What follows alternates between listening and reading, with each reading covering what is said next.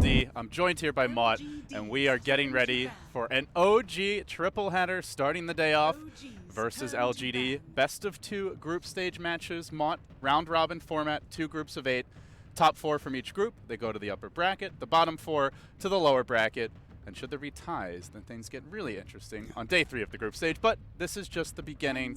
A loss in any of these series, not the end of the world for these teams, but it's about your overall performance throughout the group stage. Pretty long format. You get 7 best of 2s to prove your worth. Yeah, honestly, it's going to be pretty exciting to see how both of these teams play out. First of all, OG, obviously one of the favorites going into the tournament. No surprise there. They actually just played in the Summit, and they did go down to Winx 3-1, but they've played really well otherwise. And LGD is, I think, the biggest story here because obviously visa issues. Sep, one of the support players for LGD, not able to be a part of this squad going over to TI. And he's an integral part of this team, you know, at other tournaments, including at Manila. So they have to use Banana, who, by the way, great player. I mean, this guy is a legend in his own right, but playing with a new team, or not really a new team, but he won this little thing called TI4, you know, no big deal. He's okay at the video game. Yeah, I mean, if you guys maybe didn't know, if you haven't watched TI4, that was been living newbie, under a rock. Yeah, but at the same time, he comes in pretty rusty. He has been in a coaching role. Yep. Even if you're playing actively in pubs, it's not the same as actively competing in officials day in, day out. Right. And there is chemistry. There is communication that has to be built up over time. He's a veteran. I think, given the circumstances, you have to have a sub come in for TI. This is probably that top tier of sub you can get. Yeah. A TI winner who plays the role that he's subbing in. It's not like what's happening with VGR now where all of a sudden you have to switch a bunch of roles around. At least he's comfortable with the role. But that said, Mott, let's hop into the draft here. Let's start talking about the matchup. OG facing LGD. The last time we saw OG, they got 3-1, defeated by Waynes at the Summit in the Grand Finals. Yeah. Drow Ranger was the hero of that series. Yeah. And LGD showing some respect for this hero. They will ban it first phase. They will also remove the crit IO. So, I mean, as often has been talked about, OG probably top 2, top 3 IO teams in the world, if not the best. And I think the big thing with that is they not only have a great support IO player in crit, they have No-Tail, who's very experienced at playing the IO partners as well. Yeah, I mean, No-Tail has that experience of, like you said, not only just playing the core, the carry, which is what he's playing now, but being in that support position, which, of course, he's very strong at. And so the core positions now with him and Miracle have been very strong. Like you talked about, Drow was a big integral part of that series. The one game I believe OG did win in that series, they did pick Drow. That was game 1. Yes, and they also had a Deuce as well. Yeah. So no more for them. And then it was, I think, banned the rest of it was banned the rest of the series. So it's obviously a very important taken out again. So no surprise there. But this time OG go for the Earth Spirit, which, boy, Crit is a player at that particular hero. I mean, he is right up there. We talk about Jirax a lot, and Jirax and how good he is at Earth Spirit, but I think Crit is right there with him in terms of his ability to play that hero. And for LGD, they answer the Earth Spirit and the Bat Rider, well, likely the Moon Hero. We have seen on occasion No-Tail played. I think there was a game or 2 where Miracle played it, but I don't think it's the ideal setup for OG by any means. LGD respond by getting Juggernaut. So this is a hero that can go mid, very difficult to gank for the Earth Spirit, and effectively immune to the combo. It's unless you have a really good setup in the mid lane, you're just not going to kill him, barring the Jug being out of position or very low HP. So it's a good way to deal with the Earth Spirit roam. It doesn't reveal too much about your draft. He's a candidate to be Bloodlusted, which I like quite a bit. And it leaves the draft flexible heading into phase 2, where you can push with the healing ward. You can go for more of a late game style, pick up like a Magnus, and level up in power, try to just focus on farming stacks. There's a lot of versatility with this opening from LGD. Definitely. And what I did like yesterday, again, in the series we were watching, eHome versus Execration, was eHome picking the Warlock against the Juggernaut and actually having a very good time against that hero. Juggernaut didn't look particularly good in that situation. Abed was able to eventually come out of the bad situation and able to clean things up and actually win that game and make that series closer than I think a lot of people anticipated. So there are a lot of heroes, LD, that I am excited to see in this Dota game. And we saw, obviously, like I said, the Warlock yesterday. No Huskar this game. Which I am very excited not to see Huskar. Yeah, this same. game. Honestly, it's just like it's too much sometimes, I think. It's so hit or miss as well. Usually more hit than miss, especially with like an IO, but... Yeah, Huskar, a hero that OG loves to bust out as a pocket pick, and I think The advantage of having run a decent amount of Huskar coming into this tournament is teams have to consider banning against you phase 2, and that does open up the rest of the draft quite a bit. Yeah, I mean, not on, like, that's what we were talking about yesterday with cheese. Like, Huskar is one of those cheese heroes. I feel like if you can put him in that category alongside Broodmother perhaps, and Meepo, of course, which we saw Abed play yesterday to a very good extent. But OG and LGD, we have to see what they're going to pick and who's going to be comfortable. And with Banana's hero, I don't know what they're going to go for him. Again, we're talking about a player that I don't think has played a game with them, at least not that I can tell, in a long period of time. No, has not played. I'm sure they've scrimmed with him, but he has not played any officials with the team. Yeah, that's the most important thing. You're exactly right talking about officials. It's huge. So, Tidehunter removed. This is just a great answer to the Batrider initiation. He's quite resistant against the Earth Spirit Silence because he has Kraken Shell. So they really want to make sure that when they go in, LGD don't just have that press R and turn the fight around kind of hero. So I like that choice. OG moving into the third pick here. We still don't really know what their carries are. You can't be sure the Juggernaut's going mid, so it's likely the mid hero, I think, for LGD, or at least they're leaving that open as a way to deal with our Spirit. But it's tough to know exactly how the lanes are going to be set up. Yeah, and that's the great thing about these drafts. They're so open-ended, and it just kind of confuses the opposing team if you're not really ready for it. But most teams, they know Juggernaut's a very highly valued pick right now. So they'll either find a way to deal with it mid or safe lane and see what they can do against it. Obviously, very strong in the early game, but for OG, it's just kind of what do we grab here? What's our bread and butter? What do we go back to? You could, there's so many picks. There's so many different things they can run. Miracle, Invoker, obviously, is one thing that comes to mind that hasn't been banned. If you want to put that in the mid lane. For No Tail, anything. And they've played like Gyrocopter, Void, stuff like that. It's tough to say. There's even like maybe a chance for a Tinker for Miracle as well later on down the road. We'll wait and see. Yeah, the Miracle Invoker, the other big hero for me that is out there. The hero's fallen off in popularity, but you have our Spirit to secure mid. Jug on his own isn't that big of a threat. And if you're willing to provide that support, you can go for it. For now, they grab the Phoenix. Phoenix very good to deter pushes. This is also a hero that excels against tanky cores. And you already see the Ogre support. He doesn't really do much to shut down a Phoenix, as you can always dive away, and you don't have to really worry about getting focused down just off one Fire Blast. But yep. Generally when we see the Phoenix pick, the big thing that comes to mind is not the egg so much, not the spirits, it's about the Sunray. Always about the Sunray. The laser, as people call it. Either to deal with tanky enemy cores or to buff up your team a bit. So what's it going to be for OG? I think Nyx is very good against Phoenix just because of Spike Carapace. Sunray, you pop it, and immediately you go for the Spike Carapace, and you stop it instantly. And he's great against Batrider. We saw that yesterday as well. Yep. I mean, there's so many good things you can do with the Nyx Assassin. I think this hero is going to see a lot more play over the tournament than we're used to, for example. And with Nyx Assassin, you're going to have to be careful. You're going to have that detection for OG. I mean, these heroes can be ganked relatively easily. I mean, there is some mobility coming out if you don't hit that Impale, but if you get that Vendetta and the Impale, there's a good chance that hero is dead at the beginning. Once you hit 6 in that early stages of the game when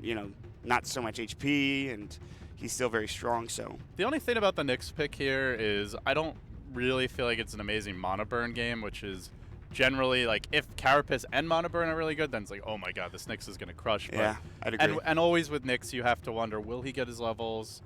Will he be zoned out of the off lane? He's not really like the best Iron Talon jungle candidate by any means. Right. But that said, if he has even a decent start, he will be an impact hero moving forward. That's a good point. We didn't see a single Iron Talon jungle in our series yesterday. I don't think there was one really overall. Moon is in this game, but yeah, he's likely playing Batrider, so. He still might go Iron Talon. Yes, definitely still possible. I mean, hell, we have seen offlane Phoenixes pick up Iron Talon. It's just an item that everybody loves. It is definitely an item. So OG get the Razor now. The other big hero that does come to mind is Terrorblade. LGD do not have great ways to deal with the illusions. They pick up the Razor now, likely the no-tail hero mid, and I think still the Miracle hero to be picked. He can play Razor, but to me that's more the hero they like to give no-tail, where they'll give him hopefully an advantageous 1v1, but they're not going to give him too much help. They're going to secure Miracle's farm more than anything. It's one of those heroes that isn't a super hard farming hero, and that's just how OG work. They play with Miracle, farming at most of the map, and they try to have no-tail. They give him Beastmaster sometimes, and they'll play like a mid Beastmaster or something just to be effective and utilize your level 6s and things of that nature. So And Razor I'm is gonna, very good I'm against going to jump go too. full Lumi here and say, just imagine if this Phoenix gets an Ags. I mean, and then all of a sudden, your Terrorblade has 2 Metamorphoses to work with. That's kind of insane. Yeah, like, I guess Never go full Lumi. That's it's a weird. support Phoenix. It's not going to happen. It could if they go Midas, but Yeah. I mean, it refreshes non-ultimate cooldowns, Yeah. I believe. So And Metamorphosis is basically an ultimate, but technically it's I feel like not. Valve should think about maybe Swapping the abilities. just like make that. Suddenly his laning stage is terrible. I mean, but- Sunder's also really good. That's the problem. He's like 2 ultimates. Like, cause Sunder's has a really strong ability as well. So LGD, 4th pick now. They're running a triple melee draft, and that is where this Razor pick feels really solid. Phoenix also excels against melee heroes. Even Batrider does. With Earth Spirit, they're more likely to be clumped up for Magnetize. So far, I'm really liking the OG draft quite a bit, and that's before knowing the Miracle Hero. LGD go into a Morphling.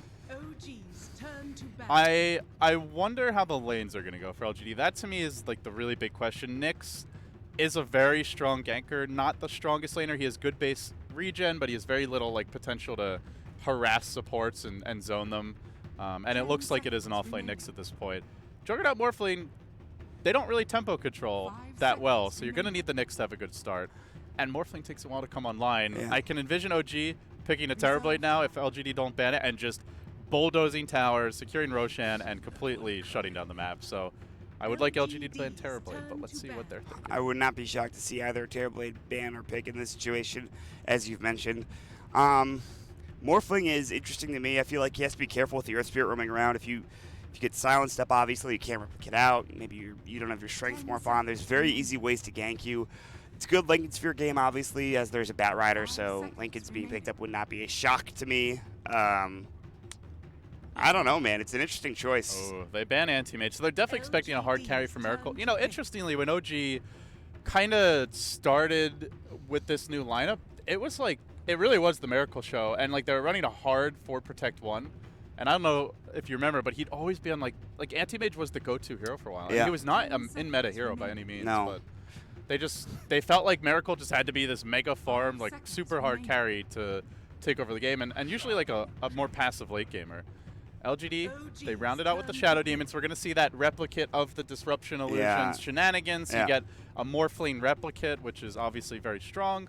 Also decent against Terrorblade, as you can create illusions of him. So I think it's a pretty good Shadow Demon pick.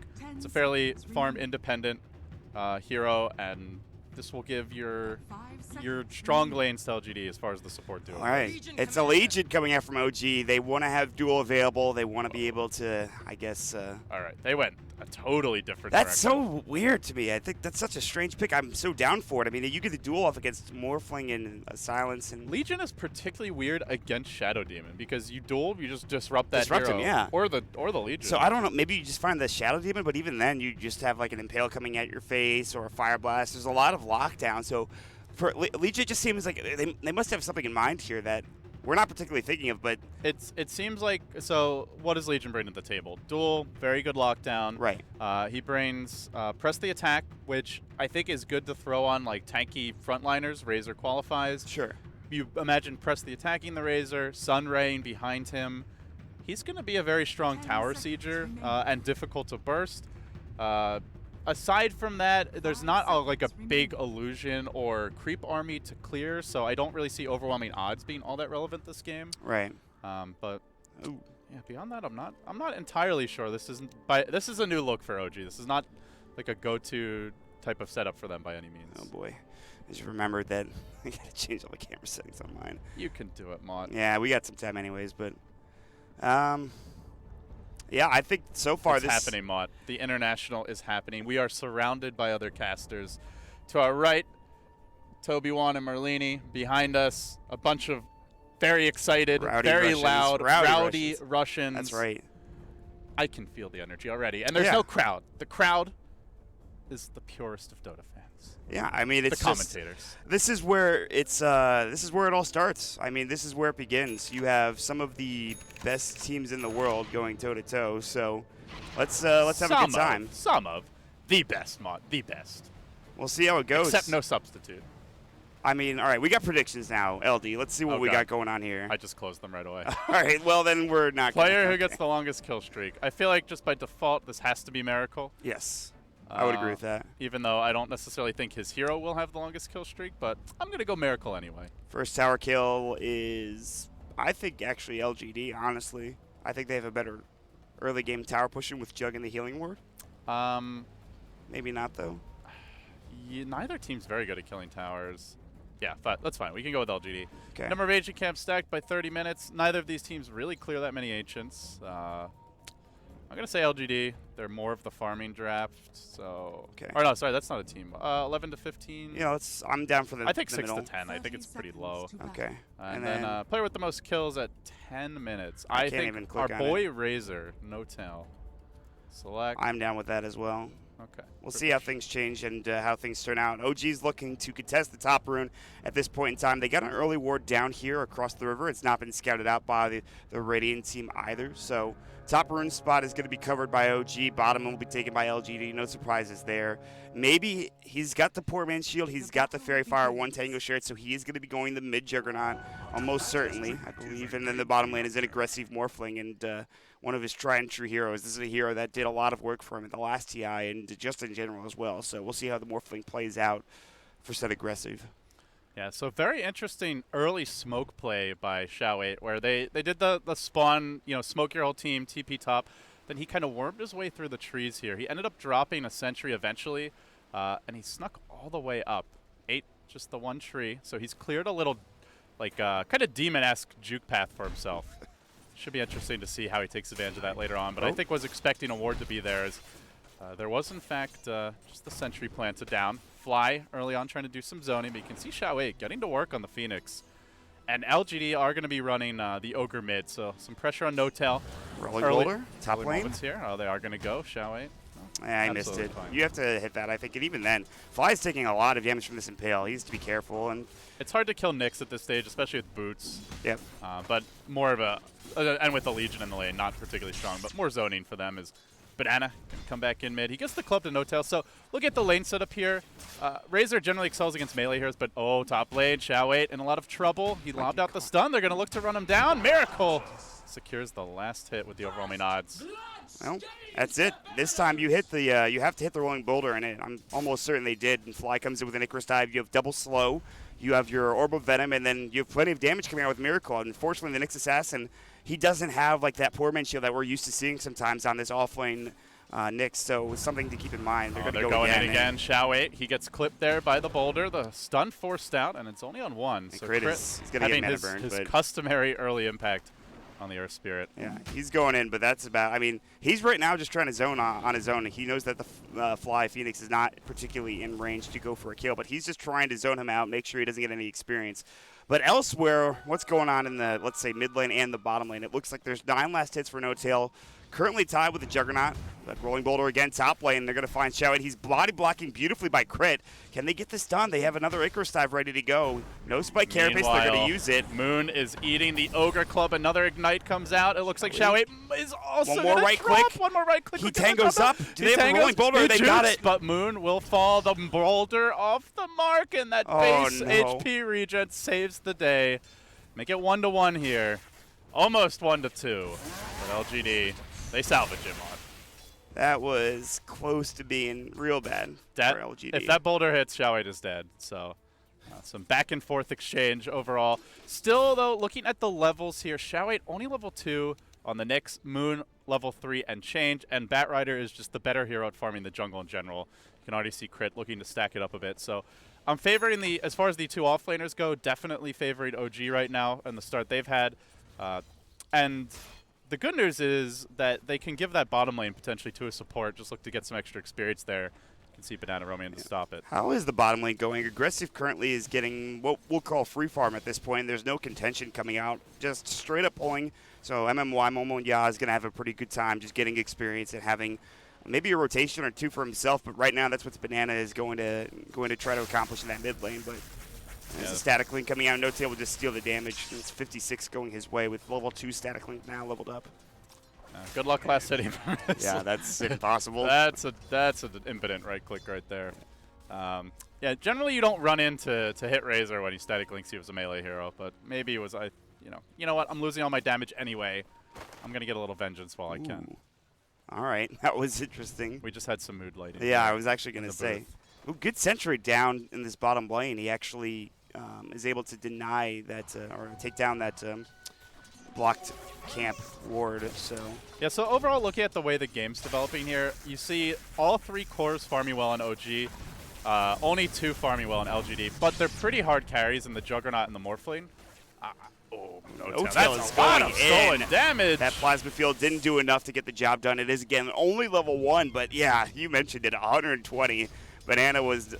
I mean, you're trying to zone a Razor with a Juggernaut and an Ogre. That just does not work once the static link gets this leveled up. That was spooky. No boots and only a wooden lace for the Ogre, and thank God for it. One of the best items. He's not going to static link again. He's just going to right click, maybe, and if he had any more range or move speed, he'd be able to chase him down and probably kill him underneath that tower, but no such luck. So a pretty... Oh, God. Yeah, I mean, as expected, Razor is going to crush Juggernaut 1v1. He was CSing okay early on. Now he's down to 12 CS. Wow, yeah, that turned bad quickly. They were even at first, but now maybe just not able to keep up after the repeated static link damage being fed to Razor as the static link gets leveled up. And the big concern here for me, Maud, and we talked about it a bit in the draft, though I know the stream went down for a moment there, but is Xiao 8 needs to be the tempo controller with this lineup. After the laning stage, there's no one else who can go around and set up kills, and he is not getting his levels in the off lane. This might be a bit too aggressive from No-Tail. They're wrapping around for the gank. This is a long gank, but they're going to go for it with the Shadow Demon popping the disruption. There's the Bloodlust, the Blade Fear. There's the TP coming in, and No-Tail will actually turn this around, but more coming in. Looks like that'll be it. Plasma Field won't hit on maybe. And he just survives, and they have a Sudbury there as well to help out on top. So I don't think you start that gank off with a disruption. That just gives OG more time to reinforce. Yeah, true. Very true. There's no Soul Catcher on the Shadow Demon is the other issue here, but in that case, I think you just immediately ignite and just start hitting him, to be honest. It's just not a very strong gank. They don't have the stun on Ogre yet, no Fire Blast skilled up. Generally, this is the Ogre build we see, just going for the max ignite as quickly as possible. But it doesn't allow for much kill potential in No-Tail.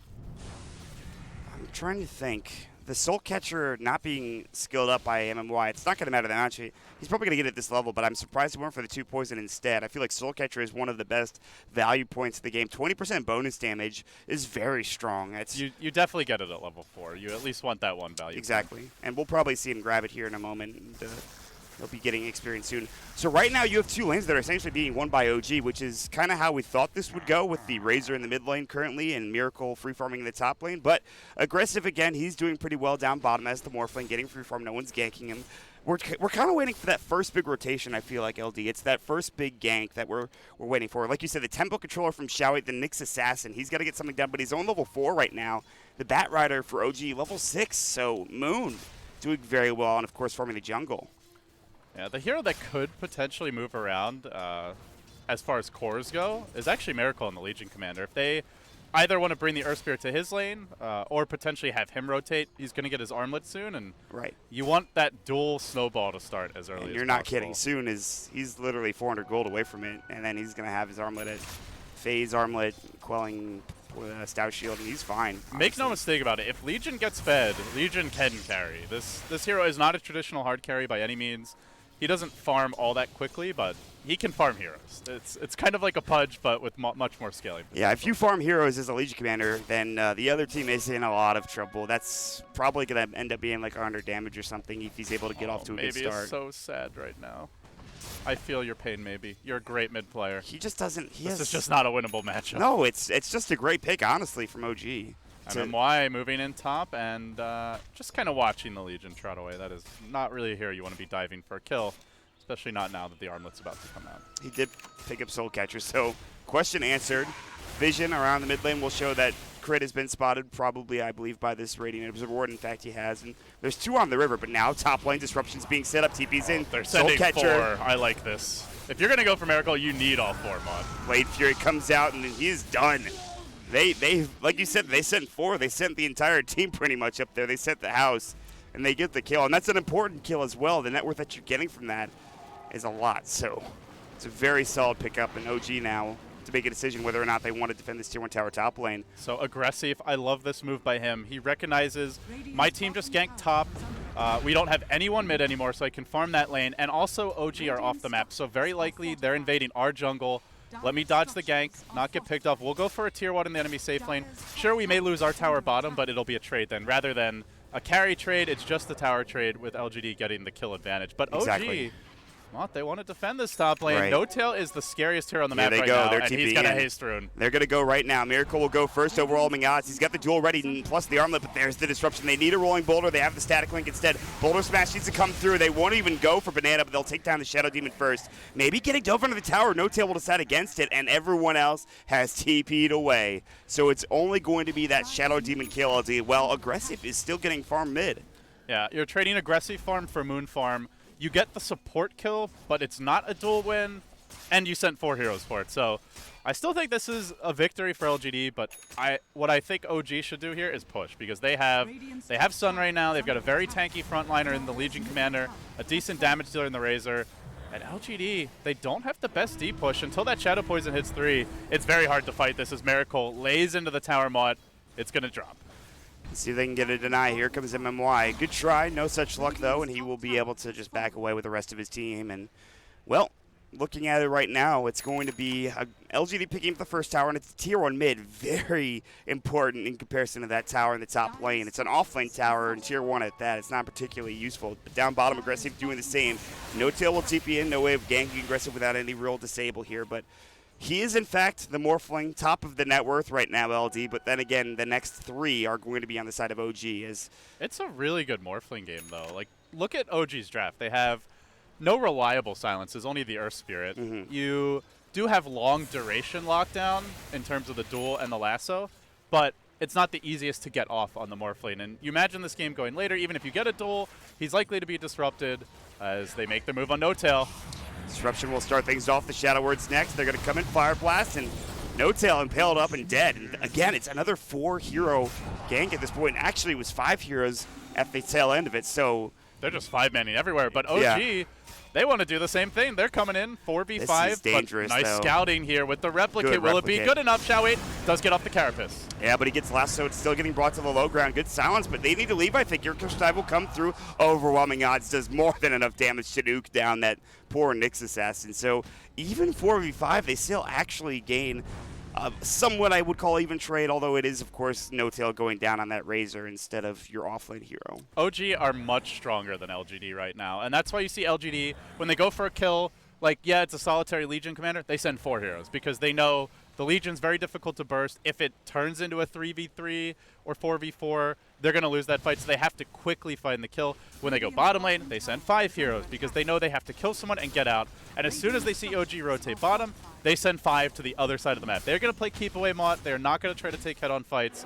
Not at this stage of the game. When Morphling gets his Linked Sphere, when the Juggernaut starts to get his items, perhaps when the Bloodlust is, or sorry, the Ignite and the Bloodlust are maxed out, then maybe we see LGD engage more, but it's a long way off before they feel confident in their 5v5. Well, I think the big thing was, again, maybe was getting crushed early game, but this time he's starting to come back around. And net worth-wise, he's 4th at this point, actually ahead of the Bat Rider, who had a pretty good jungle, all things considered. Plenty of stacks going his way. Obviously, he's got his Blink Dagger now, but 4 maybe at this point. FaZe, Poor Man's Shield, Aquila, 1,000 gold. We're waiting for that first item like you talked about, and then LGD will feel more confident. But what do OG do in the meantime? What do they go for? Get a Blink or maybe a Shadow Blade on Miracle. I think that's the key. And then you have to start finding dual kills. Like, he's gone for the armlet.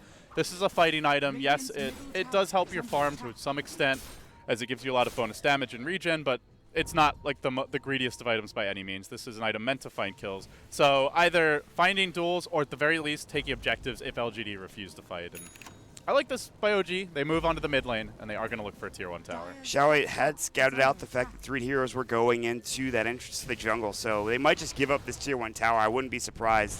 They'll lasso up the illusion. The replicate now is actually... And he comes in and jumps in. says, hey guys, this is the real me. He actually is trolling. How you like me now? In the jungle, Crit was being scattered by Xiaowei Banana. We'll see if they can take that tier 1 tower. The glyph will go. More TP's coming through.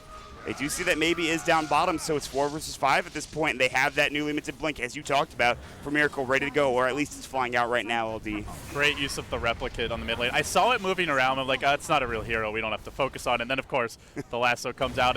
They're also just doing a good job at dodging these OG fights, but as I say that, the fight will break out aggressive straight onto the egg. He wants to focus it down, but he gets dueled and denied by Miracle. What a play. Not only that, the magnetizes up the Sunray back again, and MMY getting dove, trying to disrupt himself. No such luck, and Fly will find himself the double. That was a sick duel coming out from Miracle to make sure he saves his teammate, stops Aggressive from going to work. He was going to kill that egg so fast, too. I'm like, wait a second, why is it not dying? Why is it not dying?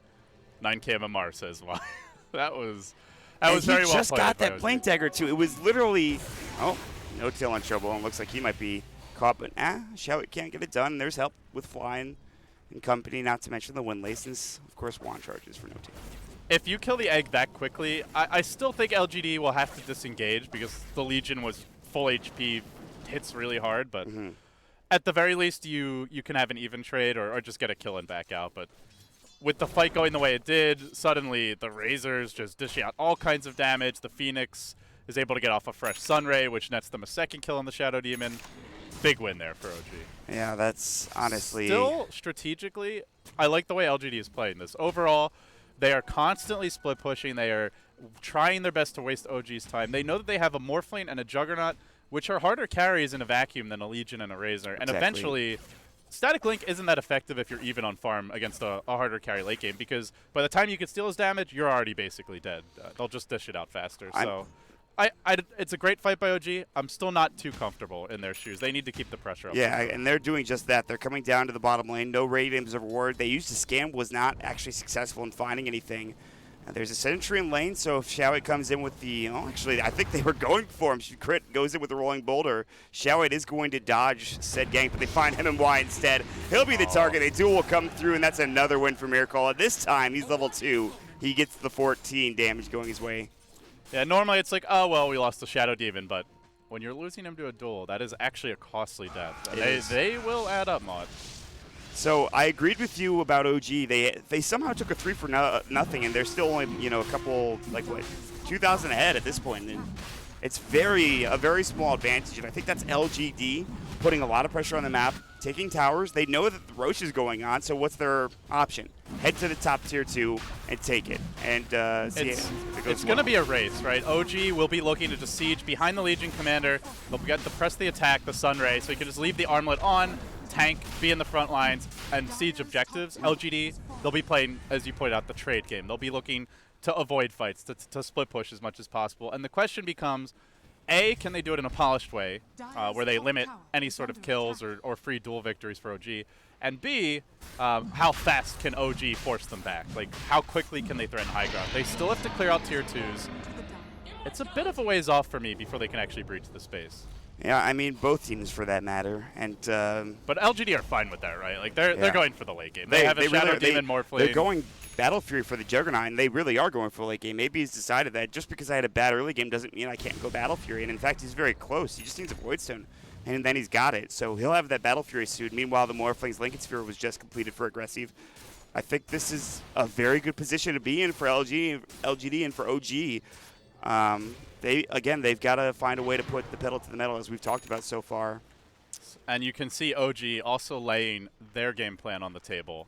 Pipe picked up by Notel. We're not seeing an Aghanim Scepter. We're not seeing, your old school Sanjin Yasha. Not even a BKB. This is a extremely team-oriented item that clearly shows the game plan. They want to push. They want a 5-man. They want to force LGD to come and defend. There's a TP away or replicate out, I believe, by the Morphling as he was getting, I wouldn't say ganked, but there was a wild miracle going his way. And OG will smoke up together and head towards what seems to be, looks like they're going bottom, or at least towards the other side of the river. Oh, they're going to make their move now in the mid lane, but Aggressive with a Lincoln Sphere is a very tough kill. They do have a 4-step to break this Lincoln's. So it's a possible kill, Mott, but it's not an easy one. And now he finds a haster and he walks right by it. We'll maybe get it. They say maybe instead. They say screw it. We'll get the kill that we certainly can. They have to right click him. Okay, that was almost bad. Fly takes care of it. That could have been a lot worse. They were looking for more.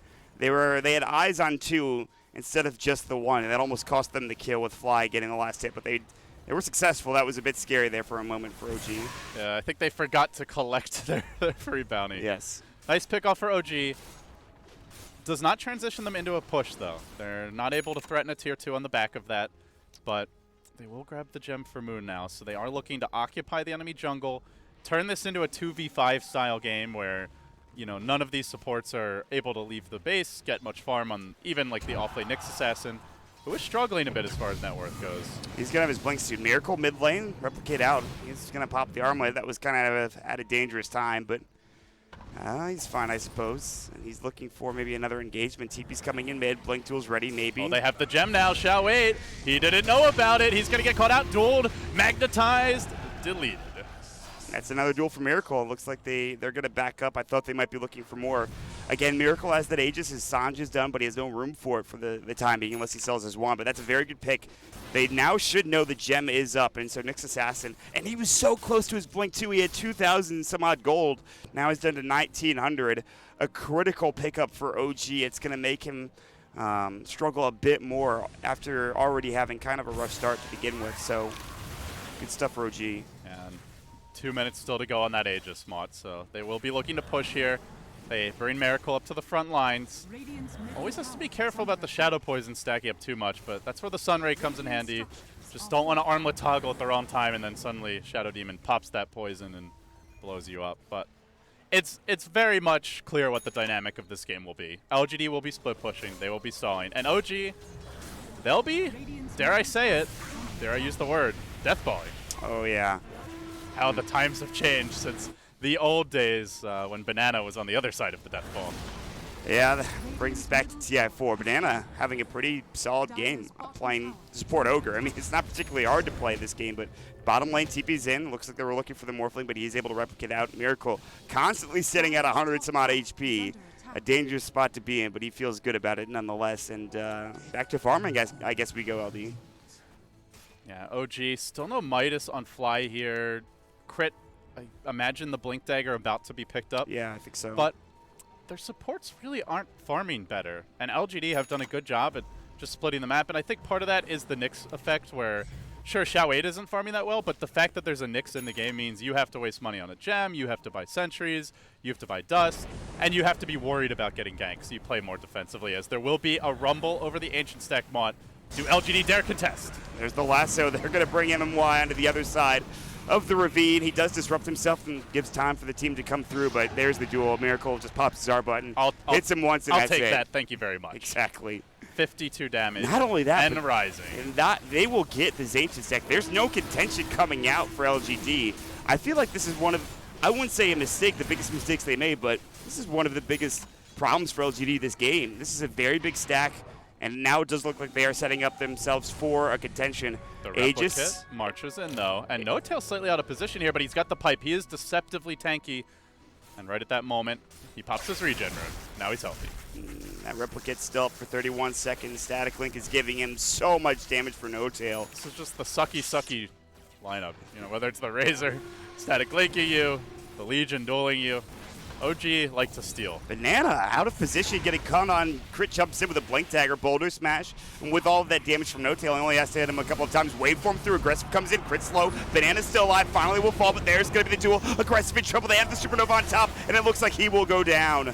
Looking for more, they chase forward onto Xiao 8-3, hit the deck, a triple kill for none other than Big Daddy No-Tail himself. And now OG look to push. And this is where it starts getting very tough because you have to think about buying back here for this Morphling because no one else has it. That's going to be tough for them. We'll see how things turn here in the next couple of moments, but unless they lose a tier 3 tower and perhaps more with no glyph available, this buyback might have to come soon as maybe he's still farming away in the jungle up top. So little surprised LGD tried so hard to contest their Ancients. Also, I mean, not surprised they're stacking them, but that's where they're just not recognizing how strong OG are at this point and not really used to playing against these heroes. Morphling jumps in overly confident that he can just fight, and though there's no duel, but the duel has an extremely low cooldown at this stage of the game. 50 seconds, and the fights just keep on raging on. So with that, OG find 2 duels back-to-back. They take the Ancient Stack, and they take the tower as well. LGD will defend the high ground. I think they really need to stick to the original game plan. They need to be playing keep away. They can take this late. They just have to be very disciplined about it. Run the Nyx around behind the carries looking for pickoffs. beware the gem, try to deward the map as much as possible. But coming to a 5v5 brawl, that's where OG are at their strongest. Exactly, and I was surprised. I think LGD are very, I don't want to say lucky, but fortunate that they're able to defend that Rax without having to buy back in the Morphling. He was dead for 40 seconds, and they had the next assassin come in, but it was just because OG were pretty much low on everyone. Shotgun is such a key part of the game plan. It is. Granted, No Tail's not really an easy kill. I think Miracle's probably too tanky, but you have to be able to threaten for kills with the Nyx plus Morphling duo, or OG are just going to completely control the map and farm without fear. So having to buy back there means a very delayed shotgun, means no pressure on OG whatsoever. It's not only the shotgun combo, but the amount of right-click damage you get as well. But look at this smoke gang coming in from OG. They're going to wrap around the river. This is, I feel like I've seen this type of smoke gang. It's the good old complexity wraparound, as people will call it, and we'll see how it works out. The for old complexity. The yes. fluff and stuff. TI2 complexity. Yeah. Here we go. Maybe double damage. Lasso comes out. MMY's caught. Here's the duel. Nice double damage room, buddy, but the stun comes in from the Nyx. The disruption gets solved by MMY, and then into the Omni Slash. Will it be sufficient? It bounces back to Miracle. Can they focus him down? He's trying to armlet toggle, but he is denied. Still aggressive blow. In danger. No. Will he replicate out? He pops the Ghost Scepter. They can't focus him down, and then he jumps away. See you later. But Crit says, come back here with the Boulder Smash. He's not done yet. He has plenty of mana to work with, but he's got no agility left to the tank, and he will end up falling. It was looking so good with that DD, the Omni Slash from Maybe, but he's able to get out. Aggressive is not so lucky. And now they finally will get that Midas for Fly, and, well, more importantly, it's the Morphling kill again. Dead for the third time this game. A lot of deaths starting to rack up here for LGD, and until they get E-Blade, they don't have much kill potential. And even once they get it, Mott, you start giving up too many of those kills, suddenly Fly will have extra levels and items, now grabbing the Midas. The Earth Spirit of Crit gets tankier as he levels, and maybe you can't even kill a support. And then the lineup really has no ability to threaten and control the map. Right. So I think they have to be cautious here, more patient, a little more disciplined, but you have to give credit to OG. They've done a good job at putting pressure on the map and forcing LGD to feel like, oh, we have to go and do something. We can't just give up an Ancient Stack. We can't just give up a Roshan. We can't just not even threaten tier 2s. We have to take objectives, and then OG pounce. OG feeling confident. What's the net worth graph looking like right now? 7,500 actually is where they're sitting. Experience is the same, and so those items, they have that 1 to 1.5 item advantage coming through as LGD. They have picked up a Blink Dagger for Maybe, but he's only sitting at Battle Fury and Yasha. I thought he was going to complete that, maybe get a Manta or something along those lines, but the Blink just maybe to get out of a bad situation or to be able to Blink it an Omni Slash, which he's not been able to do this entire game. I don't think he's really had... He's had one successful Omni Slash, and that's about it. So maybe he needs to, I think, step his game up. He's only involved in 2 kills. In fact, LGD as a whole, they have 4 kills, LD. It's not particularly great, and this is with a Nyx Assassin roaming. I mean, they want the kill score to be low, I think, at this stage. It's just, to me, it's less, oh, they don't have that many kills, and more they've given up. Bottom lane, Aggressive's going to get last, so there's the Firefly as well. Static Link, does he ever replicate? I don't believe so. Strength Morph, but he is too far out of the position, and with the Ghost Scepter, was able to, I guess, maneuver his way around, or at least try to survive. But the Plasma Field came in, it was plenty of magic damage already. Had his replicate just expired? It must have. Either they. It looks like it was right around the time when it expired. Yeah, it was. It had either expired or they killed it. I think it was probably the former more so than the latter. But that's just a position that he needs to be aware of. Once his replicate is down and he doesn't have that ability to jump out, your Liquid Sphere will help you, but once that's gone, there's 4 heroes bringing you down almost instantly. So OG move into the Roshan pit now, looking to give another Aegis either to Miracle or to No Tail. No Tail tanky enough that I think Miracle likely the candidate. I think so. Let's see what his next item will be. And there's the Shivas coming out as well for the Razor on top of that. Miracle has got his Heaven's Halberd, which is very good against some of these heroes. The item pickups for OG are all very early to mid-game centric. Get an advantage now and continue to press that advantage and press that attack. Which is how we thought they would play this working. game. Yeah. I mean, it's the nature of the draft. You can't sit back and farm. We're not. I mean, we shouldn't be shocked that OG have these really solid itemization choices, but that's how it goes. They're just good enough to know what they need when they need it, and be able to push the tempo with said items at that point. So with this Aegis now, it's time to push out the waves. As you can see, top is pushed in a little bit.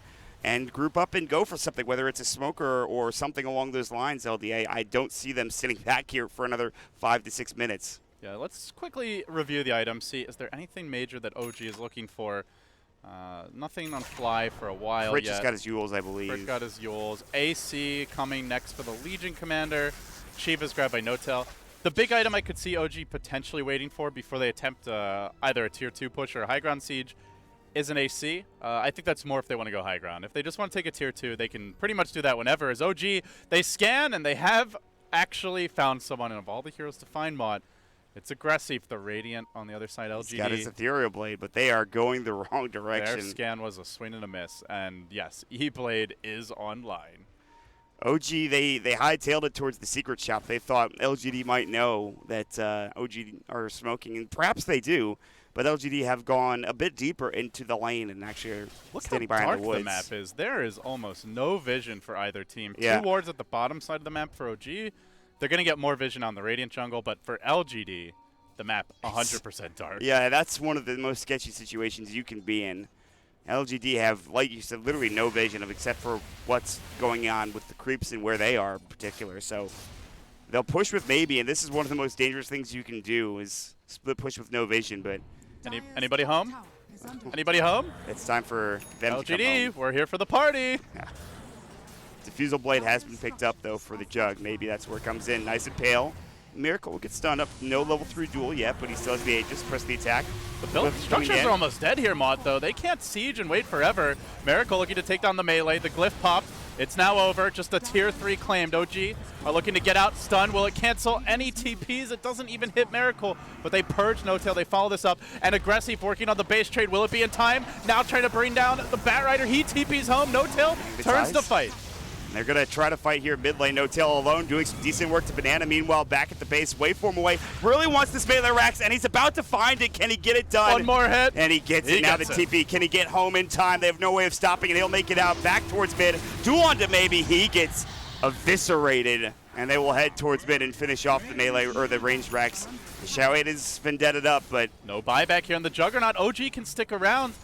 If they go for a second lane of Rax and they see he's not buying back, they may realize he doesn't even have it. As Xiao8 whiffs his Vendetta auto attack, has to go for a Blink Stun instead, but here we go. Notail going to get Sunrayed up and healed. Overwhelming odds doing significant damage to all of them. Some nice AoE work, and then the Sunray actually just killing aggressive. Supernova on top. They're going to come through. Do they have Lasso Nova, the Flame Break to push it back? They can't let the Supernova go down. No stuns will hit up. Another jump in. He's so close that he finds it. What a beautiful spirit. That was sick coming up from Fly. He doesn't even care if he dies at this point. He might not. Press the attack coming through. Shiva's Guard, MMY going to go down. 4 dead, and it's all unraveling. LGD losing so much in this last fight. What a massacre by OG. It looked great for LGD. Again, like they take a melee Rex, they lose a melee Rex while OG is Aegis, while OG is much stronger in the fight. But then it all came apart. The Juggernaut chased too far. They're committing everything on a Razor that has a pipe, that has a Shiva's Guard, has even a Phoenix behind him, constantly sunraying him. He's not an easy takedown. And even if you kill him, you have to then deal with the Legion Commander. Juggernaut had Omni Slash, held onto it, held onto it, held onto it. And then right when he wants to use it, Blink Duel by Miracle, and then it all just came apart. Great fight execution by OG. And it's really been the story of this game for me that LGD have taken fights when they just needed to be more patient, needed to split push, needed to stall, and OG have been able to punish that. I mean, this is just OG looking like OG. They're looking like a two-time major winning team at this point. They're playing well. Obviously, LGD, you could call maybe Banana his play, and of course him being with the team, maybe it's a bit tougher for LGD. But at this point, I think it just comes back to the draft and what OG needed to get done. LGD haven't been playing that bad. I mean, they split push, they got the melee racks with aggressive, but it's just they've been losing at too many of their cores. I think they've been dying too many times with maybe an aggressive going down. I mean, that's really it for me. I don't feel like they got outdrafted. I actually think this draft could have been executed in a much more polished way, and maybe an aggressive. How many would you say? Probably like 3-4 avoidable deaths, costly deaths. That I mean, it's not just you lose this gold. You're not farming for a minute there, a minute and a half. Your team gets dewarded. You give up Roshan. You give Fly his Midas at a faster timing. It snowballs extremely hard, but had they been a little more disciplined, a little more patient, a little more careful, I I think they'd find themselves in a much different position. Well, the kill score is the dream, and right now No-Tail has picked up his Eagle Song and looking to finish this game off at this point. It is going to be almost certainly... I think you go B-Fly here. Yeah, I would say so. I mean, he could go Ethereal Blade, if he wanted to, but it's just a weird item on Razor. They creep in, Shao 8 up in front, but there's a sentry planted down. They should have a gem somewhere. OG have the whole squad ready, and Moon was too far away with the gem. With a BKB, there is really an undeniable lasso play. You can purge him, but you can't stop him from getting the lasso off. I mean, he might have to use his force, though, but he's looking for it. There it goes. The duel will come out. They don't even need the force staff coming through from him, and aggressive will fall. He does have buyback, but it's not looking good. Disruption's out. Shadow Wave and Banana might be next as he has to force himself away. There's the buyback, but I'm not sure it's going to matter. Miracle just continues to rack up duel after duel after duel, and this Morphling of aggressive continues to run away. The Omni Slash going in onto 2, doing some nice work. Miracle's low, but not low enough. Supernova, meanwhile, not getting taken down. Aggressive, getting focused by No-Tail. Good self-disruption to let him waveform away. And they'll do just that, but still slowed down to a crawl, finally getting mech'd up. Maybe he's back at the base. No-Tail might actually fall here. Misses the impale, but still, Shenwei will get it done with the mana burn. He got very low, and Miracle also low as well. That's a costly debt there. That's like 2,000 gold. Probably, but it was after the Morphly buyback, so it doesn't end up being that big of a win. Are they going to turn this? They're looking for more. Moon's got no lasso backup, but they're going to jump in with maybe the Blade Fury crit and trouble rolling boulder, and he gets purged on top. Crit still in a lot of trouble. They're going to have the Shadow Poison. Magnetize will go before his death. He actually gets the kill on Banana, and Moon, he'll have time to TP home. The Shadow Poison actually saw him, but he was able to get out in time. That's a nice kill. That is a crit going down. Obviously, we talked about No-Tail, but again, like you talked about, it's after the buyback from the Morphling, which might be the biggest thing. And in fact, what's the buyback status in general for LGD? It's looking like they have just the Jug, I believe, and that's it. That's all they've got right now. Let's see. Buyback. Yeah, it's just the Juggernaut. And they can ill afford to buy back at this point. LGD need new items. They need to continue ramping up Morphling and Juggernaut, especially. They basically have Disruption and they have a Nyx Stun and Bloodlust to throw in their heroes. The rest of the fight, these heroes will not be particularly relevant. So you're essentially fighting 2v5 with a little bit of support. Right. You need mega farm carries. Buying back is a crippling blow. Yep. I mean, he was, again, it's just one of those deaths that you can't afford to have. And you could argue he's close to his base. You know, it's not his fault, but still dying in that position shouldn't have happened, I don't believe.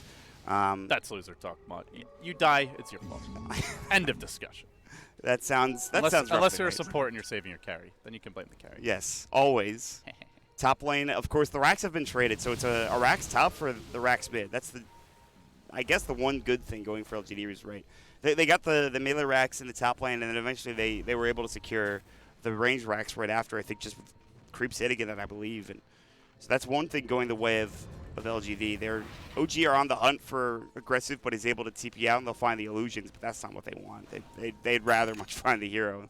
Those aren't Mantle Illusions. This is just an Illusion Rune or Disruption Rune, I believe, or Disruption, excuse me, from the Shadow Demon. In the mid lane, Moon creeps up.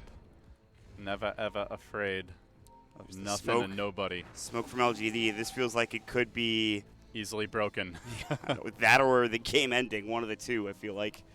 The issue for them is they're smoking when this bottom lane is about to hit the base. So they have a very small window here, Mod. They need to connect on a big kill probably in the next 10 to 15 seconds, or OG are going to know what's up. They see the illusion. They should know that that is, of course, going to be the replicate. But the downside to scouting with the replicate is you just feed No-Tail a max static link. And we've seen it every single fight. He's walking up, though. They could easily Hey, No-Tail, come over this way, buddy. OG are like, something seems amiss here. They're split up now. Already, they've seen, though, there's a dire ward. Are they going to make it out? Miracle will get Ethereal Blade, press the attack, and get it off of himself, and now the Adaptive Strike will come through. He's in trouble, Impale will miss. He's getting chased down. He's got to get something going here with his team. They can't find it. Silence under one, Shout it. It looks like he'll be the martyr for the cause. Magnetize will come out. Meanwhile, on the backside, I believe they did use just the right clicks for maybe to get that kill. They still have Omni Slash here. Aggressive trying to juke and jive, but Miracle nails him with the duel. Finds the kill. Maybe's back into the fray. He gets off the Omni Slash. Will there be an armlet toggle to get out of this one? He gets juggled the wrong way away from the Legion. They just can't kill Miracle. Whiffed, impales. Omni Slash is not bouncing correctly. A bit of misfortune, but also some outplay. Ends in a 2-for-4. Oh, man. Either a Roche or a second lane of Rax could be theirs for the taking. Aggressive's just too far up. He's going for, what, Miracle in that position? And Miracle just blinks in, and he's like, I'll take that duel, thank you very much. If Xiao 8 lands that Impale, Miracle's dead. And that's a completely different fight. Yep. Just great individual play by Miracle, but that's an Impale you can land. Miracle just outplayed him. Xiao 8 having a bit of a rough game. In fact, all of LGD not playing particularly well. I can't think of a really single solid play from LGD that was like, wow, they did really well there. Everything has been just, like you said, misfortune. They have incredibly talented players. Oh, absolutely. They're not the ones making the big plays this game. Sometimes you show up a little short, but for LGD, another bad fight or two like that, OG are going to get a second lane of Rax, and then the game becomes an extremely uphill climb. For now, though, Mott, it's not out of reach. It's not good. 13,000 gold deficit, down a lane of Rax. Oh, they see Xiao 8. But they this have the is gem an on Moon. advantage you can come back from. Moon is going to get a lasso, and they're going to probably find this kill. I think he wants help. He's waiting for Yeah, friends. they're coming. Oh, the blink out. Xiao 8. That time he makes the play to make sure he stays alive, and that was dangerous. Speaking of individual plays, a little thing like that means maybe you can contest Roche. It He could go dies a long there, way. it's an auto free Roche. Exactly. It can go a long way. But now the question is for LGD, can you get over there in time? Because look how fast this is falling. They're out of smokes, so No. actually I don't think they can contest Roche. They're going to draw the line. They will try. And they you gotta may go get for there it. You in have to go time. for it. You can't give up Aegis and Cheese again. They're not going, though. They're just pushing mid right now. They're going to wrap around. I think they're going to be too late, Mott. Yeah. This could get ugly. It's about to go down, and there it is. They'll take it. Do they contest? Do they go for a fight after Roche is dead? They've got the replicate rolling boulder. Crit finds a boulder smash. Can't connect on it, though, as the blink comes away, I believe, for maybe. And they make, I guess you could call it the smart play and backing up. They should see Xiao 8. They don't actually have the gem up that's on the Bat Rider. And he's already back at the base dealing with a giant creep with hitting the tier 4 tower. This next push is going to be so scary for LGD as they face an Aegis, a Cheese, as well as a Butterfly on No-Tail. Yeah. And you can't shotgun No-Tail down. He's got a pipe. You're not going to kill him that way. So Not to mention all you of have to be able to HP. right-click him down. Actually, and that's where you'd like to have an MKB on these carries, but I'm not sure anyone's going to be able to pick one up. I'm surprised only at 1,700 HP. I feel like he should have more, but he doesn't have any real stat items. His effective HP is much higher, but Yes. yeah, I think that's a fair point that No-Tail getting, maybe an Ags, more likely, I think something like a Scotty, like a heavy stats item to round out this build would be the way to go. As he is a bit lacking in just the raw HP department, but still his effective HP is much higher.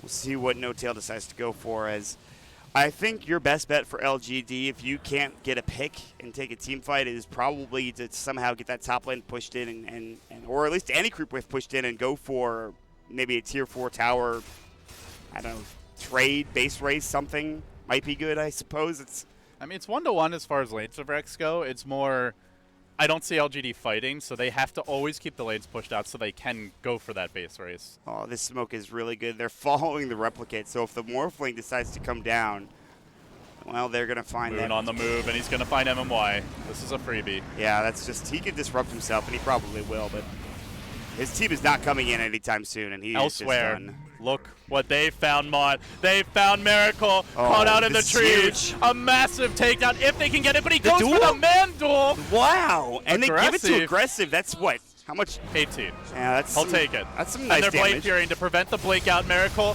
cannot outplay all of LGD. They will bring him down twice. Aegis deleted.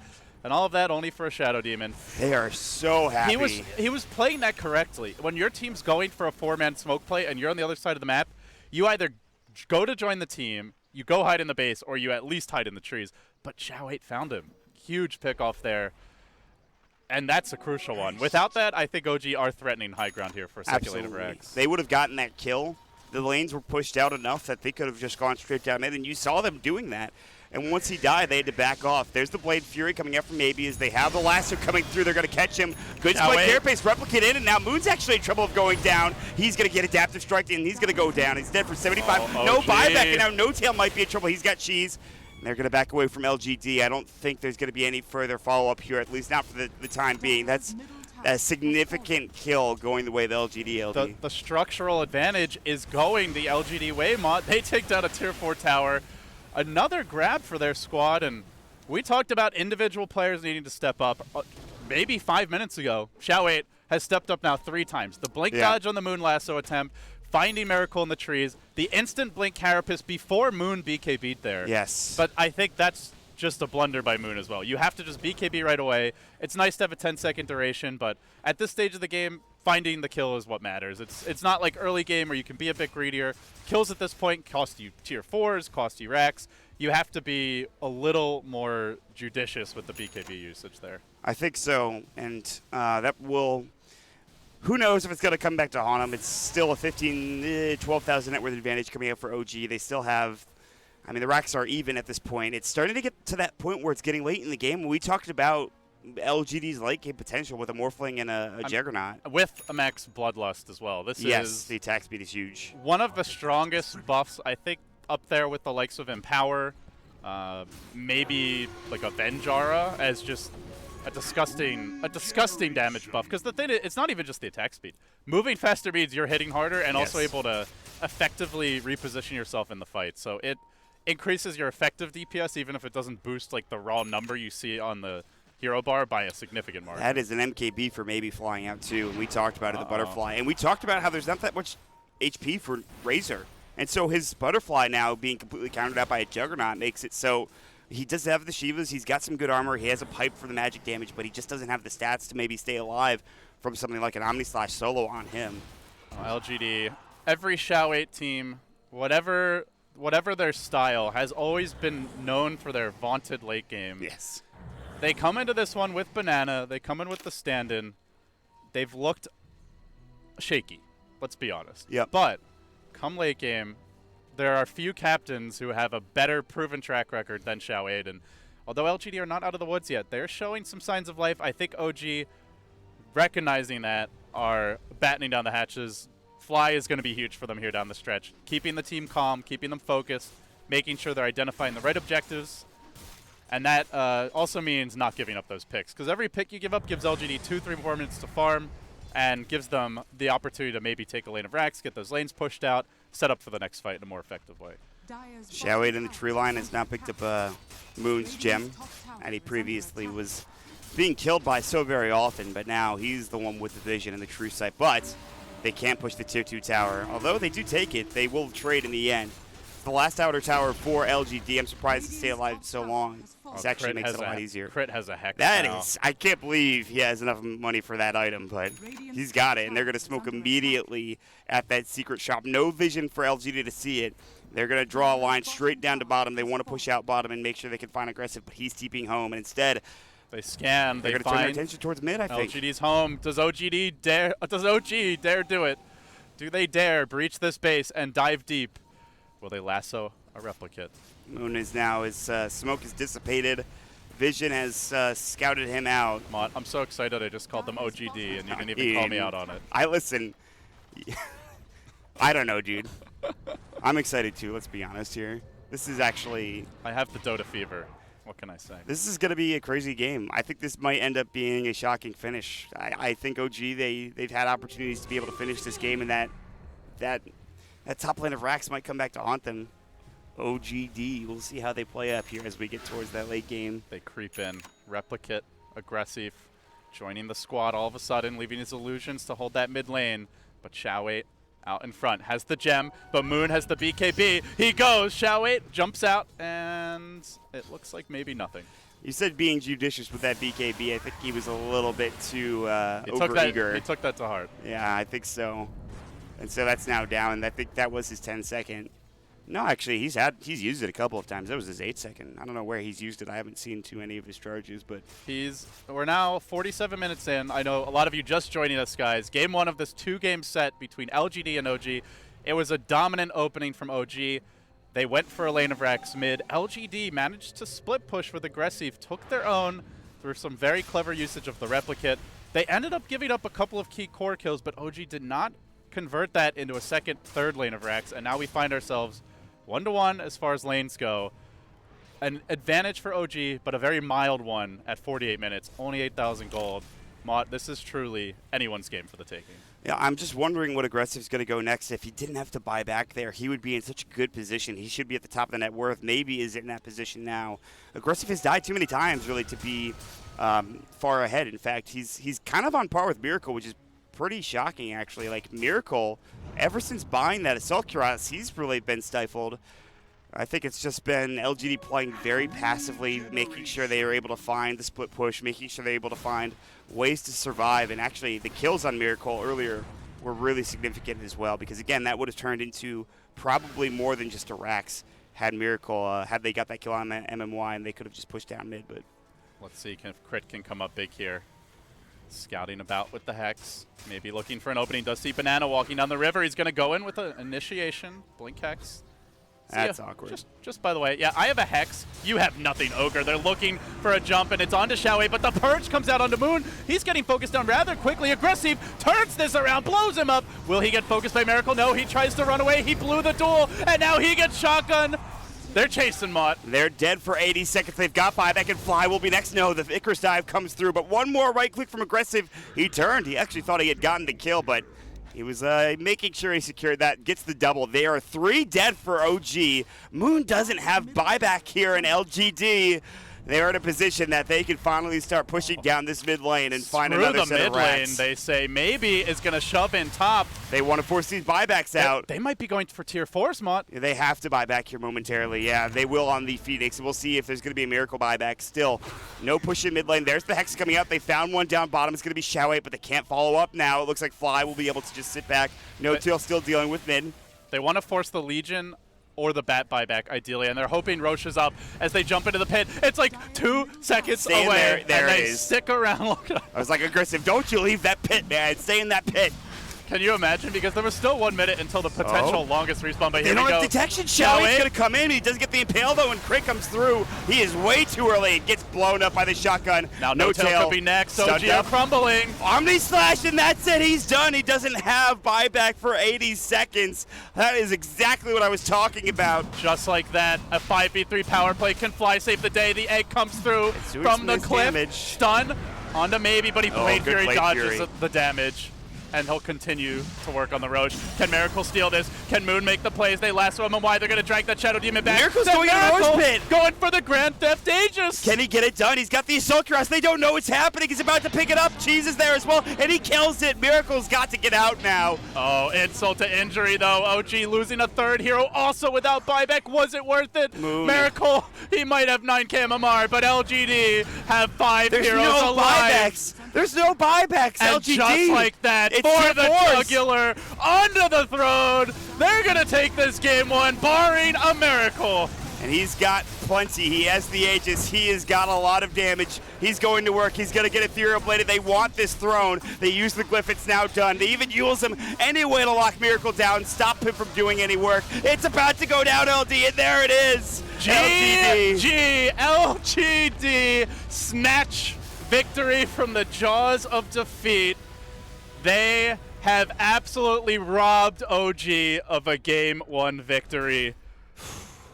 Anybody who thought this team wouldn't come to play with Banana as a stand-in was just proven dead wrong. That is, wow. What a way to start the day, LD. That's a shocking victory for LGD. Everyone knew LGD could beat OG. This is a team that has top 4 potential, at worst probably top 8.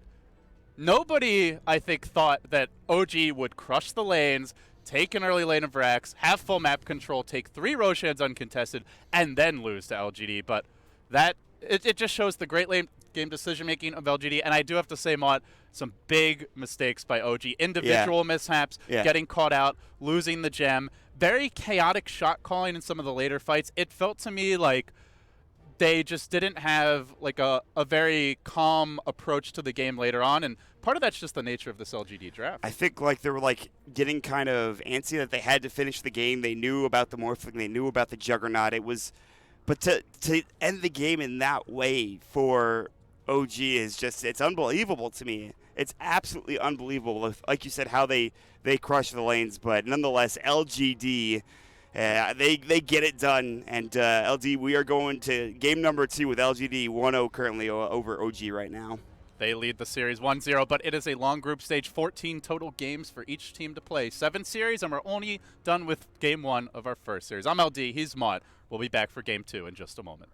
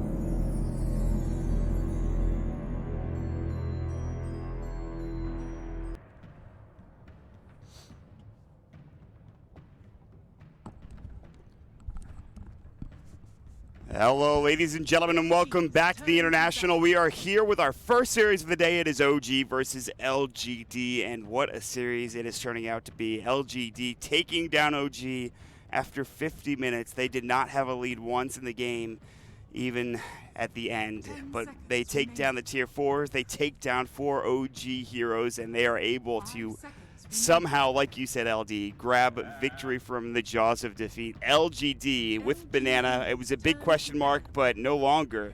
Not for me, anyway. They look good. Oh, man. Mott, let's talk about this draft right away. Storm, first phase ban. That, to me, screams Tinker. Yeah, exactly. I'm like, OG want Tinker. They want him bad. They want him first pick, probably. I mean, do you really need to? Do you ban on Storm first? Okay, so what else does Storm realistically counter? 5 seconds remaining. Anything with really good mobility, I think. He's very good against mobility heroes. He's good at hunting split pushers. But LGD haven't shown that much of a... I mean, OG have not... Rather, not LGD. OG have not shown that much of a penchant for it. This is a curious ban. To me, it could also... It's maybe one of those like throwaway bans where OG just wants to leave the hero pool very open-ended. So IO is the normal LGD ban at this point. Yeah. They will remove it. Yeah. What does that leave for OG? There's Elder Titan we've seen teams like to run. There it is. There you go. Yeah. I mean, it's not shocking. It's a very strong hero with natural order, and if there's an Elder Titan in that last game, maybe they find a couple more kills on aggressive with natural order coming through. But it's just the amount of damage you could pump out, the setup, the Earth Splitter is so freaking strong as well. It's just a good hero for OG and for a lot of teams as well. It's just their go-to. But now it's for LGD. What do you grab with these first 2 picks? What do you decide to go for? Their last picks were, what did they grab in the first round? They'll grab the Batrider. It was the Ogre Magi they picked up first time last, and they'll do the same in this game as they pick up the Batrider as well and take it away from Moon. I'm interested about the Batrider because it's not necessarily Shao-It's one of his best heroes, but I actually think it is one of his strongest heroes, to be honest. 10 seconds remaining. He likes to play map control heroes a lot. Batrider gives the other big hero for him is Beastmaster. Like right. he can play Darkseer, he can play Tidehunter. He's a solid offlane on all of them. But to me, where he's always like where Shao-It made his mark in Dota 2 was when he was on LGD and he started playing solo mid for the team because he previously had been the offlaner at TI2. Right. He moved to the mid lane. His Beastmaster was where he really shined, and Night Stalker as well, where he would max Inner Beast, he would just push the lane constantly, he would pressure the tower, and then he would use the lane being pushed in. This was when there was only 1 rune that spawned at a time to ensure rune control, and from there, he would set up ganks. From there, he would help lead the tower siege, he would get an early gem. Necro Book, maybe, but the item build wasn't so important. What was key was just he would control the map as far as vision goes. So Batrider does fit that mold very well, even if it's not a hero that he's necessarily played a ton of lately. So I think, like you said, though, this is as much a block pick as anything else. And the Jug is picked up for OG, so it was what was grabbed for maybe last game for LGD, and OG are very comfortable with Juggernaut. It's one of their go-tos, honestly. It's one of those heroes that we talked about yesterday. When you're trying to kind of not show all of your cards in the draft, you pick up a Juggernaut because it's one of those situations where you don't know if it's going mid or safe lane. So there's still potential for you to kind of get confused and say, okay, what are they picking up next? You know, do they need their safe laner? Do they need a mid laner? So are they going to go Dragonite and push really hard, or a Death Prophet? Right. Are they going to go for like a Morph lane like we saw last game right. and play the late game? It's an open-ended pick. The thing that I like about Jug is he's a great scaling core as well. So if you want to give it to Miracle as a hard carry or even No-Tail and play him more as a farmer, you have that option. Legion, yeah, he can scale. Miracle won a lot of duels that game. You won like 7 or 8 in the first like 30 minutes. He still fell off. He could not keep up with the hero, Jug. man. That's just the nature of the hero. It really is because every time I've seen Legion, with the exception of games that are won early, if the game goes late, that happens more often than not. That's exactly what happens. The hero wins duels, but he still finds a way to get ganked or to get killed because he's just a hero that, for some reason, Legion just doesn't have that great late game, whereas the Morphling and the Juggernaut do because of the fact that they're, number one, very good agility carries, and they have plenty of damage and great abilities. So Juggernaut is picked up for OG, but more importantly, the LGD bans, including Huskar, not surprisingly, not shockingly, and then of course the Faceless Void. On the other side, it is a Lifestealer ban for OG, and then we'll see what they want to go next with their last ban.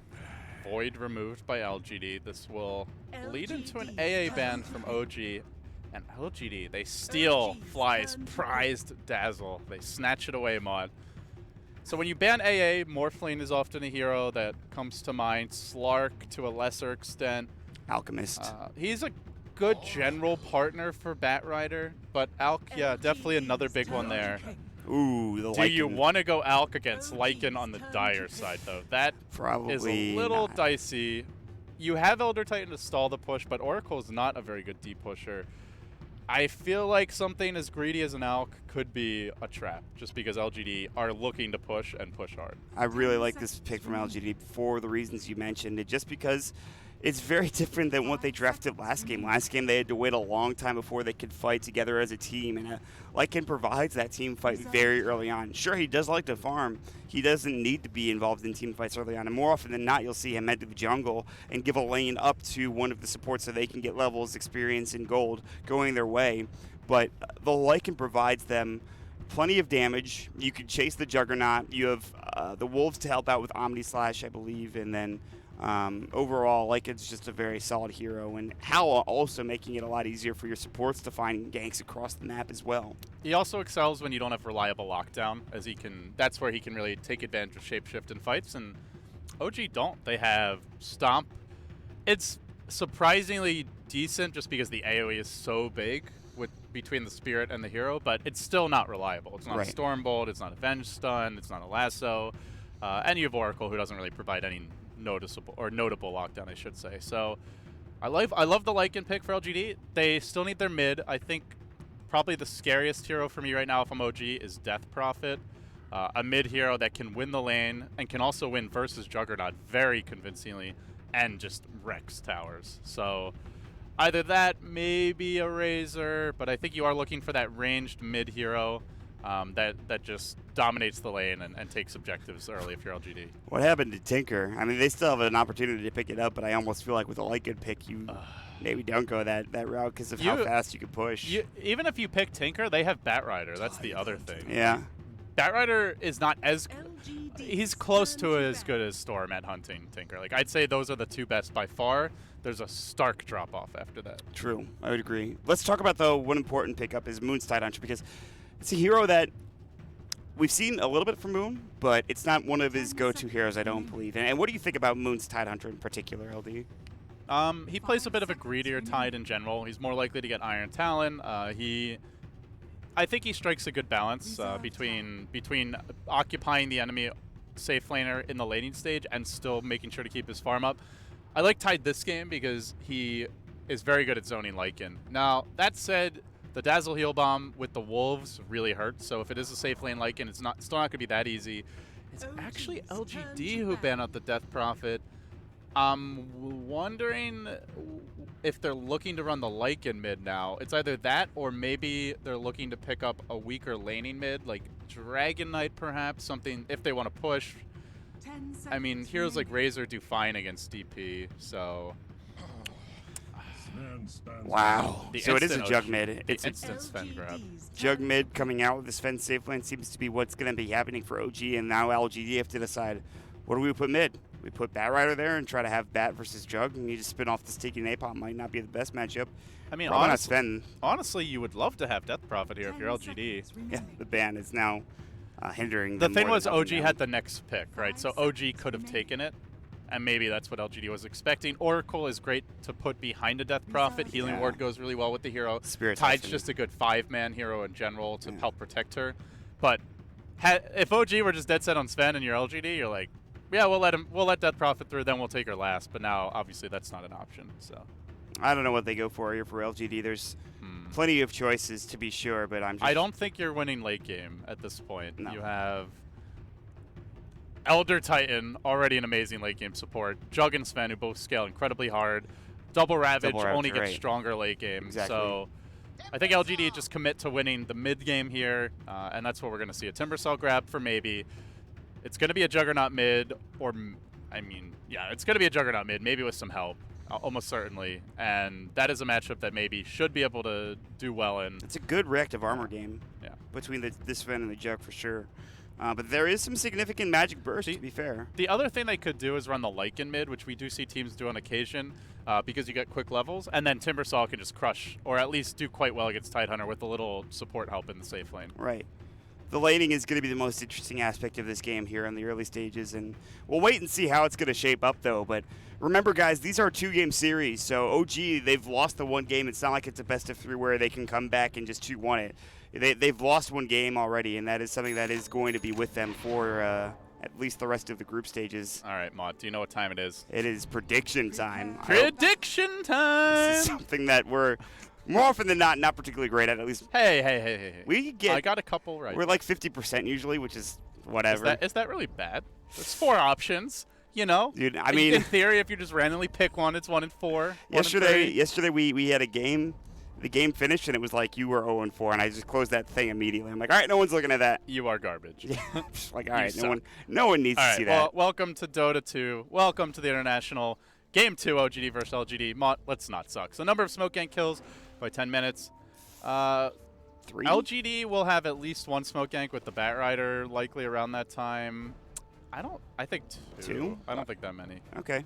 Number of blink daggers purchased by 25. Right. Who's going to get one? Timber Tide will get probably one. Tide. Maybe Timber. Batrider. I'd say 2 or 3. Yeah. Well. Oh, it's right on the boundary, it's though. on the boundary. I'm gonna say think 3 because if 3. Jug gets one. Sven will get one as well. Sven or Jug. Eventually. 3 or 4. Players with the highest total physical damage done to the heroes at the game end. Highest total physical? Probably the Sven. I would imagine. Either Sven or Lycan. Yes. I'm going to go Who with do you No think's Tail. going to win? All right. I'm going to go with the So Sven. you think OG's going to win? I do. And first player to get 50 last hits, I would say No Tail. Again, probably. No Tail's going to be up against a bat with a lot of support. Yeah. They're actually running Moon mid, by the way, which we'll talk about in just a second. Oh, boy.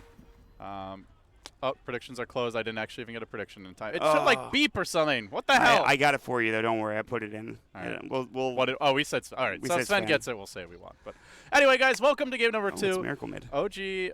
Oh, it's just straight Iron Talon jungle. Okay, I didn't actually And look at his then- items. I was trying to get my prediction in.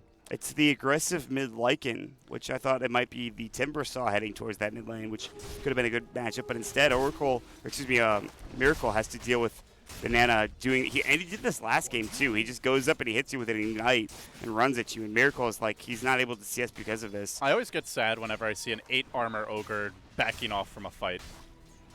How are you gonna let Miracle push you around like that? Yeah, that's not. And he even had Howl damage, mind you. Yeah, Banana's like, all right, well I've done my job. Good luck. And now it's just all of a sudden probably going to even up. Like that didn't really do that much, I don't think. Aggressive is taking a lot of damage mid as well. So Yeah, Jug is surprisingly good at trading blows, as he tends to go for this early poor man shield. He has very good reliable damage, and he's got actually quite decent armor with the poor man shield 5 already. yeah, Miracle is. He's living in the danger zone right now with the HP and where he's at. He has a salve, but Banana is meanwhile sitting up on the high ground on the hill, just ready to come in if need be with maybe perhaps another ignite. He's not level 2, not even close, so he could throw that ignite. Look at the range of that thing too. He's just gonna run at him. Now Miracle is gonna make a decision as to what to do. He's gonna right click him. Doesn't have a fairy fire. That's dangerous. The salve will come through. Ignite's still down for 3 seconds, and Miracle's trying to bait this out. Bear in tower mind, Banana range. does have Wind Lace, so he has 10 more MS, which is very. It still takes a little while to get that extra auto attack in, but if you don't get juked, which is a tall order against Miracle, you can get it off eventually. So, really pushing his hero to the absolute limits. Wolves are up now for aggressive. They're level 1. He's got the Howl. He's going to use it. And it's Shawei looking to stack up the jungle. He's got Firefly. Crit will spot this out. Should see the Firefly as well. Let's see if he can contest. There's no stack happening. It's just he wants to get this camp, or at least part of the camp anyway. Meanwhile, Banana maybe looking for ancient stacks, though I think it's a bit early for that to be happening. His crit tries to steal those creeps, and he does get the Wild Wing Ripper. A big grab for him. Yeah, that's pretty nice. That gets him up to 500 gold. And just great recognition by Crit. He's level 3 already. He is out-leveling Shao-8 on the Batrider in a tri-lane. That's very impressive. That's some good pulling, some good lane just movement. good everything. Yeah. Really. Not surprising for Crit. Moon top lane, kind of getting dove by maybe. He's going to come in. He has the Whirling Death ready, not to mention the Timber Chain. But there's, if they get a good heal bomb here, they can absolutely kill him. They already has to poison be touch. careful. They should be able to heal if they want to. Body blocks coming out. He's going to be able to heal up with a Tango, but they won't go any further, and they're pushing into that Tier 1 tower top lane. But that's going to be the end of it. Yeah, Moon's like, this is why I Iron Talon jungle. Why, oh why did I ever? This is why I enter make the tweets lane? about Iron Talon jungling. Yeah. And of course, Swindles as well, but that's just the thing. I was think surprised. Swindles might be taking a little break from Twitter. You probably are correct in that one. For his own mental health, anyway, I hope he is. Sven leading the CS charts now with 20 last hits, 9 denies going his way, and the Astral will come out as Crit is rotated up top, but just be careful. I feel like maybe you could just kill him if he's able to with his Timber Chain and Whirling Death. He's just got 2 points in a reactive arm, which I'm kind of surprised he maybe goes for in this lane. But this is a very good adjustment by OG. Well, assuming Crit doesn't die here. Goes for the stomp, Wow. and not going to happen. All right, not a very good that's the finish. heal bomb you were talking about. Dear God. I mean, still overall, I like it with the idea of leaving the Tidehunter just. He's got an Iron Talon already. He's somewhat committed to jungling. Let Moon get his levels. Elder Titan's a hero that just needs levels. Doesn't matter if he farms. If he dies here or there, no big deal.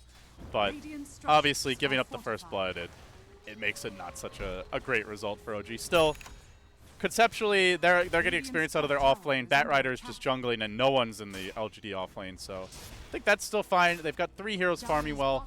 Batrider a bit behind the enemy Tide. So with the first blood, it keeps the game essentially dead even at this point. Crit again behind that Tier 1 tower. Maybe he's coming through. Shadow Wave's not there.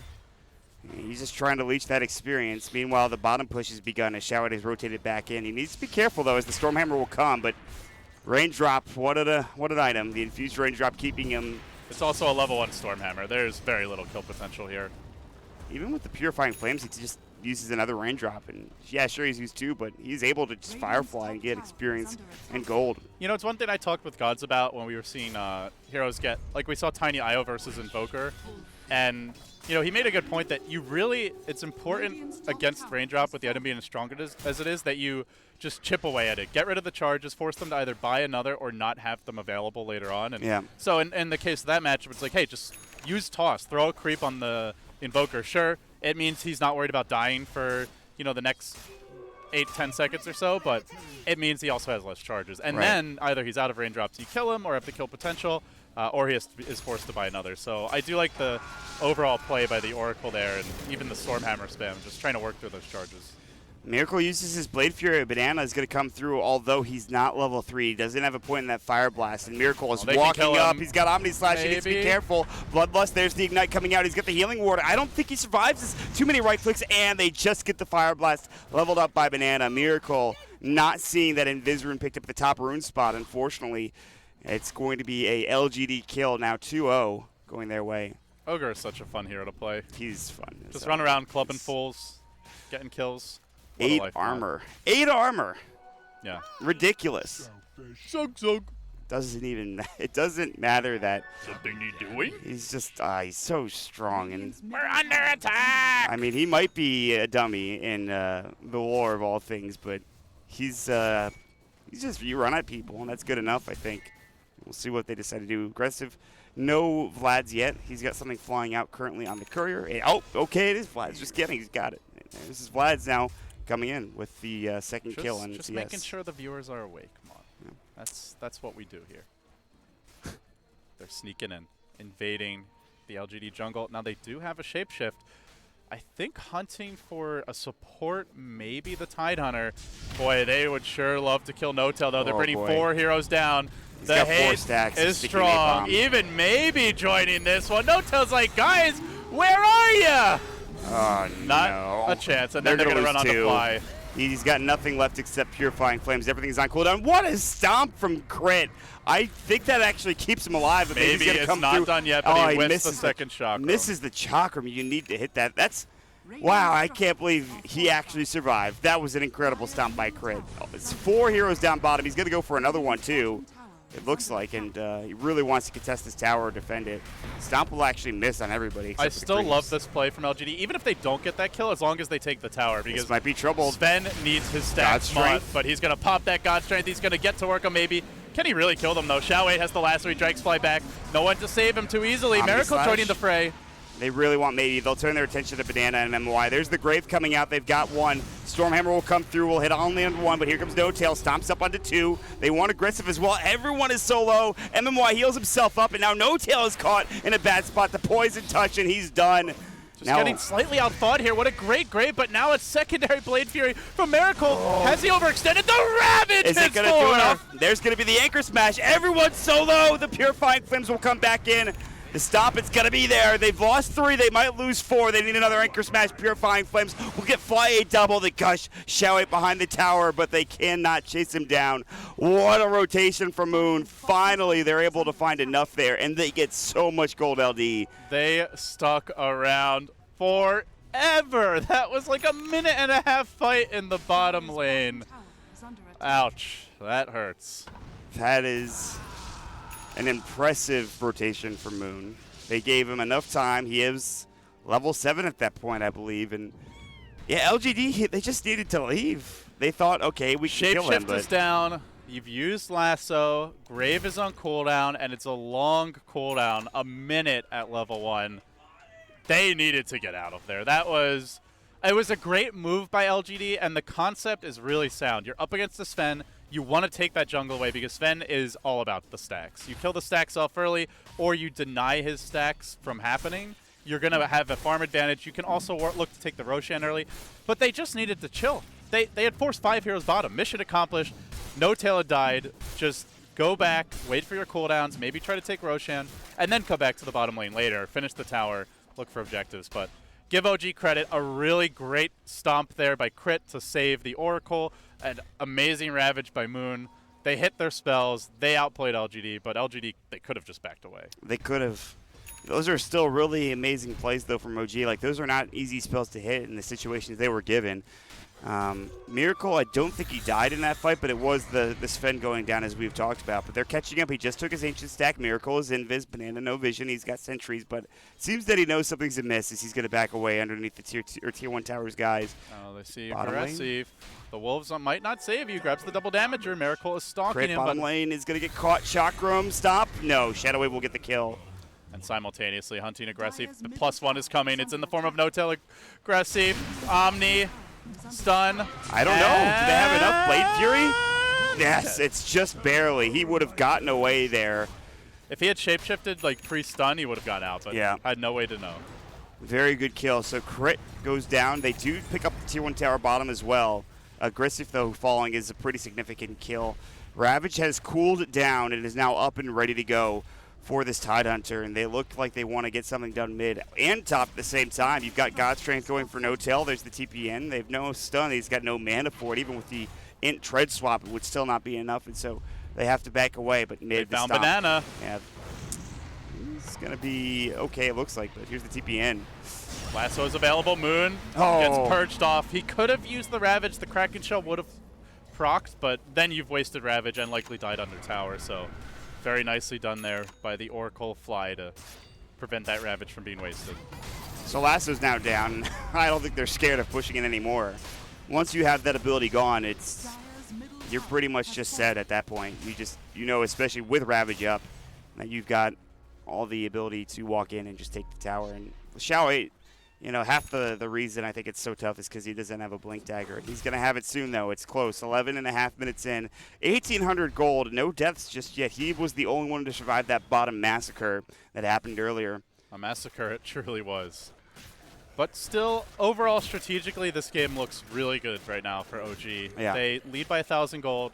They lead by 3,000 experience. They are running the way stronger, like, late-game lineup. I'd say even early to mid-game, the stronger team fight lineup if they combo their spells properly. Yes.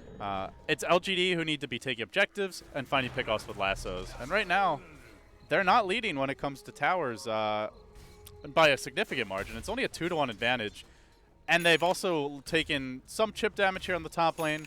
I think OG, all things considered, are getting more out of the laning stage than they should. Also worth mentioning, Ancients are being stacked again. Yep.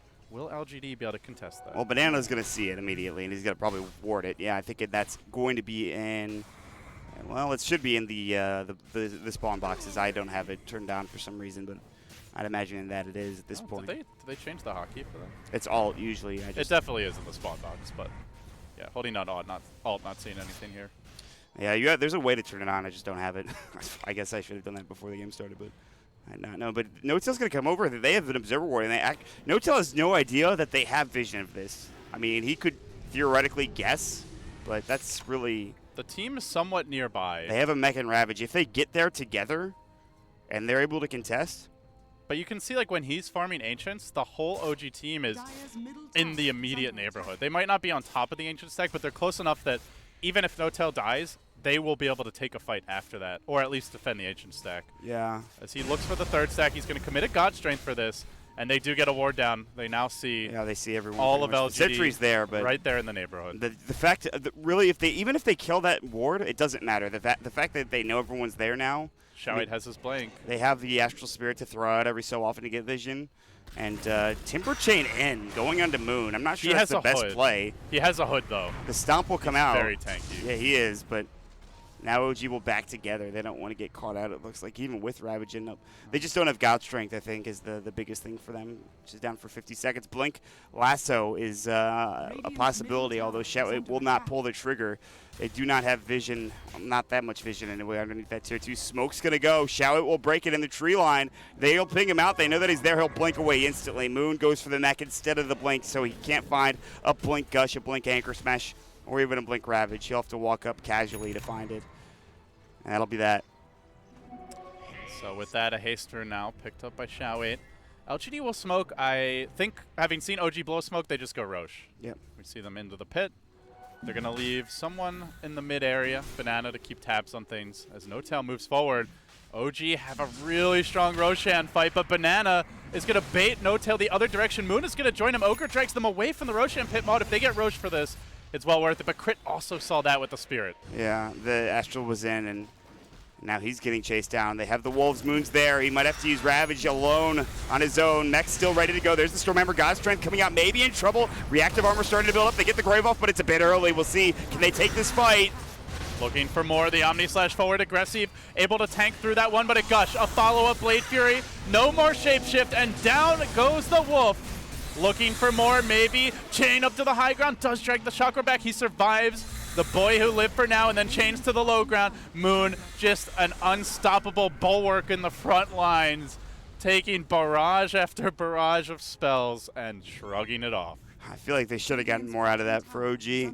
It's just maybe playing a very, I want to say, immaculate Timbersaw. He's died only once this game so far, and it was down in that bottom lane. And they just can't find a way to kill him. And this, I've seen this maybe Timbersaw before. I think back in Manila he's played it similarly. Roche was being taken, and they had to put a pin in that and say, we'll get back to it later. But now with OG getting maybe a small advantage here, they could try to go for it, but again, Ravage is down, so... Yeah, OG can definitely look to take Roche, and they have the Echo Saber now picked up on Sven. No-Tail being limited as far as Ancient stacks goes, but still got enough out of them that he's the leader in net worth, and it's a decent Timbersaw game. I don't think it's an amazing one, though. There's a ton of burst damage on OG, and it comes in relatively large instances rather than a bunch of small ones. So reactive armor, decent against someone like the Juggernaut, not amazing by any means. He has crit, Sven has God Strength, and as the game goes later, he will become, I think, easier to kill if anything, barring like a well-timed weave from MOI. So I think OG are overall very happy with the state of the game. LGD have not taken a Roshan. They are not controlling the map. The tier 1 mid still stands for the Radiant. It's not really going according to the director's script for me. There are some good wards for LGD, but they're not deep enough to maybe warrant anything too significant for Or they're OG. even, like the one mid is almost too deep, because I don't see them going for kills there, to be honest. It's a dangerous spot. Like you're better off doing what they're doing now, which is heading bottom and looking for No-Tail, who is very far out with a lack of a TP scroll. I mean, he's also probably going to get a Blink next. He's up to 1,700 gold. I would imagine that's what he goes for, the next item. For Moon? For No-Tail, this Sven. Yeah, either that, or if he's really confident in Moon being able to start fights, he could just go straight into like an Armlet, a BKB. There's a lot of options for him. At some point, you'll definitely want a BKB to deal with the Timbersaw. The big worry for me is just how poor the Lycan is. Yeah, Lycan is a hero that normally gets ahead. He doesn't come back especially well. Not really. No, unless they can find some good team fights, or if he can somehow get enough space to get like 2 towers in a row, I don't see this Lycan being a threat anytime in the near future. And he just got his book 1. Itemization-wise, he is not doing well. So this Timbersaw maybe is going to have to put in some real work here. That so much of that goes back to not taking Roshan. You take that Rosh, that probably means you've also taken the tier 1 mid, which means you have book 2, maybe even book 3 at this point. Yep. And there's less farm on OG. But because Crit scouted out the Roshan, because they were able to take that smaller skirmish in the mid lane, OG have taken the wheels off of this LGD freight train, at least for now. We're going to see Miracle grabbing a Yasha, now picking up an Ogre Club. But we see the long-forgotten Sanjin Yasha. Yeah. Is that even still in the game? Is that an item? Let me double check. Hold on, I think it might just be gone now. They might have deleted it. Oh my god, it's still there. You know, and that's just an item like that often goes through that transformation. Like, you go back to like TI3, I think, or I don't remember when SNY was not really great. I mean, let's be honest, it's a completely brainless item, so I'm not overly sad. I love SNY. LD, don't you talk about it that way. I love brainless items. I'm a brainless player. There you go. But I don't like watching pros build brainless items. You want to see them maximize. I want to see the Lotus Orbs. I want to see the Heaven's Halberds. Cool plays. I want cool plays. Yes, absolutely. But brainless items. Oh, what a great meme! That meme proc was so sick. 9K MMR, guys. He definitely knew it was going to happen. That's why they went for the fight. Yeah, I mean, that's just. You're right, brainless item indeed, but will he get it is the question. I think it might be flying out on the courier as we speak, and in fact it is the SNY for Miracle, as the Blink Daggers also picked up for No Tail. Wrapping around the mid lane, Xiao was looking for a target, but they're just trying to see there, and as that ends, it's just going to be a tier 1 for perhaps a tier 1 at this point. I don't think anything else. And their 5-man is so strong. LGD just can't really take fights. If you go in with the lasso, Tide can Kraken it off. If you don't go on the Tide, he will Ravage and likely take the fight. And whoever you go on, if it's not the Oracle, he will purge that lasso off most likely. Right. So how do you fight into OG when the Ravage is up? I don't think you do. I think you have to split push. Yeah, I think so. But it doesn't seem like LGD are really able to take towers at that much quicker of a rate. They have finally grabbed the tier 1 mid. But they lose 2 towers bottom for this. They need like Necro 3 and levels on the Lycan. I mean, he does have Necro 2 and his Necro 3 is almost done, so it's not bad. Shape's just going to go, though. Moving in, top. Flanking Crit. Can he burst him dead before he gets off a stomp? Wolves committed. He manages to mono burn him. Excellent micro here, but Crit survives, trying to nuke the creep. Oh, the Archer. No. What a bold Archer. And God, with Shapeshift, these things are so fast. The Necro Warrior just die. That is not a brainless item, although it's kind of a brainless item. You just hit it and you run out of people. Even though he doesn't get the kill there, that's really impressive by Aggressive. Micros his hero away while sending the whole army in and gets off the mono burn instantly. Just a very smooth move by the Lycan, but unfortunately, it's not a Necro 3. Well, if that's a Necro 3, he gets the kill. He has to move his hero there. If he gets stomped up, they just rotate another hero, and they probably kill him, I think, with like an Omni or a stun with no tail or something. So he does have the Necro 3 coming out, like you've talked about, and they're putting themselves in a position to be over towards this Roche Pip and no tail and the rest of OG. They're going for Roshan. There was a successful scan over here towards the entrance to the river, roughly in this area, but that was it. Dire side Lycan with a Batrider Dazzle cannot be giving up Roshan for free. They can't even be giving up for tier 2. They have to fight this mod, but OG's 5-man is so damn scary. Can they really take the fight? This is dangerous. Oh, that's a weave that hits onto everyone. They're going to come in. There's the Timber Chain. He's on the other side of the pit. There's the Fortune's End to get off any sort of negative buff or debuff. Who does Xiao lasso? Who does he lasso? Does he lasso anyone? It looks like he's about to get caught. He has to blink away. Roche is low. And that's Firefly will end, and then you walk into the pit with no weave, no Firefly. They have to get a kill here. They have Ravage, they have Guardian Greaves. No Tail's trying to take this down. He's kind of all alone right now, but there's going to be the stop coming through. But they got Miracle. He got caught out of position, charged up the hill, lassoed as well. He spins his way back he might with be the able haste to live. rune. He's got bottling up. He's got 17 wand charges. Earth Splitter may be in trouble. Avoids it. The Chakram will come through. There's the stop. Moon's got Ravage. Gets fire blasted. And now another Timber Chain away from maybe. This fight is all over the place. Looking for the lasso. No, they've already used it again on a Miracle. Chakram going through. Misses. They still have that Ravage. Can he get it off? Comes out. He's waiting for it. Moon ever so patient, and when he lets it go, it does connect the 3-4 heroes, but maybe survives. Chaining back. Full reactive armor stacks. Can they deal with this Timbermont? Not yet. Miracle getting chased down. He's so low. Chakram does hit up. He's got Blade Fury, and then you have to right-click him down to kill him. He'll try to TP away. Anchor Smash maybe has healed up like 5 times during this fight, and here comes No Tail. God Strike. See you later. The stop will end up bringing him down. And OG are looking for more blood. They want Banana, but he wants Fly, and they might be able to get it, but there's going to be the Fate's Edict. He'll Fortune's End, and he will be able to help out securing the 4th kill out of what is another massacre. That's the only way I could describe it. This fight is insane. They're forced to buy back on No Tail, but still coming out on top is going to be OG. They just can't finish heroes right now. That's really the problem for LGD.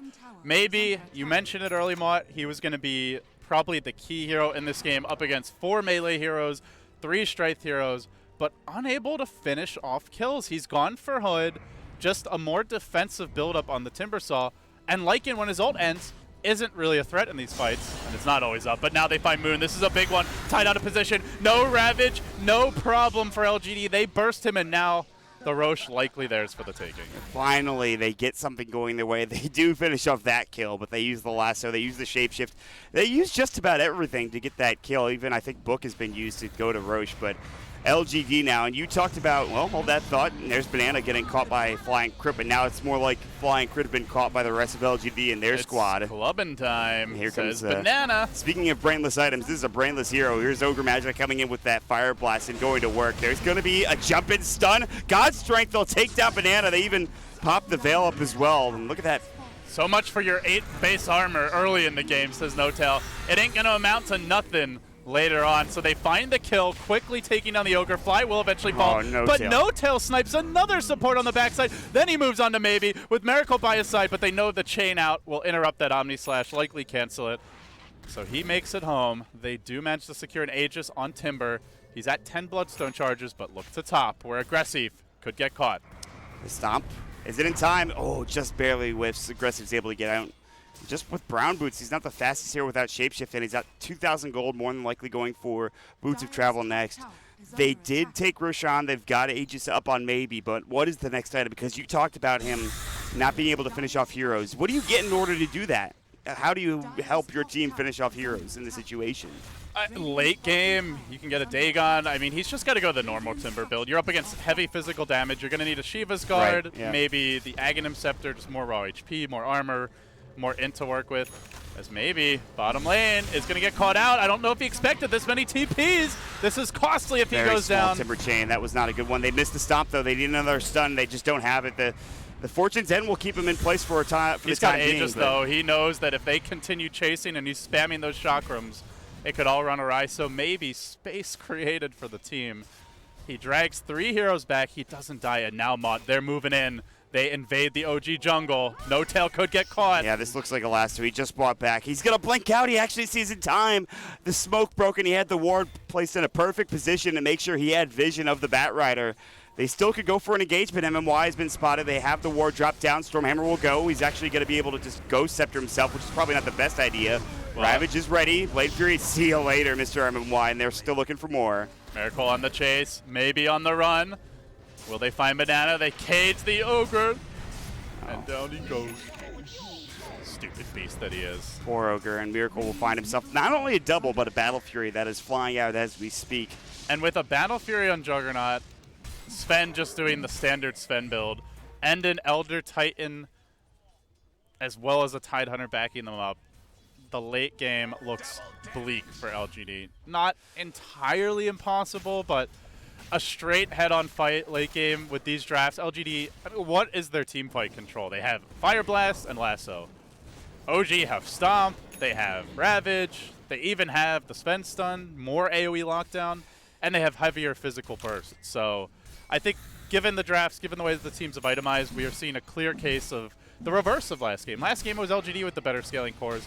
I think it's even more lopsided this game, and to me, LGD, they're going to have to start playing the split push game, playing the pickoff game, and basically outmaneuvering OG, because in just a raw, like, head-on fight, you throw 10 heroes in a jar and you shake them up, LGD are going to be the ones that are turned into mush when you dump that jar out. Unless there's some ridiculous maybe Timbersaw play, and even then I'm not sure it's going to be all that good for them. But I feel like if LGD were to pick a a Void instead of a, let's say, a Bat Rider here, this might be a bit more comfortable for them heading into the late game because he's just a core that does well with farm. Not to say that Bat Rider doesn't, but... Yeah, and he's also someone who counters Kraken Shell. They have no counter for Kraken Shell this game. There's no Doom, and there's no Void. So, barring those two heroes, really, you are going to have to deal with the Ravage in fights, which means you probably want some BKB. Oh, that is a great scan. That is a top-tier scan right now. That is actually a money scan.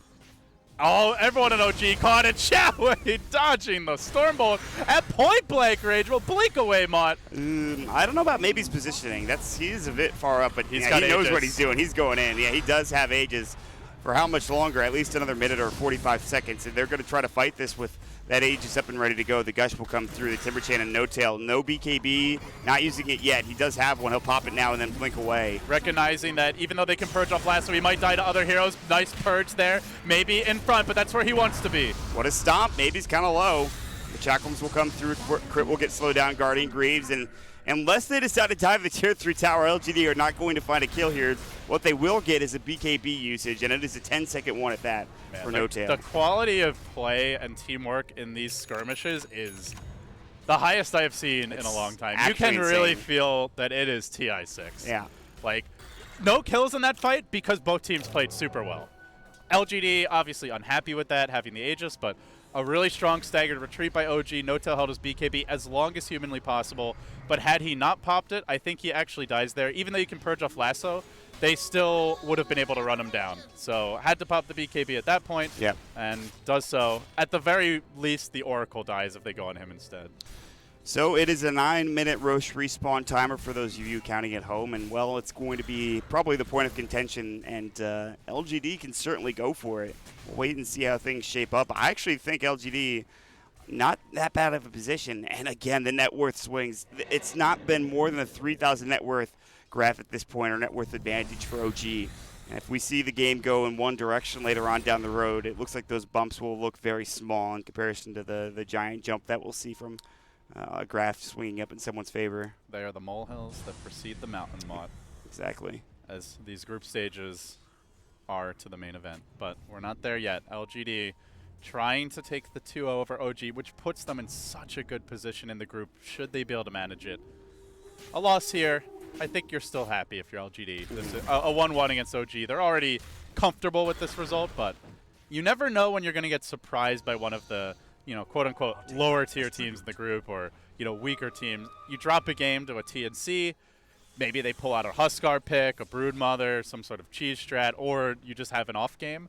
Then not being able to take a series like this 2-0 could come back to haunt you, maybe puts you on the boundary of the lower upper bracket. It's very early, a long way off from that we are, but right. Something that LGD has in the back of their heads, undoubtedly. It's just, LGD, obviously we're thinking they have Banana. This team is not the same. It doesn't have September. They had great performances at Manila and the way they were able to make it through their bracket. But they're feeling confident. It's clear. They're making sure they know exactly what they need to do. And right now, Roche, it's not up yet. It'll be up in another maybe 2 to 3 minutes. But you can see MMY split pushing bottom with the help, of course, of Mr. Lycan, and now they're at the doorstep of the Tier 3 tower. They're going to get some nice work done, but here comes No Tail.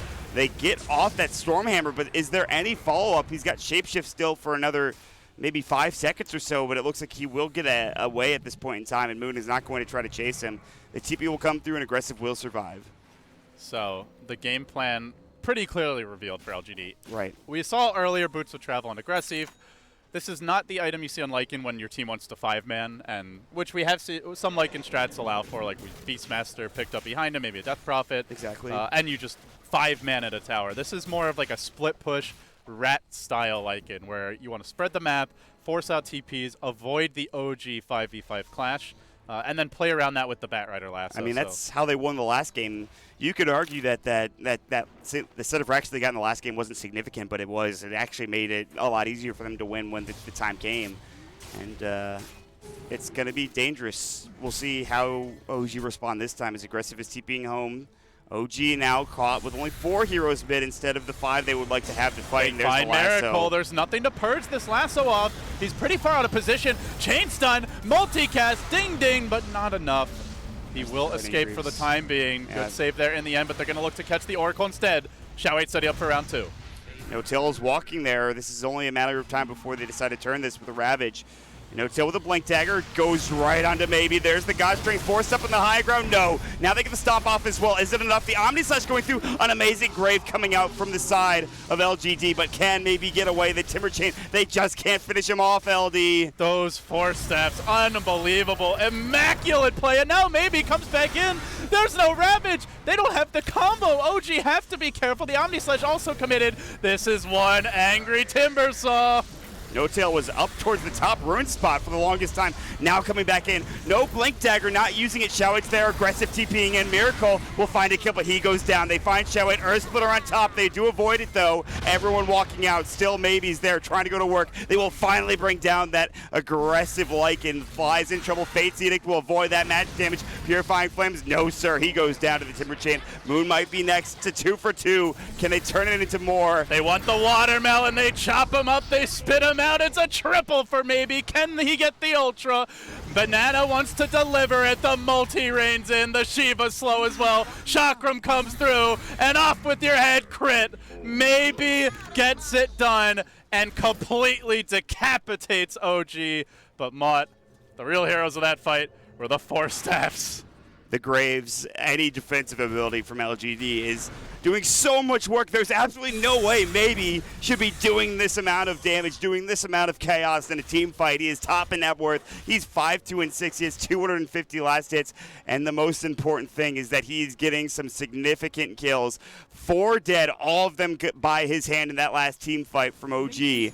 And LGD's Maybe, and we talked about how important he has to be during these team fights, how important he has to be going in towards the late game. It's 34 minutes, LD. We're heading to that point, and Maybe is again stepping up, and he might even find an Arcane Rune for good measure. That was just incredible team fight execution by LGD. And it had to be. Like, if that Grave doesn't connect, they get T-wiped. Yep. Or maybe the Lycan lives and goes to split push, but it's a totally different fight. And this transitions LGD immediately into the Roach Pit, looking for that next stage. No Ravage. There is no Ravage for 15 mod. Can OG really fight in without it? They need to stop. They have Natural Order. They have the God Strength back up and ready to go. They have the BKB. Moon walks in. He's taking a lot of damage already. The Earth Splitter coming through. Might do some work. Do they get the Aegis? The snatch comes out. They get it for Miracle. Moon might fall here, but at least they've gotten the Aegis, and aggressive is down. Ravage is back up. They catch 3. Xiaohui in trouble. MMY, can he get the Grave off? He's close by. He's going to use it on himself and leave Xiaohui to die as he tries to TP away. MMY not successful, and they find themselves 3. My God, LD, Make back and forth we go. Mr. Zug Zug ain't going anywhere. Banana tries to run, but the chase is on. The spin comes through. They collect 4 kills of their own. A 4-hero wipeout goes right back the other way, and Miracle 2 games in a row has snatched the Aegis, but this time a much bigger grab. Not when the game was already over for OG, but when it looks like they might just be able to seize full momentum and control.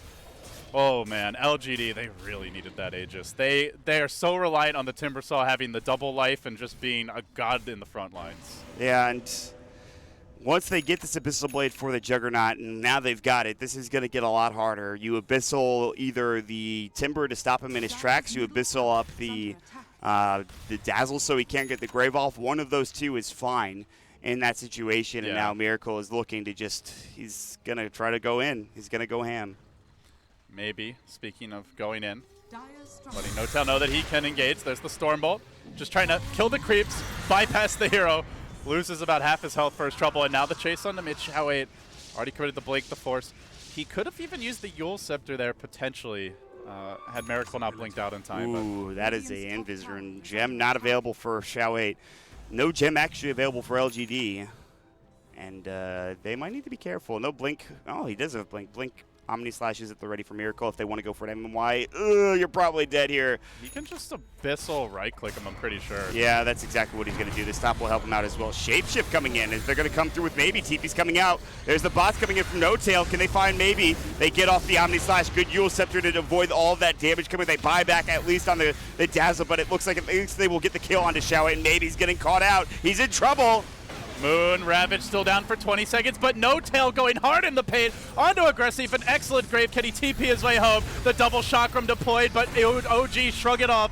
Continue pursuit. Banana, MMY, and maybe limping home. There is no split push from the Lycan. He TP'd back to the well. Aggressive only half HP and already rushing out to the lane. He knows there needs to be pressure here, Mott, or OG with Ravage ready to go may just be coming for the high ground.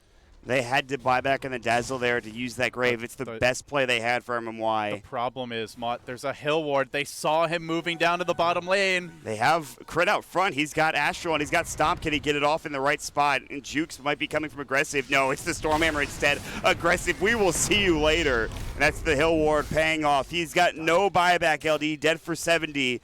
And we'll see what you can accomplish with OG coming through.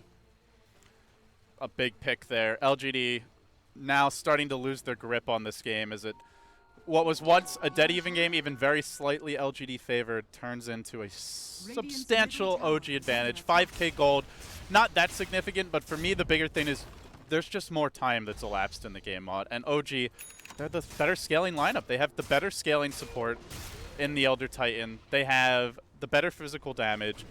Timbersaw's reactive armor only really matters in long fights. And Sven, Tidehunter, Elder Titan, Jug, these are heroes that are all about the quick fights. So for LGD, they'll just need to outplay. They're going to have an amazing grave, great 4-staff saves, good timing on the Ghost Scepters to avoid the Omni Slash and Sven damage. OG, much easier to execute for them. I mean, especially when they get the Sven's Daedalus up, then it's not really going to matter. I mean, you're going to jump in, and you're going to get a crit onto one or two of these heroes, and they're just going to die. You won't have time to grave, and that's really been what's keeping heroes alive in these situations is MMY will jump in and he just gets the grave off. It is level 4. It's got plenty of range. He doesn't even need the Aether Lens. So this has just been MMY doing his damnedest to keep this game even. I feel like that's one of the reasons this game has gone on so long. Like, I feel like OG could have won had there not been a hero like a Dazzlin. They would have killed maybe a couple more times. He would be out of Bloodstone charges. He wouldn't be able to push out these waves as easily. He wouldn't have the Aghanim Scepter, but, well, that's a lot of ifs. And there is that Dazzle, so it doesn't end up mattering. But here's OG getting ready to push down mid and trying to find a pick as they'll move together as a team with Ravage back up and ready to go. Looks like they're going to take over the enemy jungle, keep the lane shoved in as much as possible, but Aggressive doing his best demon impression, worming his way through the trees, split pushing. And he's going to feed a lot of gold to No-Tail. It's just he loses the Necro Archer and Necro Warrior. That's the thing, right? Like in the Wolves, the Necro Bulk, amazing through the mid game at this point. A Jug with a Battle Fury, Sven with items in general, they're just going to eat those creeps up. Yep. They're not that useful in fights. I mean, Aggressive has to do that, though. He has to split push there. You can't just say, okay, well, we're feeding these items away. We have to at least get something going in terms of, like, he has to split push, but it's still just kind of, it shows LGD have already missed their timing. Their timing was to take the first Roche. They didn't do that. Then when they try to take Roche later, it gets stolen. They've never had like an Aegis power play with a gold and map control advantage. And with this draft, you're supposed to have that, and you're supposed to have it like by 20 minutes. So I completely agree they're doing the absolute right thing in this scenario, but it already reveals that the game is just slipping out of their grasp. There's a Moonshot, a miracle, for God's sakes. I don't know what you deal. How do you deal with attack speed like that and the damage that he's got with his crit maxed up too? You have an Abyssal Blade on your Lycan, which Aggressive does not. But they're going to smoke up. Maybe he's going to find Miracle immediately. Blade Furies and Blinks, but he's going to get caught. Lasso, and his team is not there. Miracle's going to get caught out of position again. He's got Omni Slash. Can he use it? False Promise gets off in time. He is actually not really getting healed. The Ravage will go. They need more actual HP, but they've already taken down one. Can they get two? The Grave coming out will keep him alive in time. Timberchain is back up, and he blanks into the base, but they've lost two. That's the cost of keeping maybe alive, and it's about to be 3.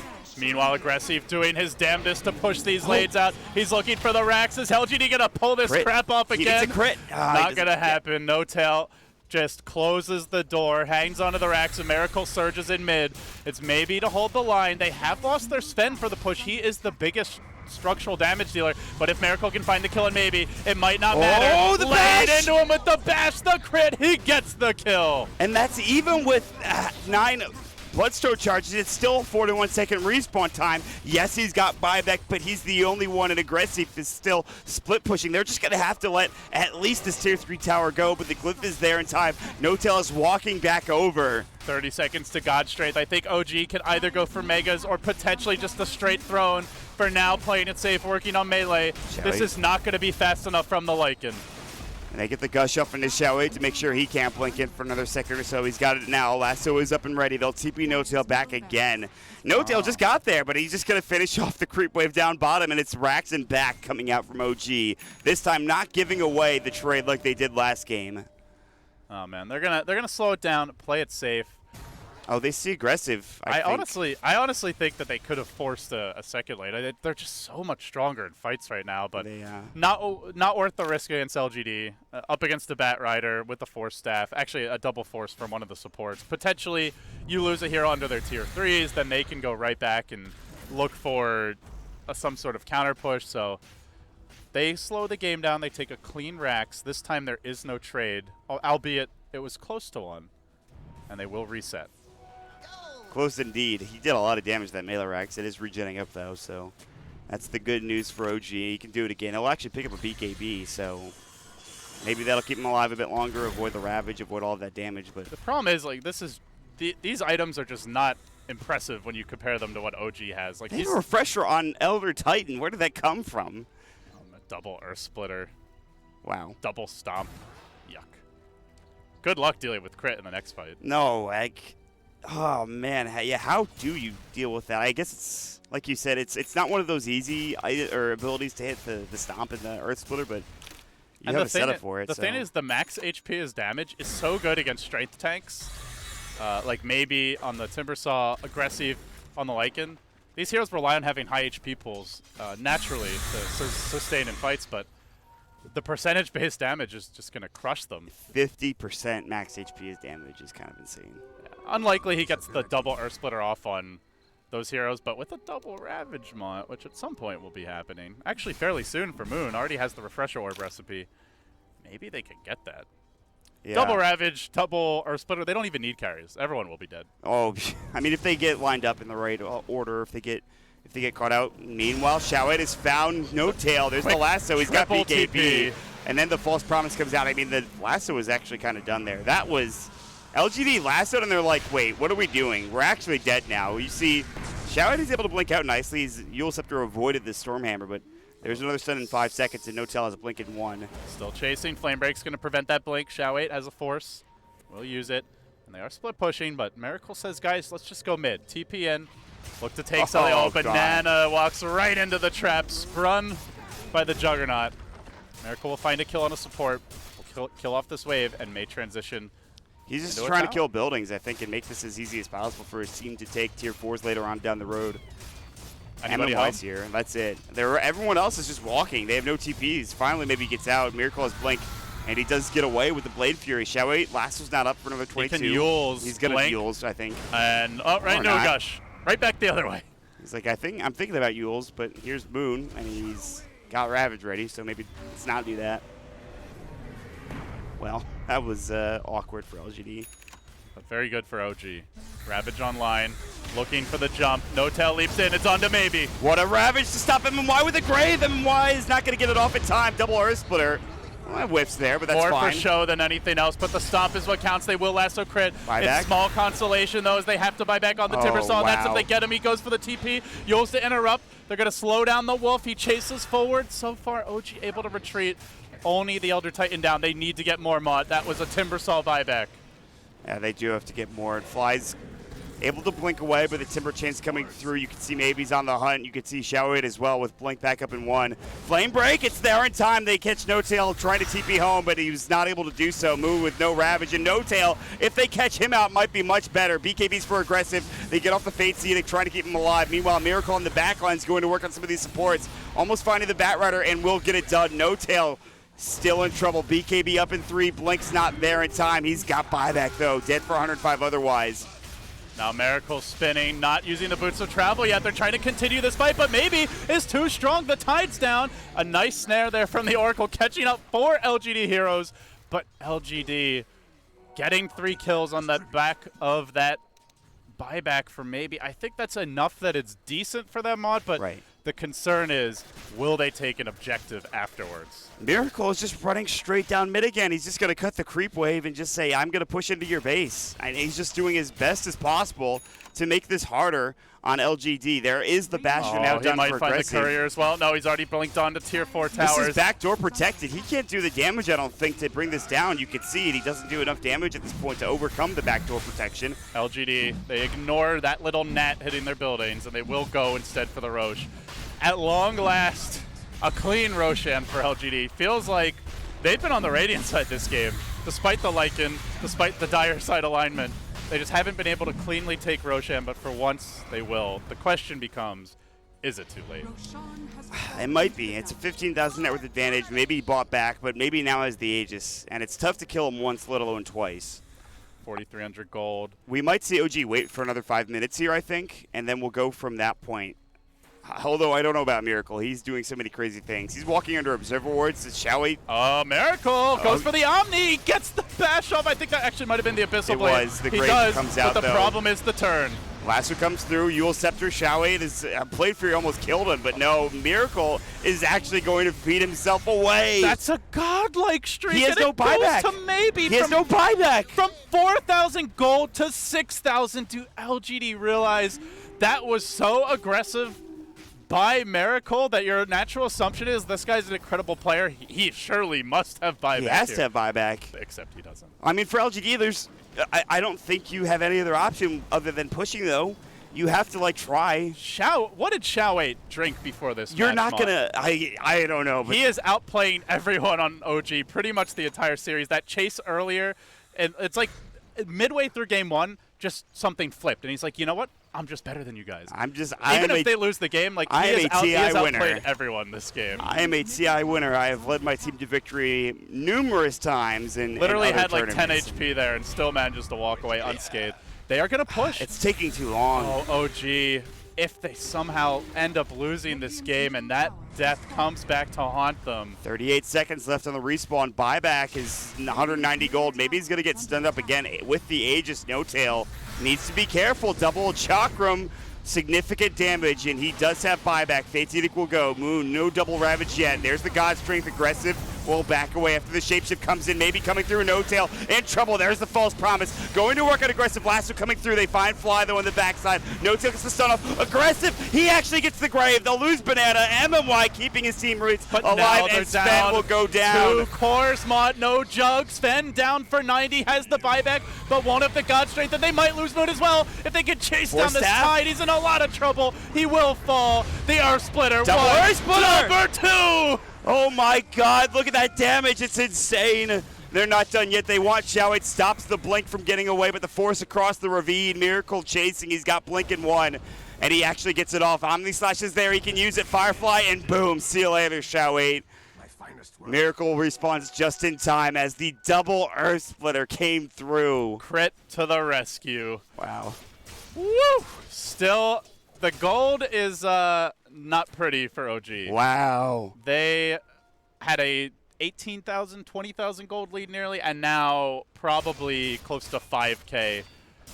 So can Mr. 9K get something done here? He moves towards the racks. There is a Hex though, Mott. He can get burst down. Does he realize this Hex is available? Gets the Blade Fury off. Now he's We'll going go to for the TP. Yeah, smart play. I think if maybe gets 1 round of Chakrams, brings them back, and then Hexes, he can kill. But by that point, Miracle will Blade Fury TP out. Does he have buyback now? Miracle? Absolutely. Yes. Thank God. That was, we saw a similar play yesterday from Abed, and I just would hate to see the OG lose in that type of fashion.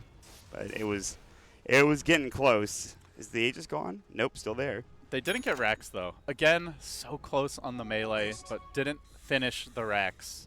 Last game when they traded, it was just a straight trade the first time that OG went for the push. This time, 2 attempts, 0 racks by LGD. Ball is still in the OG court, and I think the big worry now, Mott, double Ravage. Double Ravage indeed, although not for 30 seconds, but it's still close. Double Earth Splitter is up in 86. That's the unfortunate thing, is that The refresher or refresh time, or I guess cooldown, is 195 seconds. Very, very long cooldown for that. If you're OG, you're ideally looking to wait for at least the double Ravage. The double Earth Splitter is a little more gimmicky. I don't think it's as essential. It can be game changing, but double Ravage is what you desperately need to make sure. He's got it down 3 seconds. So yeah, they have plenty to win this next fight with Miracle and how farmed he is with the AC and the Moonshard and all of that. Miracle's Juggernaut and this OG squad are going for the LGD Jugular as they move in through the secret shop. Oh, if they had vision, maybe. If they had a ward on the high ground there, God. Keeping eyes on buyback now as Timbersaw doesn't have it for 10 seconds. Will have plenty of gold. Still has one more inventory slot. So, OG. I feel like it's a Dagon 5 game. Like, there's been so many low HP heroes. If you could just zap the Tidehunter when Moon's sitting around at 500 health, just instantly get that kill. I think these fights are a lot different. It's also great against False Promise because generally, as Oracle, you want to wait until a hero's in danger, which means they're relatively low. So, not sure what maybe we'll go for. I'm liking Dagon 5. BKB isn't really that great against Abyssal, against Omni Slash, against Right Click. Not sure what else he would get. He's got a lot of options. He is, of course, saving it for buyback right now with 3,609 surplus. And they'll move over to the top side of the map for LGD and look to push this in and try to find something, at least to TP back. Smoke Deceit was not successful for OG other than getting wards down. They're pushing bottom currently. Roche is up in, well, a long time. I mean, they just lost Aegis, so it is a ways away, but LGD will push into the high ground here. Have they actually seen the refresher orb? I don't think so. No tail, lassoed up. They caught him out. He's got buyback, I believe. He's got a BKB as well, and he will use it now, trying to back away. Moon's blinked in. Now they should have been able to click on him. They should have seen that refresher if they didn't already. So the no-tail BKB on cooldown, granted, it's only 5 seconds at this point. Not really the biggest deal. But that will give LGD a little more confidence in map control, so they will be able to push out the mid lane, push out bottom.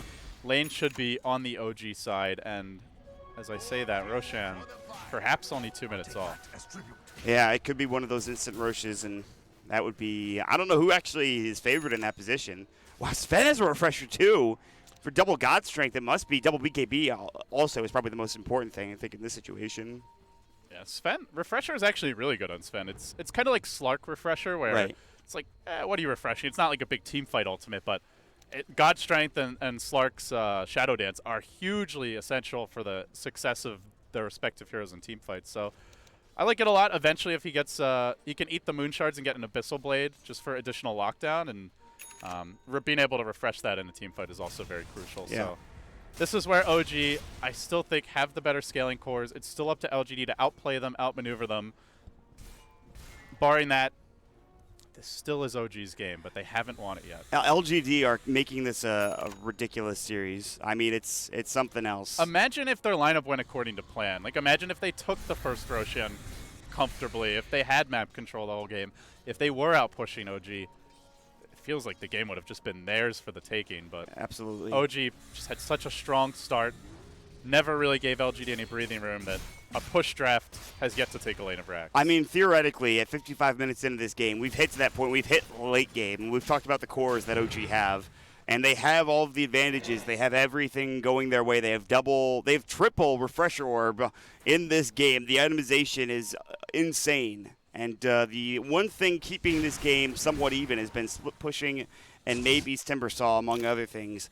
Not to mention Xiaohui's insane play on the Batrider, but with that, we are going to see a 1-minute Roshan respawn now. So it's going to be that 9-minute Rosh respawn as we saw before, and we'll see how it turns out this time around. We're almost at that point where Aegis kind of falls off for carries, because if you have the Aegis, that means you're not really 6-slotted. And yeah, you're missing an item. Especially for heroes that can't carry Moon Shards, it can hurt them. But oh no my, that was Invis Rune. There's a gem on for banana. I think they're a little too late, but maybe he's going to get caught. Here we go. No tail pops the BKB refresher. He goes for another Stormhammer. Ravage comes out. Xiaohui has lasso, but MMY. Grave not there in time. Xiaohui's dead. Maybe he's about to go down. Abyssal Blade. It might come all unraveling right now, LD. Maybe down, and it's all up to Aggressy, but there's no way he can fight this whole squad. Blake, stun, a swipe, and down he goes. Everybody on LGD needs to buy back right now. They will not defend without at least 4, ideally 5 heroes. Dazzle will not have the buyback. 30 seconds with at least a 5v4 power play. No Grave. Granted, no Ravages, but they forced out the important ones, Mott, as we will see a total of 2 buybacks here. The Bat Rider and the Lycan. Those are heroes that need to be continuing to acquire new items. I like They this will play not be from doing OG. that. They're baiting. They said, okay, we're going to go to Roche. LGD, that's probably what they're thinking. But no, Miracle just waits and he goes right onto Xiao 8, dieback instantly. And now it's pretty much up to Maybe and Aggressive at this point. And we'll see if OG can finish this game off in the next 70 seconds. Notel with a very fortuitous Invis rune. And LGD did not have the Gem Bearer in position to scout him out. Had they seen him first, if Ogre was a little bit farther forward, they probably kill Notel before Tide gets in range, before Elder Titan gets there, and it's a totally different fight. But instead, Notel scouts it out. Moon gets the 4-hero quad Ravage, just crushing them, gets it off twice, and that's pretty much the fight. So OG now in commanding lead, a backup spiking towards a 20,000 gold lead. There's your Dagon 5, but it feels like it may well be too little, too late. The Zap will do some nice damage. He's going to go in already onto Miracle. You can see it hexed up as well. The False Promise comes through. Again, he doesn't have that Aegis. Remember, there's no Ravages. They can force the fight here a bit. Aggressive caught out. Now cleaved down. There's the Abyssal Blade. Earth Splitter 1 is coming through. Do they have the second one? No, not yet. Grave is up and Aggressive will stay alive, but BKB and Shapeshift will be down. More. Keep an eye on Maybe with the Dagon 5. Anytime a hero gets low, he can finish them off. He's going to zap Moon again. Cheese is available. He does get stunned mid-chain, though. He got bashed up. The Omni Slash, the Grave again there in time for MY, but now the stop comes out. Can he get away? The blink forward, he's so low, and they will take him down. Looking no for buyback. more. Diving towards the well. Moon gets dragged, but it's not all the way. Xiao 8 didn't quite have the range on that. And LGD unable to take the 2-0. A back-and-back brawl of a series. OG will clinch game 2. 1-1 the score. This was a very tight series. That was like a almost 2-hour series that was tense all the way through. Every single part of that series was high-quality Dota with very few mistakes. And where there were capitalizations from the other side. Whether it was LGD in the first game or OG in the second game, there were plenty of amazing, outstanding plays to be made. And any team, any person or personality that thought LGD was going to play poorly because they have Banana instead of September, at least right now, they are incorrect in that statement. Yeah, remember, for those just joining us, for those who aren't that familiar with LGD, Banana is a sub for LGD. He is their coach. He has not played on the official roster in, I don't think he's played in any officials for like over a year. This was his first official series. Yeah, he scrimmed with the team. Yes, he is a TI4 champion, but it's been a long time since he's been officially competing against the likes of OG. So I'm still, overall, I consider this a win for LGD, taking a game off OG in what promises to be a very intense group. OG, they salvaged the series, but they can't be happy even dropping a game to LGD, dropping a game to a team with a relatively last-minute stand-in. They are the favorites in this group. They showed that they could close it out, but they're going to need to play better moving forward. Definitely. And we are going to be watching OG for what is the rest of the day, at least for their games. OG is coming up next with, of course, Alliance as the next series, and then EG to round out their day of Dota 2. So here at TI6LD, some great games. And with that, I think we'll be done here on stream number 2. And we'll see you guys in just a little bit for stream number 1, OG versus Alliance.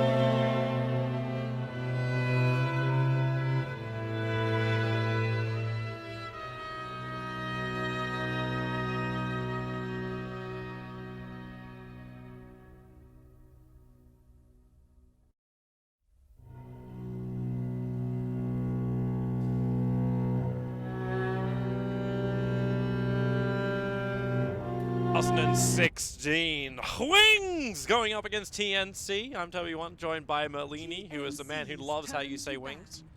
Hi, Merlini. Are you looking forward to watching some Jimmy Dota? Yes. That's Classic Jimmy versus Wings. I haven't actually had a chance to cast Jimmy in a very long time. And just to explain to everyone out there who Jimmy is Demon. He is the inventor of the meme Classic Jimmy, because only ever Jimmy would do such a thing. And he's playing for TNC, a team which I think a lot of people are looking at TNC and going, I don't know if these guys are really going to get that far. They're in the bottom 4 predictions of most of our analysts here. Do you think they have what it takes to bring down Wings? We just got to watch a full series of Wings versus EG. They came out on top of the qualifiers. You have to have high They hopes win. for all of those teams that came out top in the qualifiers. Dude, I have high hopes for every. This is actually one of the most positive mindsets I've ever had coming into a TI. It's crazy. I'm actually looking forward. I'm hoping every game is going to be amazing. Look at the other qualifier winners. Yeah. Really good. Like when you Wings. look at the European, and Escape is actually the team which comes through in 3rd position. You're like, man, these guys, yeah, it's good. Yeah. Yeah. The depth of Dota teams is wonderful. Keep growing, keep growing. And we'll see how Wings will go after what was a little bit of an unsettling game 2 up against EG. You mean Pudgerific?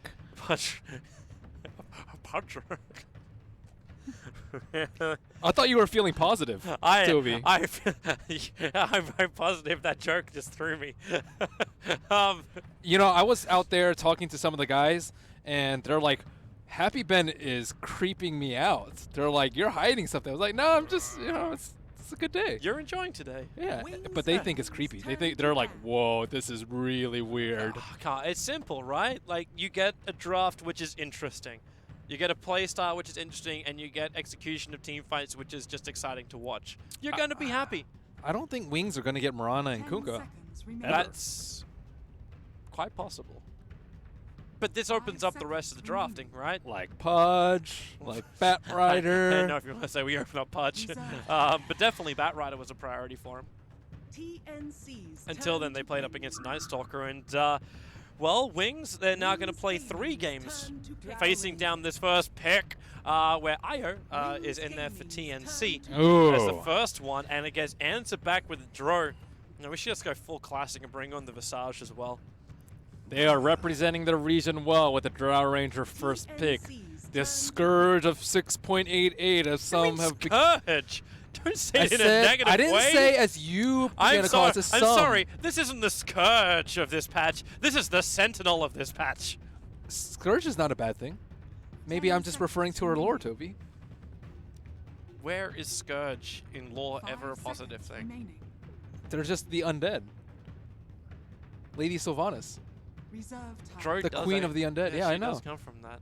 Right. Yeah, I always got in trouble for that because people are like, man, you're like an undead chick.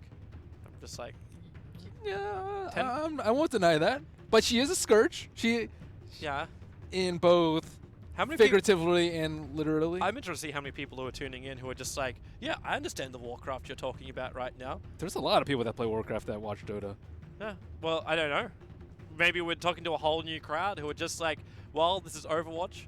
Technically, we had Roadhog in our last series. Let's not go there, Toby. But the lore is very interesting. If you want to look up the lore or look at the Dota 1 lore, all of it is, it's a good read. They need like a Dota book or a Dota movie. You don't need a book. You need story time with Slacks. He knows the lore back to front. I still find Joe Ranger's lore very, very boring, though. Like, it was literally the story of the ugly duckling. She turned into a swan. You mean, don't you mean figuratively?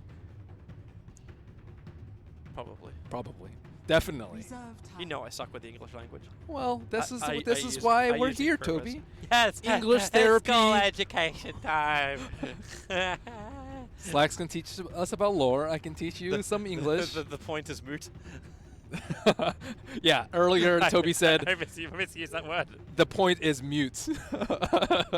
And Nahas quickly corrected him. It Yes. is his birthday, so make sure you celebrate. Yeah, happy birthday, Nahaz. He turned a beautiful young 60 today. You know, everyone makes an age joke. It gets old at some point.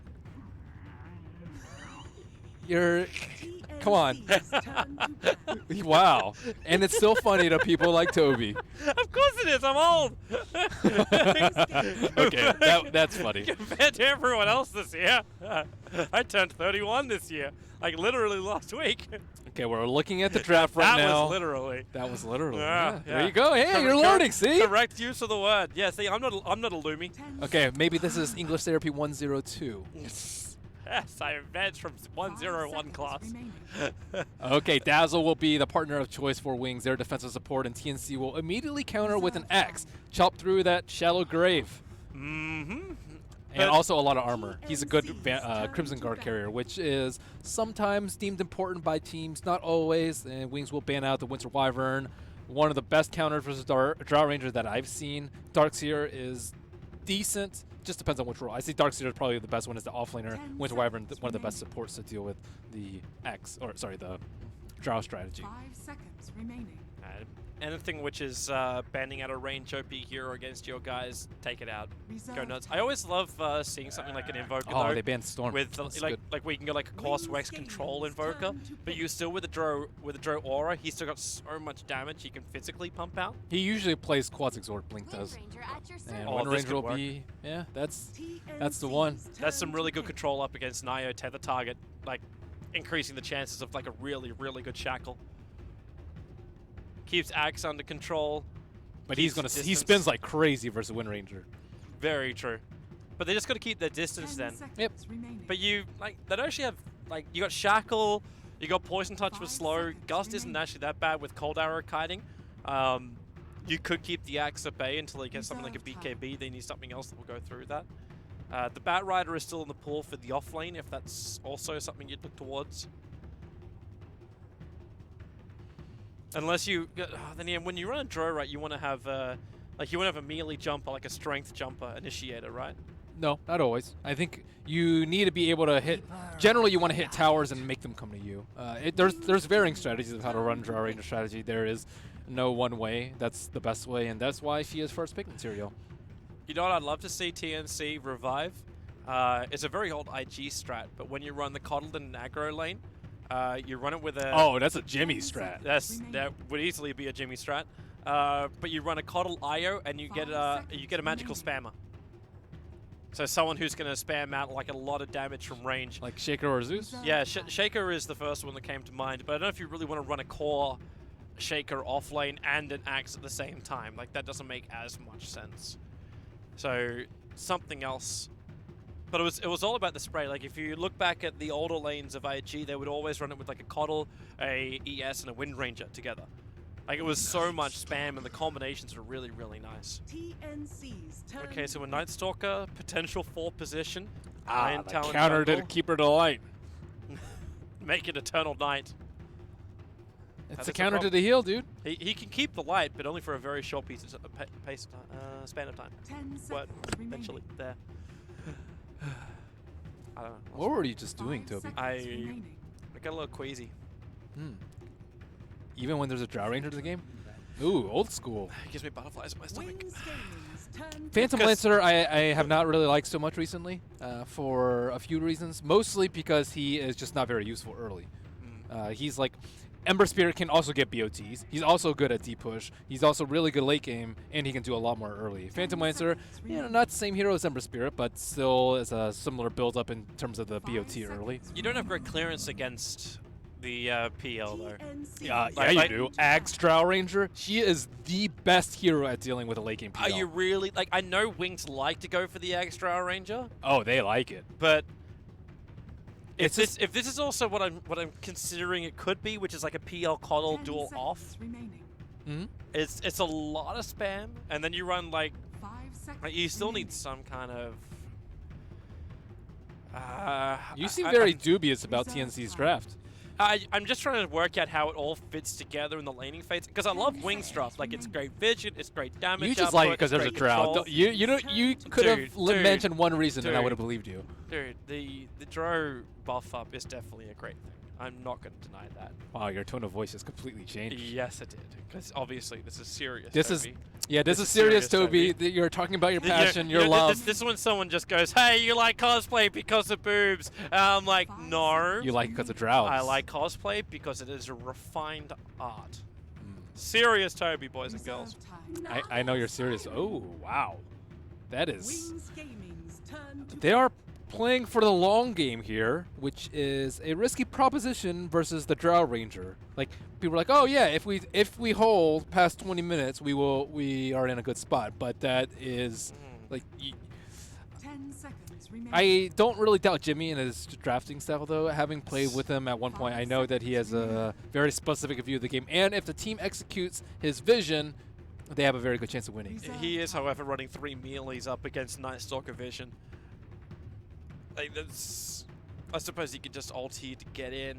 Drow strat, though, man. Yeah, like they don't have great counter push apart from the Coddle. The Illusions of Naga will do more once they go to Radiance, but that's if you get to that point. And then how do you actually win the laning phase? Like right now, Wings could even just change this up a little bit and push the Drow into the mid. Get us some really early levels, because I'm assuming it's going to be either the Naga in the mid or an IO Axe.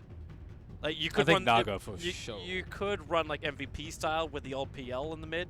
I think they just lose all their lanes, though. Yeah, Like, it looks weak, right? yeah, it looks very weak. Maybe a Night Stalker will jungle, though, and free up a little bit of space for them. Okay, now there's...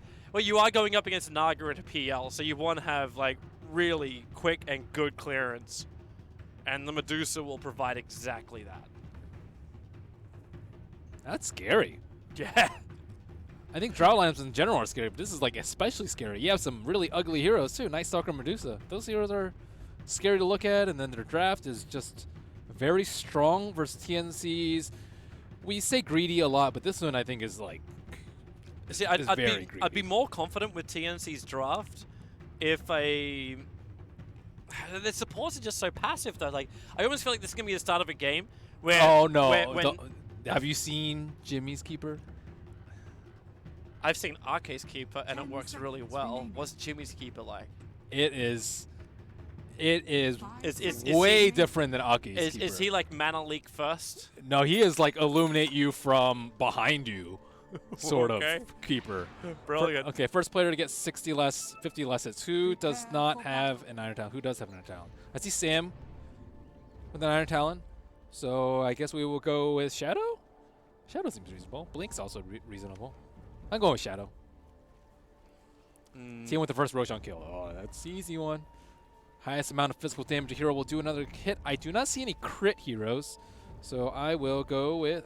you know, I actually thought for a brief second that Naga had crit because of the old Naga. I briefly glanced. I was like, oh, no, she does not. So highest amount of physical damage in one hit. There could be a rapier in this game, though. You could get like, well, do you get Daedalus at all on Wind Ranger from Wings? Oh, you do actually. So with the buff up as well, like I would lean towards that. But But it's, it'd still only be like 500 max, and that's with a double damage rune. 30 seconds to battle. Yeah, I'm actually gonna say she's gonna get herself a double damage rune and go that way. I'm going 0 to 500. Total number of I- player deaths by 10. I really want to say 0 to 5. I'm going to say 6 or 10. 6 or 10 just seems safer. It seems safer. I'm just... Yeah, I got a feeling this is going to be a very, very passive start to the game. So I'll lock in with 0 to 5. It looks like it looks like a defensive lane. 2 sentries. Keeper of the Light's going to make sure he gets his jungle. Make sure they get the mid ward. And, well, there's your first Okay, runes. have you There's, seen his keeper? Mana Leak to start with. Faith. He'll have to wait this one out. He's still got a Fairy Fire available. Already consumed up his wind run. Has to cut through the tree line to get his way out. And that's going to be first blood spilt in 15 seconds. The Naga Siren got there in time as well to get the last hit. So life just got a hell of a lot better for him. And it will be a Naga plus IO lane in the mid. And that up against the Medusa. What do we get then down that bottom? So Shadow gets a complete bare lane. Get For- that for the 50 drone. CS, buddy. Okay, this is such a... Like, up against Timber Souls, I can see this working harder. Demon, all right. Faith actually does some decent damage to him. However, Wind runs on cooldown, and Cuckoo's done enough. Demon jukes it around the tree lines. Ice trying to catch up to the Keeper of the Light. Now Faith burning up the south. It will get cancelled, but Demon hits the creep wave. He's going to die in the tree lines. Nothing can prevent this. I miss watching Jimmy. This is just Jimmy in a nutshell.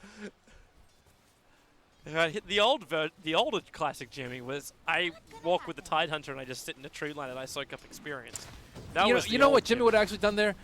Or what he should have done is drop a tree behind him so that no one could have followed him. He still hasn't gotten used to the Iron Branch tree drops. Very true. He still would have died because Ice was rotating around the front. Yeah, maybe he So just didn't want to waste that 50 gold.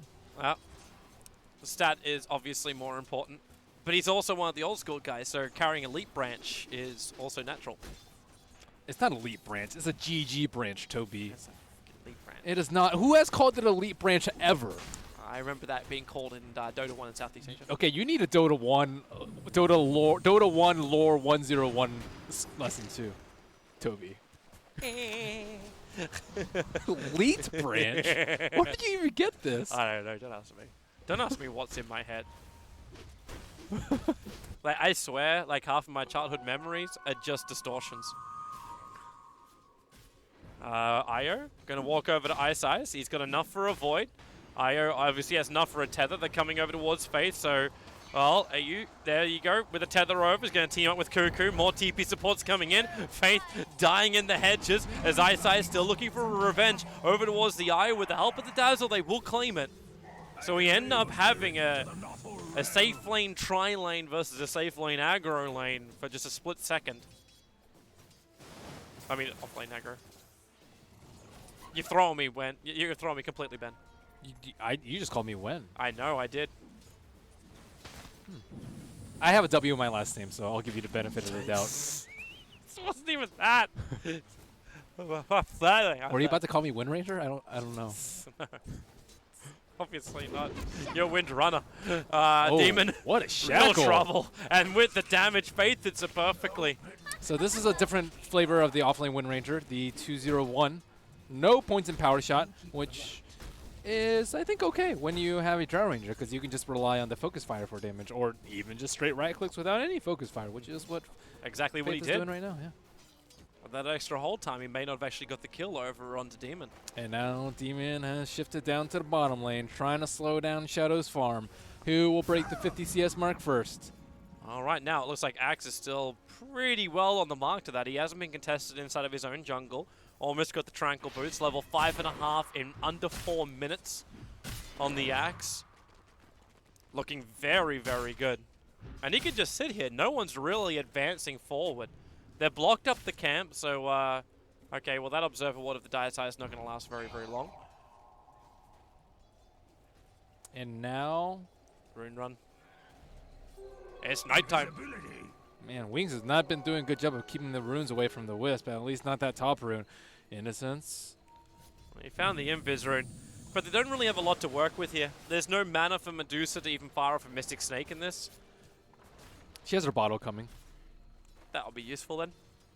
Innocence maybe looking for a chicken sniper, or actually maybe looking to kill a low HP X, but little does he know that X is alive and healthy. Maybe looking for a free Tranquils on the ground. That is always something that you have to consider when playing versus an Axe, but he does not have Tranquils yet, at least not in his inventory. You have to wait a little bit longer for it.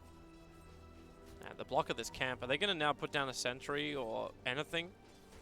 Oh, They go have- for they a have- chicken snipe there. That was. He only got one hit. It would take 4 hits for him to kill that. Dire's bottom Oh. tower is under attack. Confidence. Now they can actually find the Axe. They've already used their stun, however, so the Shadow Wave heal. Oh, that was close, but not close enough for Wings to find the kill. And that was very smart of him to have a TP on for him that entire time. And I must say TNC is doing quite well in this early game. Drow Ranger not really having the impact that you would hope for with the Drow Ranger aura in this early game. Mostly because of the Axe farming a ton. Life's about to become a lot easier for Shadow, and this is where you'll see him crack his 50 CS a lot quicker. Primarily, he'll hit level 6. So everybody gets a buff. You get a buff, and you get a buff. Everybody gets a buff. Are you Oprah now? I would be Oprah if I was Dro. There's level 6 up. Axe going to try and have a run at this one. He does have level 6, so Shallow Grave will not be enough to save Shadow, but there's 2 points up in the Shadow wave, and that's going to give Draw Range a lot to fight with, not to mention the Cold Irish. She doesn't even need a move to do this, and they're fighting her when she's got so much bonus damage. Jimmy. Demon into the tree line. He'll go down as well. The Shadow wave from Innocence will do the work, and what a great time to rotate. You lose 2 heroes like this. Creep wave's kicking in. Faith's already here with Focus Fire. That tier 1 tower and bottom lane should die straight after. And another rune goes the way of the IO. A haste rune this time, helping the Naga sustain. And looking for that, the twofer. Look at the damage output. They got to fortify. Delay a little bit of the time, but Focus Fire lasts for so long, the fortification doesn't really slow down much. Come on, Shadow. Get that last 7 CS. He'll get there, man. Radiant's top tower is under attack. Tower actually counts as CS. Nice. Let's see what Cuckoo's going for. Looks like he's saving up a lot of gold. Early BOTs may not be the best choice this game because he does have a recall available to him as well as a relocate, but it is the standard for PLs nowadays. Although early defusal, I don't think he could go wrong with. That would be pretty good. And they need someone to get through the Medusa shield. Yep, that they do. That will be a very big help. I think it also helps kill the Wind Ranger. Oops. Come on. I freaked out Corral because 2 hits. I freaked out because I heard the axe. I'm like, Oh, what the hell is Naga's this? going to get it. Oh, no, Naga, no. Miss. Oh, no. We are incorrect on predictions. How did Naga get so much CS, though? That Iron Talon. It could be Iron Talon. It could have also been farming inside the jungle. If I don't know if she had Illusion up there or not. If they burned Axe it, has burned it mostly through a been in couple the of jungle, stacks. though. Yeah. Axe has a lot of farm on him too. What is Wind Ranger going for with this Ring of Regen? Mech? Force? Force? Force not so great up against like. It's old school build, though. It is. I think it might be Mech. Mech seems more likely, given that they want to push it in the game early. I don't think you want to go late game versus PL and Naga. They don't really have a good mech carrier as well, do Dire's they? bottom Like tower you is do have a lot of under heal attack. coming in from the Dazzle, but then that's relying on Dazzle getting a lot of money. But Innocence has managed to pick up 2 kills so far. Oh, Shackle comes out on a Cuckoo. Focus Fire to follow. Doppelganger up. Ice tries to know which one's the real one. Of course, Cuckoo, the furthest one away from him. They find the kill, the call. They were both far enough away. The mana leak, Ice will have to take the stun. He's still got 5 stick charges up his sleeve, which he can trigger and just get himself out. Or he can just get himself out the old-fashioned way. Nice. AKA run it, leg it, shadow wave damage. A little bit too much for the Axe to deal with because he walked at the middle of the creep wave. That was nice positioning by Faith right there. They were trying to go for the Cole onto the Night Stalker, but because of the Wind Ranger's positioning, the X could not run south to the tree line. Very smart. This guy should just be a casual ring as well for the Wind Ranger. Just saying, like, he can get the 4 stuff later and just hold a casual ring. It's something which Dendi used to do with his off lanes, except he would buy the full Ring of Health when it was available there. He's like, I just needed it, so I got it. That's true. I was considering maybe you get like a Lotus Orb to deal with the mana leak in this situation, but I don't think it's enough to warrant it. And the T1s will start falling. You see that illuminate from Jimmy? That's Yeah. yeah. He hits Innocence nice and hard. But he also reveals the fact that he's up there. They're like, okay, maybe we should have a look. TP only now comes off cooldown, and the damage from Shadow will be more than enough, so Demon accepts his death. He just stays there? I thought he was just going to go into trees and TP. His TP was on cooldown. Yeah, but it just cooled down, though. Yeah, he could have technically run in deeper, and they wouldn't have had a stun for him, They're actually. pinging out on Raven, but... It's just Ice saying hello. While it's daytime, he's not really interested in this. He's just trying to zone him out. Like, why would you... Like, you're so good with wings lineup. You can attack on every single front. The Medusa's getting so much farm in mid too, and you're about to take out the tier 1 tower. This is the okay. Every coin helps.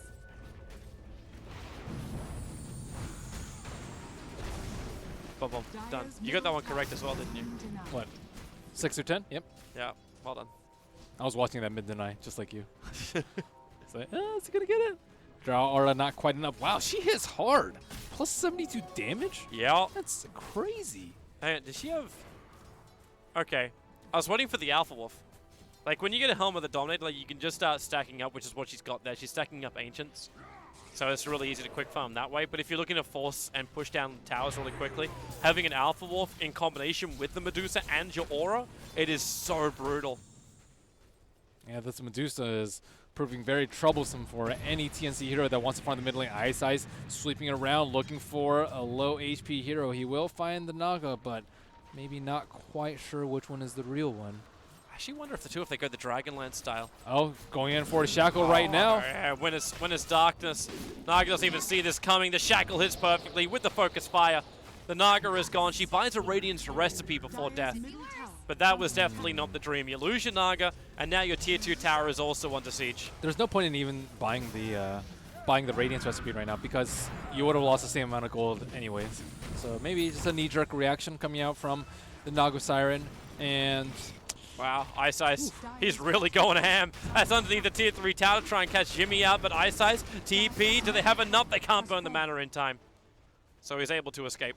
that's the way you deal with Keeper of Light. You run at him and make sure that he can't just sit behind the tower and just channel his little beam of light. And you'll see Clockwork, Slarks, Night Stalkers, Life Stealers, these sort of heroes just run at you past the T2 or T3 or wherever it may be. Spirit Breaker. A hero we have not seen so far. Oh, he'll be picked. You know Eventually. why? Wings picks him. Cling. With a Darkseer. With a Darkseer? Should be with Darkseer. SB and Darkseer are just so much fun to watch. Shadow's now taking the ancient stack of TNC after he did it himself. All the money in the world coming in for the draw. And is it the... No, he's actually going to go Shadowblade. It's a Shadowblade draw. No quick ags on Shadow. No Dragonlance as well on Shadow. Because I was waiting for the double Dragonlances with Medusa as well as Drow. As I don't want to say Wind Ranger as well. But they could easily take There's high smoke ground. from behind. I think it's because they want to find out the Naga. Shadowblade is like imperative, I think, when you want to catch out a Naga. Blink is not enough. Radiance Burn will whittle you down and stop your Blink Dagger and give you vision. Well, Demon's going to illuminate through the Medusa. Minimal damage. The Dazzle still sitting behind him. She has drums. Like, they're waiting for them to go on to Blink. Wings again, back to what they did in Game Number 1 up against EG, just reading the movements of their opponents really well. Their Observer Wards also, like they know what they're up against on the top lane. Ice Ice is pushing the top tower too. Just seems like a little bit too easy. Well, there's a relocate coming in. Ice Oh, he Ice. misses the Blink. That's troublesome. The charge. Ice Ice getting mana leaked up. He won't survive through this one. He's looking for revenge on Io. He will not be able to claim it, but that was not the easiest execution for TNC. And they relocate the West back down to the bottom lane. He's at critical HP though. We'll get a little bit of a boost with the bottle charges. That gives a little bit to Raven, then TP's home. So at least means they can come from behind and cause some problems for the Medusa. But she seems very, very comfortable with her position. Yeah, the net worth is getting out of control for Wings just slightly at this point. Naga Siren's kind of farmed, but with all these towers, with Roche pretty available for Wings at the moment, I don't know how much time TNC's going to get this Look game. at Shadow. Gets in close. Arrow first, straight into the gust. The damage output won't be enough thanks to Demon being here. Gives a blinding light. They still want to chase it a little bit further, but now a little bit too deep. A double call. Return from Max. Innocence down with dunk number 1. They look for Shadow. The gust back. Was it enough space? Nope. There's dunk number 2. Yep, he got level 11 off of that, and that will be enough to call him. Without the level 11, might have been a little bit close, but Demon being in the right place at the right time, that blinding light saving the Phantom Lancer from certain death. And now they can try and push into the tier 1 tower on top. Meanwhile, Wings plan for the long game. A Hand of Midas is now flowing in for Faith. So this Wind Ranger really wants to have some big items, some big levels later on. Looks like Medusa as well, preparing for a little bit more late. Got Yasha. Oh, she always prepares late. Yeah, true. I just think, like, when you have a Drow Ranger, like, you always lean towards, like, well, when are they going to push between that 25 to 30-minute mark, if not a little bit earlier? With their other two cores, they're completely okay. And I think what's more important is that they're able to farm out both Ancients at the moment. Demon looking to change that, though, with an Observer Ward on that high ground. They put down 2 on either side. Innocence walks in.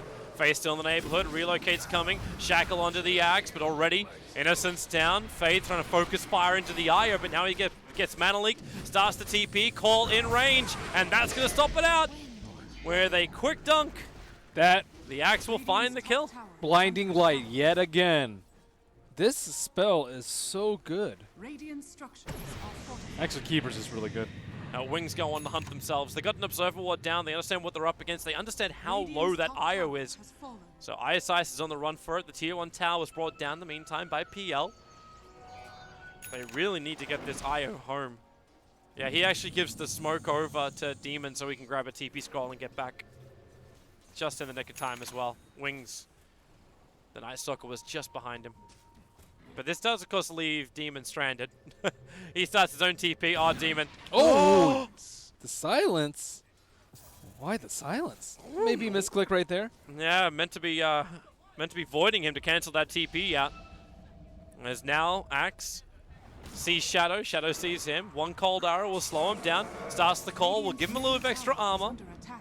And that's the Radiance, an early Radiance coming up from TNC 16 and a half Dire's minutes in. top tower is And under PL attack. slowly getting there. He's gone for the diffusal first. And now they actually have a lot of damage and can deal with the push. We see a Dire's smoke structures coming are out from fortified. Axe and Keeper of the Light, Dire's top tower looking is to under assault attack. these heroes on the top lane. Well, they're going to find one again. It's going to be Innocence caught out. This will be his 3rd death of the game.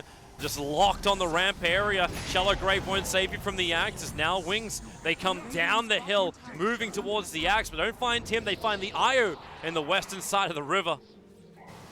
Some heavy, heavy damage arriving from Wings. Yep. Try for the relocate out, Radiant structures are but that Shadow Blade pop damage is too much. Cuckoo's going to take the bottom tower in the meantime. Faith looking for a denial, not going to get it. Shackle actually connects on the PL. Doesn't have a lot to fight with, but with the extra help from the Drow Ranger and the Gust. Has he got it? Nope, the PL doppelganger's away. Faith's one charges won't keep him alive. That diffusal, though. Immediate diffusal of the Gust. Make sure they can fight the fight another day. Cuckoo, where's the stun? The damage! Oh, Shadow need to attack a little bit earlier. You got that extra damage that comes from the Shadow Blade, but it wasn't enough. Now Song of the Siren preparing on the Medusa. They isolate, they surround, and they dunk. Wings are falling apart. They had a pretty sizable net worth lead, but they didn't actually go for the normal Drow trajectory. Normally, you do Roche, you push some more towers, but they went for the Shadow Blade ganks around the map, and TNC were more than prepared despite it being relatively revealed. And now TNC hit that wonderful point where the Naga can be useful. It doesn't mean that TNC win this game by any stretch. We still have to say It's time for Axe Maelstrom. yeah, this is the nice way for Drow Ranger to head. You get some good clearance. The high ground defense from Wings is unbelievable if you can get that Ags up as well. Like, they can just clear everything. They got good vision. Their mid game is wonderful. Transition to late game with the Medusa is also really, really good. TNC split push is by far superior with the Naga and the PL. And They got Coddle. some good junk. Yeah, and the Coddle with the recall. So both teams have so much to work with. This game isn't going to be over for a very long time at this rate. Well, they're looking for a smoke right now, but Y actually does not have his medallion in his inventory. It is just in the stash, which could prove to be very problematic if they walk into the scan and They're on just the edge. narrowly miss. They're on the edge. If they did go right in for Roshan, they would have hit that scan. But now, with the move of the Shadow Blade, they get a little bit of vision. They see the Axe, they see the Naga. Oh, that is not the way to initiate. Yeah. But Now at they can't do least- Roche. They at least get 2 obs and a sentry down, so they'll know if TNC try and come and fight them, if they do still want to go Roshan. Yeah, and the Naga illusions are constantly scouting it out. I don't think they can do it versus the Naga. Keeper is also very annoying. Not only the blinding light, but also the illuminate inside the pit, and of course the sleep is the real kicker. Yeah. How to guarantee Roshan when you got no BKBs against the Naga. Preemptively stone gaze? That's still not going to stop him from grabbing it. It could.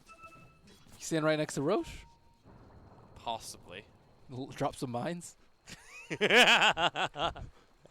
That's going to be our meme, isn't it, from this whole day? Why? Yeah, if you had a Techie's keg in there.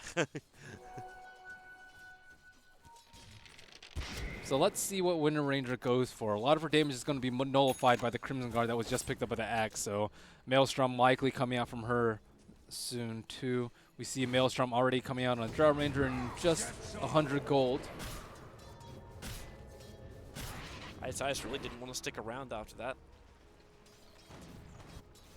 Like, misinitiation from the axe, instantly bails out. Just keep creating more and more space. This Naga Siren's getting a lot of money. The Mana Style is on its way for the Naga. When I say on its way, still being constructed. Thanks, Toby. Yeah. Demon. I should clarify that when you've got not even a full Yasha. Demon is looking for some plays over here with the recall, trying to set up. Oh, behind the lines as well, but Ice Ice is here. They got more support. It'll be the Medusa to turn. The Stone Gaze will now come on. They got a lot of heroes here. The Dunk, it was a fraction of a second too early. Song of the Siren stops the fun. As Ice Ice has to wait, the Illuminate will not get the kill. Now Ice Ice, yep, one quick glance, Shadow will arrive. The Axe gets the call, pulling Shadow outside of his invis, has to custom back, and Medusa still in way too deep. Pops the Mana Style, tries to break free, but he's just got to stand his ground. The split shot basically reducing the damage to the rest of TNC. They can all tank it as a team. Axe will get the call, and that'll hold Medusa there just long enough. There's no Culling Blade, so Shallow Grave does keep the Medusa up longer, as Axe for some reason decided to go 1-on-4 underneath that tier 2 tower. Cuckoo as well, going after Shadow so low! They're barely surviving. Wow, he gets wrong twice. 1 out of 3 chance, then 1 out of 2 chance, and did not get the kill on Cuckoo. Now he's at full HP, and TNC are running them down. They're using the Song of the Siren very, very well. It is, I think, one of the best counters to Medusa Stone Gaze. Like, okay, I'm petrified, but you can't do anything. And Medusa almost never builds BKB, so it is a fine. So she might consider building BKB this game, though, because she is up against a PL and Naga, 2 Diffusal carriers, as well as Mana Leak. But at this rate, with the strength of PL and the Medusa and the Naga's going to hit, he's probably going to need a hell of a lot more damage. They need Ags and Maelstroms.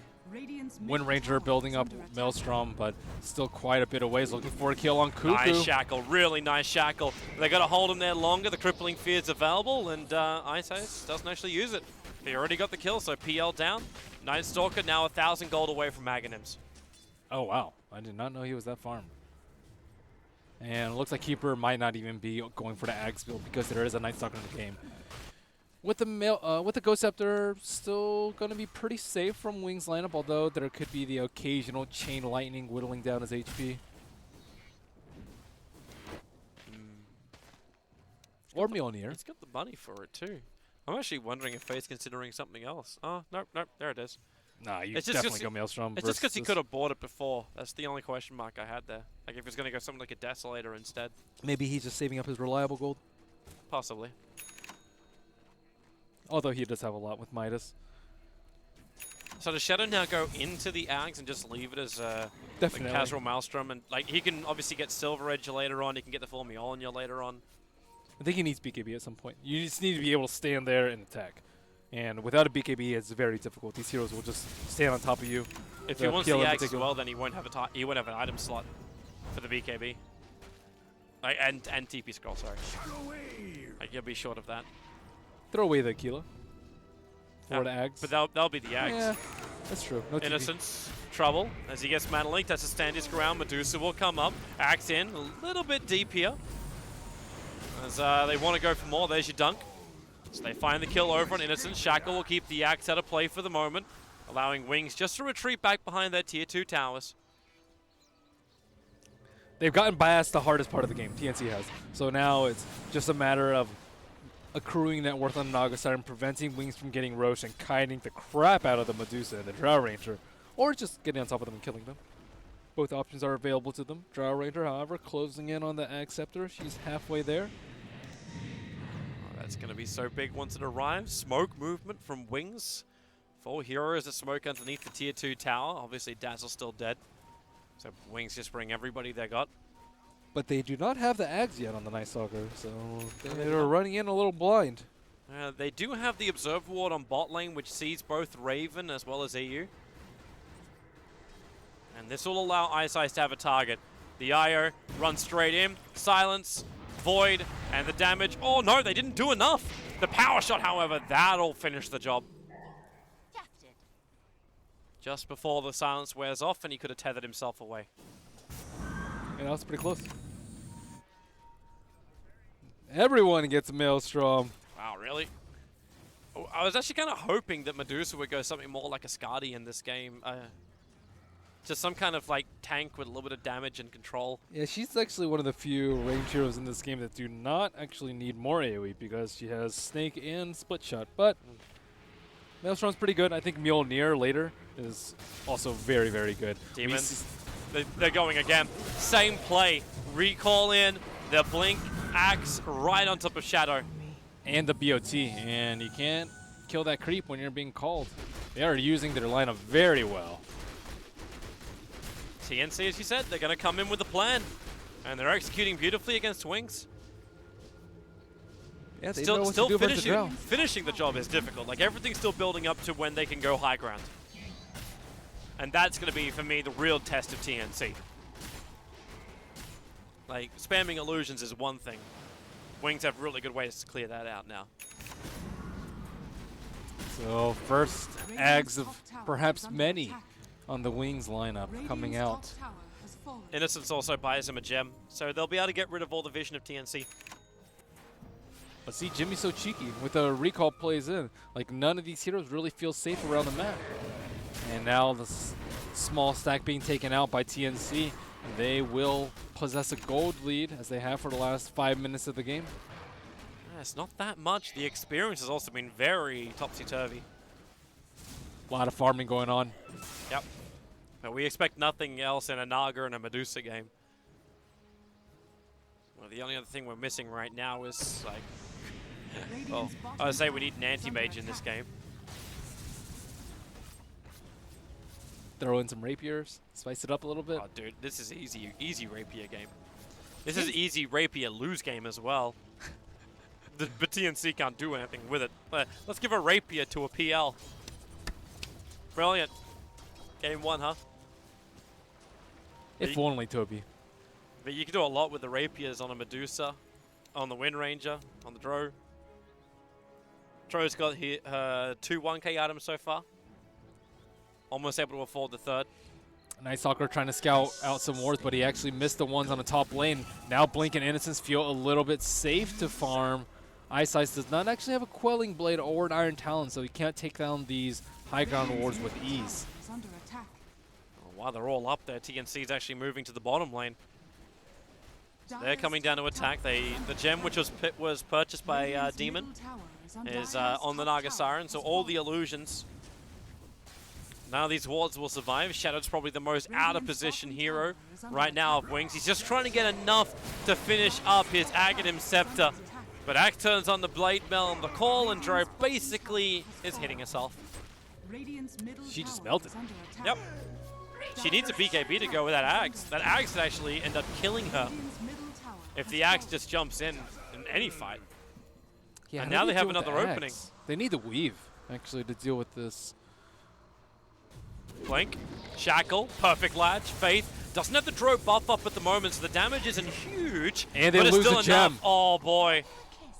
Yeah, they lost the fresh gem, and now they may even lose their Ire.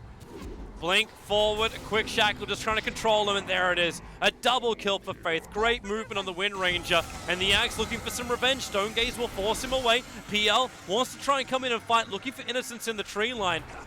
And with the weave kicking in, the PL's got to be a little careful. Can't run away from the Ags. Or can he? Yeah, he can. They have 2 gems, though, up on Night Stalker. Wings will let him go. Ice can just put that gem back at base, hold on to one for a rainy day. It also means that TNC can't buy a gem for a very long time. They need more armor.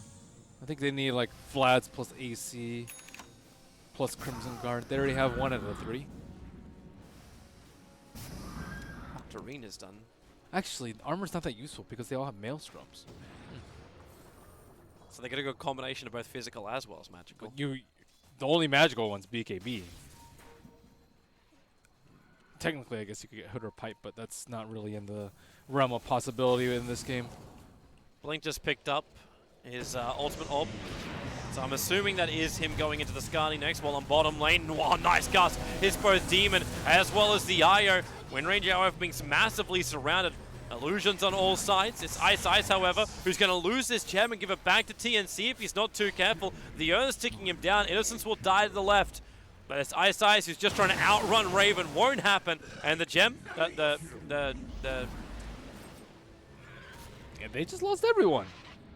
PL just running them down, not really controlled by anyone, did not have enough mana to cast a Stone Gaze, and I must say that Axe is playing phenomenally this game. And a lot of it is due to Demon recalling him into good situations. They're setting up nicely, and he's ready for it. They pick their fights well. And so the push comes in. He still doesn't have the Axe completed on the Drown Ranger. That's absurd. How they can just push high ground now. But they can, and because he spent the money on these items, there is no buyback. So the tier 3 tower's under attack. Shadow's just trying to get rid of the creep wave on the bottom lane first. Blink, Axe, he's found Innocence. The Shackle, it latches up, but only to a Naga illusion, not a real one. But they're keeping the Axe away so he can't Culling Blade. Innocence needs to get back to the fountain, but he just can't reach it. The Naga burn will find that kill. The relocate was also on that spot, so it took Axe all the way home. 2 seconds, 1 second. Let's go back to the Radiant side of the base. The IO's able to get back to safety, but that call holding Faith in position. Good Shackle holding PL back, but once again, they're losing too many cores. The Wind Ranger is buying back, and at this point, she has to use it. They're losing too many heroes here, Wings, not to mention their base. Melee and range racks gone. Nice Shackle again onto Cuckoo, but these Shackles, there's just no follow-up. It's like a black hole with no damage at the moment. They lose again. Now the Night Stalker. Run forward. No mana on a Medusa, and GG. They call it. 33 minutes into this game, TNC take game number 1 up against Wings.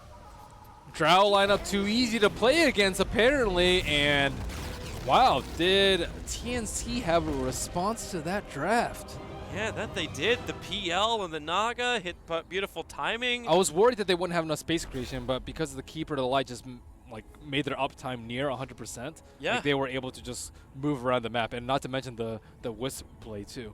It was like if the Axe and the Keeper weren't enough, they would just relocate someone else in, and it would just suddenly be 4-on-1 when initially there was a Keeper to the Light.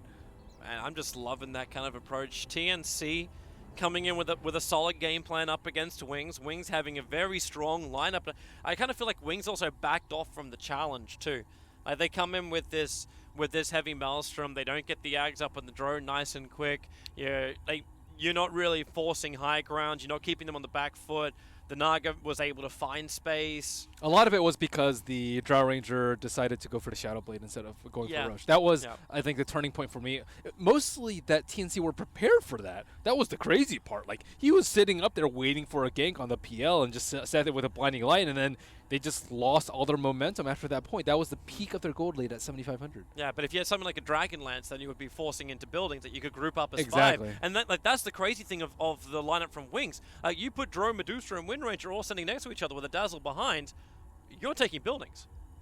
Like, you're not stopping that push. I think they respected the Keeper to Light and the Axe. Like, Blink in the call into a Keeper Blast would be very, very potent.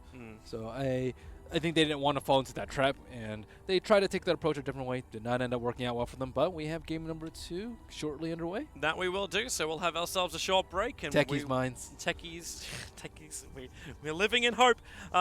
We'll be back for game number 2 after the break.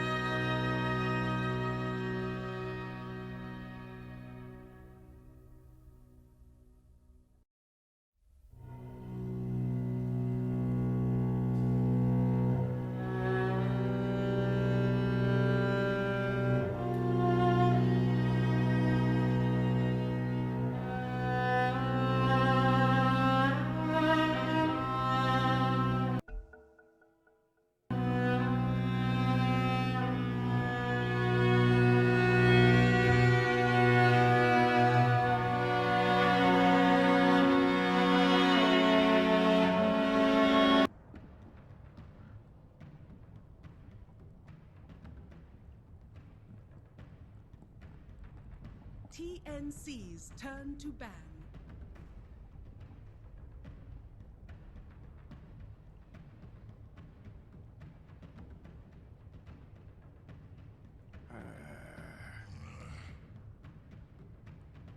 TNC's turn to ban.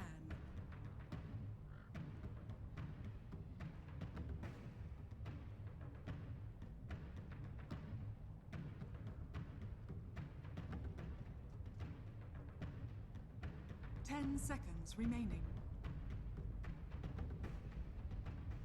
5 seconds remaining. Reserve time.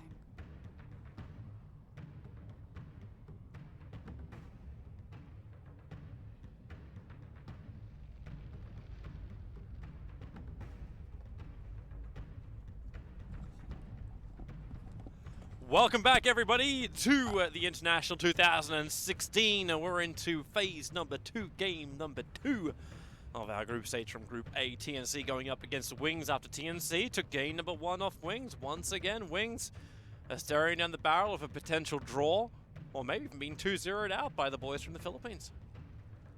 I like the approach of TNC's bans in particular, because I think they were almost certainly watching EG's game and realizing, EG realized after game number 1 that Mirana is a key hero for Wings. And it is, I would say, Blink's top 3 heroes, top 3 being Mirana, Invoker, and Alchemist, in no particular order. But Invoker, Alchemist kind of out of favor, and Mirana is all the rage right now. And they will ban out the Shadow Demon. Yeah, that's an odd thing to take out in the first 2. What else did they ban out in the other? Maybe they're worried about illusion-based heroes. In the last game, hey, you're the one that can switch monitors and see. I see it switch screens. That is unusual. 5 seconds remaining. It also seems like Wings does not handle Wisp very well. From what I've seen, they have, like, it's a first pick Wisp, and it's a, you know, a hero that hasn't really seen too much play recently, but they are getting owned by the Wisp. Oh, okay. Are we actually going to see the... Okay, I was thinking about the last game, and I'm just there, and I'm a little... It was Kunkka. They banned Kunkka. They banned Kunkka? Okay. And I was like, I was a little disappointed the Wings didn't properly commit to a draw style strat. Like, you kind of have this mid-game hybrid draw strat with the Medusa Wind Ranger, but it's because the item builds didn't match the heroes. But now with a VS and a draw, you got a hell of a lot of aura, you got a saving mechanism for when the draw tries to force the issue a little bit harder. The Dazzle was actually useless last game after the first 5 minutes. Like, he had good heal bombs. You picked the Dazzle and then the Axe came. Yeah, but even so, like, the Weave wasn't very useful. Poison Touch was not useful. The heal was not very useful. Like, all these things were just not very useful. I guess a lot of it would be because of the Axe, because the heal doesn't do anything. Like when you pick it up in the first part, you're thinking, I got Poison Touch and I got bonus damage on a support hero who can zone out.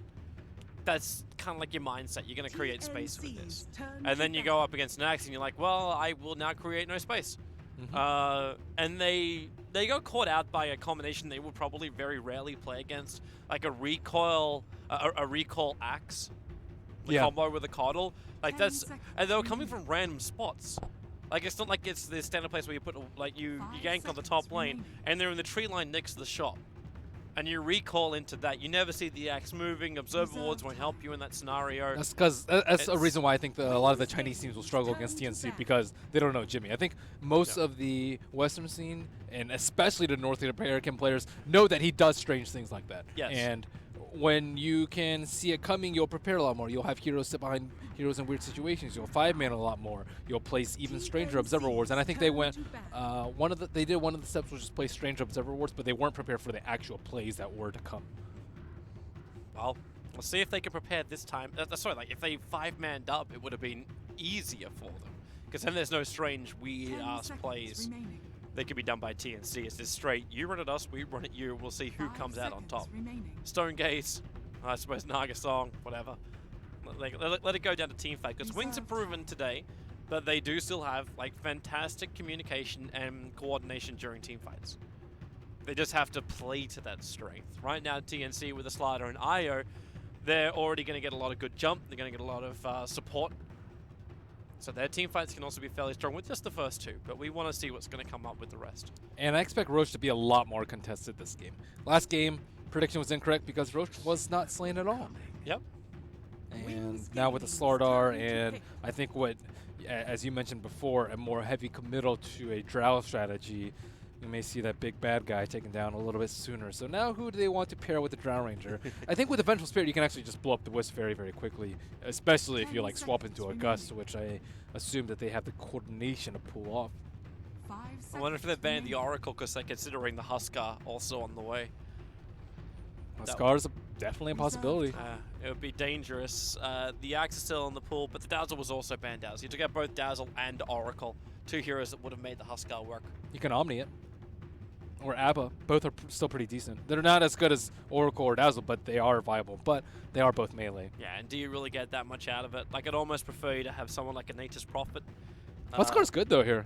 I think Huskar could definitely do well. TNC could also pick Huskar, although maybe Io not the best defensive hero, but certainly a... I'd also worry, too, if you run a Huskar, we could have ourselves like a sub 15-minute game. You get those really early Dragon Lances and just start pushing. Get someone like a Chen, we got like full classic, and get like a minion army push against TNC from Wings. Maybe a Troll, too. Troll, okay. DK, well, we are really classic. DK and Drow is so good together. Especially against Slardar. Man, Pycat kept calling him Slurter during ESL Frankfurt. Now I cannot get that out of my head to save my life. Slurter? He just said it with this like goofy look on his face and just like Slurter. Was he doing it on purpose? Yeah, he was. I was like, Okay. that is the worst pronunciation, or like, and I just can't get it out of my brain now. Wings Gaming's turn to pick. Juggernaut won't normally kill off a DK nice and quick. With a VS on the field too, Omni Slash is not really a guaranteed thing.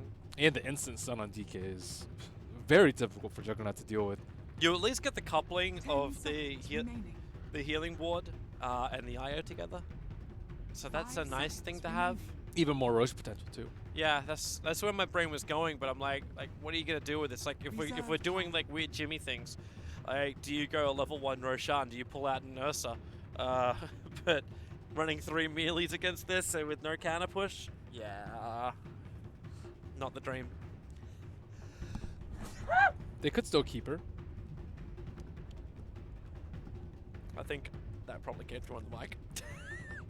I don't have a mute button on my I didn't mic. hear it. You didn't? No. Okay. Because it just pulled a muscle. So let's see what Wings want to do when they want to augment their push. Still could go for... It's all based around armor right now. Armor, physical damage, Roche, power hitting. Sorry, Gust down. Oh, they're going to go for an axe. So they take TNC's hero away from them. They get their own jump in initiation. It could have come from something like a Bat Rider, but they decided to go with a little bit more strength in the form of axe. 10 seconds remaining. Very good hero to deal with the IO and jump him and kill him, isolate 5 him immediately. seconds remaining. And you're up against 2 melee heroes. X is likely going to have a good time in Reserve lane. time. Actually, who am I kidding? He's going to Iron Talon. Why go lane when you could Iron Talon? Definitely go Iron Talon.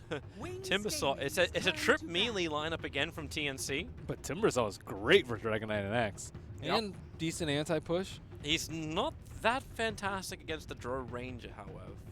Yeah, he seems to die very quickly. Yeah, because you just can't easily 10 escape. seconds Like normally, remaining. like, oh, the more you attack me, the better I can get away. But the Drow Ranger just hits like an absolute 5 truck. seconds remaining. So Timbersaw will have troubles. And Wings, they still have one support open after you pick the Timber. And then this game, like my TNC's brain turn to instantly goes to the Lion. Good mana drain against the Timber. You get your burst damage magical. Good against IO.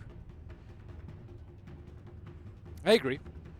The only downside to Lion is it doesn't help that much in the 10 push. seconds Yeah. remaining. And they You- already have you- Dragon Knight for this. For Yeah, the you'd have to disable. have more rotation than anything 5 else. seconds I think they need more remaining. damage.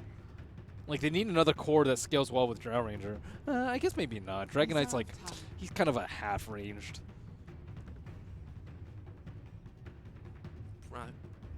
You mean you actually want to like push Axe into like a 4 position? I'm trying to think of what else. Yeah, Axe 4, why not? We see it a lot. You know who would be perfect? Who would be perfect? Marana, but she's banned. Yes. For some reason, I think Troll. Troll just like TNC's comes turn to my mind for some reason. I don't know why. For TNC or No, for Wings? for Wings. I don't know why I keep getting this Troll. I don't think they're gonna. It doesn't fit in their lineup at all. No.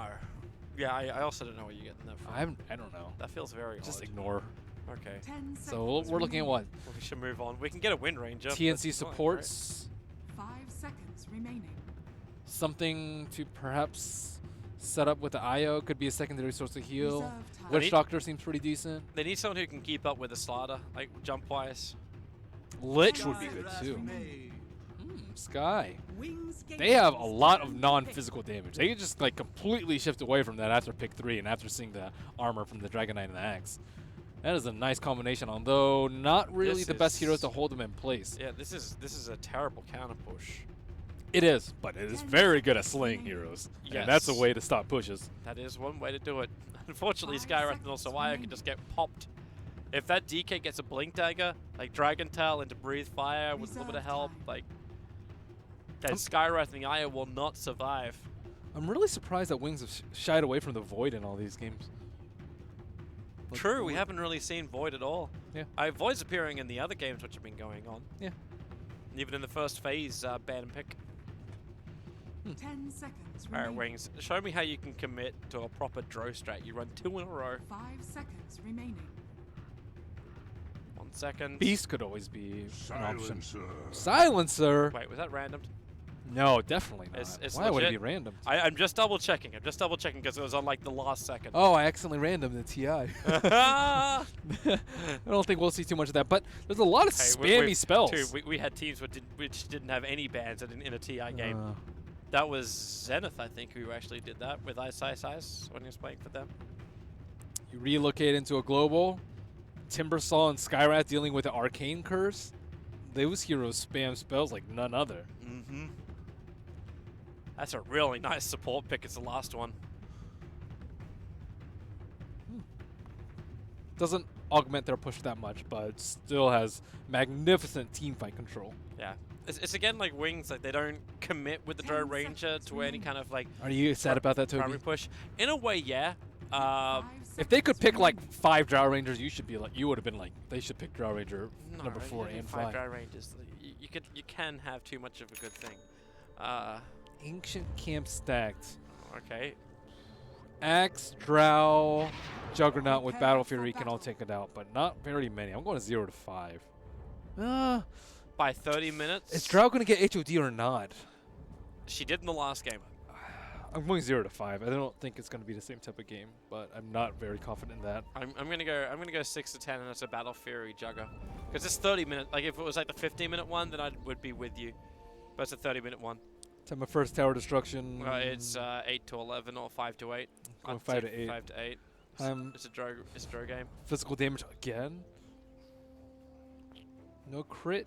Actually, Okay. Juggernaut has crit. It's in 1 hit. I'm going with. There's an amp though. Yeah, 500 to 750. Innocence is now dead, so first blood again. Gets to go the way of TNC. 30 Innocence is just seconds hanging remaining. around. Oh, guys, finish the job. Finish the job up to the hillside. And wait, who are they? Okay, they wanted that on the Timbersaw. Total number of player deaths at game's end. How many do we have in our last one? This looks like a bloodbath. I'm going to 41 to 55, and I'm not confident. I might even go more. 41 to 55 sounds good. Okay, I'm done. Yeah, I'm okay with that. So The TNC, battle nice start. begins. So they'll get the rune into the IO. Looks like he actually bought up a couple of other things before the start, so he doesn't have a straight bottle on the IO. But they're going to run an IO and Timber mid? Or no, IO's going to go down and join the Slider on bottom lane. So they run a Skywrath Timber mid, a safe lane Juggernaut who's uncontested. Innocence will make his way up there now. And Axe will start in the jungle with the Iron Talon. So this could be some really good CS coming in for the VS. Or at least some experience so they can share it out. But the lane in the mid's going to be terrible for a Dragon Knight. It really is. Blink might need to even ferry over another salve. Innocent trying to make his way to the mid lane and deal with these pesky supports. Demon wrapping around to their jungle, maybe trying to look for the axe a little bit. Does have a clarity pop. I think he realized they need to do something about this silencer and Drow on bottom. They can't just let the Drow get a free level 6 and the silencer potentially find some They're kills coming early in. on. So yep, they rotate around. Ice Ice looks to be the main man. The crush will be there. There's no gust, so Ice Ice is most definitely dead. Easy kill. Not in a good position for them. They have a reserve ward in the back, but no eyes on the left side of the map, and TNC off to a hot start. 2 kills already. The Timbers, well, I would say he's shredding up against the DK. But they bring Innocence now down to the bottom lane. So we have tri-lane versus tri-lane. Demon is way too far up. Innocence will get the stun. I don't think Demon realized the VS had come over. And this is a costly kill. Not just because it's a kill going the way of Wings, but every kill is a +2. Yep, and Skywrath is actually one of the heroes that really needs that intelligence. And there's a call, but no Stout Shield quite yet on the axe, and he's also out of reach, and he does have a TP scroll, and will TP out. Will it pick it up? Ooh. Barely. Oh, He spun twice on Raven on that initial call. That's what it actually looked like. At that point, he might even find a kill. Innocence with a haste rune, forcing the IO out.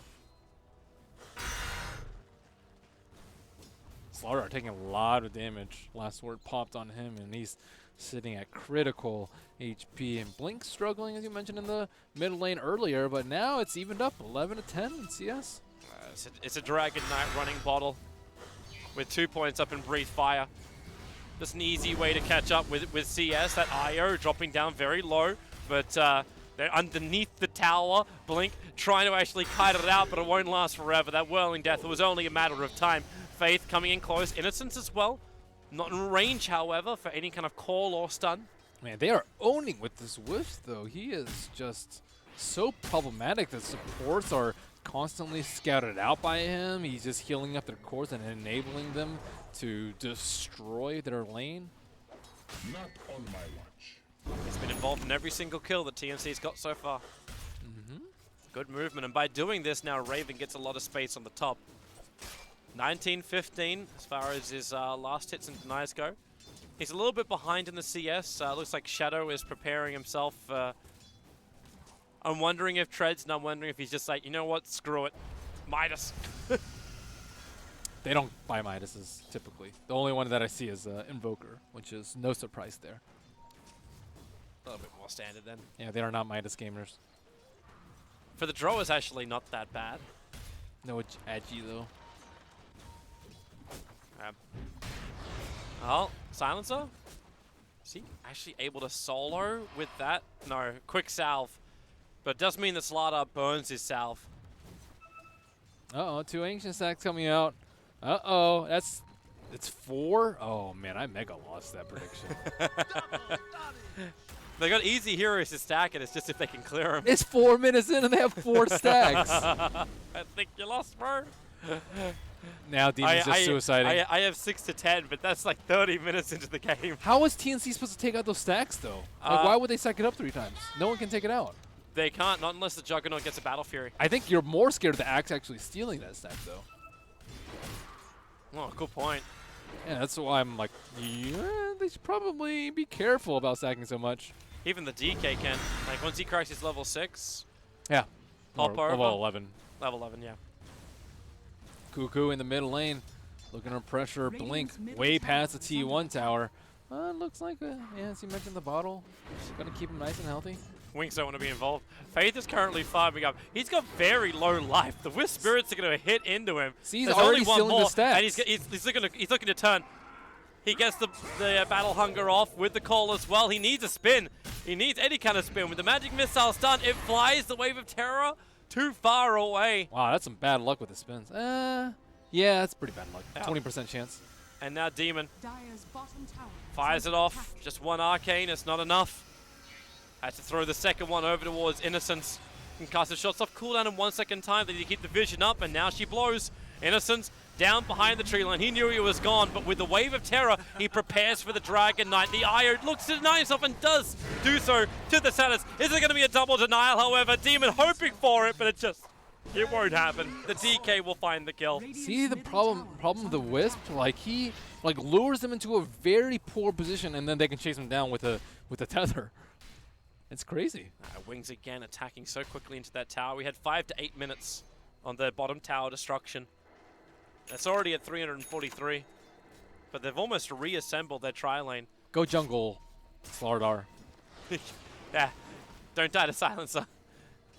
Actually, we see a smoke coming in. Y and Blink trying to wrap around with the tail end of the dragon form. Io responds just a little bit too late. Does tether up, however, after Magic Missile. We force back behind the tower with the dragon form and the breathe fire. It's still not enough. But it's enough to get our prediction right, as with the Dragon Knight and ulti form, they definitely want to bring down that bottom tier 1. Ice. Okay, he's yep. There's no trees there, buddy. Get out of the tower, get out of aggro range. And there goes the tower. Same time, Timberstar's creep skipping out the mid. Face not certain he really wants to be part of this, but when Cuckoo walks into him, gonna try and call and hold him in position a little bit longer. Hoping for some extra support to arrive, but it does not. So Cuckoo turns almost. Wow, what's he got? Like, how many? It's 3 points up in that Whirling Death. He is doing so much damage right now. Well, Wings not really getting off to the hot start yet again. Their laning phase has been their downfall. It looks too easy for TNC to do this. Like, how does Wings go from, like, game number 1 against EG, where they're moving around the map, they seem to know exactly where EG is before EG knows where they are? That's because the Wisp all 4 games versus Wings. Radiant structures are fortified. I think Wisp just changes the game completely in terms of the early game and how you can play. Yeah, see, look, even this moment, like, Shadow's going to TP out in the bottom. This isn't where they were thinking the fight was coming. They thought it was up on top. They Radiant scanned on top of their own secret shop. Radiant's top tower has been denied. Still far cry away from that Blink Dagger on the Axe, and they will get scattered out by that Observer Ward. Ice still struggling to get level 6. Vengeful Spirit only level 3 at the moment, trying to pick up some XP in the middle lane, but Wings still struggling to recover and get any sort of kills early on. Yeah, Jimmy. he denied the rune. That's all that was. That's automatic taunt command though. You never know with Jimmy. It was one of those things where we always thought Moon was like being a dick, like just taunting.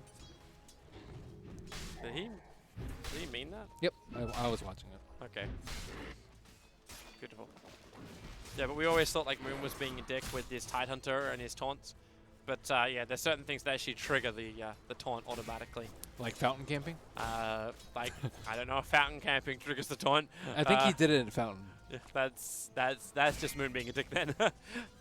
The denying a rune in front of an enemy player, that triggers taunt.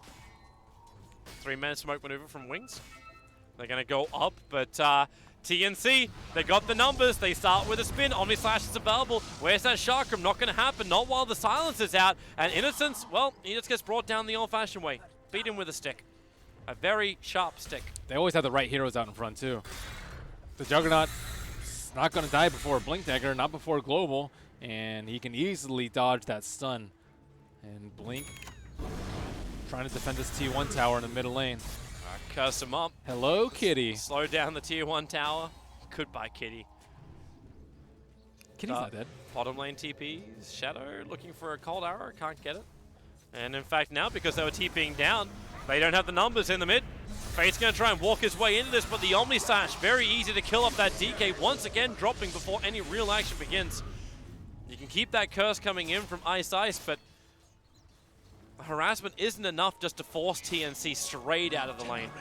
So much sustain coming after them too. Now it's Wisp turn to heal the Juggernaut, and it looks like his T1 will... Slaughter, he's coming in, amplify up the crush. Ice explodes in a flare of purple.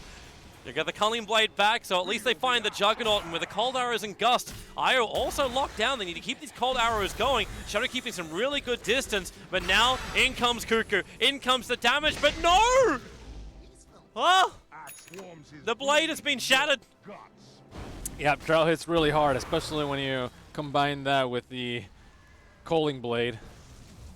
30% attack speed bonus. I'll take that when I hit for 170. That's the spacing in the fight too from Wings that I was looking for. Like Shadow knowing, don't come in too close, stay clear of the Slardar Crush. Then Timbersaw chains himself up, but they just give each other a little bit of space, so Timber's like, I don't know which target I'm even meant to go on. Yep, and when with those couple of chops, Axe will have his Blink Dagger, and now Wings might be able to start playing a little bit more aggressively. They need a smoke if they want to move to that top lane, and looks like there is one on the chicken, and that's exactly where they will be going. Mm-hmm. They'll fly right underneath that Dire Observer Ward, and of course, TNC will be none the wiser. But Raven's already bailing out. They have one Observer Ward, which is over in the Radiant jungle. They know what's But going beyond on. that, like it's just intuition. They do have the Global Silence, so this could be a pretty safe play for them. Io's desperately trying to get level 6. He will get it off that Centaur, and now they have the Observer Ward, but it looks like all 5 of them are headed up. 3 are smoked next to the Wisp. That Obs Ward of Wings, it let them know exactly the blink, the call they need to have that IO go down. The Culling Blade is going to find one. The Global Silence means TNC can't easily come back to it. The spin will go from Raven Demon. Let's go the Mystic Flare. But there's not enough damage from it. Now Cuckoo back to the dire side of the river, jumping on top of Shadow. He does have Gust available. Going to try and control the Slardar. Okay, just control him with pure damage. That will also work. Yeah, those heroes just melted. 3-man call coming out from Faith. That was crazy good, and they're like smokes popped at the same time, and the Global Silence ensured that no saving was available. What a great timing for it as well. The fact that Juggernaut, there was no way he could fight. Like, when he was running away from that, he had still 3 seconds left on his cooldown for Omni Slash. So there was no way to turn the damage after spin. And he doesn't have that much damage to begin with. He has the most CS, but not even a Yasha complete in his inventory, and looks like they will smoke yet again. They know that something is up, though. They have can they do Roche? several wards. Yeah, they can. You got Amplification. Yes, You got the Healing Ward and Tether, so yeah. Amp is good enough. So TNC. I've seen some teams sneak Roshan already today. This isn't really that much of a sneak, but... And Shadow has gone for the Dragonlance. Much different than the HOD build that we saw last game, and I'm not terribly confident in my numbered ancient camp stack by 30, but it's looking better now. I like with the Dragonlance. It just gives me confidence that Wings is ready to push. Like, when the BKB is up from the Dragon Knight, that's going to be great. I want to see where he goes from here. Like, you get something like a Dragonlance. I think it was Shadow was doing in the past. You get a Dragonlance, you got a casual Morbid Mask, and then went straight to the Axe. It was actually really, really effective. In this game, I don't know if it will be as effective. I think he needs the armor, though. I think if you get Mask of Madness or Mask of Death, you should definitely go for the HOD this game. It was a Cuckoo big gets caught out in mid. He does have the Aegis. His whole team is behind. Yeah, support the crush perfectly of the Dragon Knight. A lot of one charges, however, repair the damage of the Global Silence is back up. Timbersaw caught with his pants down underneath the tier 1 tower. The Omni Slash, however, up from Raven. He got it and avoided the Gust. Thanks to the Aegis, Immortal Cuckoo is back alive. Controlled up by the call underneath the tier 1. Wants jumping again with the magic missile from Innocence, catching him half Timber Chain through. The tier 1 tower will survive. In fact, it's probably just going to get denied up now. But Wings, really solid fight underneath their own tower. Share the bottle. They actually leave their tier 1 tower up on 59, and they're coming straight down the mid. Oh, that was a quick use of Aegis. He does not have any armor up on the Timbersaw, and it's one of the downsides of having Aegis on him. No reactive. And now they're going to lose their tier 2 tower in mid. Too much damage just arriving. Even Ice is helping out with a plus 45 on him. Blink Rush catching 2. Faith gets the call off. Maybe he can control him long enough. Slardar, where's the dunk? Is still on cooldown. The spin moving up. Shadow can't get rid of the Juggernaut. What? Not while the spin is there. Ice will drop as well. And they are on the hunt right behind the Dragon Knight. You can come back in for the blink call, look for the spins, but Faith gets Timber chained up and then whirling Death down. dieback for Silencer. Not that it's very important in this game, and they have slain those cores multiple times over. Radiant's middle tower is under attack. And now, T1 tower, Radiant structures easy are kill for Cuckoo. fortified. He just waits for it. Radiant's middle They're tower comboing the has Slaughter is done pretty well. Axe is trying to respond as quickly as it can with the blink calls, but most of the spells have already come out. Radiant's And the middle initial tower volley is under attack. I like leaves, this item as well, coming in from the Juggernaut. Once he completes up this mana style, the Silencer is going to be a lot less of a threat. Same with the Drow Ranger, with Gust timing. They do have a Veil up on the Skyrath too. Man, he's very farmed. That's very scary. Like, they are, like, Is it They that are- much? they're Well, the swing hasn't been that much, but maybe that also just shows like how little the other cores have that the Demons managed to pick up. Like I the think money. having Veil at this point in the game is very significant. Like, it's gonna do a lot of damage too. Like, that's the best way to take on the Dragon Knight and the axes with magic damage or pure damage. You amplify, you Veil. It's like, well, what can protect me? Absolutely nothing. Protect me, Cone. Swap. Oh, yes, Invis Slaughter.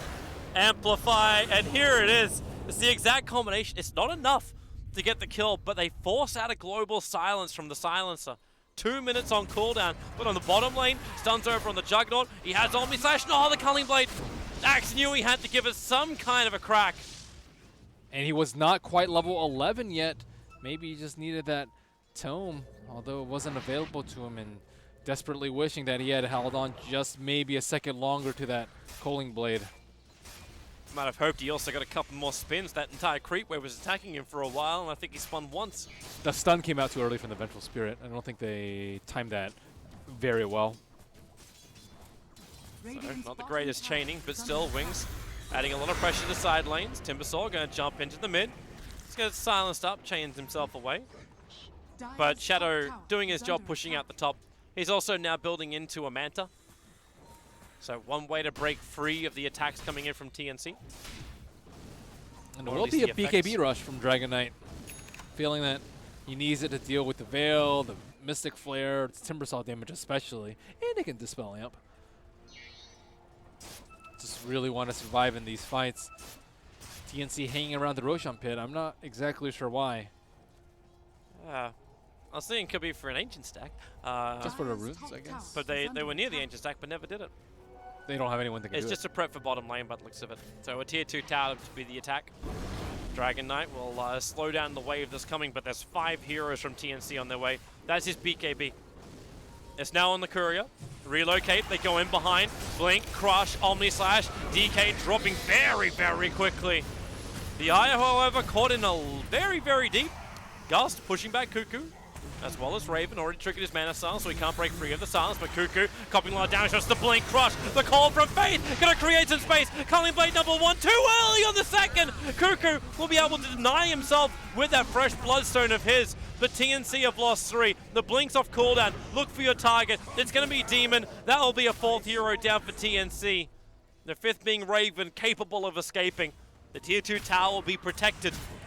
Man, Faith's calls have been like really fast and very precise too. He like did it immediately after the blink stun coming out from the Slaughter, and it just took them way too long to Radiant's bottom burst tower down is after under the attack. initial spells onto the Dragon Knight.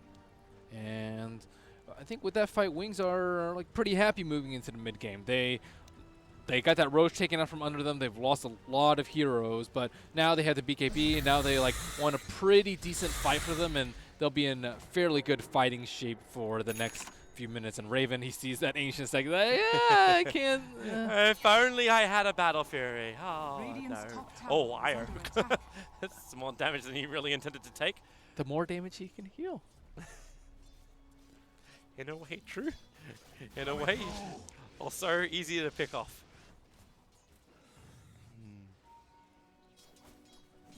I really wish we were capable of seeing who has lost the intelligence.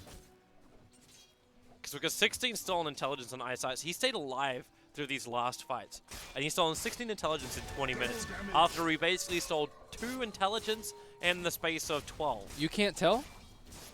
Don't you have every hero starting in and intelligence growth memorized? I'm sorry, I'm not Melini. I definitely do not have that memorized. It's more of a feel. You're like, what? I don't have enough mana to cast my spells? It's like, I'm looking at the slide, I'm like, is 350 even right for him? It probably shouldn't be. It's all thrown off, too, because of the intel, or the base mana buff. Then it's not as big of a deal as before. And Faith looks like he was going for a blind call. Demon's like, they have a ward over here. Oh, they just found the Ancients. Okay, well, that's a lot of money to go into the DK.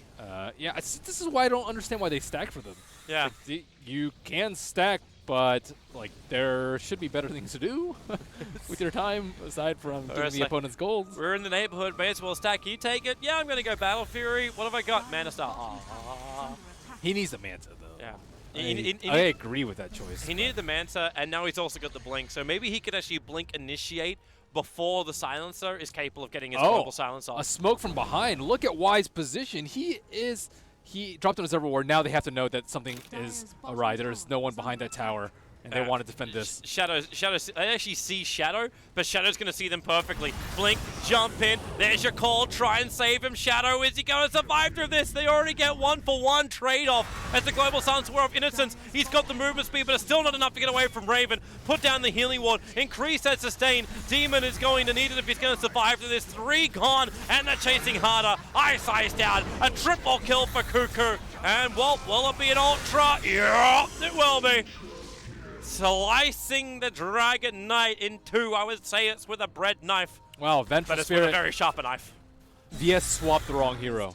I think he wanted to swap Shadow out. I think he swapped one of those melee heroes out that had jumped onto him. And then Shadow died, and then everyone just felt like bowling pins.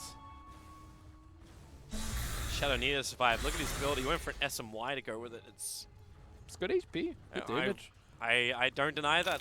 But It's really great for a fight like that to win it, but when you're going to get initiated like that, Yeah. not so great. they were not expecting it from the left side. Like they had an Obs Ward for it? Yeah, but you expect the smoke. And that when you don't see, look at that right side of the T2. Like the area's cleared out. They dropped in the server ward. That's where Vengeful Spirit was. So they don't see anyone behind the tower, and they don't have vision on the left side. Like they have no one there to pop the smoke. Yeah. So- Apart from the one hero who was right here.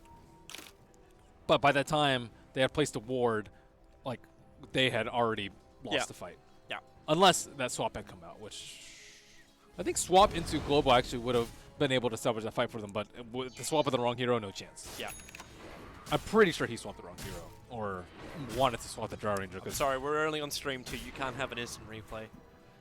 Yeah. Well, I know that he did swap the Drow Ranger. I'm just wondering whether or not he actually wanted to swap it. I highly doubt it. All right, so TNC. Wings are going to group up again. They still have their BKBs.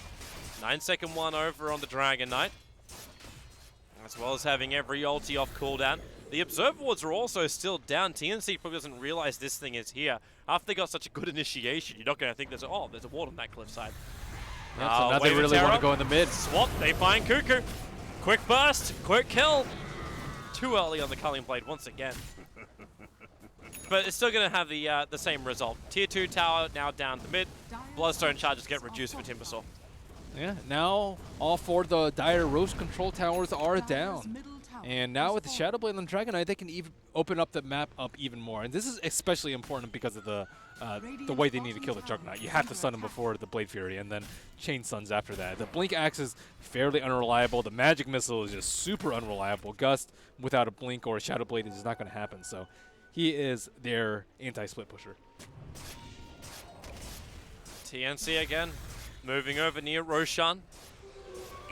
Wings are very ready for this. The Observer Wards are up, but now they're actually starting to counter ward it. So they realize the Obs Ward saw them move over. TNC have to play defensive. They do have the invisibility rune up on the Slardar. They do have a sentry ward, able to scout him out if he peeks into the river, and he will not be scouted out. And I hear the Hello Kitty. Yeah, it's inside the pit with the amplification up too. They leave the Shark Drum there. But Innocence, he can wave of terror in. He'll hit 3 heroes if he does it. But it's the Dragon Knight slipping in underneath the cover of Shadowblade. Stuns over on the Io. The Global Silence is there too. Io has already gone down. The call from Faith made it so both Raven as well as the Slaughter just could not reply to it. Even Timber dying as he's walking his way into the pit. TNC, this is the ultimate disaster around the Roshan. Roshan still also being killed off by the rest of Wings. And that is going to be Aegis the Immortal into the hands of the Dro. Wow, the Shadowblade winning the fight so hard for Wings right there. TNC did not see it coming. They had Sentry Wards to the north side, but just did not see him slip in and just pop that Wisp in. With a Global Silence, the Healing Ward taken down immediately. That was an easy fight for Wings to take when they have superior positioning and vision. Look at the small gap as well. After this little battle between, okay, Demon, you'll get the kill on Ice Ice. Like, this Sentry Ward, the DK walked into here. He walked into the pit and was able to see what was going on and then slipped himself back out. But it was the Timbersaw as well. Like, Timber couldn't even chain down. The tree got taken out early. He walked himself into the pit and then just got bursted. He needs a way, a better way, I'd say, than the Yules to deal with the silences. Maybe he can't get Greaves, so I guess Lotus Orb. Yules was the cheapest way he could do it. Lotus Orb would have been nice to counter negative armor. I actually don't think Greaves is that bad because I think he does need the armor, and reactive is not enough when you're versus Vengeful and Drow.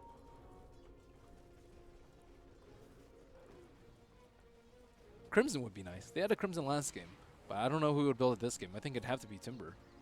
Actually, Slaughter could build it, but looks like he will be the Gem Bearer. He's actually slowed down a lot in his farm. He was doing quite well, but now it looks like Demon has overtaken him. It's death after death, man. Like, he's 169 on that Slaughter. There's just no way to hold the gold. He does not have enough armor. The only one who's really like light years in there is Raven. It's this Juggernaut. Blink, Manta, Diffusal Blade. It's gonna start like removing silence from his entire team. He should. I think he needs to cast on the Timbersaw so that Timbersaw can do something. He sat in the Gust for so long. Ooh, Eagle Song already on Drow Ranger. It's a lot of damage for her and her teammates. What's that buff up now? So the buff up at the moment is by 68 on the Precision Aura. Looks like 76 to me. Did it just go up again? 76 now. It was definitely 68 when I read it. He just hit 16. He just hit 16. Ah, that'll be the reason why I buffed up. Bottom lane, initiation. Heads up. Oh, the swap. It gets Ice away. Sliders keep running. The stun's going to be there too. Now the Global Silence. The Culling Blade. Ice will survive through this. The gem is on the deck. Demon wants to be involved now. The Timbersaw, Yule Scepter up and towards the air. Ice still on the run out of here. And with a chain forward, can they control up Cuckoo? He's right on top of Shadow. You can put down the Veil. They're kick freaking through. That DK Raven finally doing some work. And Shadow, the distance is closed on him. Aegis the Immortal will trigger. Ice still trying to slow down the backline supports. Faith has to jump in here. He has to do something. Shadow needs some space to work with the Yule Scepter up. Easy whirling death kill. Timber chain through for another. Silencer was able to pick up Io on the backlines.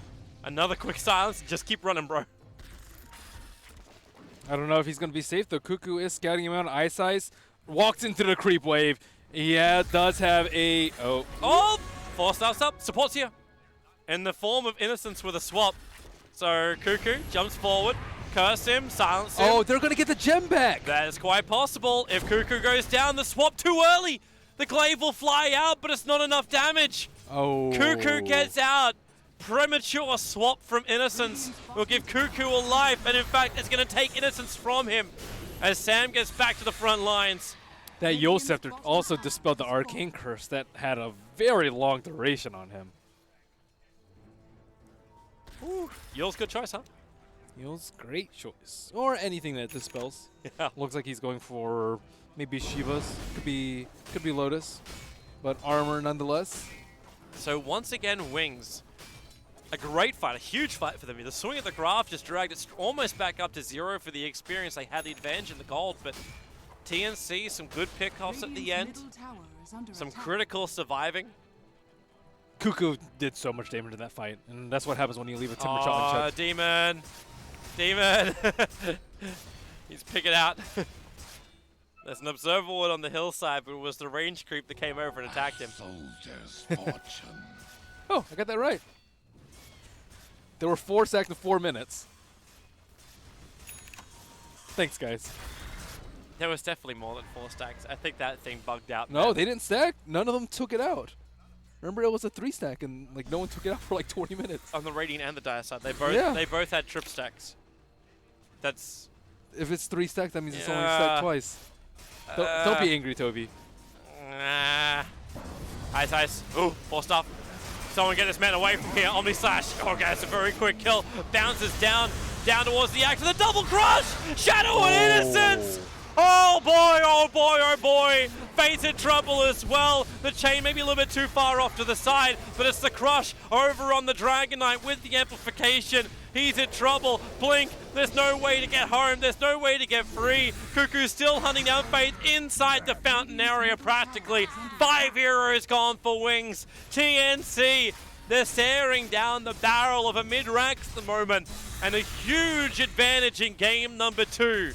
The vision game has just been superb for TNC. They always get the jump, and this Juggernaut is just an absolute beast, running rampant in every single one of these fights. It's all going horribly wrong for Wings. Now they need something to work here. TNC will keep going. Healing Ward will time out, so they've lost a lot of the sustain. But it's still another 22 seconds before Wings are back at full strength. Innocence swapping in the Slaughter. They're looking for more, but remember, TNC, you're here for racks. Global Silence being expended before Wings is really ready to fight. The drone might be up, but they need a silence, they need to slow Cuckoo. Oh wait, I think he actually yules himself there so he can still Timber Chain out. He had Arcane Curse, I think. I just saw it the same, like he threw the chain out, Yule stepped it up, and then the chain dragged him. It works the same way as like Hook anyway. Like, you're gonna reposition. It's just like that safe way to make sure you get yourself out. Small little thing, like it. Radiant's top tower is under attack. But that's gonna be melee racks for TNC. Dude, they melted like flies right there. Silencer got caught out in a bad position. They didn't have Global to follow up, and that 2-man stun from Sam. And I'm wondering if Wings now just need a 5-man group. I don't really think they have that many options available to them. They have to win at least one team fight before they can get back in this game, and I think it has to be the next one. Can they siege high ground though? No. What? That's the only thing I'm thinking. Like, if you get better vision, at least TNC is going to come into your firing zone. They need time. They need time to get an Aegis, I would say. Like, they need to win a team fight and then And Aegis on take Shadow, so Roshan. then he can like slowly chip. Yeah. And then you can start thinking about them actually getting back in the game. But if they lose one more team fight, I think it's game over. Especially if they get 5-0. If it's like 4-3, then maybe, but 5-0 is almost certainly GG. TNC's on their way. 4-man smoke, they're headed north. And they scan and they instantly hit Shadow. They don't have a mobility item on the Drow. She has a lot of move speed, but she can't actually escape if she gets jumped on by the Slardar. Or if Juggernaut blinks on them, and TNC looking to put the finishing blow on the Wings right here. They're reaching around the back of Wings, and Faith already going to TP out. And they're like, well, screw that. They don't see this, they just don't find Wings straight away. So Cuckoo attacking towards the mid lane. They have relocate, though. He has to be a little bit careful on this top lane as they're showing themselves right now. Okay, he just cursed the wave. And he's away. If he shows, I think he just dies. Silence has almost got his own Yule Scepter. Will be useful. Somewhat. Can get diffused off during the Omni Slash. That's a very big issue for him. And now it looks like Roshan will be started off. Already the Lincoln's popped, Amplify coming out, and Wings do not have that much time to respond to this. Oh, they are actually not. They need to They're not work out looking it's to fight also there. happening. The Observer Ward inside their own jungle would flag a little bit. I'm surprised they didn't just go for the roach right there. Oh, BOT coming out on Timbersaw, looking to maybe get their lanes all pushed out in a comfortable position. I think that TNC, I guess they have a sizable goal, at least 7,500, but not enough to just brute force a 5-on-5 inside the pit. Got a fresh Hyperstone coming in for Blink, so buyback be damned. All he wants to do is just have as many items as he can to win the fight. As you said, like if they lose the next fight, it's over anyway. And if DK dies, it's not a big it's not a big deal if he doesn't have buyback because you don't have Dragon Form. Then you don't have Drow Aura. Alright, now TNC are finally going to go in for Roshan. I think they have to stop this, but by the way they're positioned and with Amplify up, it is far too late. Yeah, they're Far too late. They're still trying to deal with the top lane. The damage on Roshan is just so high. With a fresh Skadi with 1800 gold over on the Juggernaut. Their play has not been that crisp. I thought Drow was one of their biggest strengths, but it seems like playing against the Wisp is one of their biggest weaknesses. If they lose this, they'll be 1-3 versus the Wisp. I don't even know if I really want to put it down to the Dro. Like, the Dro's still done her job. The problem is everyone else isn't doing the same job. I think they've just lost so many fights early because of the Wisp. Like, it might have to start being first ban material for them. Actually, they play it, don't they? I believe they do. Maybe. Relocate coming up north. They're going up. It's going to be Faith caught out of position. The Yule Scepter up from the Axe. They'll buy him a fraction of a second longer to live. And that's going to be all. So Axe is down, no buyback, a 1 minute window. And that's with a fresh Aegis the Immortal and cheese. Cuckoo's walking around with a cheese. The Aegis is in the hands of the Juggernaut. Juggernaut's way too big. He was neck and neck with the Drow Ranger. Now he's like 6,000 gold ahead and can easily just blink on top of her, sacrifice his life for hers, or his Aegis for her life, and kind of go from there. The Axe, as you mentioned, in the grave for 30 more seconds with buyback at the ready, but I don't think they can win this fight. Something miraculous has to be pulled off, like the perfect global silence, the perfect call on 3 or 4 heroes possibly, but it's looking grim. They need a dream right now, Wings, if they don't want to lose this 2-0. Battling into the tier 4 towers already. Silencer just gets disintegrated. They'll swap Slaughter back under the tier 4 towers, so say goodbye to the gem. Fortification will buy a little bit of space here for Wings.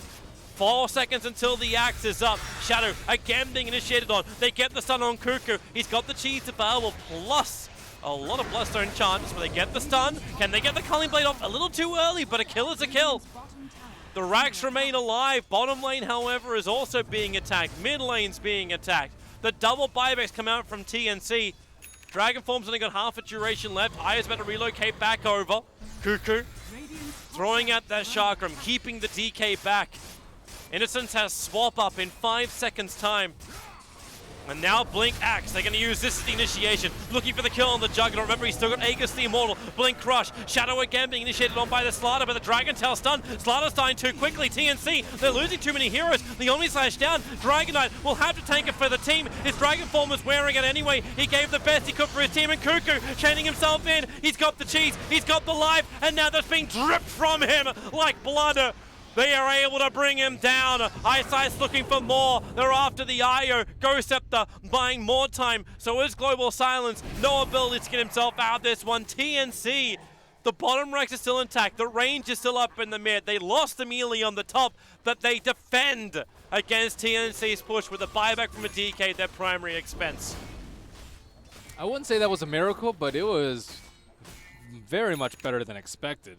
And on top of that, they had the Timbersaw buyback. They also had the Slardar buyback. And yeah, only losing a melee Rax for the Aegis and Cheese defense, that was as good as I think it's going to get for them. Yeah. The Drow Ranger was able to do a lot of her damage. Yeah, she got space, and they had the defensive swap on her too, which really helped a lot versus the Juggernaut Omni Slash. But maybe looking for a clean kill over here with the invisibility rune on the Juggernaut, but he will not find it. It's one of those things where maybe you also then look at the position of the fight. Like the fact that Slaughter was fighting around primarily in this box up against the Drow Ranger, the rest of them were all up here. Like everybody else was just away, so there was no real effect from Demon in that fight either, because he just couldn't join the rest of his team. The Axe was creating a buffer when he came back up. The Slaughter would jump in with Sprint turned on underneath 2 tier 4 towers. Maybe also not the greatest plan. Not the greatest plan. And this gives Wing some breathing room. They were 12,000 net worth behind, 16k in the experience, and now they're the ones looking for some kind of opening to keep this advantage rolling. They need to kill the Juggernaut, but he has buyback, and they can easily relocate him back into the fight, so he won't be permanently dead for quite some time. And all these Ghost Scepters are also a problem. You see one on the Slardar, one on the Io, and one on the Skyrath Mage, and no defusals in sight, nor really any magic damage. It's almost like they just wait it out with TNC. You've got a Silver Edge now over on the Dragon Knight, so he's still able to break that Timbersaw, maybe, and then you get the crit from Shadow. Like this damage output from the Drow, she's only going to need maybe 2 seconds to kill off most of these heroes from TNC. Still, they can jump on top of her, and I think that Juggernaut's looking to blink Omni and keep her controlled with the bashes. But that's where Ice and I think also Innocence really stepped up their game in just the last like 5-10 minutes. Like the swaps were always in the right spots. You stun so he could walk away. They then chain off with the Gust, and then you've got also the Force Staff and the Yule Scepter from Silencer. You keep creating the space around anyone that jumps on him. And that's it. You're just going to keep the Drow alive. DK becomes your frontline tank. If Axe gets a good call off, then DK combines with him, but you don't commit too heavily. Yeah, they really do need the Drow to stay alive. If she dies in the fight, I guess she has buyback. But I'm wondering if she even holds on to it. Like, you pick up the Demon Edge right now and just finish up the full Daedalus. Because if you buy it back, your DK is outputting a lot more damage. So is your Vengeful Spirit. Even like she has for a respectful 279. It's not too shabby. Drow's eyeing that 400 territory at the moment. We see just wait till she walks in range of the VS. So 249, then in range of the VS 250. So yeah, she hits 500. Trying to sweep the enemy jungle, control that area of the map, maybe looking for the Aegis and Cheese for themselves. One more mistake and it's game over for Wings. TNC are just hovering inside their base. They're not giving any kind of opening for Wings. Except for Jimmy. And yes, there's always a rogue Jimmy. This is his tied spot. Oh. He's not close enough. He needs to run closer on the tree line. They're checking the southern tree line. Considering how far the creep wave is pushed out, it's understandable they went where they went. They don't find anybody. They're all coming back. Now with the reveal, TNC group up as fall back in their base. They have weathered the smoke. Are there many more left for Wings? Let me have a quick check. So nothing in stock for 4.5 minutes. And they got no smokes on the heroes. And now Wings need to push out their lanes, and still a couple minutes before the Roshan is going to respawn. Actually 30 seconds at the minimum, but top lane is under the threat of very strong melee creeps. Mid lane under the threat of strong melee creeps and range. And Wings, I still think it's only one more chance, one more mistake really.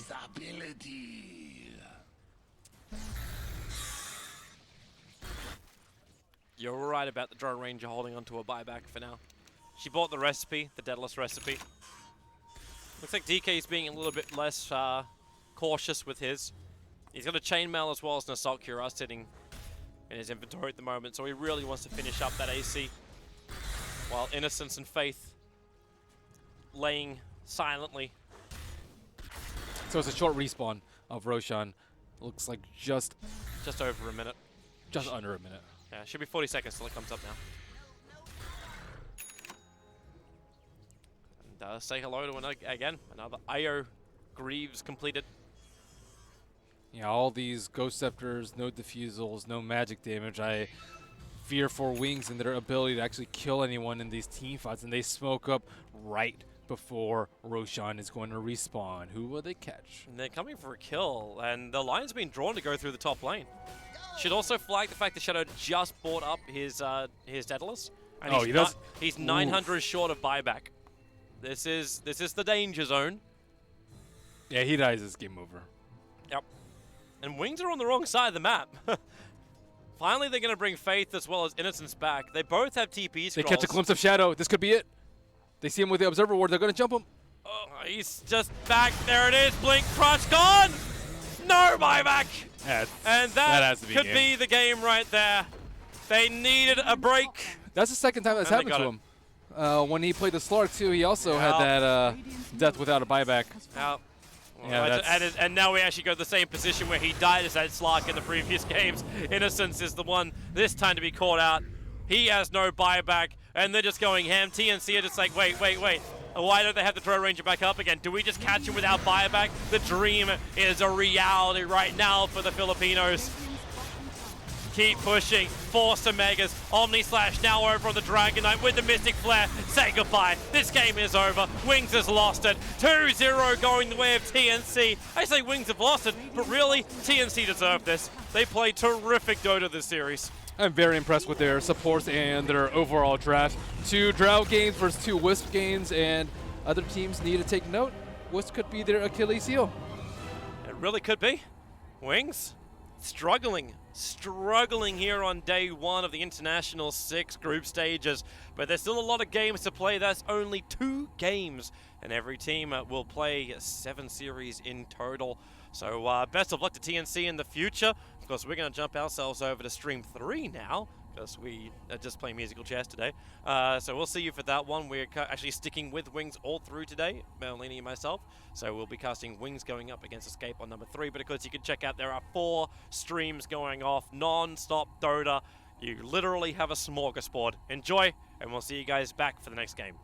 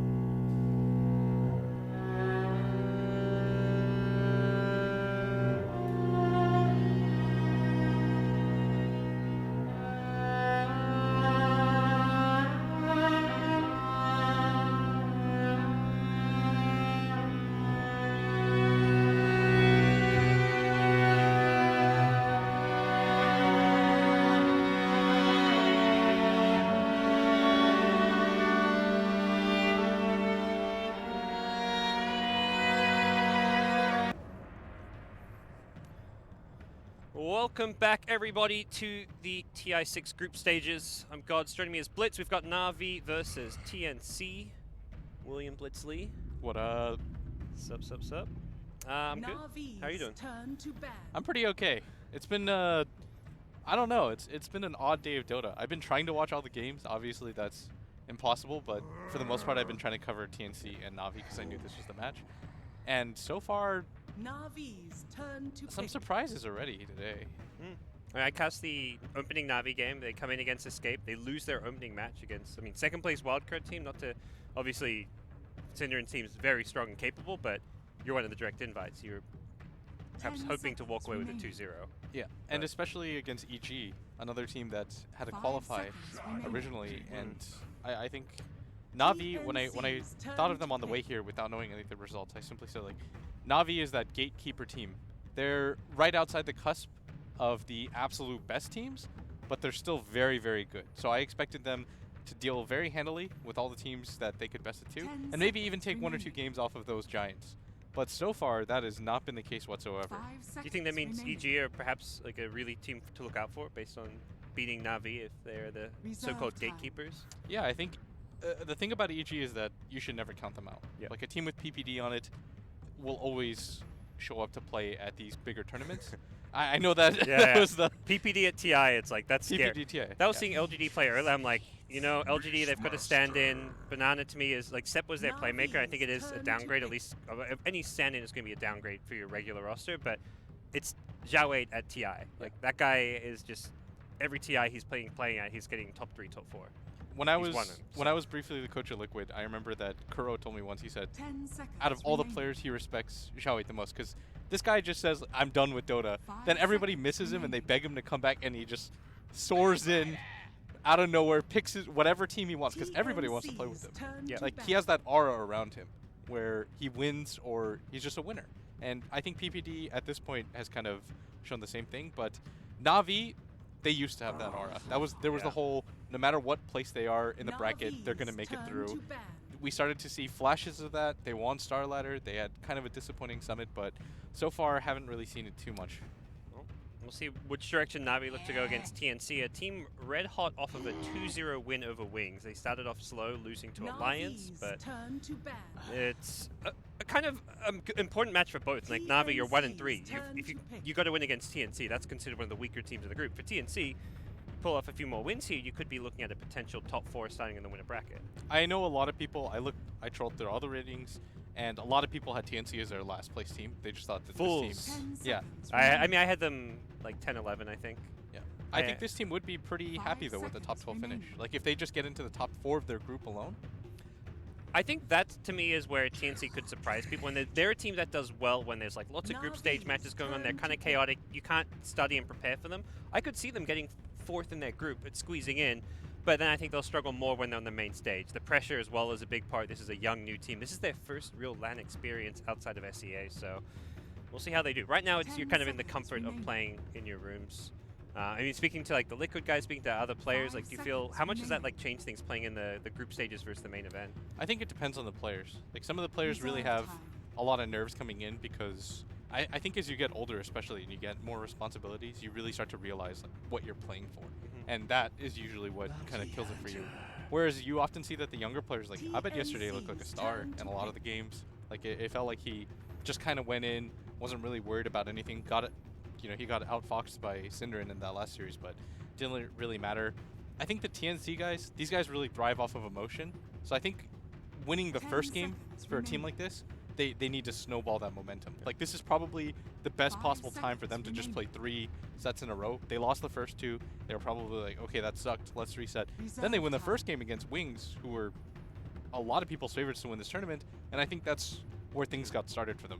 Yeah, if you look at that group, the obvious like top 2 or 3 teams to advance would be OG, Wings, LGD, kind of. Yeah. And Na'Vi probably is number 4. So if you've beaten Wings, if you can beat Na'Vi, suddenly you're in a great position. So important games. Navi's TNC turn do have to some pick. good momentum going their way. We've been talking about what's kind of at stake here. Let's talk about some picks, some drafts. Anything stands out? Anything crazy? I think nothing so far. I think the Terrorblade is an interesting hero. 10 I was seconds talking remaining. about this meta before TI happened and what's really going to work. And remaining. the more that you think about the psychology of players, they want a 5-man. You get scared at TIs, David. Reserve time. Like, you genuinely do. There is a little bit of fear, and the one thing that you can rely on is the ability to just push down towers, group as a team, and team fight. That's like basic Dota 101, and that's what we're going to see a lot of. You see much more 5-manning since TI4 than you have at any other tournament. TI4, 5-man Dota? What? Really? You don't say. TI4, TI5. Yeah. Like, we're just going to, I think we're just going to see that continuation of 5-man Dota. Yeah, I mean, there's a few players or teams that can maybe strive under the pressure and do quite well, but they're the exceptions to that rule. 10 seconds We saw it maybe a bit earlier today with like LGD and the Morphling, where there was split pushing, but Na'Vi busts out a Razor. That's something a bit different, perhaps unexpected coming into play here. But TNC have put together, like you say, strong 5-man. They've got the dual auras from the Beastmaster Venge. They can push very fast using the Terrorblade. Very much an objective kind of gaming type lineup. Yeah. I think the Razor is pretty interesting. Like, it doesn't stand out to me when you do the Shadow Demon combo, because part of the Shadow Demon combo, it's not just you take Terrorblade's illusions, it's that if you want to go for a straight up 5-man fight, you can also clone your own to go for high ground pushes. What Navi's lineup stands out to me is it feels like they're more looking to get kills and then push instead of just going for the straight push. Whereas I think TNC is much less pick-off oriented and more objective based. Okay, we'll see the last couple of picks come into play here as Na'Vi look to get another core to go with the Razor Batrider. TNC themselves looking for most likely a mid-hero. Something for the hands of Cuckoo. The one thing that I like about the Razor, it does give you some wave clear, something that Na'Vi were somewhat lacking. And you got the Shadow Demon poison. Batrider can't really get too close to towers for fear of getting roared or swapped, but it does give you some ways to at least try and combat the push coming out from TNC. They have two different ways to stop that the Batrider lasso. So yeah, I think if TNC, just off these 4 picks alone, I think if they just ball up and decide to hit this timing where they get the Roshan and start taking down towers, it is going to be hard for Na'Vi to contest. We'll see what Na'Vi have in mind. I do like Na'Vi, they're not really second guessing themselves. A lot of teams, like you start off 1-3, you start either trying to completely change the direction of your draft, you start really trying to mix it up, but they're still sticking to their guns. They're going with the Sneeko Bounty Hunter. They're opening with the General Batrider, the Shadow Demon they've been picking a lot. So the Razor, a bit of a curveball, but I think that's more just something that they've adapted based on what they saw TNC pick up. So they're not playing scared against TNC. Yeah, I would completely agree with that. Last pick now. See what Na'Vi have in mind. Any bold predictions? For carries, I thought they would have taken the draw themselves. 10 seconds remaining. To be honest, because I do think that they sort of need a strong 1 position. You need something that can team fight as well. I don't know if you can pick something like Jug. Reserve time. Do you think there's any chance they put Dichira on the Razor, get a Dendi hero last? Like, I don't think of Razors normally being like a Dendi suited hero, perhaps. I don't really. Nor a Dichira suited one, though. Maybe you take something like AM and just never fight them. Because TNC's only real pickoff is that Beastmaster. I think AM could go pretty. Well, similar hero. Yep. I do think Navi's play is to not get into straight up engagements. Like you say, find a kill, then take towers afterwards. Not force a team fight around the tower. It's get that pick off. Utilize the Bounty Hunter, get the track gold, the Batrider initiation, and boost global presence with the Boots of Travel. So TNC, and also you kind of mentioned just the Raw, there isn't great lockdown or control to actually catch or deal with an Ember. Give them the Huskar TNC. Oh. Reserve time. Sounds dirty. I was going to say the Alk, but I just noticed it's banned. Maybe they could take Jug by themselves and go for Healing Ward and just straight up push through the Ember. That's a very, I mean, TNC were the ones who... I told ya! Give him the Husk TNC! Ooh. Dude, I saw this lineup from Na'Vi. I was like, this is going to be a dirty Huskar pick. Oh. There's nothing Na'Vi can do against that hero. I wonder if they're just like, oh, they got Terrorblade. They're not picking... I mean, Huskar, of course, flexible in his laning. I'll tell you, as there's only 2 heroes that TNC was going to pick in this game. It was going to be Huskar or Jug. Yeah. And it was just, TNC, I like this so I'm so happy. Oh, you've got this giant smile on your face. It's like you're eating Wingstop right now, you know? You're Dude, just happy. When you call a Huskar pick, it's so glorious because as an analyst, it's so much easier, you know, when you're not drafting and you have that Yeah. perspective and you're like, dude, you guys are gonna get Huskard right now. 10 seconds remaining. You could get- And Navi's probably just in their head. It's one of those things like you think about it 9 out of 10 games, and the one game you forget about it. it's the Yeah, old Huskard. broodmother. Oh, yeah, absolutely. Teams with most kills at game end, the TNC. Total number of player deaths by 25, a lot. 60. What's a lot? Who's Who's 26 plus? Yeah, yeah. One death. Oh, no, Who's one gonna death. get the most CS? I think Dendy's gonna get a lot. Or no, Raven. It'll Raven. be a safe laner. It'll Yeah, be either Raven. Raven or Team who places the most ob Or Ember. swords. I will say AU. All right, my Who's- oh, Raven's actually terrible? Bounty. What am I talking about? Yeah, these are mine. go Bounty. Alright, I'll go Bounty. Last hits. I'm gonna go with the Ember though for teacher. All right. We're good. We're set. We're locked in. Early movements coming out. Whoa, Saniko. He's been dusted. It's a bit busy with our predictions there. You know, priorities as casters. So dust was used, but Saniko boots first. He did this early today. We're 30 seeing this a bit more seconds to from, battle. well, at least his bounty hunter. I think a lot of teams are struggling to realize how to utilize bounty, considering Ricky's just better. Yeah. But Saniko is still one of the few players who can bust it out, and it seems the boots first is one of the kind of key aspects to the hero. I do think that Bounty, it provides different things.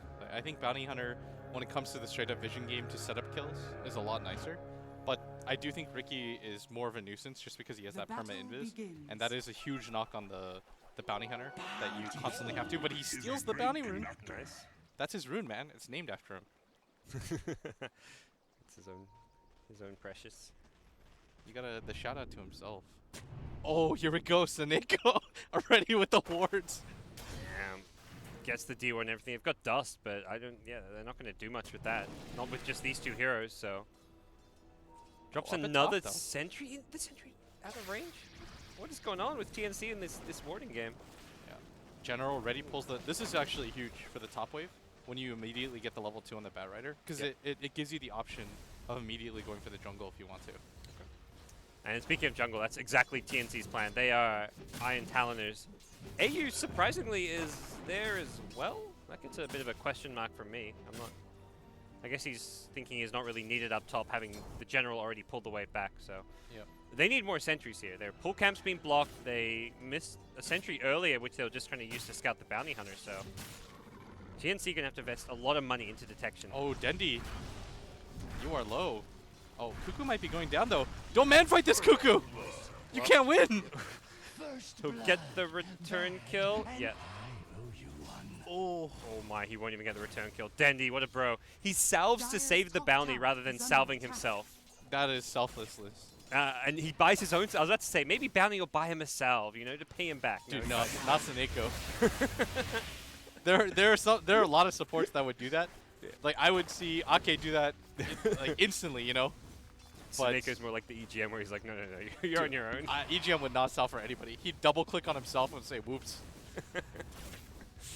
Well, that's a good start considering what Husker can do in the mid lane. And this Husker, speaking of which, has a whopping 0 CS.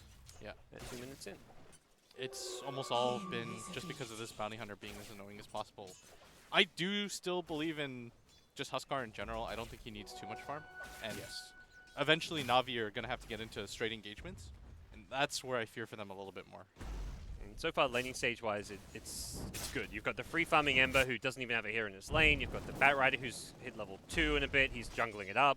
Mid lane, you've got the kill. You've got a no longer 0 CS Husker, but a very under-farmed Husker. So, all in all, lanes have gone basically as well as they could have for Navi. Yes.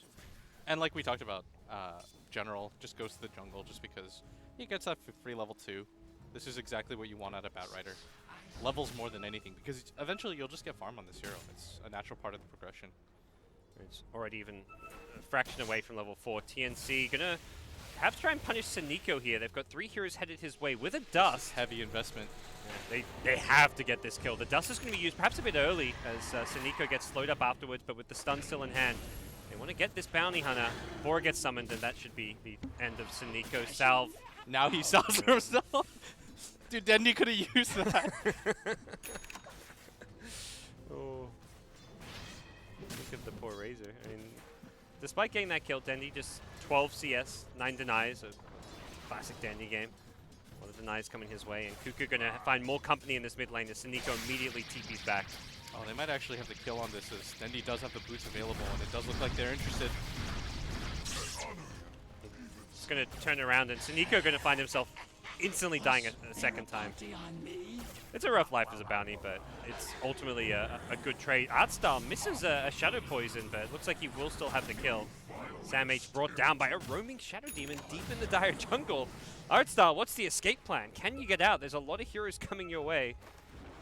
He's making the great adventure through the mid lane. Will get scattered by a creep wave, drag that along, and AU's going to look to cut him off. As Artstyle has another disruption available fairly soon.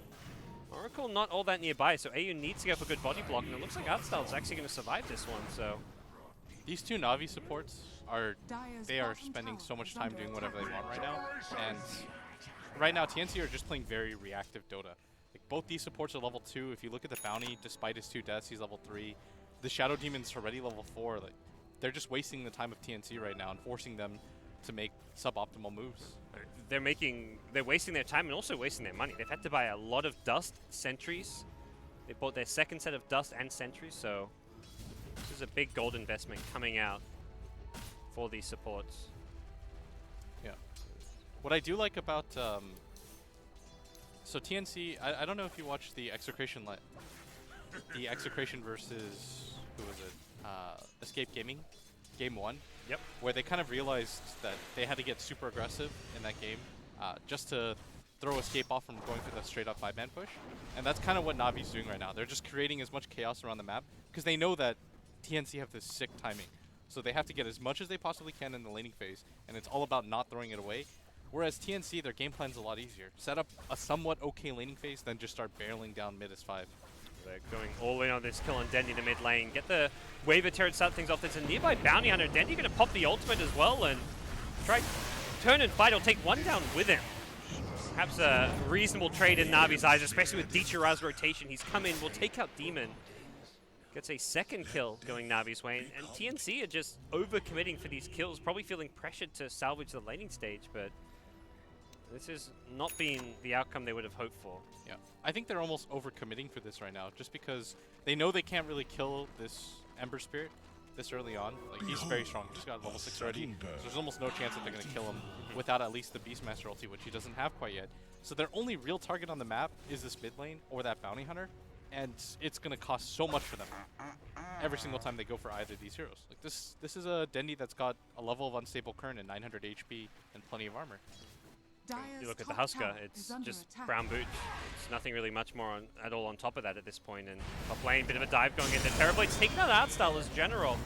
Gets the lasso off, no Sunder available. Raven gonna die to his own illusions. The Shadow Poison will blow him up. Meanwhile, to the east, it's Demon burning to the Firefly. Terrorblade, as mentioned, will go down to the Shadow Poison. Both kills going to Artstyle from the grave.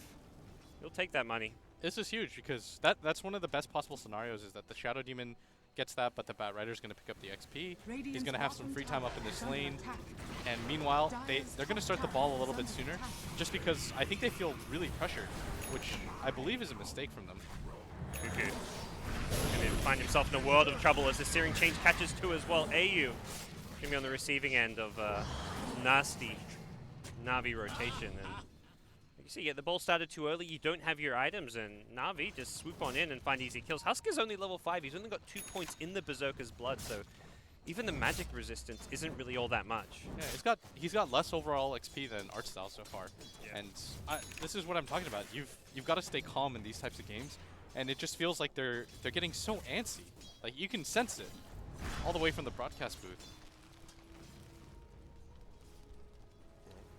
What do you look to do then? Like you say, you don't want to get antsy, you don't want to panic, but how do you catch up in this kind of situation, would you say? I think you secure your safe lane first.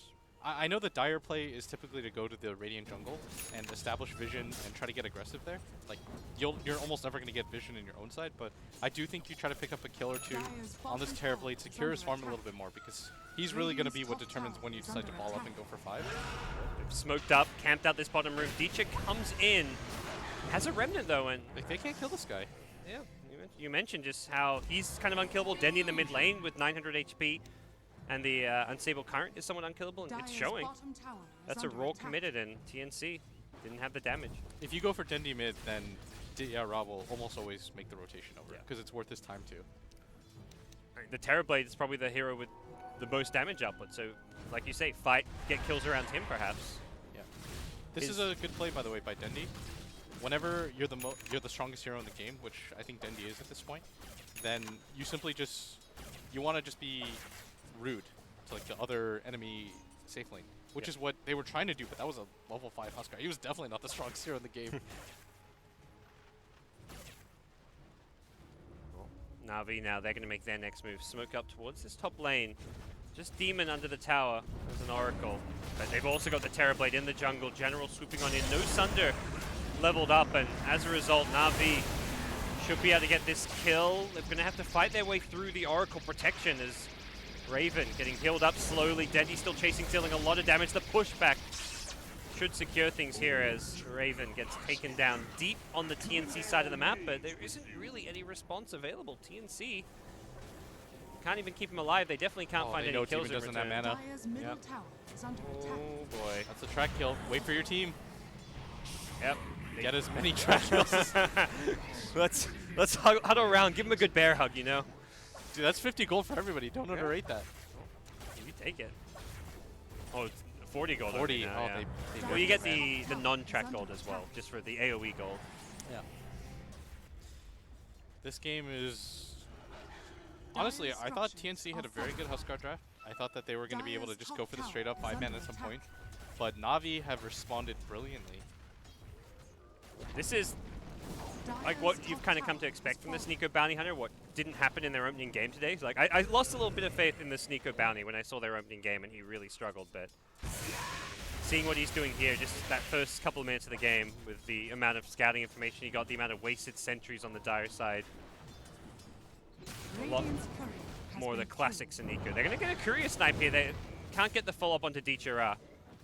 Small little prize for TNC. Na'Vi should get out of this bottom lane, unless they're here almost immediately.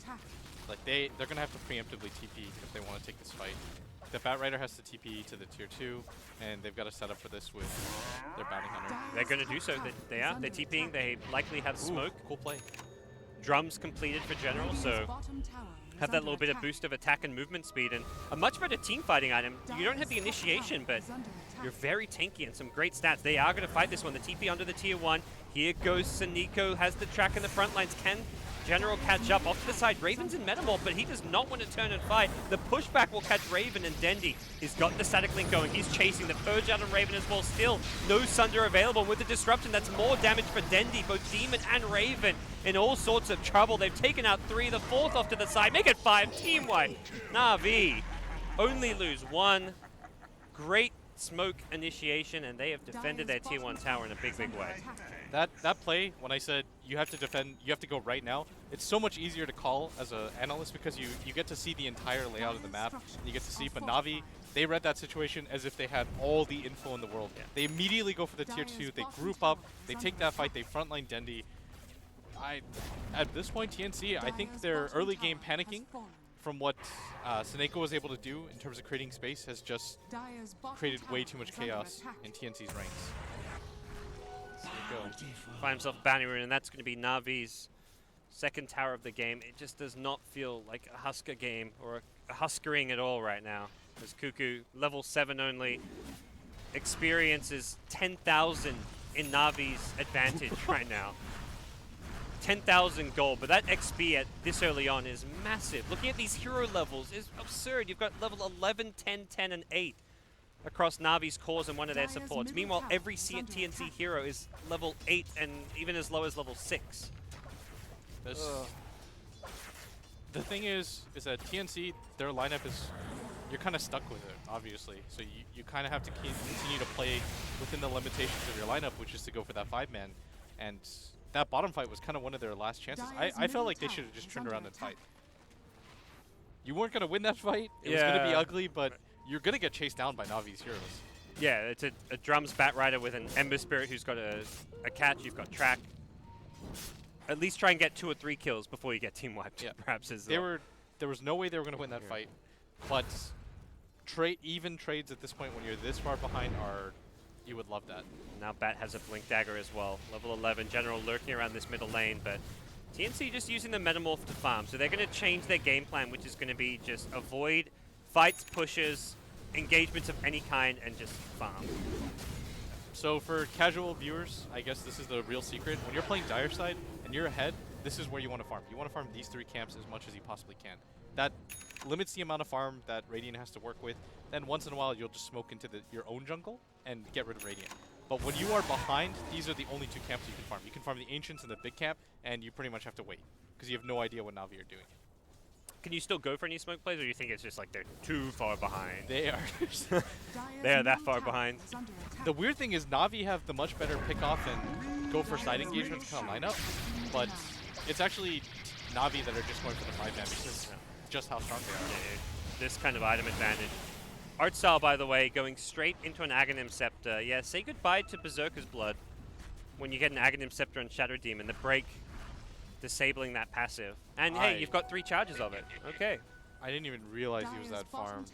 I realized he was getting some farm, but I just expected to see like a 4-staff or something, but no, he's going straight Ags.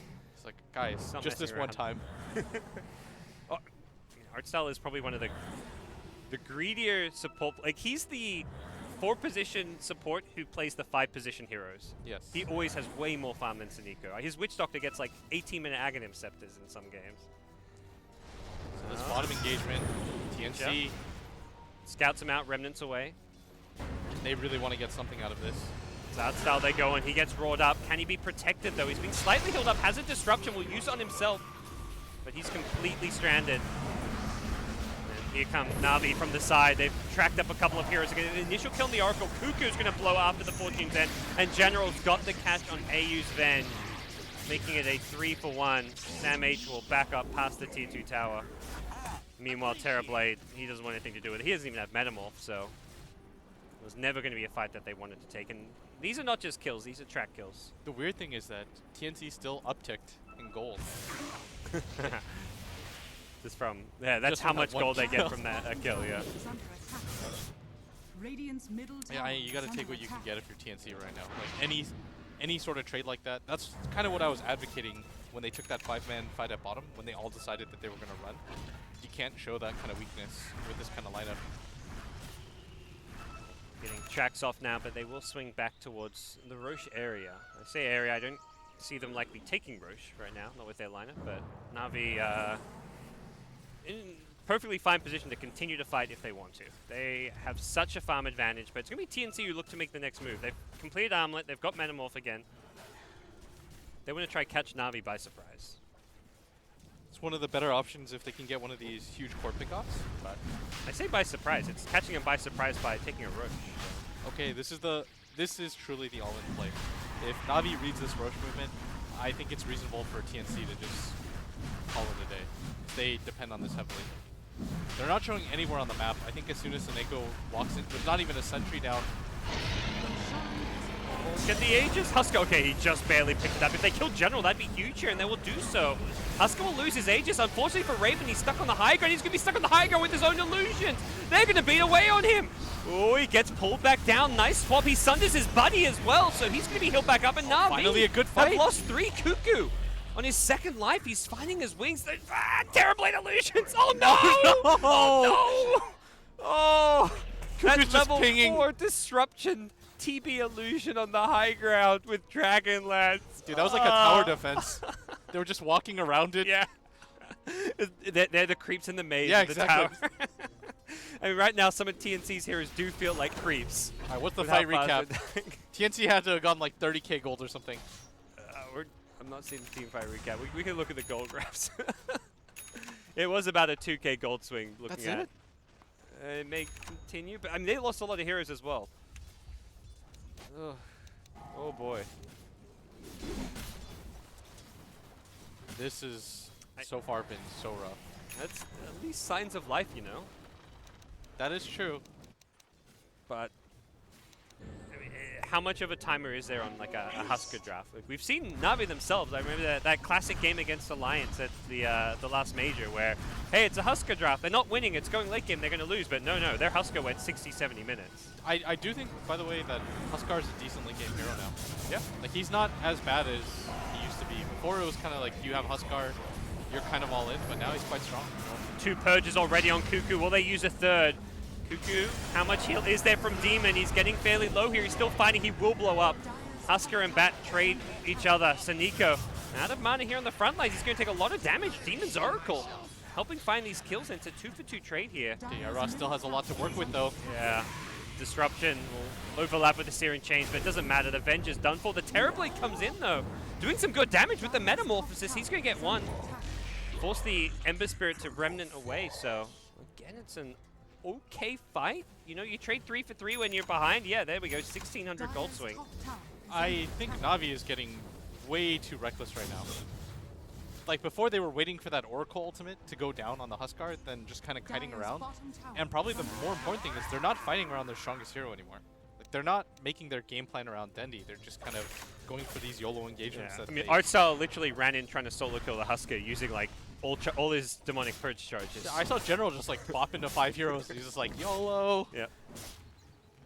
I mean, it's Na'Vi. That's what they're known for, and that's what sometimes gives them these crazy wins. You know, they catch teams by surprise. They dive towers. You don't quite know what they're doing at tier 4 towers 12 minutes in when they haven't taken a tier 1, but it happens sometimes. I absolutely do not think they have to make these kinds of plays, though, Gods. I think they're in a comfortable enough position where they can simply just transition in a 5-man and frontline with that Razor, who is incredibly strong. So you just want to 5-man, take down these kind of out of tier 2 towers, take control of the enemy jungle type play. If TNC get a little bit rowdy and decide that they're going to come out, then you take an engagement. But so far, I think TNC, now they've actually kind of have a way to win. Yeah. Especially if they kill Dendi. They're going to start things off by killing Dendi. Can they get any follow-up kills? They've got the Necro 3. They should be able to see Saniko soon if they can get it in front. Instead, it's going to be the side fight where a disrupted Cuckoo needs to be careful. Oracle is there, will pop the ultimate to try to keep Cuckoo alive. The heals are there, but the Demonic Purge means he's not getting that magic resistance, and I don't think he's going to survive. He blows up, and that is not the outcome TNC were hoping for after killing Dendi. They lose the Husker. General's Lasso does not find any follow-up damage, so Sam H will be okay for now. Still, I think this is perfectly fine for TNC. As long as they don't lose too much more. Yep, Sam H will get away, so it will just be the 1-for-1.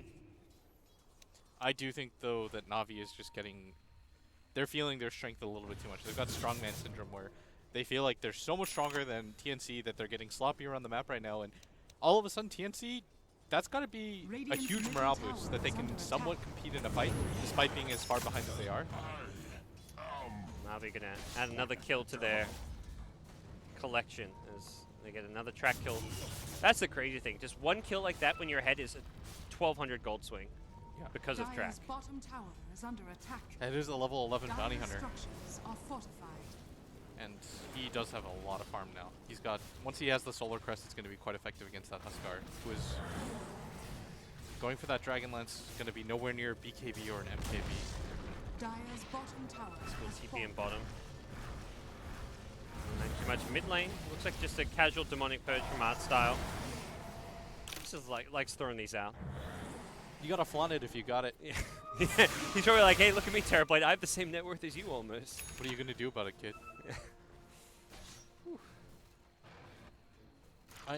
Na'Vi is still perfectly fine. I just think that they're doing unnecessary moves right now. Like, they're making the game harder for themselves than it has to be.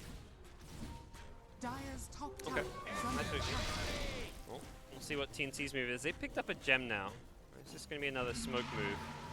They're bringing in 5. I don't actually. They've been using so many smokes. I believe they actually are out of them. Dire's top tower I would have is been really under surprised attack. if they had any left. But it is very much the let's 5-man type mindset from them.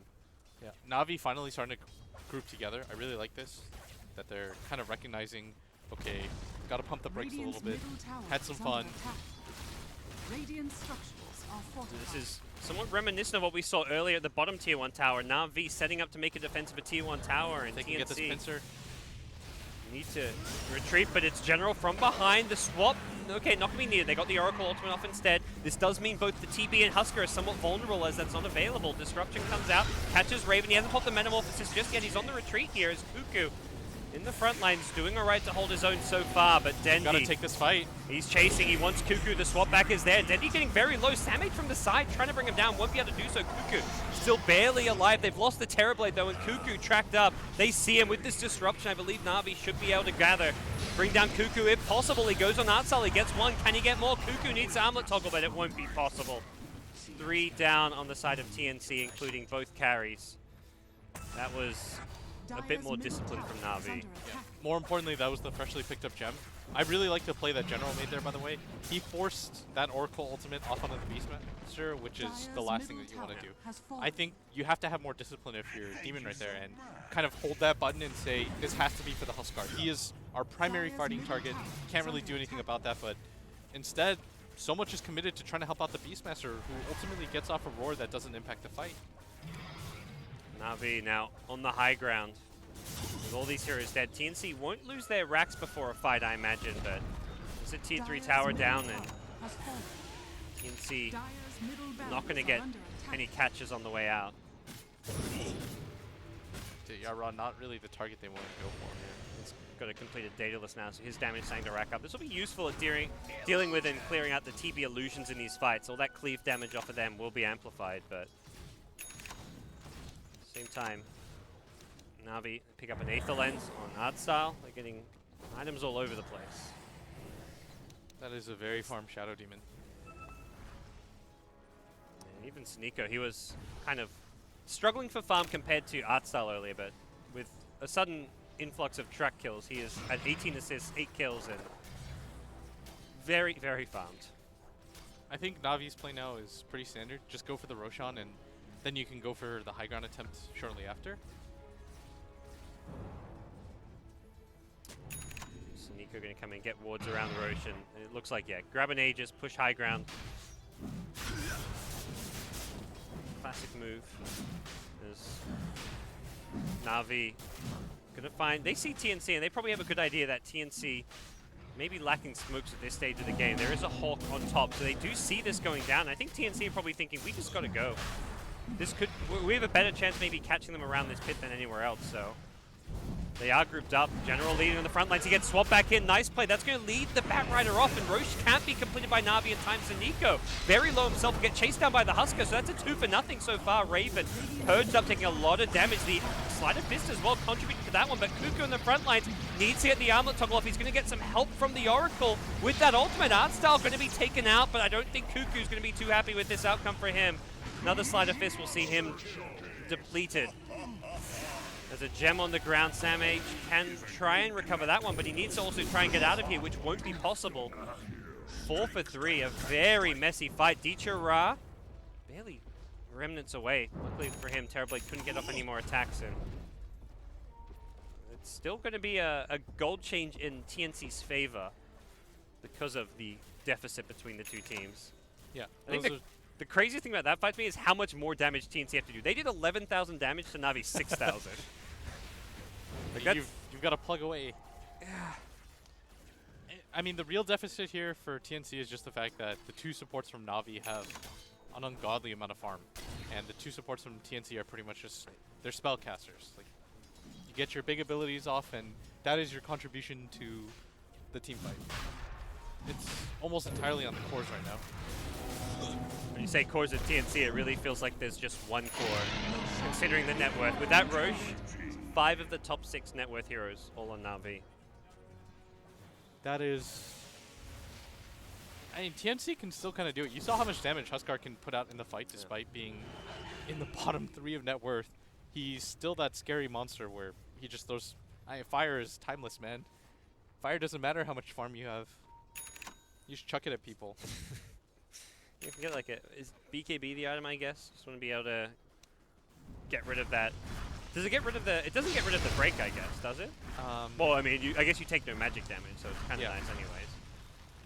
I think BKB's maybe not even that great. Yeah. If you look at Navi's lineup, the only thing that it really stops would be the disruption and that's not, you're not even the primary target for that. The rest of it, Dendi's right clicks, the bad ultimate, the Ember Spirit. BKB I think sounds good on paper because BKB almost always sounds good on paper, but General's gonna break that smoke. That was their 10-minute smoke shots. Blink Roar, Artstyle caught out. That's actually a useful kill if they can get it, but it doesn't look like that's possible. Raven coming in, but we'll see the defensive disruption used, and TNC have lost 2 as Artstyle will get pummeled upon by Raven, but don't think that necessarily speaks to TNC's chances here. They need a Sunder. Raven, he can't find anyone. Dichara managed to juke back into the fog, and as a result, TB goes down. Ultra kill for Dendi.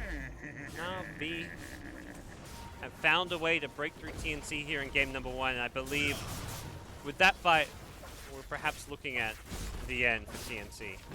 We did say that Navi it was going to be hard for them to just go for straight up pushes, but if they could just take TNC in a fight outside, it would be okay for them. And TNC, with 5 men down, at least double racks, you're looking at minimum.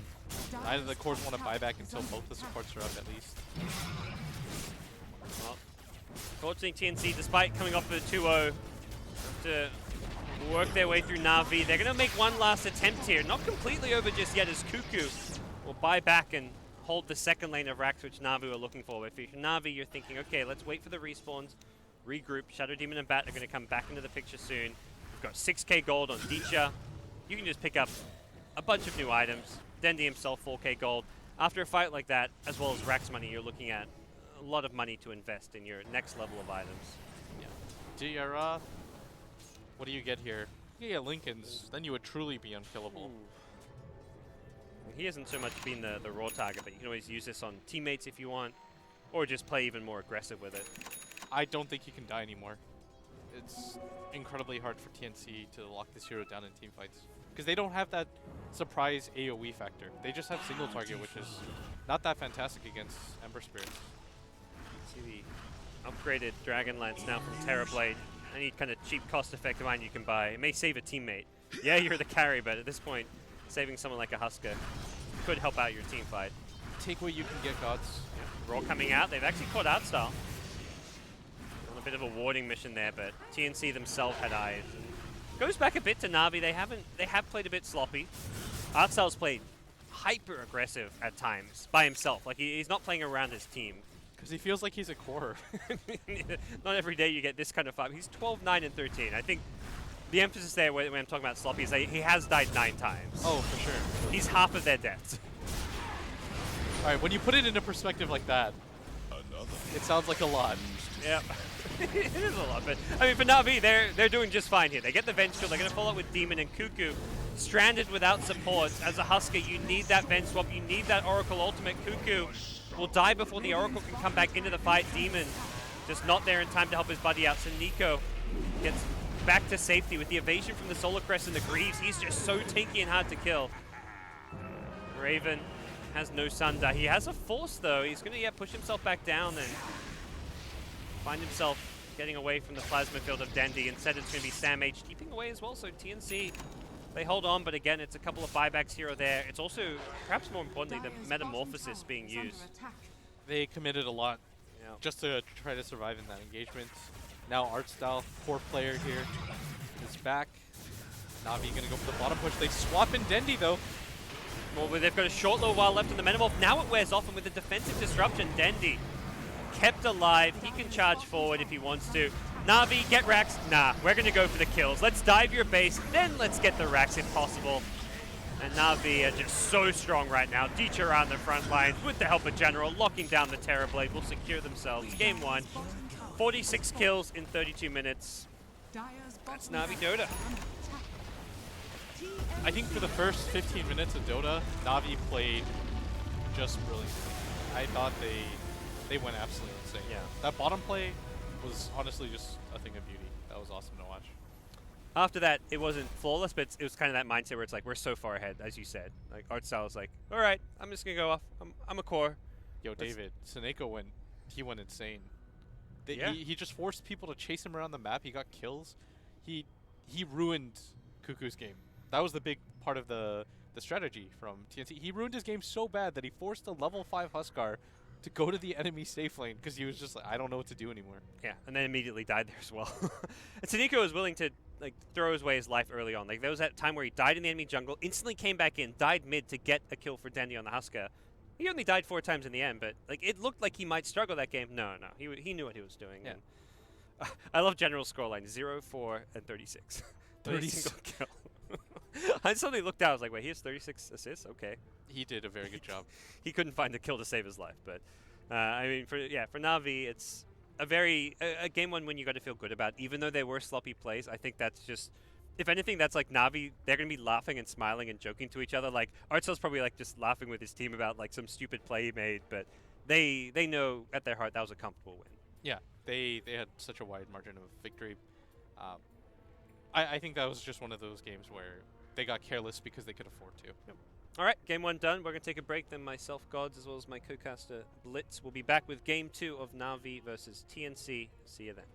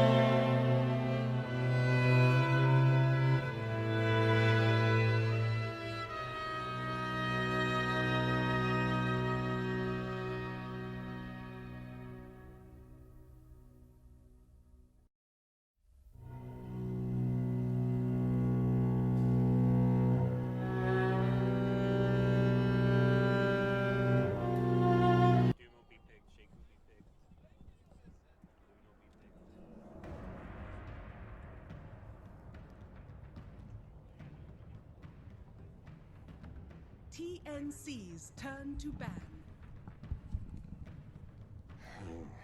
Hello, everybody. Welcome back. Na'Vi versus TNC. TNC's Game number turn 2. to ban. Unfortunately for TNC, they lost game number 1. It was a failed Huskering. You know, we got excited about the Husker pick, but Navi's turn to ban. I get excited to see dirty Husker pickers lose as well. Do you? Yeah, you know. You know when I say I get sad when TNC lose a bit too. when I say dirty, I like that word. Yeah. I think it's like You would like it too. TNC's you're sick. turn to you know, pick. you're just like you're grimy. You gotta take that Huskar. Yeah. I mean it's dirty. You do what you gotta do to win. And I mean, it's not like it's all TNC do. It's not like any team who's picking Husker it's one of their many strats as well. Yeah. So, 10 seconds. That's gotta be remaining. that's big for Navi, I think. It's like Yes. we can take out a Huskar. 5 Every team seconds dreams of that remaining. in this tournament. To be able to take out a Huskar. the other dream is perhaps the take out the Drow. Reserve If you can time. take out the Drow strats, it's also a big boost. Yeah. Which we've seen a few teams do. So. I think teams have been much more successful against Drow than 4th pick Huskars. Yeah.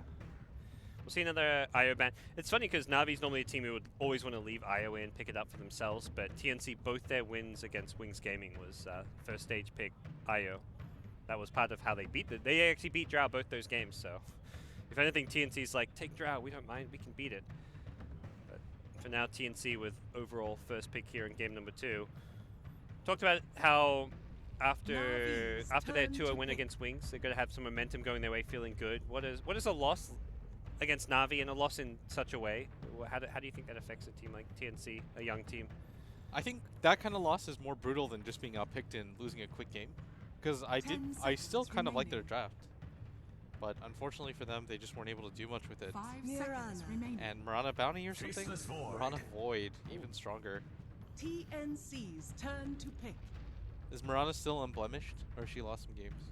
That's a good question, actually. She has to have lost. I think Alliance lost one of their recent games to Okay. OG with Marana. Still has a really good win rate, though. Yeah. It's definitely 10 making a very seconds clear case remaining. for Tier 1 pick.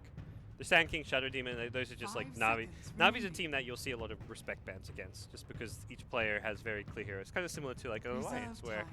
you know what their heroes are that they like to play on certain players. So we'll see TNC's second grab. It was the Venge Beastmaster. They can grab it again. It wasn't. I mean, those two heroes just don't really reveal much. Yeah, it reveals that you want to be able to push and take objectives, but that's just like a staple of a lot of drafts. It's not like you can't counter pick core heroes. Yeah. So they go back to Drow. Navi's turn to ban. I like this opener a lot. I think Venge Joe is strong. I think the Marana is very good, as is the Faceless Void, though, at dealing with the Drow Ranger, because you can really get up in their face. So TNC's Nature's turn Prophet to going to be the ban. ban, and I think they've scouted out TNC, because they do like that tri-combo. We saw them run it a lot in Southeast Asia. The Prophet Drow. Navi's Yeah. turn to ban. They just all went Dragon Lances. The Drow, the NP, and I forgot who they had mid. It was a Dragon Lance carrier, though. Like, everybody just picked Dragon Lances, then they went for Roshan and immediately pushed. That was against, like, Warriors Gaming, 10 if you know that team. seconds Yeah. remaining. They were in the qualifiers as well. They were quite close to qualifying. Those guys are legit. They Yeah. play very safe Dota. It's good. They're like the opposite of TNC. It's quite funny when you see them versus TNC. You've got like this one Navi's turn to just pick. kind of YOLO pushing crazy chaotic team against this safe, typical, TNC's turn almost like to the pick. classic Chinese Dota type style. Yeah. Here we go, first Winter Wyvern pick of the TI6. We're just looking at a list of unpicked heroes. Winter Wyvern was Oh. strangely on that list. Yeah. Cross them off. I think the bigger surprise for me so far is Darkseer. 10 Yeah. seconds. Darkseer looked remaining. like it was going to be a pretty decent hero coming into this tournament. He's got to get picked 5 at some point. seconds It's remaining. Darkseer. Yeah. Like that's a Darkseer. It's just no. It's Reserve not TI without some Darkseer picks. Yeah. But Happy Navi, to yeah, setting up to have some anti-push against the Drow. Navi's turn to pick. TNC pick up Disruptor. TNC, again, talk about these guys somewhat being like innovating with the mid jug. The Drow strats was something that last TI qualifiers they were using when they almost qualified for 10 for seconds TI5. remaining. They were doing that continuously through the qualifiers there. It was like their only strat, so teams started 5 realizing, seconds oh, all remaining. we got to do is ban Drow. They actually did Drow Viper. That was what they used to do during the TI5 era. I don't know if Reserve that's what time. the hero they had mid that you were talking about against WG. They're ahead of the game, man. Yeah, they are, but then other people take it and do it better. That was like MVP when MVP busts out the mid jugger. Everyone's like, holy shit, MVP are geniuses. It's like they take strats, and do it better. But it's good. TNC, I mean, they're getting some LAN experience. I mean, if they walk away from this TI with like a bottom 4 or a bottom 8 finish, like that's moving forward. It's kind of what they need. It's just this experience playing on the big stage. A lot of teams would be happy with a bottom 8 finisher. Complexity would be, Yeah. If there what was that? It was I had that idea. If everybody could just split the money evenly, everybody gets $1 million, which is a lot of money, and you could actually spread it evenly amongst all the wildcard teams. Oh, all 18 teams. Yeah, and they just played a tournament for fun, and whatever leftover money gets given to first. How many teams do you think would take that? Like more than half? No. Do you really think a lot of teams would take that? I think a lot of teams would. It takes away the competitive spirit, if you're not. It's still $1 million. You're talking about how 20,000 would mean a lot. The tournament then means nothing. All that matters is like getting there, and then. 5 seconds. Dude, even if I was a bottom team, I'd be like, no, screw that. I want to play. I want to compete for that $8 million first place prize or whatever it is. Something ridiculous. It's Man. like 8.59. This is where you see the join Dota BTS split. Yeah, we'd go for the money, man. You would just want the guaranteed. You can bust her out and not worry about it. Dude, BTS is about that passion. Yeah, worry about that. Exactly. That passion. Congrats. YOLO life. So Shadow Shaman picked up by Navi. Congrats. Congrats on my last place finish. Not making out the wild cards and getting $0. I could have had $1 million, but I got 0. But BTS, man, stay strong. Yeah, we stuck to our principles, That's really what... that's what TI is about, sticking to your principles. Not changing who you fundamentally are as a team. Absolutely. But, yes, but there's still some adapting involved throughout. Like, you look at EG and their run when they lost to CDC. I mean, even before that, like going through the lower bracket and just going through that tournament. Even looking at newbie at TI4, you stick to your style and your players, but you still have to adapt to the picks to some extent. Yeah. 10 seconds remaining. Something I guess I can reveal now that it is TI, but everybody has this concept that I kind of want to dispel this notion of that people believe that there's this hiding of strategies going into TI, or that there's hidden picks and people don't take tournaments seriously. I will tell you right now off the bat that is a myth. PPD said it himself in the broadcast that he has with Hotbit and Slacks. I say it after coaching for 3 months. I think that is a definite myth. Whatever you carry in, you're fundamentally just going to be. You will adjust, like you said, a little bit, but your players are who they are. Yeah. Saving strat's not a thing. I mean, that's the thing. Your strat you save could be irrelevant in a week or two. You may realize, like, oh. Exactly. Well. That's what I really want people to know is that heroes do not stay the test of time for full months, especially before TI. Internal metas do develop, so you have to be flexible. 5 seconds remaining. No, I totally agree. I still think there's, to some extent, though, examples where teams like EG at the start ladder didn't really show their full strength, like when they're picking Oracle mid. But it's not that they're not doing that to save strats. They're doing that because they want to focus maybe on playing as a team rather than not showing picks, but I think it was more just like a team building type thing. Yeah, I think they also wanted to test it, but TNC with the last pick Tinker, which I think pairs well with the Dro in terms of the laning phase. Tinker already a lane dominator. This means that you're even further ahead of the curve here. Yeah, and Navi have a Void to catch the Tinker, but Shaman Wyvern not amazing. Ember though, there we go. They get a last pick. Looking like we could be gearing up for a longer game here, depending how things pan out in the at least. I mean, Navi would have said that maybe last game, at least if Navi were going to win, but they just crushed the early game ridiculously hard. Saniko Wyvern, it's been a while since I've seen that, but that's always been a treat to see. They're gonna dual lane mid. The Saniko Dandy. Yeah, I don't think Saniko. He feels like an antsy guy to me. He doesn't like to stay in one place too long. I don't think he's a traditional safe tri-laner. I feel like Navi almost every game have 2 roaming. They're one of the few teams who roam both their supports. Yes. They never secure their safe lane, and that's where last game, that's where I feel like Beastmaster as a pick, and last game like going Iron Talon jungle level 1. I feel like that's maybe not the way to play against Navi. You want to punish them for not, or at least pick an offlaner that can match up 1v1 against like a Ember. Pick heroes like Tide more often, or I don't know. I actually think the bigger issue for TNC in the last game was their dual support combo. Okay. I think that Oracle plus Venge, yeah, they are very similar. They have almost no capabilities of getting kills. They're just really passive. God, what are these predictions? Last player to be killed? All right, I'm going for like a long game. We're going to get 1,000+ crit from Ember, right? That's a thing. 1,000+ crit. Yeah, team with the first barracks kill. We'll go TNC that, but game will drag. You Last think player to be TNC will? killed. I would go Navi. No. Will a tower be denied, David? I just said yes, you know. We're going for the YOLOs. Last player to be killed. I don't know. I'm gonna close my eyes and just do this, and it stopped at art style. I'm trying to click something, but I'm also trying to watch what's going on here. Dandy in the mid lane, scouts out this way. Okay, I got general. We're Okay, we're gonna go with that's that. how I did it. Yeah. It's come on. There's no way that you can logically. I'm sure there's some stats guy right out there right now. We've just triggered it. He's like, no, actually, you can. According to these stats, this player is 30 last person died in 12.8% of their games, which is above the 10% that most players have. Yeah, I'm over that. I just closed my eyes and. Okay, I cheated a little bit, but we're okay. All right, Na'Vi versus TNC, game number 2. Both teams really need this win. For TNC to go 3-3 against really stiff competition, they had Alliance, Na'Vi, and Wings, I think would be huge, just so that they know that they belong here, that they're just not, you know, the C qualifier team, that they can hang with the giants of Europe. Yeah, and the way half the teams stand the winner bracket. So if you're going even on wins losses, all you need is tomorrow to have one more win than loss. Like go 4-2 tomorrow, or go 3-3 again tomorrow, then go 3-1 on your last day, for example. So I think for these teams, it's just going even is at least like a good baseline. It's a good start to day 1. Yeah, it's the I don't have to panic Oh, about. General, he's going for the same play with the creep wave pull.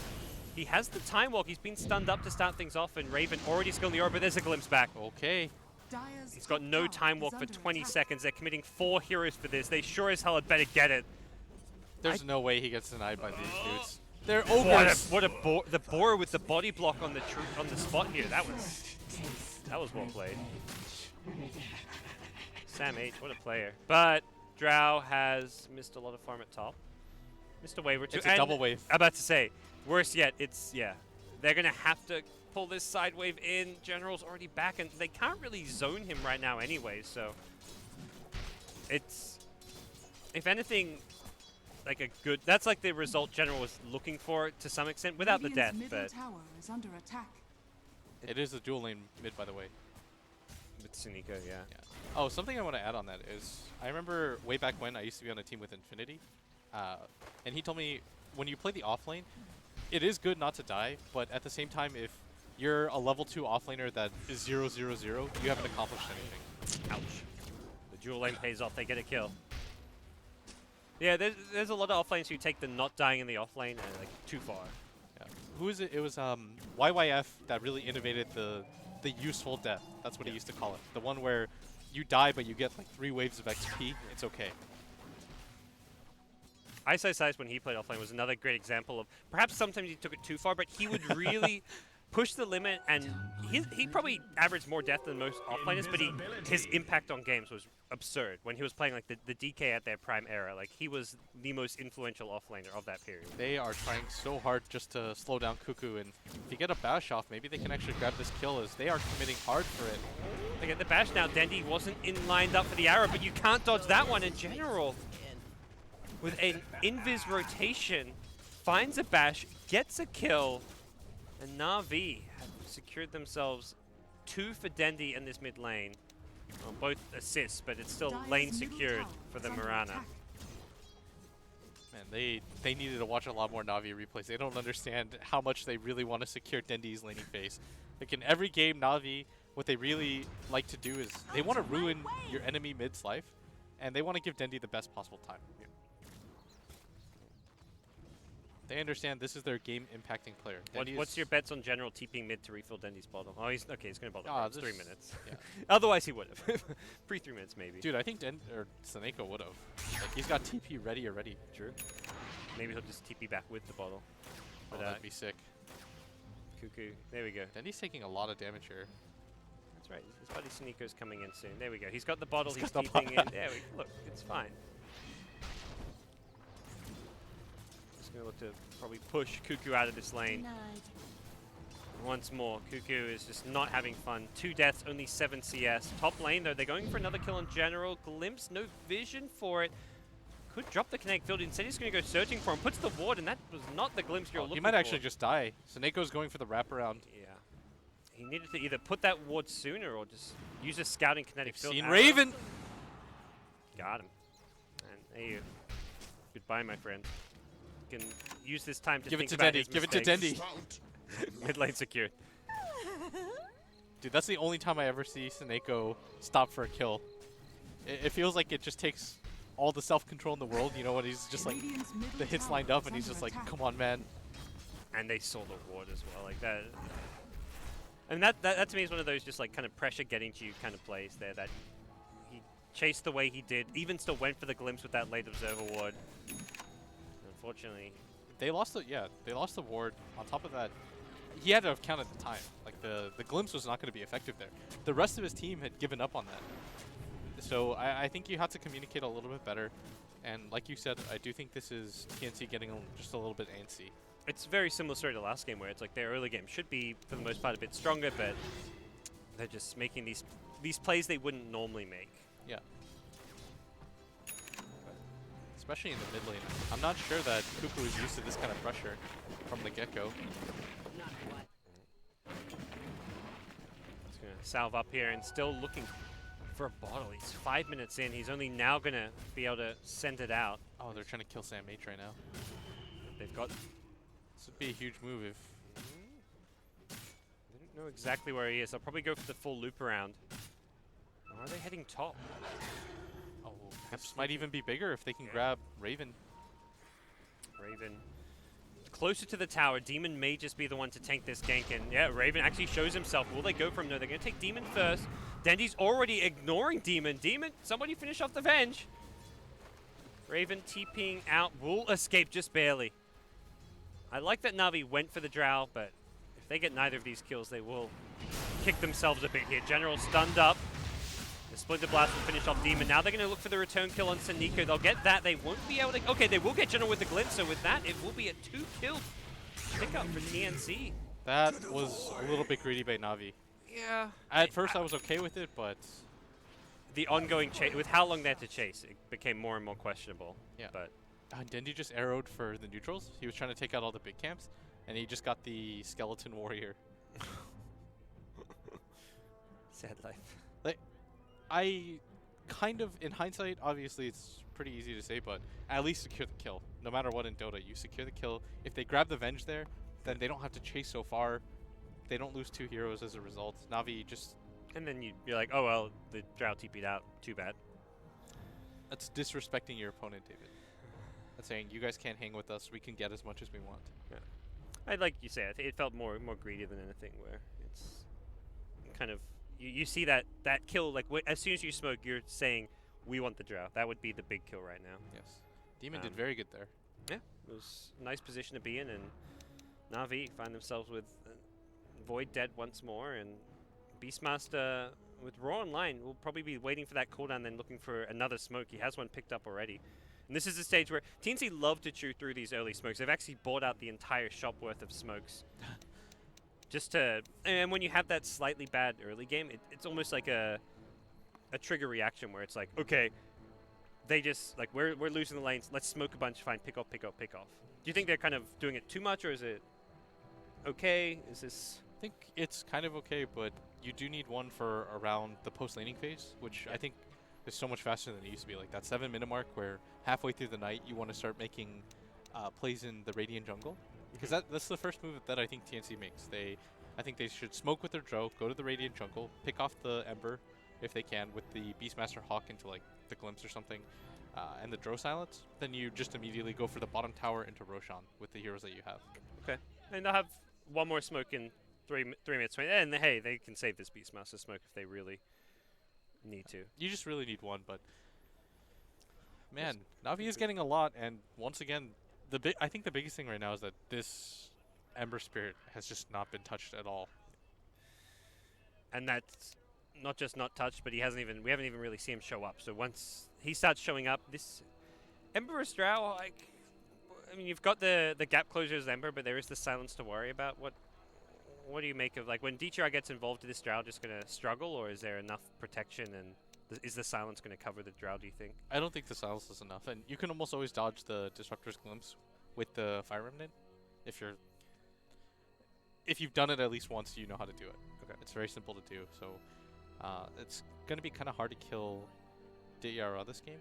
The bigger issue for them is that Na'Vi did die, but they're still trying to apply pressure all around the map, and they're getting involved in the safe lane. What we originally thought was maybe just a free pick off on the Beastmaster instead turns into an aggressive move at that was an odd time, David. That was like just kind of a weird move that you don't really predict. It's hard to.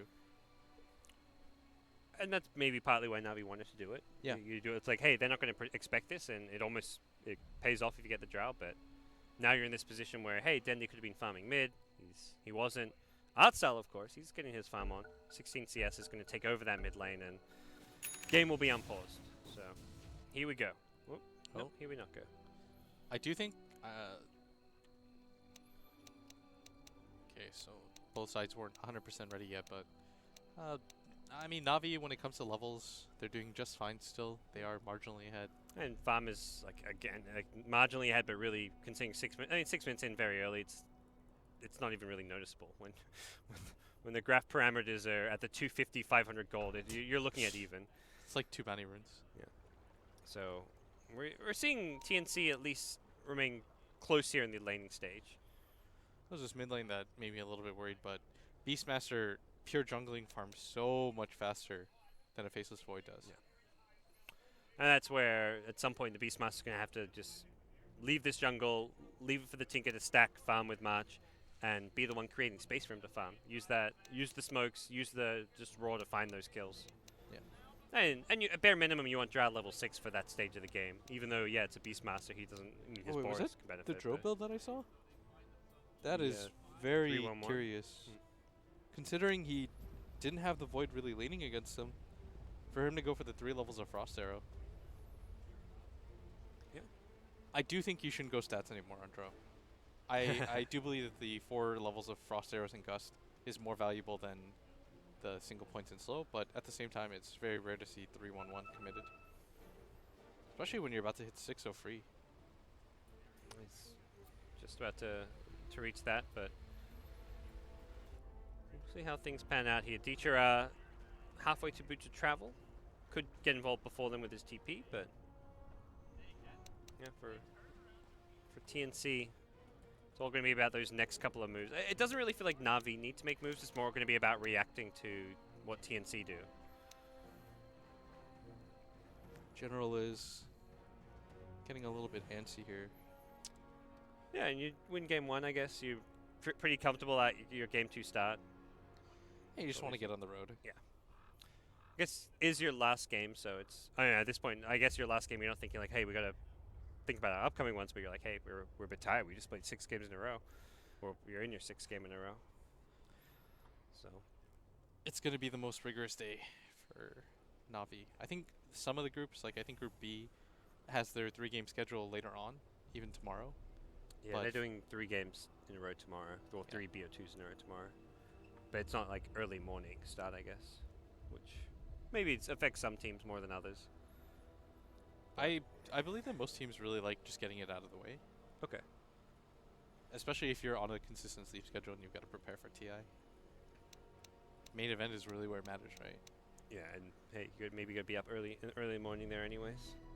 If I remember correctly, all the teams are required to attend, at least the opening. Yeah. So There's an opening ceremony for all teams. That's right.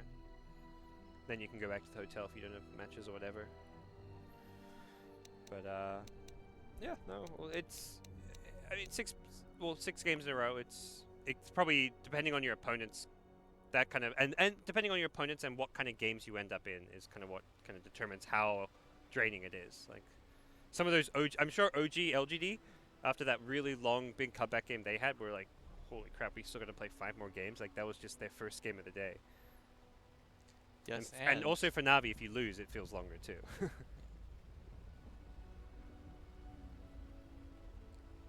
Na'Vi, Dota.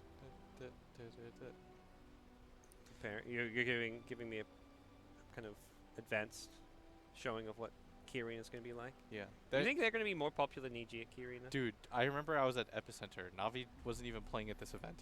And randomly, whenever the game got stale, the crowd would just start chanting. They did it at Dota Pit as well. This isn't just a Moscow. This was in Croatia, split Croatia. Randomly, during an MVP EG match, people started chanting Navi. Like, this is the most... I think they're the iconic team of Dota. It's one of those crazy things. Even if Dendi left, I still feel like it would remain there somewhat. Like, it wouldn't be the same. Like, they wouldn't have the same appeal, but they're the one name that has never really left Dota and never will leave Dota, assuming they have a team playing at like top events. Yeah.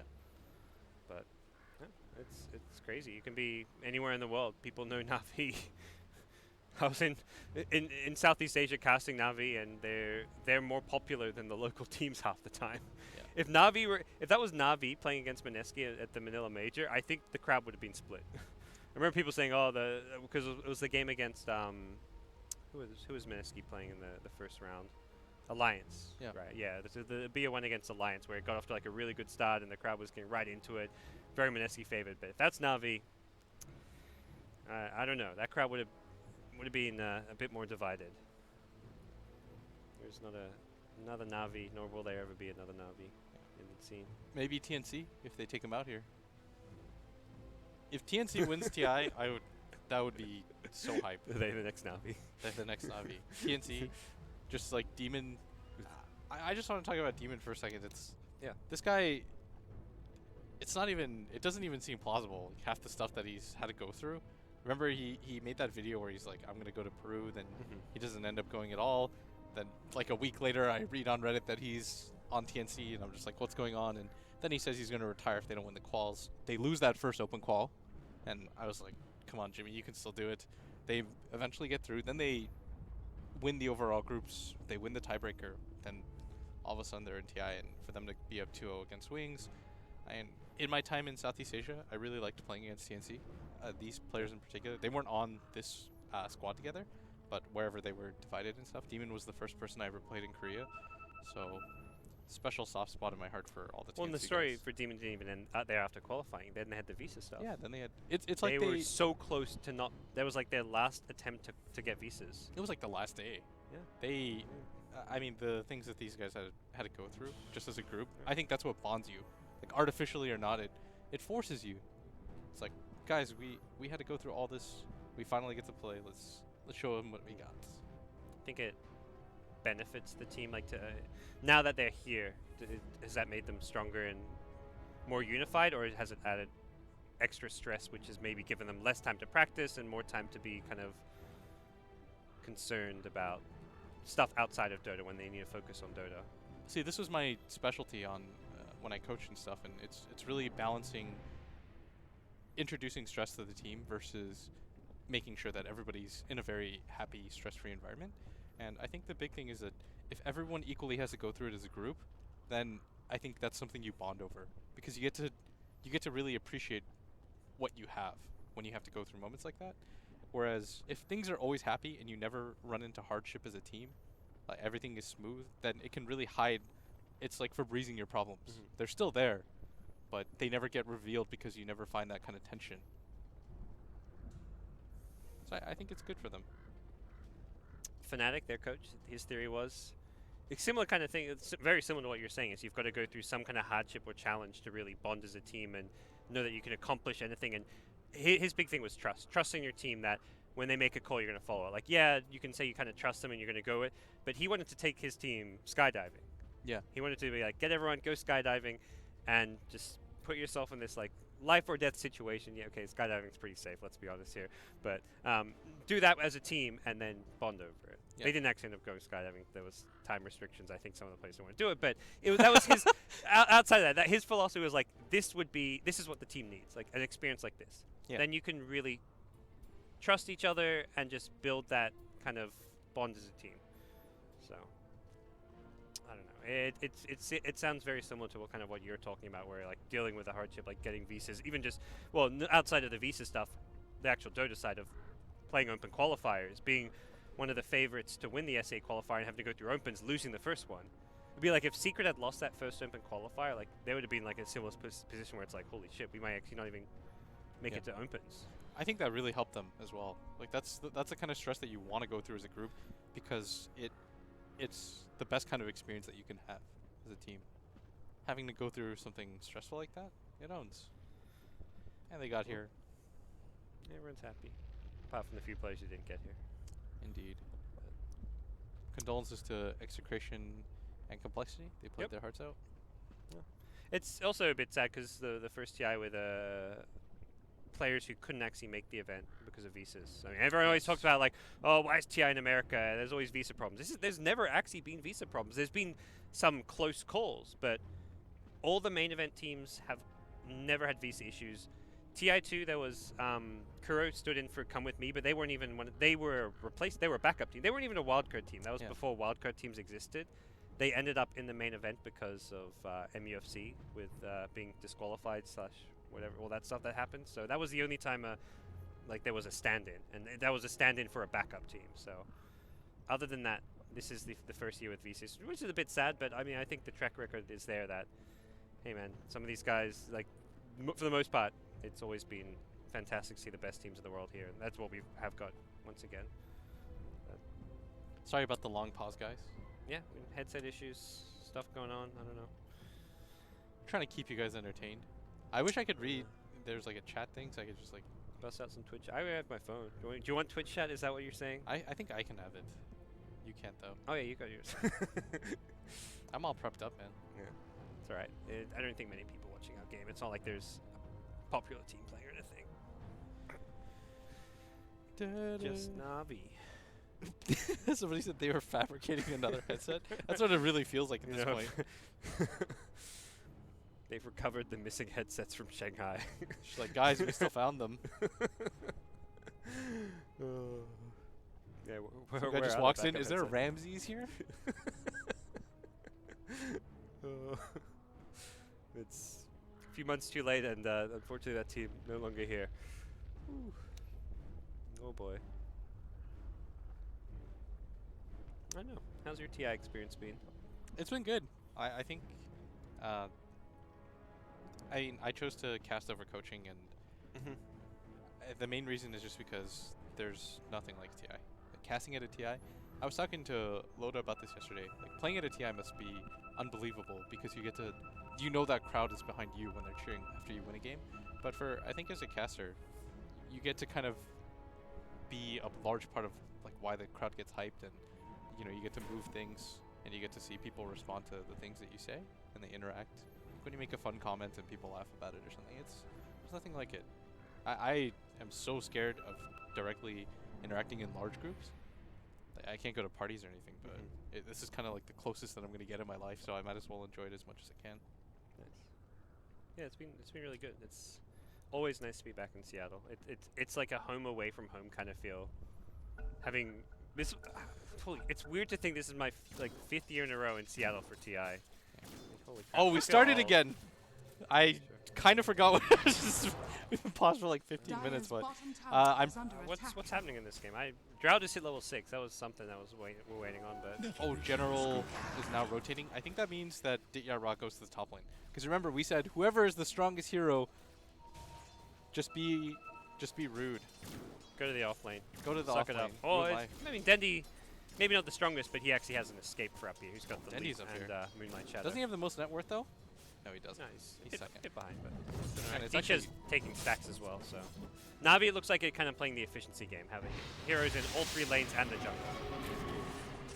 Did get off the Arctic burn, so he can fly over there. I think Ditya should make his way up. If I were a Navi player, He's so close to his travels. I think he's just told his team, like, look, there's a few stacks, jungle camps. This will be my boots of travel. yeah. Buy me some time, Dendy. Yeah.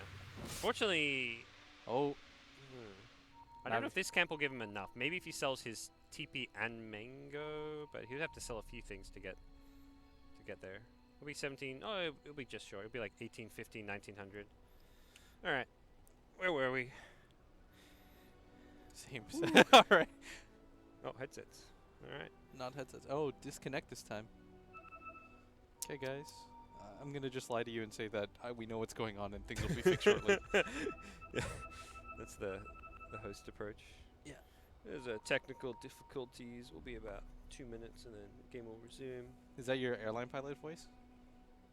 Sure. I love Airlines the airline have- pilot voice. Oh yeah, the pilot. You know how they have all the safety videos? They have really started to like meme it up. I was Yeah? on one which was like using not like the latest memes though. They're using like 10-year-old memes. Like they had the little the doggy thing. Like I think it was it Delta? I can't remember which airline it was, but they were like doing the doggy memes and stuff. I'm just like, what the fuck is this? Like, what these airlines are trying to be hip and cool. One of the airlines in Australia, like one of the budget airlines, like all the stewardess and stuff, they're all in like shorts and t-shirts and thongs or flip-flops. You call them here. Oh, I was gonna be like thong. Like what kind of airline? No. We call them thongs, like they're your shoes, like slippers or I don't know what you call them. You call them flip-flops, I guess. Yeah, Yeah. flip flops. I was Yeah. blown away. I was like, what kind of airline are you flying that? Yeah, I don't know. Airlines have gone super casual. You just gotta chill now. Okay. Yep. Everyone is reconnected. They are ready to go. Take 2. TI3 champions and TI1 champions in one day. Oh, TNC had to play both Navi and Alliance, I guess. Yeah. And maybe potential TI6 champions. Yeah. Another reason to rotate Dendy up here, he can take this stack, which TNC has been building out for a while. So they bring 3 heroes up here, and Dendy is gonna secure himself some good farm. This is definitely the efficiency game. There we go. Ember not going to quite get the boots of travel money, unfortunately. We'll need another camp. JR's debating it. Do I TP top to help my team? Do I... Oh, Nope. he left the remnant. All right. Gotta get those travels. Should have sold the TP for max efficiency. He did think about it though. You could see the cogs churning. Yep. So top lane, Serpentward's dropped something Navi can do themselves as far as taking objectives go. Invisibility. Uh-oh. Oh, this play bottom. General's gonna get gone on. This is a lot of ultimates. Are they even gonna get this kill here with the Winter Wyvern coming in to heal him? Okay, they'll get him. Tinker there as well. They expended a lot though. And that's where, well, I guess they realize Navi's committed Serpentwards. They're not going to defend top regardless. Let's get a trade. DRR really wants to get something, but the other 2 are way too far away for this. It's no objective follow-up from TNC, but because of how much they had to commit, Raven's still sitting on this top lane as well. If they want to start taking objectives, they likely need to bring in the Drow.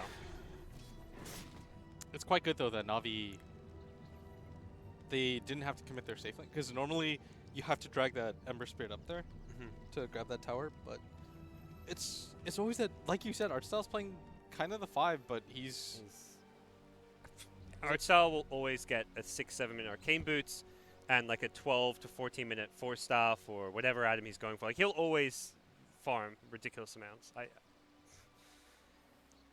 I don't know. And if you gave any other team Navi's drafts, they would put more farm on the Sneaker heroes. But no, Navi's, they have a very different approach. that's why I was so surprised that they didn't rotate DR up there, but it's because they had that level 6.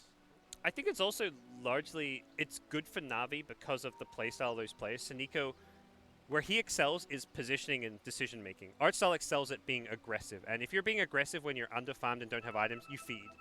And I think because they give Artstyle farm so he can make the kind of plays that he wants to make. Do Artstyle things? Yeah, we can do Artstyle things. The kind of things we saw last game, which are a bit questionable at times, but it's like, hey, a lot of the time he gets away with it because he's got farm, he's got these items. He can be this mid-game like playmaker where he does a ton of damage. Sneeko's just like that player who's like, okay, I have no items, but I'm also going to get off a 5-man Winter's Curse without a Blink Dagger just because I'm so good. That's the Jarek style. Yeah. Make a lot happen with as few resources as possible.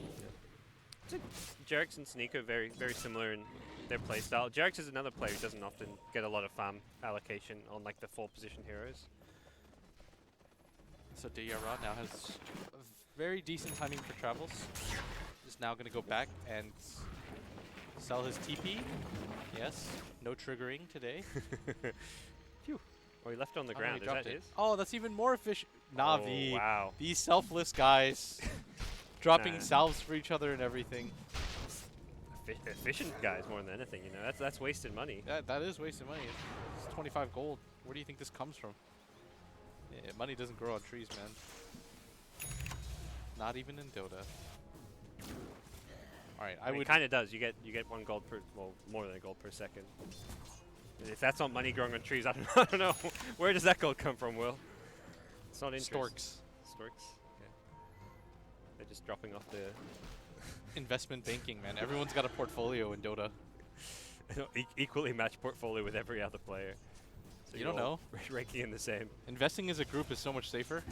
Oh, up at top, not gonna win. They should really get the level 6 though. Whoa, big ancient stack for TNC. I guess mostly Drow Beastmaster can likely take this together. Yeah, they're actually already bringing in Raven for it. Oh, another pause. Yeah.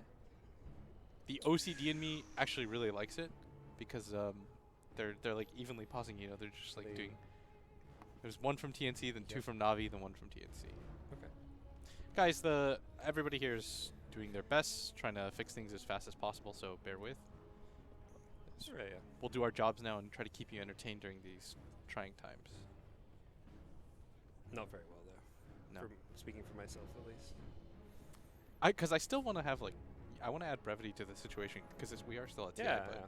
It's hard to like go completely off topic because I'm like, man, I'm casting TI. I'm casting Navi at TI. Like, I don't want to talk about airplanes and thongs and other shit, but you know, sometimes it happens. You get these pauses. And you there's can't only so control much yourself. we can talk about.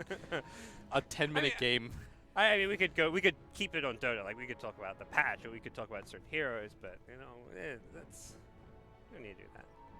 We'll save that for other people who make YouTube videos.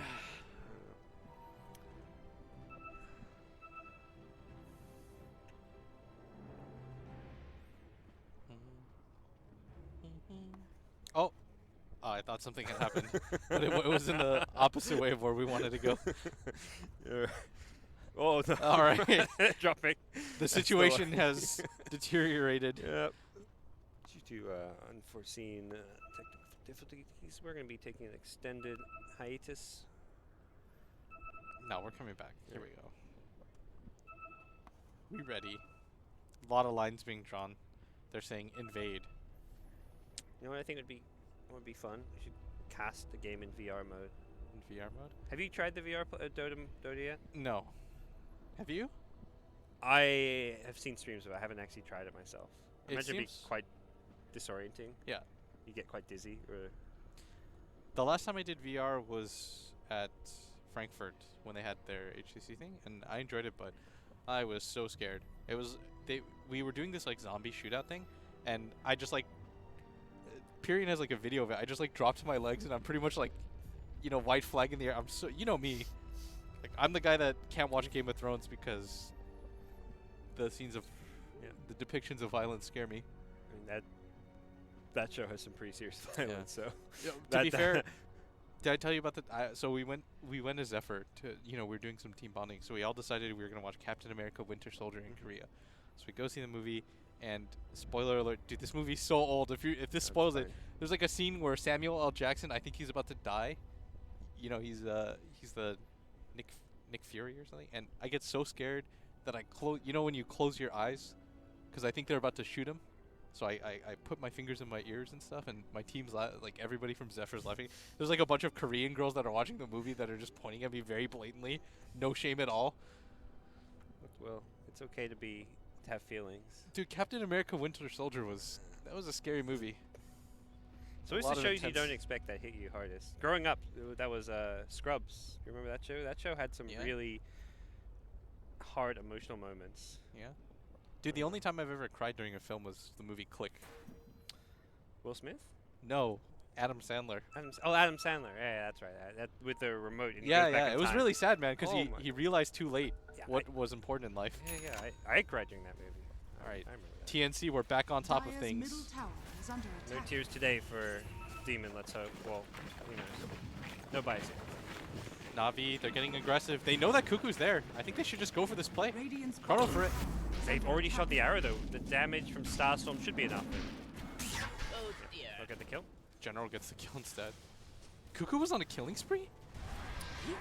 I guess he's gotten the last. I mean, he started off 0-2, but since then he's grouped up with his team. Like when they got the kills at bottom, he was involved. So I That guess is he just true. took. I guess he was just taking the kills. Is under attack. Invis coming out. Na'Vi have the vision here. Oh no, sorry, that's the dire ward. They don't quite have the vision, but they are going to go aggressive here. They found one in AU. His Disruptor will get up the silence, and Dichara caught inside, but the Invis means the stun actually didn't land. And Dicha will be A-okay. Dendy from the north is going to get silenced up. Demon swaps him back. Dendy, no They're leap gonna get this available. kill. And big kill as Demon, unfortunately, Winter's Coast up. The Drow is going to be enough damage. Not quite. So Nico will fall back as Na'Vi take the tier 1 mid. The Serpent Wards continue to take objectives for the CIS squad. And Cuckoo's boots of travel timing, importantly, has been slowed down by Na'Vi. Still, that was not bad at all for Na'Vi, or for TNC. They don't lose the Venge. They get a kill on the Mirana, who's a very high priority target. They slow him down. Their Dro manages to make a lot of headway in terms of farm. Just 300 net worth behind, despite being 2 towers behind. So I think everything's okay, but at the same time, you're still running a Dro lineup. This is a lineup that doesn't want to sit back and be passive. You inherently want to be aggressive with this hero. You're not taking towers yourself, which is probably one of the bigger worries right now, Yes. as far as their lineup's concerned. But they're looking to change this. It looks like they're smoking up, and I say change this because could be like a hero kill into tower push. It could also just be a straight up Roche. With I think you go for a kill. I don't think you can go for the Roshan straight up. But Dendy they're is leading trying with to Sam. scout it with an arrow. Is under attack. Oh, they're not going to get anybody? That actually is massive, because they needed at least one of these smokes to be able to get control, so now instead they have to go for the regular farm. What they were trying to do there is invade this jungle, just immediately go for this bottom tower, then you have a lot of options to go for the Roshan. And Navi's in full force now. They are well aware that something is up. Talked about out style. It's 12 to 14 minutes in. He has an item. He's going to blink. They're going for it again. Well, another Serpent Ward. Oh, I was about to say, they had another smoke available. Oh, Seneco's going to ruin this again. They'll get the kill on him, it looks like, but I don't even know if they can go for Roche. They've killed off the Winter Wyvern, so there's no Winter's Curse, there's no Serpent Wards. They could commit to Roche. I guess they're going to make the decision that defending this bottom tier 1 into Serpent Wards is not possible. And Na'Vi, they still have time to try and contest Roche if they so choose, and they're going to get vision in just a second. General's got to be the man to watch here, as he's going to drop his TP. He wants to go for the blink. Oh no, he doesn't get it. The silence is there. Drow Ranger silences on the time walk in. And now they're going to get the glimpse back as well. They've caught Dendy, the leap to the high ground. We'll get him away for now. He's still low on HP, and that Invis wearing off soon. Is under attack. Means Dendy could be caught out here. He now gets frozen Oh, in no. place by Sanico. That's Was this going to the play? backfire. Dendy, don't see him getting away from this one. Nice Winter's Curse on AU. That's going to be the death of the Disruptor, but Dendy going to go down to the Axis. Demon under the tier 1 tower dies. Dichara needs an escape. That arrow Oh, it's going to follow him. You're so dead. I don't care about this bottom fight. You're so dead. Oh. It's no. Hey! All right, touchdown. And what did we miss? General, he's back in. He's got a Chronosphere. He may look to use this, but Raven has an Aegis and he dodges Oh, it. he doesn't get Raven. Ooh. Raven does walk back into it, though. Radiant's All right, bottom so tower for a is second, under I think attack. JR thought what we did, where he was like, oh, I'm cool. Like, the bullet missed. Well, he had no boots of travel. Like, I guess he could try Slide of Fist Dodger. That's what he should have done. Dude, that was like that movie Wanted, you know, where they just like twist Yeah. shots and stuff. If you slide a fist while it's midair, do you instantly disjoint it even if it's not near you, or do you have to I don't think time the so. slide a fist? I think even if it has to like, the projectile has to already be in the process of hitting you. It's such a small margin, but I think he thought, he's like, oh, I'm cool. Yeah. He's like, everything's, he's like, wow, I thought I was dead. I really get to see my kids tonight. And it was like, nope. That was just weird from Na'Vi. I think Seneco might have actually just killed Dendy there. Like, if Dendy just kept running south and TP'd out, he would have been fine, but instead, he froze him in the middle. I think they might have thought that the chase was over. Off of that, TNC see a decent swing go their way. Top lane, though, there's been a Serpent Ward drop. Artstyle goes in with a Blink Dagger, looking for their Dire's solo middle kill. tower He'll is get it. under Trade his attack. life. That was Serpent Warns, though. Yeah, it's a 1-for-1, and I mean, ultimately, that's a bigger kill on Shadow Shaman as far as gold exchange, I imagine, yeah. No XP for the Disruptor, but I don't know, you take that Cuckoo? trade. Oh, I really like this. He's actually doing something that, you remember how we talked about in the very beginning of the last series is you want to farm these 3 camps as Dire? Yeah. Instead, Cuckoo is Say just that. going to die. You know, well, I really like this too, you know. Well, actually, he's going to kill Dendy. Oh, what's going on? I do really like this. What is going on? This game, like Navi played maybe the most precise 20 minutes of Dota I've seen at this entire tournament in this last game, and now it's just No, there's a big thing which I feel like contributes to this, and the pauses. The pauses throw you off a ton when you're playing Dota. oh the arrow's falling in. All right, this one's not Like, gonna kill though. Your whole flow of the game gets disrupted when there's pauses. It's not even about like a team who's winning and losing their momentum. It's just about like as a player, you lose that feel of like what's going on and what your role should be. Yeah, I honestly, is AU is just gonna pay for this. No counter kill inside. I was gonna add to that point though, because I completely agree with you. I think that before the pause there was a clear-cut game plan and everybody kind of read the movement, but after that pause you lose sense of what's going on, and now you just see kills and deaths It's everywhere. both teams, and it's these weird kind of solo adventure kills. Like what? I mean, Beastmaster had an idea. Like he wants to be in the enemy jungle because he has Necrobook up. So he's like, oh, I'll just go in there and de-ward. But send your Necrobook by itself. It can scout. It'll clear out wards if there's any there. And hey, there's not really going to be any deep defensive wards there if you're Na'Vi. They're not a team planning defensive wards. Yeah, like what? There's no reason for Sam H, like you said, to have to be there. He's got the book 3, and everyone's just kind of they're just doing things. Like, when's the last time you saw support on support? They both kill each other. Like, this is not precise kind of play. This is where Dota gets a little bit nitty gritty, and no team is willing to back down from it. Neither team is kind of just saying, "Hey guys, like TNC's got an Aegis on their draw. They could just push down the lane." How? They've only got 30 seconds left. To think a Drow team with Aegis, a Tinker with Boots of Travel hasn't just, like you say, gone down the lane. There's 2 Tier 1 towers. I feel like if those pauses hadn't happened, TNC during this Aegis would have taken both those Tier 1s as a 5-man unit. And it's not just TNC who have been affected. It's Na'Vi. We're seeing like Dendy just dying there. There was a bit of an odd misplay from him. We're seeing like the Shadow Shaman going for that big dive at top where he trades his life for his support. So it's entering this funky place. It's at least providing some entertaining Dota. Na'Vi, they go invis. They're looking to engage on bottom lane out of the Moonlight Shadow. They do ping out Cuckoo further down, but Raven's lost his Aegis now. perfectly timed. Na'Vi, they're in. Raven, no escape for you. Venge not in position for a swap, and Na'Vi will likely, well, they can't easily transition or push with the surfboards down, so, and Tinker alive, so we'll see things slow down a bit. Dendy does have the Aghanims, though. Although 3 out of the 4 top net worths, all of a sudden TNC striking back, despite the early game going in Navi's favor. Like you said, with the game getting a little bit more chaotic, so far it has favored TNC. They got a little bit unlucky there as the Aegis just ran out. I think everybody from TNC just assumed that it would last like 10 more seconds, because they were getting in position again. But like you said, that pause is going to mess up your rhythm just a little bit. I'm sure Na'Vi themselves, you go to that pause time, they're probably saying, okay, this is the exact time the Aegis will expire. You get to like scroll up and see exactly when you typed it in, and TNC. See what their next move is going to be. They used a lot of smokes earlier. They don't have an Aegis right now, so I imagine they won't necessarily be grouping up to push anytime soon. Next smoke in a minute, so if they want to use that to play around, they definitely can do so. General in this mid lane doesn't have Chrono up, and I think that's what's going to prompt TNC to just go for the straight up push. Even Cuckoo getting onto the high ground, and Snakeo's going to run into him, and he's taking a lot of damage. So I don't think that was a fight Snako quite realized how much damage he was going to take in. But Dude, March is dangerous. he is dangerous. That is a Blink Dagger Void. Yeah, so looking for the initiation with a Mirana Ags, there's a lot of follow-up damage for this.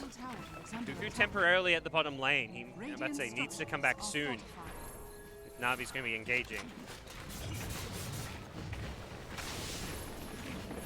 Raven just going to use the range from the Dragonlance to safely push this one. General will catch 2.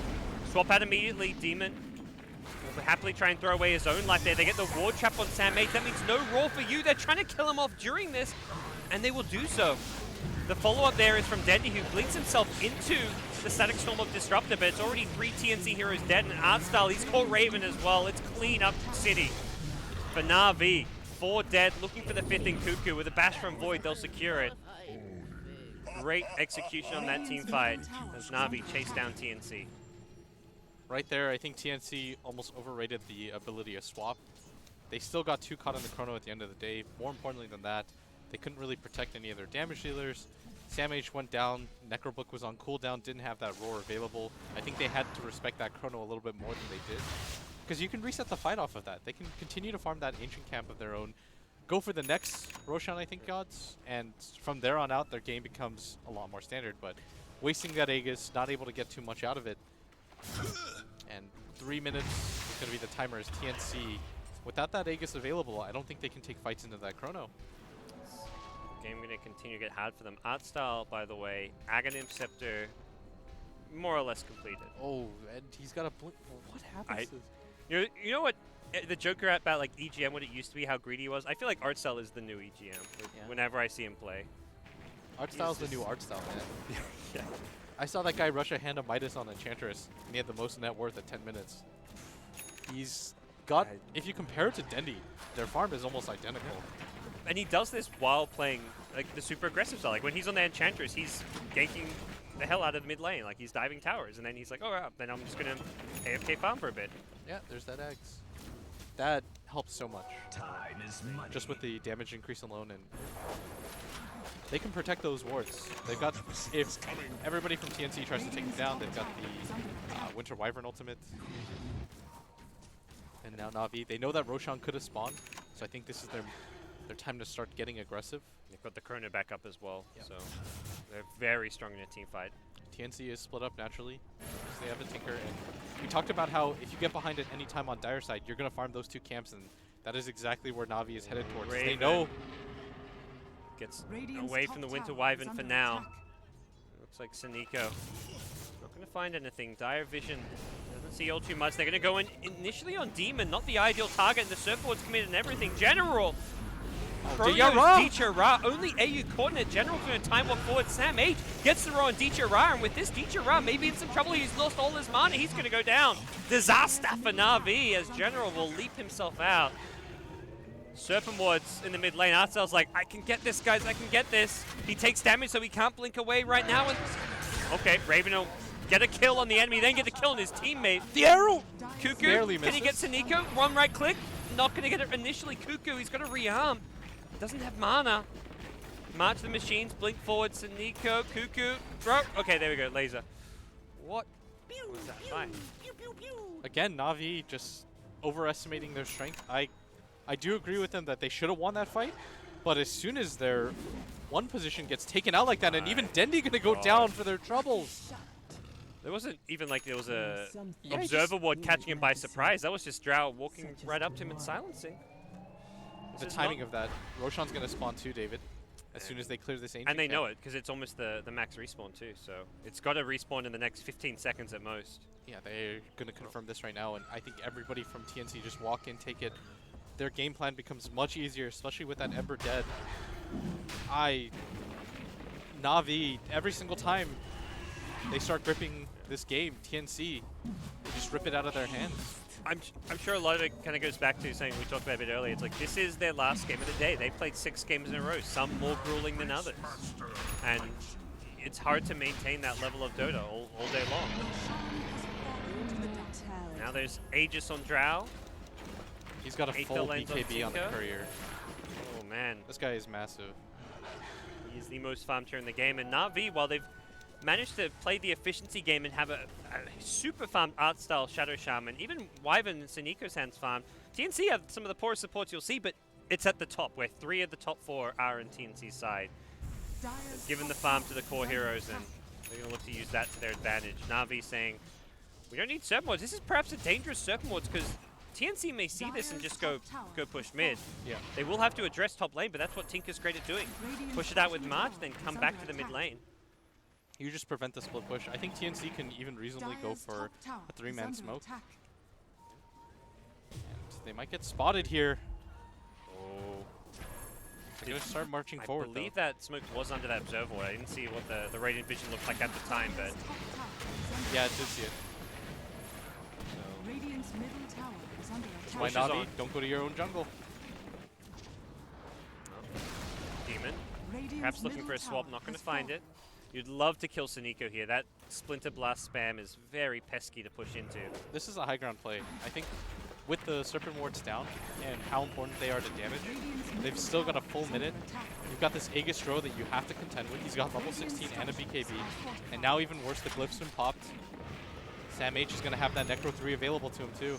They're trying to get the swap out with the Hawk. Demon, though, he's going to get hit by an arrow here, taking a lot of damage. The Necrobook's on him, though. Demon, no heroes hitting him. It's the Necrobooks. Great silence on the General. He's been taken out. He's lost his mana as well. He's going to get deleted initially. AU getting low, but he's still barely alive. Oh, Gets Dendy's going to go down for Dendy! He's dead! Great execution from TNC with the silences, and they've taken out the core heroes, forcing a buyback from Yeah, the Rossman Void. silenced. Oh my gosh, silence after silence until a Chronosphere finally shuts down Raven, but he's got an Aegis. AU looking to come back in if possible. They take out the Drought for now. General's going to get pulled back in, and he's going to get taken out as well. It's a dive back. Yes! Tinker Dagon will finish him off, and Raven now will get to work on the Tier 3 tower and Rax. No buybacks available. They can only get one lane because there's still Tier 2s up, but TNC have broken the Na'Vi high ground. Dicha will get a kill. He also needs to get the hell out of here. Oh, Raven, you're greedy, going for all of the outer towers. Get the huts. The huts are where the money's at, man. Invest in huts. The hut stock. They're like the Nintendo Pokemon stock. They're just going to go on the rise. Dude, you only get one shot at huts. Okay. The bigger thing here is that TNC, if they can walk away from this clean, would be huge for them as Na'Vi. Typically what you'll see is even though Rax is taken, the team that loses Rax will usually get 1 or 2 follow-up kills, but that's just not the case here as Na'Vi is splintered all over the map now. There were some clutch plays in that push. The insta-silence on the Void, catching Dendy with the Static Storm. Disruptor lived on like 100 HP for most of that fight. Everything looked like it was going to be really good for them. You saw that Suneko had that brilliant Winter's Curse on the Vengeful Spirit, which turned the Necrobooks against him. You got rid of the only saving mechanism against that Chronosphere, like you said. Then that clutch silence hits into the Roar. That, I mean, TNC just simply flat out played Na'Vi right there. Yeah, I mean, it was some overconfidence from Na'Vi, but I think they're right to try and, after killing the Fencer, I think they're right to try and engage with Chrono, but that insta-silence, just ridiculous. The vision's been really important. Having the Beastmaster Hawk over the enemy base to try and scout the Void, to try and get swaps. Cuckoo. Art style, making plays. Now has a 4-star. Yeah. The important thing, though, something I really noticed about OG's play, and hold that thought, is Demon's going to get gone on as General now comes here. But they're going to grab both the cores! On Earth is going on. Both cores go down. Na'Vi had heroes nearby, but they just couldn't get there in time. Sam H was heading top, and it was a Moonlight Shadow to try and kill Sam H, and in the end... AU with the blink forward. This is turning into a game of pick-up. As TNC pick up one kill after the next. Na'Vi they are just getting caught off all around the map right now. And that's something which TNC's draft is so good at punishing with the Beastmaster, the Vision Game, the Disruptor Glimpse, the Tinker's ability to just be anywhere at any time. They want to force the buyback. Are they forcing the throne here on the tier 4s? Ember has one, so... You can't afford to take this much damage on your throne. An exposed throne in a game like this just means one team fight. Oh, Dendy in gets trouble. caught. He's silenced too as well. They've got the Glimpse even if they need it. Looks like it's going to be AU in trouble, forced to back off. They force out the buyback now. In comes Tinker. They're going to pull Dendy in. He's down. Out for the count. Will have to buy back. Demon now on the outside of the Chronosphere does not have swap to help Raven out. Raven without an Aegis needs to be careful. Great arrow onto Cuckoo. They've got the damage with Feature as well. Raven no escape, but they get the kill. They get the Void. Raven will still die, but they get a consolation prize in General's Faceless Void, so I think all in all, TNC can still be happy with that. They forced 2 carry buybacks. Are they going to lose more? They may actually kill Dicha. Is this where you just buy back on Drow? They don't have Tinker, and well, it's not just Tinker, it's Sam H. They bring him down with the Necrobooks. And Dendy, blinking in to try and claim the gem, will also look to try and claim AU, but needs to be careful. Necrobooks on him. You don't want to kill this melee Necrobook, but sometimes you can't help it. That Aghanim Scepter has a mind of its own. Dendy fishing with the arrow, won't find it. What are we watching? This is one of the most chaotic games of Dota I've seen in a long time. Yeah, right now, it's kind of where you got to go with it.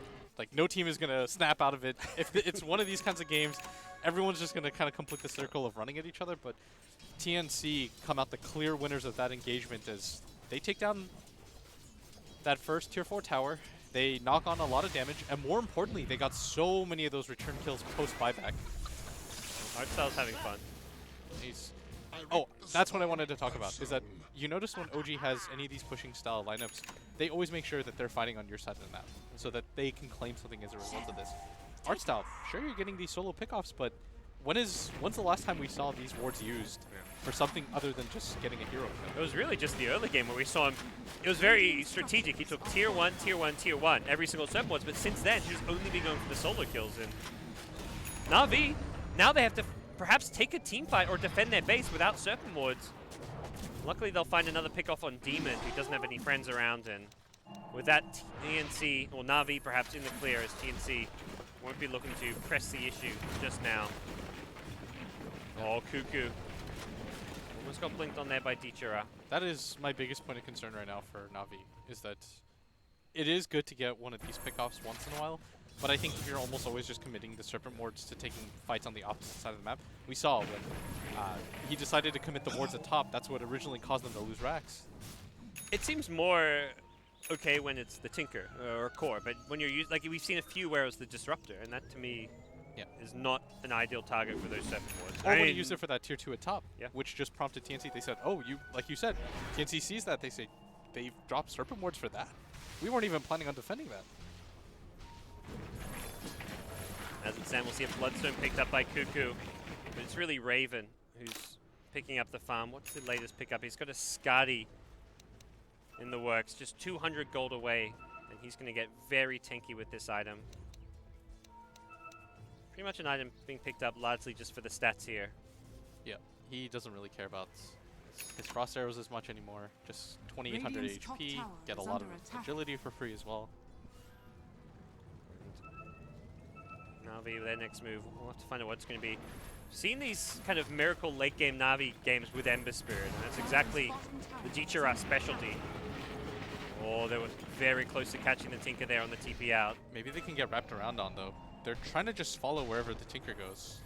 And Dire's scouted them Radiant's though. top Yeah. tower is under attack. Scan comes in. TNC no.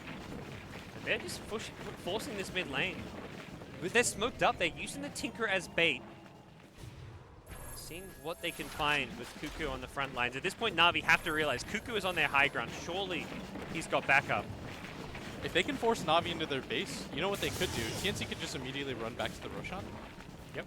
And because Na'Vi is spotted this entire time and they've got to deal with this mid-creep wave, there's even another one coming in soon. I think you just go for the Roshan. I think this was a very smart play by TNC. And you've got Hawk Boars, you've got tons of scouting capabilities. You don't have the scan, so there's always that slight chance Na'Vi smoke at you, but it looks right now this could just be a free Roche for TNC if they go for it. But they're a little bit hesitant. They are setting up around the pit. Trying to get a catch here. Na'Vi thinks that they've already started it. No, this is a trap. They've got the sentries and everything. They see art style. This is so well done by TNC. Potentially the game-winning play. Oh, they've caught Dichira at the start. They're going to bring him down before there's any response. The Cold Embrace just in time. Great chrono from General, but the Dagon will finish off the Ember Spirit. No buyback for Dichira. The Winter's Curse was good, but not enough damage coming out from it, and Na'Vi will lose their third as Dendi. He's alone. Has just General, who's also going to completely abandon him. He gets glimpsed back into the TNC onslaught. Demon is there to make sure they get the kill, and General, well, he can only stand and watch. I think TNC are probably making the call, go straight for that throne. These heroes do not have buyback anymore. 2 minutes on the buyback of Ember and Dendi, roughly. This may just be game over. Yeah, Seneko doesn't even have that Winter's Curse. Can't even go for a Dream Play, and before their throne falls, they can't bear to see it as they're going to call it, and TNC going to split even with Na'Vi, and What a day. Yeah, this really could have been a game that Na'Vi could have taken, but one or two poor decisions and immediately TNC pounced. Very entertaining game. I had 1 green. You had 4 reds. I quickly closed it because I was embarrassed by my 3 incorrects, but luckily for you, we only get to talk about yours, not show it. But TNC finishing 3-3 on their first ever international LAN tournament, let alone at a TI, that is something. They also had to go through quite a difficult bracket as they had to play Na'Vi, they had to play Wings, who for a lot of people were the favorites, and Alliance. These are Alliance no are looking good slouches. too. Yeah. Yeah, exactly. So for TNC to do this, I think they're going to be incredibly happy, whereas I think Na'Vi will be very... They're 2-4 now. Yeah. Yeah. Especially with how this last game went, that this game just looked like a lack of focus or concentration. And realistically, like, you start 2-4, they still haven't versed some of the top teams as well. Like EG, who obviously could be that dark horse tier 1 team, but they've versed TNC, they've versed EG, they've versed Escape Gaming. They still have OG, they still have Wings, so it only gets tougher for Na'Vi. So we'll see more of them tomorrow, but that does it for myself, Gods, as well as Blitz. We're going to be taking a bit of a break here, I imagine, and then we're going to be having Group B action this afternoon. So thanks everyone for tuning in. Continue watching TI6 group stage action here, as well as on all the other streams on Twitch, as well as Inside Dota 2. We'll see you guys later. See you then.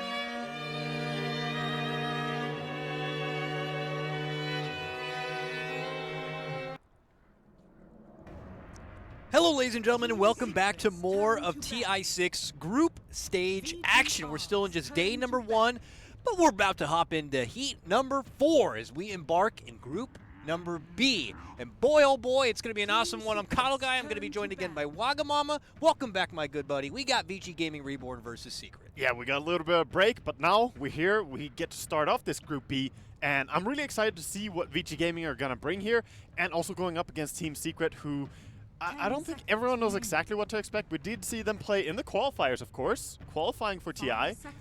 They went a long way in the open qualifiers, them and EG alike, and had a very impressive performance there, of course. But And then we saw them at the Star Ladder Star Series tournament, and they were all right. yeah, I mean, middle of the road, it kind of felt still got, some stuff to work out. some stuff to but work out, but hey, we just saw earlier in Group A, EG, kind of that same kind of team like Secret where you don't know what to expect. You know that these are high caliber players, but what are they going to bring to the table? Where's the team at? Where's their heads at? EG came to play. They look good. They finished today 4-1, along with OG and LGD. We'll see if Secret's going to bring the same kind of A game. I also think that worth pointing out that both Secret and EG are doing a lot better now than they were at Manila Major. That's, of course, where people were saying, oh, these two teams, we expect so much from them, and they really flopped over there. But they have been finding a lot of strength since then, and practice has probably been very, very hard for these teams. Of course, some people speculated that they were not practicing as hard before the Manila Major, that they got, a little bit rusty from it. Definitely not the case anymore. No, not one bit. And then for VG Gaming Reborn, most people probably don't know what to expect from them either. They have been bunkered down in China, grinding it out. I mean, you were checking just before this. Their Dota buff, they had been grinding There's games. a lot of matches. If you check their Dota buff, if you check their recent history, the last 2 months, they've been playing only internally in China. Yeah. Manila Major was their latest international games, and they've been playing a lot of games. Let's say it like that. That's all you can really say. The last big shining moment that we all know for VG Gaming Reborn was the first season of Star Ladder Star Series where they ended up taking the whole thing, and they had Mikasa as well as a stand-in for the mid lane. Now Mikasa is back. This time, though, not in the mid lane, in the off lane, if I'm not mistaken. They have End, a.k.a. ZYF, back in the mid lane once more. It's a little bit strange. Oh, sorry. No, it's going to be the mid player, and End is going to be the carry. It's a little bit strange for VG Gaming now, having two really good mid players. Of course, Mikasa not so individually skilled, but his team fight is so crisp. And maybe it's better having him as an offlaner because of that. He can, if you're really good at taking team fights, that's sort of what you're looking for in an offlaner. I remember that exactly from that Star Series too. We were looking that's where we played Queen. Yeah, and it's like mechanically he's not up to where these new youthful young prodigies are, but man, he knows what's happening in these team fights. He probably was the one at the time to call the shots, and he kept his composure. And you're right, in an off lane, you need that, and he might bring it. Mikasa actually made me start playing Queen of Pain again and look at how to play it again just because of how he played. And I really want to give him credit for how well he played in that as a stand-in as well. So even though VGR, they are missing Yang here, we'll see how they can perform with him. Of course, definitely not a stranger to the team. So, as we look at this actual draft, some interesting things to note. VG Gaming Reborn get rid of the Darkseer. He's been banned all frickin' day. Drow's been seeing a lot of playtime. Secret, get rid of the Ricky, get rid of the Bat. So VG Gaming managed to snag up a Shadow Demon in their early picks. Secret opt to skip away from something like an Elder Titan Waga and go right for the Wisp and then immediate Sand King follow-up. Very curious. And I think the Wisp, maybe Shadow Demon is a good hero against Elder Titan, in fact, since he can save people when they get stomped, or the fact that he can stay so far away is also a little bit messing with an Elder Titan. So I like this approach though, the Wisp and the Sand King. Sand King, very strong hero that Na'Vi pioneered a lot and have been running very successfully. You can hear it from some of the players out there, I'm not going to try and name any names, that some of them are not too thrilled about the new Illusion, Radiance, Army meta that's kind of approached in some aspects, while on the other flip of the coin, we have the Huskar kind of meta. And obviously, maybe in the early phase, they recognize VG Gaming with a Shadow Demon. You're likely to see the former, the illusion push, the I don't want to say cancer, but you know, a lot of the grief that comes with it. And Secret maybe just doing some early prep against that. They have now global presence with Io, and Sand King with Caustic is very good at pushing out and spamming out. It's also smart by VG Gaming. When they pick up a Shadow Demon early, they grab one of the absolute best heroes to have with it. Just the Luna Illusions are insanely good, since the Glaives just keep bouncing a lot. It's much stronger than having like a Drow Ranger to clone. And then they accompany the gorgeous Luna with Milady Mirana. She has been making a serious impact already at this TI. I believe at the end of our first day, or what some may consider day 0 wild card, she finished what, 7-0, 6-0? She was 7-0 in the early, like very quickly in the wild card, yeah, which was really impressive. And I believe she has obviously lost games since then, but still a fearsome hero. Just the damage she deals to everyone when she jumps in with the Aghanims. And we've seen some games turn because suddenly Aghanims is done on the support Mirana and everything changes. Like, I am a huge Earth Spirit fan, and I keep saying to people like Winter, and I'm like, as much as I love Earth Spirit, he's obviously kind of falling out of trend for, you know, people used to look at him and it's like, oh, but he's the best hero in the game. He's got everything. He's got a stun, he's got a silence, he's got a roll, he's got magnetize, which is amazing. And it's like, but you're seeing all these sleeper heroes like Mirana, suddenly she's got an Ags, and I feel like they just fit the bill, and this particular meta is so much better. You know what, Call Guy? Just wait for it. People are going to start picking up on the fact that you can play Morphling, hybrid the Earth Spirit, get 6 new stones, and have a super magnetize. And then he'll be back again. Don't worry. That's when like the carpal tunnel really comes in. You got to control 2 heroes with 2 different spell sets. When that day comes and our skill cap is ready, I'm going to be excited. It's a good thing. So we've gloated a bit about Mirana and how she's had such a successful start at TI. What's her place here with Vici Gaming Reborn? We've been seeing her all over the place as support, as a core. Where do you think she's going to end up here? I think you could run her as a mid just because the enemy now has Chen. It's a hero that's pretty hard to gang even if you get some good creeps. You really need a Centaur and the Ensnare creep from a Troll to kill a Mirana, else she just leaps away. But you can also obviously run the Shadow Demon Mirana support duo. I just don't really love that. I think it's easier to have a Mirana mid, and Shadow Demon is always going to be able to What do you mean you don't like tank. that? That's the classic peanut butter and jelly combo. You set up the disruption, the arrows there. But you're right, we don't see that They're nearly as coming in much that anymore. sense, but a lot of people who run the Shadow Demon, they seem to need items on him or he becomes food. Yeah. And that's why I dislike it. So if you were supposed to run a Mirana Shadow Demon, Mirana needs Aghanims, there's no doubt. And if Shadow Demon then gets to be the ward bitch, that means he's not going to get his Force Staff and he will be focused down. And they will not go for that. So Bounty Hunter... There's a way to get some money in the pocket of Shadow Demon Definitely. in a situation like that. But no, yeah, you're right. They opt for the Bounty Hunter to be that secondary support now. And as we know, is a very much a pain in the ass for someone like Chen. Oh yeah. I wonder if it's going to be FY playing it. FY is a monster on Bounty Hunter. He really knows where to position himself. He was one of the players that started doing the Blink Dagger Bounty Hunter really early when the bouncing Shuriken came in. And he's just, here we go. There he is again. There he is again. You know, this is actually Team Secret doing exactly the same thing that Navi did in the Star Series. The Wisp, Chen, Huskar combo. These Now then, three look heroes, at this. This is a Navi draft this is without exactly, question. yeah, this is very, very Navi-esque or Navi-influenced drafting. And I think it's powerful, for sure.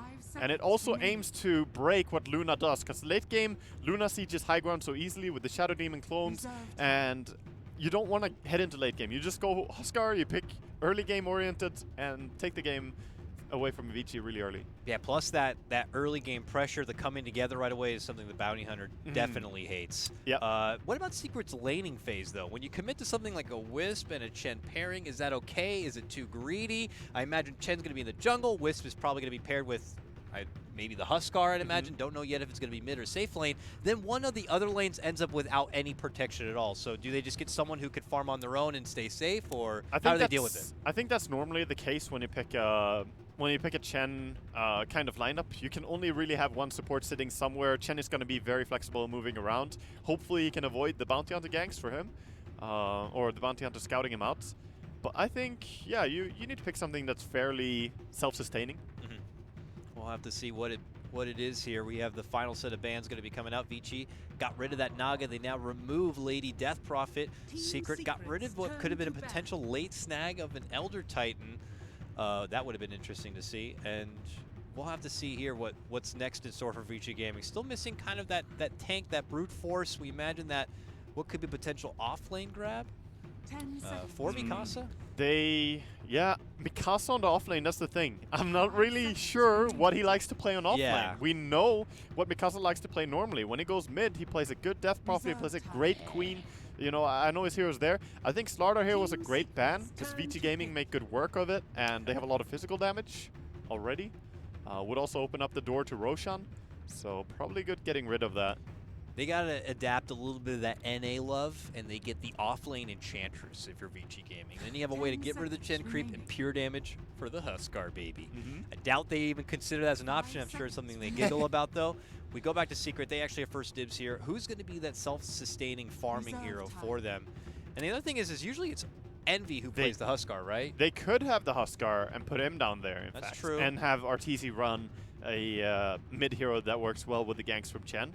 It's possible, but Wisp tethering to a Huskar on mid lane can quite quickly translate into kills as well with the Chen. So I'm not saying the Huskar safe lane is a necessary move. They could definitely have him mid. So we'll see here. I'm not quite sure what they want to do. The other crazy play maybe VG Gamer could pull out is what if you can do a crazy audible throwback to... You get either Bounty or Miran on the off lane. Is it too late to sneak in a pesky AA to counter already this heavy sustain lineup of Huskar, I Chen, think so. Io? I think you would be a little bit... Sure, you counter the heal, but I think you can't really fit an AA into this as well. If you do, it's a little bit wild. Yeah. And it would struggle. It would make their lanes weird. You could do an off-lane solo bounty hunter. It's not impossible. Yeah, TI3 style. I exactly. Some teams still mix it up like that. And it's going to be the Axe, in fact. It's just how much do you put in, my God, they have Huskar with a shit ton of heal behind it. We might need an AA, or we'll play our game and we'll know that we can get past this. And they ran it out with an Axe, so the high tempo is there. Oh, definitely. And a tethered up Axe is also just as scary as a tethered up Huskar, the way you can run people down. Luckily, when Bounty Hunter hits level 6, VG Gaming will be able to track speed movement away. Final snag is going to be a tide for Mikasa here. So they get their own tanky frontliner we were also calling out for VG Gaming. And, well, what's the game plan here?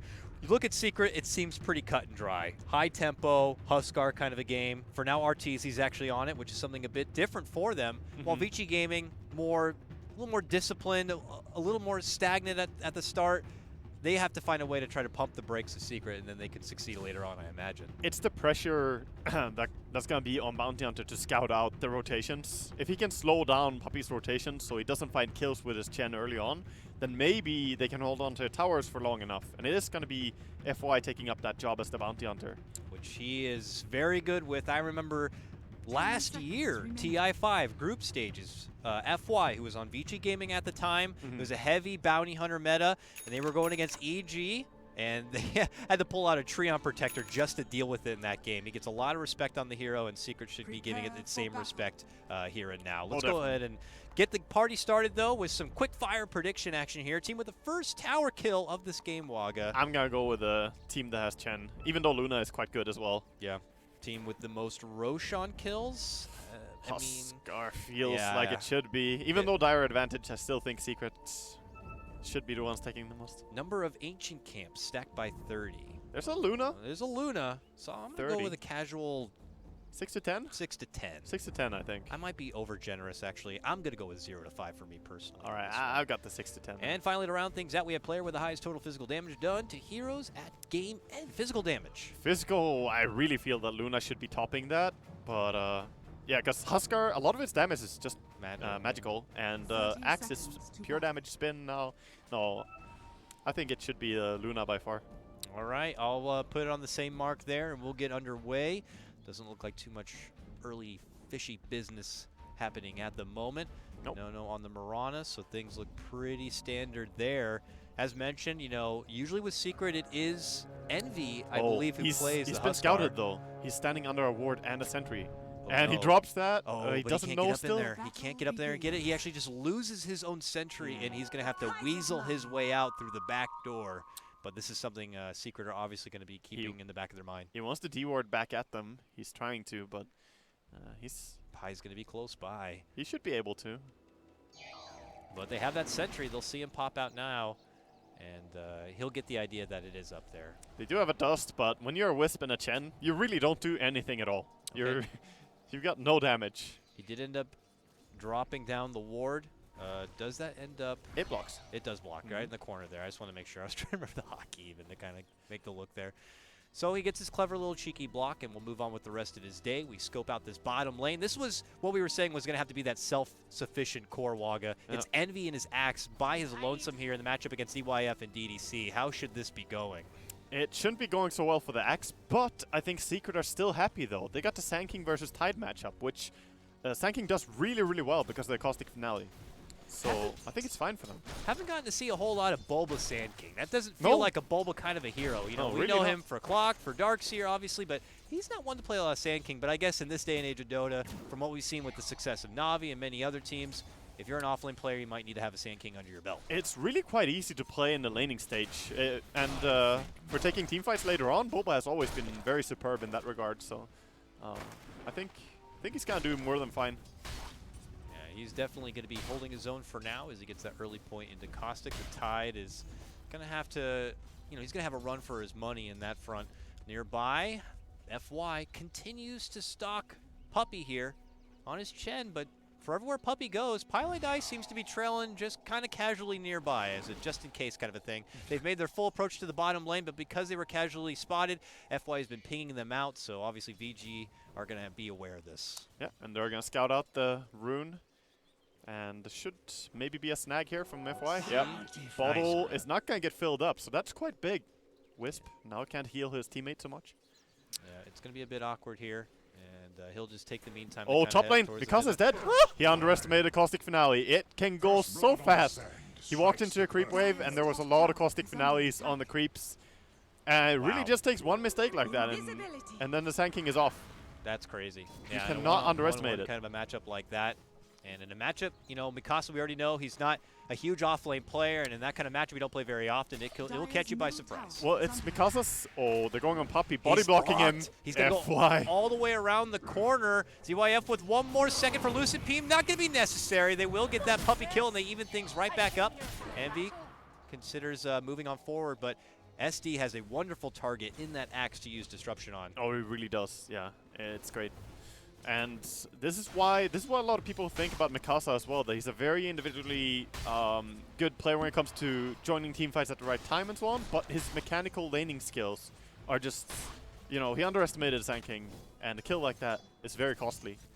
And Bulba has been around the block as far as Dota goes. This guy has been part of ancient Dota history, for God's sake, so he'll be privy to the matchup and make the most of it here. He's off to a very hot start. It's only a little over 3 minutes into this one, and he's well past level 5 now. So fantastic start by him, and is going to probably look to kind of enhance this towards a early blink and be an early initiator for his team. Yeah, most likely. Definitely fits with the momentum that Secret are trying to harness here in this first game. Arteezy as well, doing fine. 17 CS in the mid lane. And Chen has been really effectively shut down. He's still level 1, and look at him. He's just trying to get anywhere. FY is actually out-leveling him, level 2 bounty hunter now, still stalking him. This is Puppey, though. Waga, he's the best Chen in the world. I'm sure he's been up against quite a few bounty hunters in his time. I'm Swedish. Ake is the best Chen in the world. Okay. I see you. Nonetheless, it's something they've probably been, it's definitely going to keep him down quite a bit, but Puppey will live on and just looks to truck towards the next potential place to make work. And for now, it's this big bird right over here. Yeah, he's going to have to recover levels a lot right now, so probably not going to gank so much. Meanwhile, though, the Shadow Demon looking with the Mirana for any way to gank Axe. He goes for the call here. Now a disruption on himself on accident. Envy steps back, and that could be a lost opportunity. Double tap self-cast? Oh, DDC. Yes. Yeah. I don't think you can self-cast that in any other way. That's unfortunate for him. It's fine. He still has a clarity, plenty of mana. They'll get him next time. But yeah, he was probably Q clicking after the call duration and just hit that Q button too many times. But here he'll have a second chance. Disruption, the arrow will connect. ZYF is there with a Lucid Beam. Care for the spins. Pylai helps him out with some overcharge. Envy steps in, gets the armor bonus, but is going to be forced to retreat, not going to be able to make it away. They got the Lucid Beam, and they want a follow-up kill for Pylai. Can they knock him down with a nuke? It's not going to be necessary. They get him with the right click, and VGR pull up and ahead, 3-1. Oh, they fight so strong. The Shadow Demon is a very powerful early game support, and Mirana and Luna are also very potent in a tri-lane scenario. That Lunar Blessing makes everyone hit so hard. And he tried to man up there, Eternal Envy, believing, but didn't work. It is Secret's bottom lane, which is their weaker lane, pairing along with this. Bulba continues to really stride in his top lane, and obviously Arteezy has a free lane to work with. Is this troublesome now for Secret, or is it just a minor hiccup? I think it's quite troublesome. They are also stacking up their Ancients, so that's going to be one way they can recover with the Axe. But I think it definitely puts pressure. As your Chen doesn't have a high enough level, how do you take the tier 1 towers? I expected Secret to take the first one, but I might be wrong in that. Luna might be the first one even. I also probably misjudged how many stacks are going to be happening in this Yep, game. the Because you got a Axe. Luna, and the Axe is something I did not consider. That's so true. it's actually Secret really bringing in the stack game right now, which, speaking of which, FY has casually walked by and spotted out, so this will not go unnoticed. He just wants to hang around when they kill it. TZ moves in, Oh, the dust. You breaks got him. his back, then they get the dust. Get over here, you little son of a gun. He does manage to creep down a ward as he dies. Maybe Secret didn't click on him and spot it, so he'll just have that one last little impact. Yeah, they might have not seen that, as he was burning so much. But just a casual little bounty hunter An takedown. attempt here at top lane now. Bounty TPing up as well. But they haven't been scouted by any wards. Can they get Bulba? They're hoping for it here. 4-man Moran rotation. is coming. Everyone is here. Oh yeah, they catch him with disruption now. Away Run, from the Bulba. creeps. He's as good as dead. The arrow's gonna fly. It will connect, and they'll hit him with everything they got. Pylodidos show up, but the Ravage comes out, and Mikasa says, "No, sir, Yeah. that didn't happen." It takes them both down. That tether was way too optimistic. When the tide is level 6, you can't go in like that. In fact, he was level 7 even. Even worse of a scenario. He'll just take the freebie. Double kill it is. Yep, an ambitious attempt at a save there by Secret, and a wonderful move from VG Gaming, recognizing, of course, that Bulba is getting a lot, and if they could prolong his, what could have been a very nicely timed Blink Dagger every little bit, that would certainly help their case. Oh, definitely. But at least Arteezy is smiling a lot over on Secret. He hasn't been pressured much at all. And as a Huskar, that's one of the biggest things. If you don't get shut down in the early game, you can really snowball hard. It's probably one of the biggest snowball heroes in Dota. Yeah. So he needs to get his armlet and then start working. Chen now. Guys, double Wild Wings. Yeah, it's like if the Chen can play a little bit of catch up now that there's a bit of space, I say that, but look who's already on the move in the Secret jungle here. Yep. Not looking to give any breathing space at all. Stopping the farming as well with the Lucent Beam. Not even Yeah. the creeps are safe at this point. This is rough because you would love to have Puppy play a little bit of catch up and have his peak in the early game match up with Arteezy, and if both of them could run forward and start shredding through these tier 1s and making an approach towards tier 2s, they would meet the quota they've really been going for. But VG Gaming are really making their own name in the early game. Oh, they are. They are. And So it's very, very tough for Secret. And it's nice to see that they're using End on his carry as well. So they're not just bringing in the Mirana, they're rotating very well with the Shadow Demon, realizing how good he is at setting up kills in the early game. Yeah. So with that, they kind of have a free lane to work with here at the bottom. It looks like top Bulba happy to move on well past the tower to quickly take out this creep wave so they can add pressure onto that tier 1. With Ravage cooldown, there's no way to defend that tower. I think you have to go for a trade here as VG. Just push bottom. You have a Luna. Your trade is quite good. They might go mid even for fights. Yeah, at least they get the Shadow Demon here to start dishing out some early bits of poison. Help slow things down a bit. Now moving forward and hoping for a disruption. Not going to be able to get close enough for it. It's going to be a clean trade then, because now Luna doesn't push bottom, so it's just going to be a tower top going down for Secret. So that was, in fact, really bad for VGR. They hoped that they would get the disruption. It's taking a bit, though, to get this tower. Secret, without having that big army of Chen and with the Huskar involved, they can't push towers crazy fast. Envy is trying. Oh, the Ravage is, in fact, off cooldown now. Yeah, that's how long it took, is that now VG Gaming Reborn have Ravage up to work with, and they could consider a counterfight. For now, though, they'll at least take the deny and take that money away from Secret.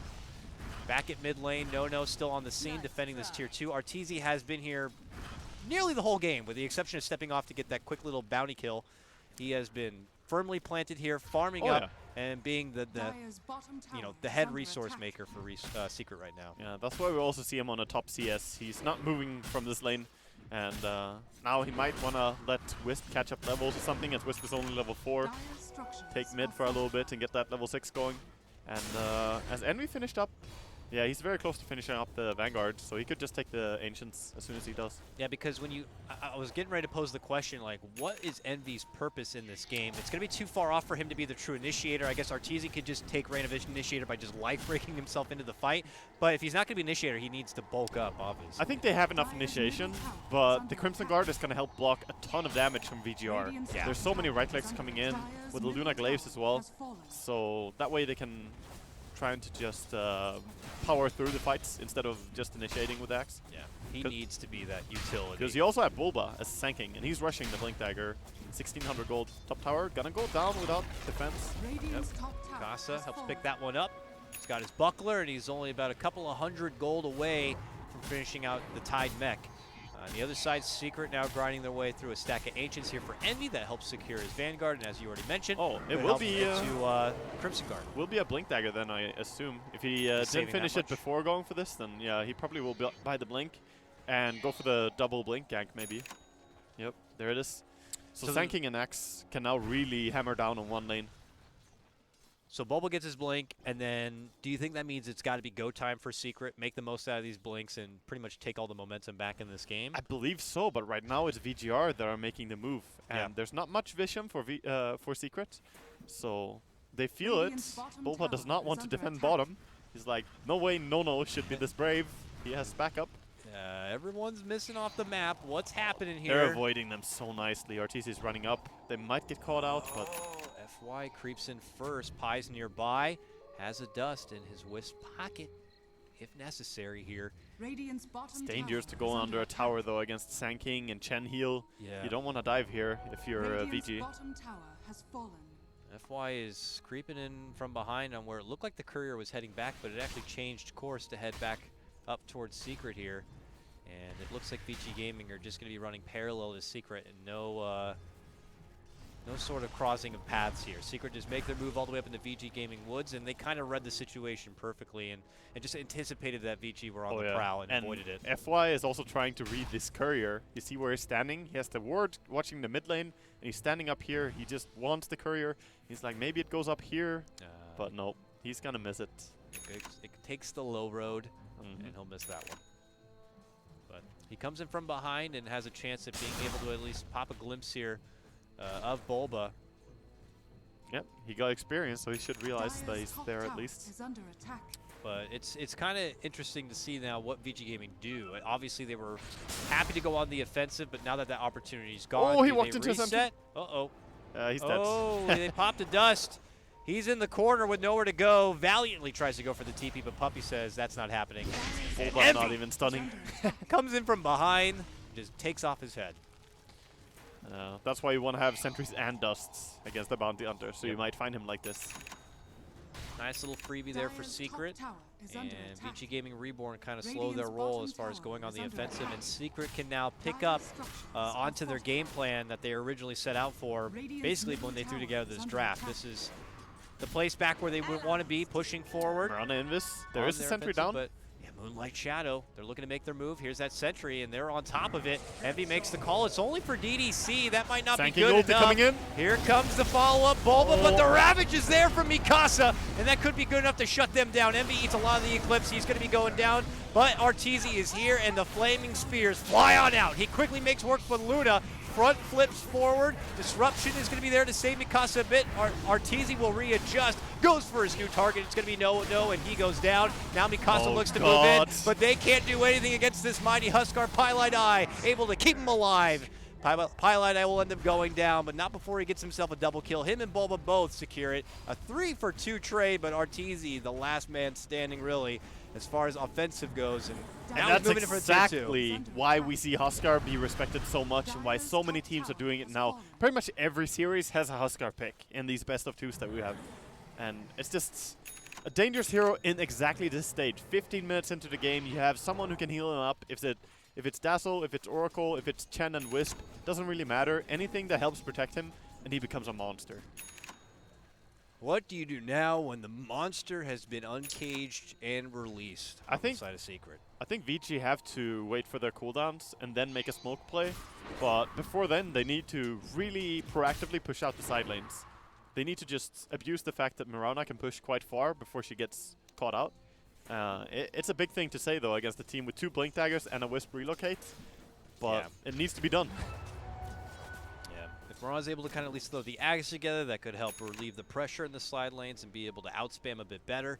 But I imagine Secret's game plan is not looking to let up too much here. Could make an advancement towards this bottom tier 1.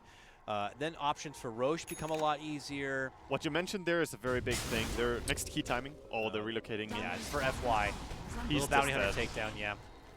The next big thing for VG Gaming is going to be when they have the Aghanims on Mirana, because they can kill the Wisp so quickly that they can't keep the Huskar alive and relocate him out to safety all the time. Yeah, because that is something they do lack here, is some real good focused burst to be able to deal with the Wisp. Eclipse is obviously not too reliable in that department, and then they just have a couple of casual nukes. Especially against Chen, right? You can't use Eclipse for that purpose. Yeah, he just shrugs it off with the Mighty Hand of God, and a mech follow-up is going to be more than enough. Mid lane, Mikasa. Boss TP. He's out of there, right in the midst of us. You know, what could have been a potential stun or call, but they didn't have anything at the ready. Yeah, they used both of them, and then he just realizes this window, gets out safely. But right now, it's a lot of pressure on VGR, even though it's 8 for 8 in kills. And this patch, we have been seeing that a lot. Even if the kills can be quite even or even dead even, it's just not the case of the game. Makes it a bit confusing for any newer viewers out there. Exactly. It's one of those things where it's not based on the score above.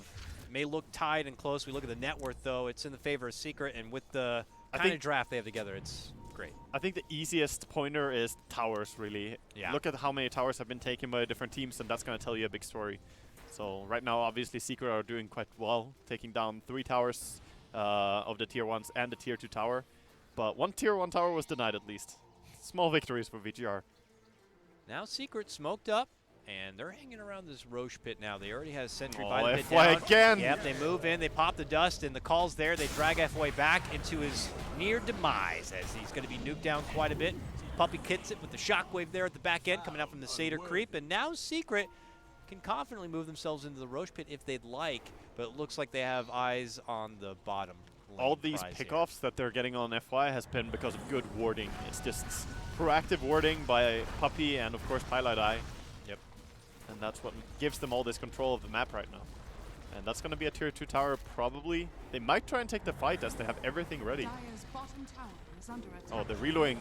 Reloading, back up and above, looking to go for Mikasa, who has the Ravage didn't ready to bring go. Ravage and Eclipse annihilates Pilot Eye and helps sets things up for a following pickoff onto Envy, but then Bulba shows up, moves in, gets off the stun, gets off the mighty epicenter, and then the doo-doo brings out sidestep arrow, and Bulba's going to be forced to retreat. It's a good amount of damage, but not going to be good enough. They hit him up with a track. He burrows to the low ground and makes it to Puppey. He's going to help him out with a heal, and then the stunned army comes out on the head of FY, who just got back, and now he gets dunked once again, Waga. Yeah, it turns out to be a good trade in the end for Secret here, and they shouldn't be able to catch anyone else, but that was a little bit of a scary misplay. They failed to bring in Arteezy, the tether. Pilot Eye has to really make sure that he brings that boy. Yeah, but the great thing for Secret is they end up making a valiant trade. Puppey rotates in, helps out, and now with Ravage and Eclipse on cooldown, this Roche is theirs. Oh yeah, they're definitely in a great spot right now. And there was a lot of confusion by VGR, in fact. They started TPing out the Mirana at the same time, or TPing out Luna at the same time as Mirana leapt in. Of course, TP cancel on Luna, but there was a lot of confusion for them. This Tide on top lane, he does not care at all. Split push and Tide. He knows he doesn't have Ravage, so there's really not much he can offer at the moment, and I guess it's just going to be trying to stall Secret as much as possible. They're hitting their prime right now and moving on forward, and VGR are just going to have to start reaching in their pockets. This is the danger, though. The relocate is going to come in, and Bulba is just saving his stun. And there's a dunk. And will the stun be there? Yes, it will. Tide shrugs it off, but eventually the fire spears keep flying on through. And he shrugs and he dies. That's his move right there. And sadly, no one can set up for them as they return. Didn't really have Luna in a position to fight, as she doesn't have ulti. Yeah, we look at her item progression right now. Already has, of course, the Dragon Lance, but was trying to throw together the next piece of the puzzle, which seems to be an SNY in this case. I actually think she's going to go for the BKB against the Sand King, respecting that damage, and also a life break. It could be an SNY. Yeah, I mean, the other thing is if someone else can somehow finagle a pipe on their team, but no one's really at that point. know, maybe if FY had a bit more gold and was able to bring in a bit more track money, he could be a bit more of a utility bounty hunter. But yeah, they might have to consider getting something to kind of shrug off all that magic damage. Definitely, because it's so hard for Luna. She needs to go into the center of the team fight, and if she can't do that, then she's really not going to fill her role as a carry. That's why the BKB is so necessary for her. Here's Arteezy creeping up into the high ground, begins his Seen this before. siege onto this tier 3. Mikasa with Ravage ready to go. What are the Reborn boys going to do about this one? We'll have to see as Arteezy eats a little bit of damage, but then gets right back into work. He has obviously the Aegis, the extra life, so whatever VG Game Reborn decide to do, they better do it twice on Arteezy.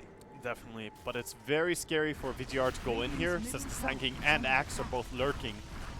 You can't really overcommit on a Huskar with Aegis. That's going to be a terrible mistake. So if you go, you have to go on the back line, but you don't have a blink on Tide. So maybe they should smoke him around or something if they want to take the fight.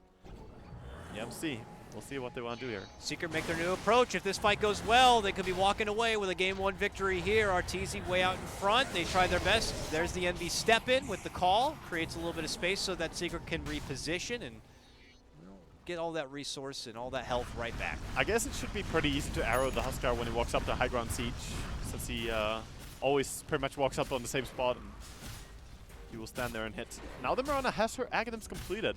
This is a big swing, I think. I believe the Mirana can have a massive impact with the Ravage next time in a team fight. We'll see. I know Secret is going to be ready for it. They have a wealth of creeps here to help mitigate the Eclipse as much as possible. There's a mech, there's a Hand of God as the response play for something like the Ravage. On top of it here, already Vici Gaming try their best to kind of spam out the wave to slow things down from Secret. You have to hold high ground, I think, as VGR. You can't engage into them, and in fact, Tide is delaying his blink even more. He's going for the full Greaves here. Yep. Does not care about the blink dagger for initiation. Let them come to me. Yeah, it's like, That's I what he guess says. if they're already knocking at the door of our base, he doesn't really need to go out too far to meet up with them.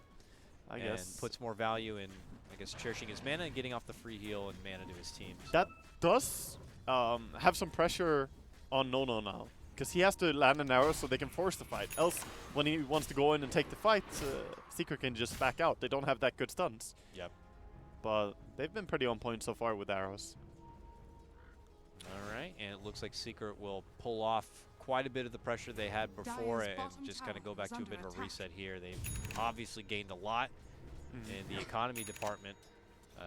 Looks like Puppy gets his first piece towards an Agnum's in order. We already know Arteezy has recently completed out what looks like the Halberd. So now you have evasion to deal with, and he has a wonderful disarm just in case he ends up into a squabble with the Luna, let's say. So Man, this look at Secret's wording on the Secret Shop here.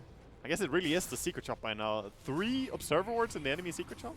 They wanna see all of this area. This is like their area now. They want to make sure that if Vici Gaming try to make an approach with some sort of smoke wraparound, they'll see it coming.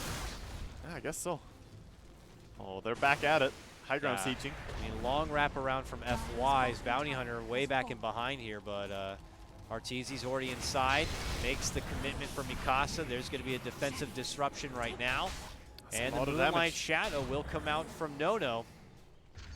But yeah, those backliners from Secret, man, they're waiting.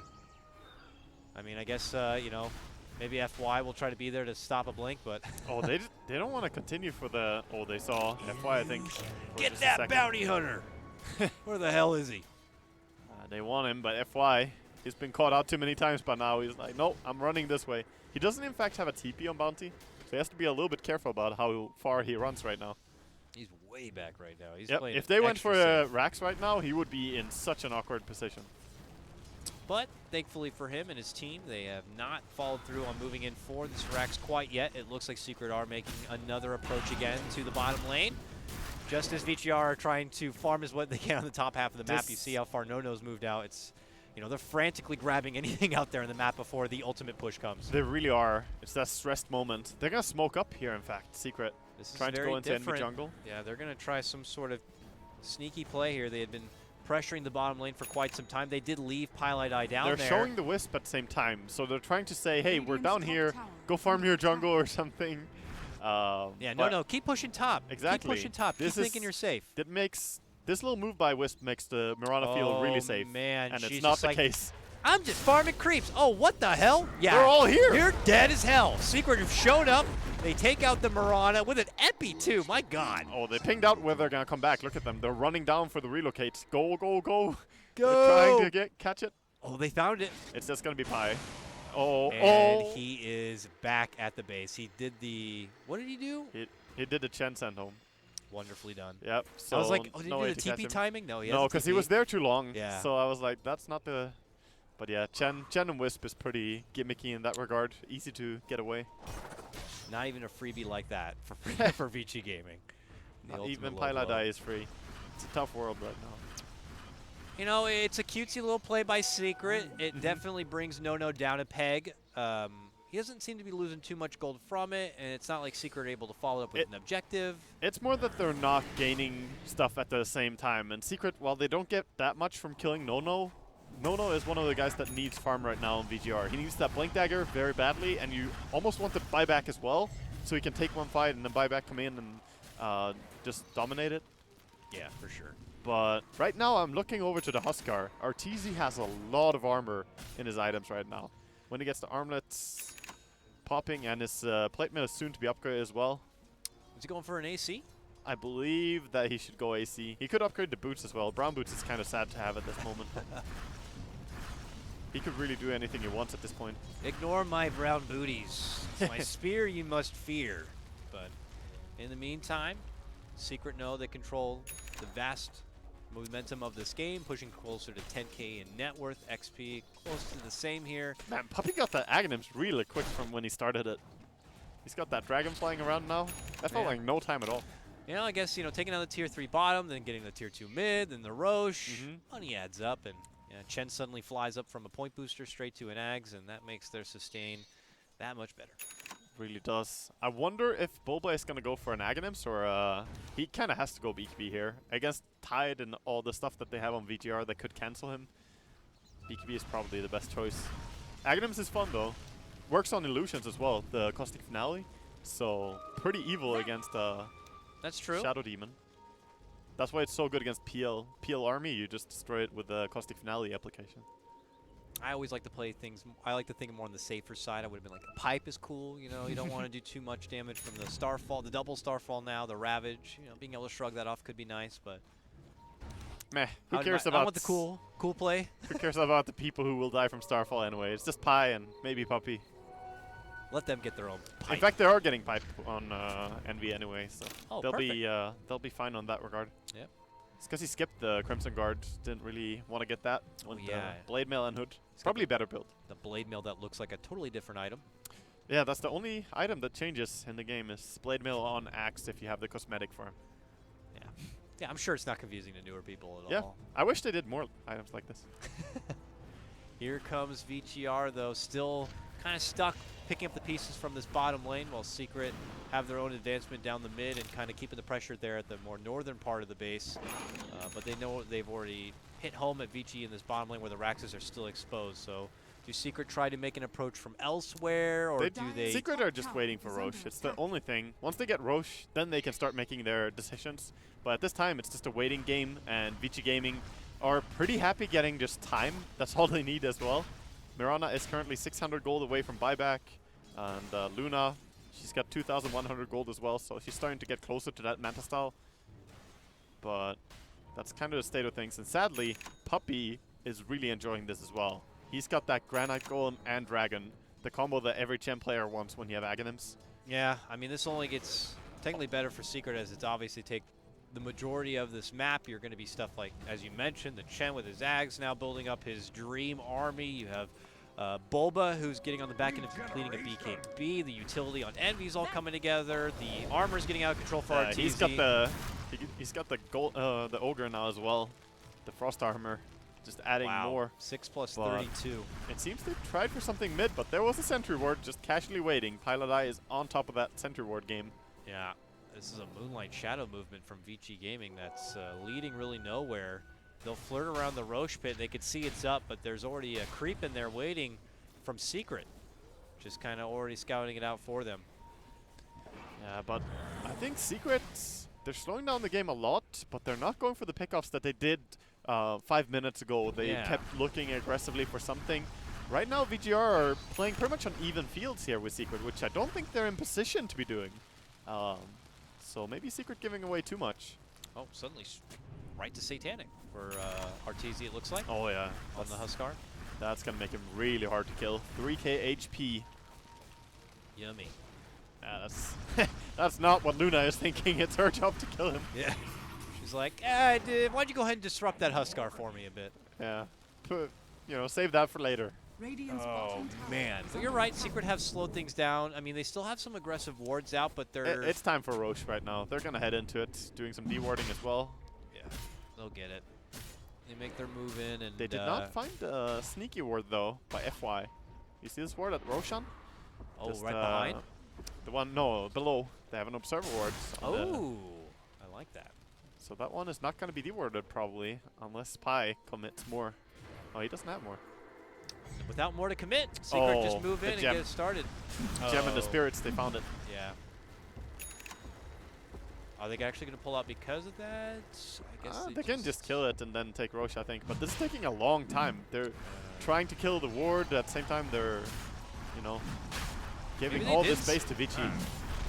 They go in, they begin to go to work here. Vici Gaming Reborn not looking to deal with that right now. They are frantically, as before, still desperately trying to push out these waves. Puppy not making it any easier. He's actually using those ancient creeps to just slow the roll of this push in the mid lane as much as possible. Nono's looking past that, while the rest of his team, as you can see up here in the top lane, make their move towards this tier 2. It looks like they will be able to bring it down, but Secret have got their Aegis, and now they got exactly what they need, the ammunition, to be able to go for the closing blow. Yep, the high ground siege is going to happen now, and so many items as well. The BKB on the Sand King, the, of course, creeps from the Chen. And, yeah, Arteezy is not waiting. He's going right away. Straight in to see if he can pull off Vici Gaming Reborn from their own push. Exposed Rax. Arteezy goes for the weaker one here. Yeah, the range Rax not being defended at all. They're going to glyph it up, though. No glyph. Arrow will not be there. I don't think you should glyph that. In fact, the range Rax, it's going to fall to the slightest poke now anyway, but maybe they're going to go really hard committing as soon as he steps in here. We'll see Mikasa front and center on his tide because, well, Waga, he doesn't have a blink, so he's got to be there. The rest of his team look to set up an arrow, not going to be on the mark. Arteezy, long committed dive, puts him behind enemy lines. This might make it a little bit troublesome for Pi if he dies too far from home, but they still haven't gotten him down. He's actually got the blink Holds now. that first life. Move in, Mikasa shows up suddenly with a blink with a Ravage and tries to make it work for Vici Gaming Reborn. The Eclipse is there on the back of a BKB Luna, but Puppy helps out with the heal power, and now the turnaround comes from Secret. Arteezy committing right back in, able to take down DDC. These disruption illusions poking at Arteezy a bit, but not nearly doing enough damage. He goes right back to work on the Rax. Vici Gaming are going to be forced to buy out Nono, but it looks like a Rax will be taken here from the hands of Secret. Envy, deep dive in, spots out End, pulls him back, leads in for the stun, and then leads to an eventual dunk coming out from Envy. He's out for the count, no buyback. Or no, he does have a buyback. He actually might just be forced to use it here. This is going fast. There's just no one that can kill Arteezy right now, though. They need to make it work somehow with an arrow, and even still, the Chen can maybe send him back if they don't burst him quick enough. And there's Aegis. It's just too many troubles right now. Nono jumps in with a Star Storm, but quickly gets stunned up. Is going to be leaping back and away here as they try to burst down Bulba. Bulba trying to force out. They're doing everything they can to ignore Arteezy and go for the rest. Can they get Bulba down? They can't get him! The call's there. They pull back FY, but the Prince manages to weasel his way back out, but you can't forget Arteezy. He's there. He finally will drop, but that just brings him back. Rebirthed, refreshed, and anew. Hoping Secret can close things out now. Arteezy all full life and full mana. Yeah, Approaches the back in two the big mid lane. cores are dead. It's just supports, and supports did not do well against the Huskar at this stage. Yeah, that's not a bold claim whatsoever. This is a mighty Huskar, and it doesn't look like Vici Game Reborn are going to be able to do anything to stop him. Secret just moments away from closing out a Game 1 victory. And we still see so many teams struggle with this. The Huskar pick, even though it's coming as a 4th or 5th pick, it's still catching them by surprise, it seems. Like, they don't have a lineup that's very prepared for a Huskar, I would say. There's no real hero that deals that much physical damage to a single target. Luna does well, but not against this. Mikasa moves in, but now quickly eats up a stun and a face full of burning spears. He'll go down. And this seems to be the final hurrah for Vici Gaming Reborn. There isn't much of a final hurrah. It's already over, Waga. It's Secret who take game number 1 with a nice little Huskar game. They do. They kick off the Group B with a win. Of course, this is a 2-game series. So we're going to see if VGR can turn this around in the second game. Probably going to see a late game Huskar ban in the second phase. Yeah, that's where most teams feel like it's just best, because it makes it so tricky, doesn't it? In the first phase, if any team grabs a Wisp, a Dazzle, an Oracle, you're just forced to second phase ban Huskar. Yeah. Otherwise, you risk going against it, and then you see a situation like we were seeing in this draft where it's like, do we do a crazy lane setup just to get something like an AA and hope you have the Achilles heel for a Huskar, or do you just play your game? But then they don't even hope need it to pick the works? Huskar at that stage. Yeah. So it's just very, very troublesome. And I think they kind of put themselves in the corner when they draft like this. The Tidehunter against the Sand King as well was a very tough lane where Boba could do whatever he wanted, really. But yeah, I think they need to rethink and go back into Game 2. Yep, we'll see how Vici Gaming Reborn reapproach the Game 2 draft. And for Secret, if they'll decide to go back for Huskar once again, if they're going to pull out something fresh and funky, we'll find out soon. I'm Coddle Guy, that's Wagamama. We'll be back for Game 2 of Secret versus Vici Gaming Reborn.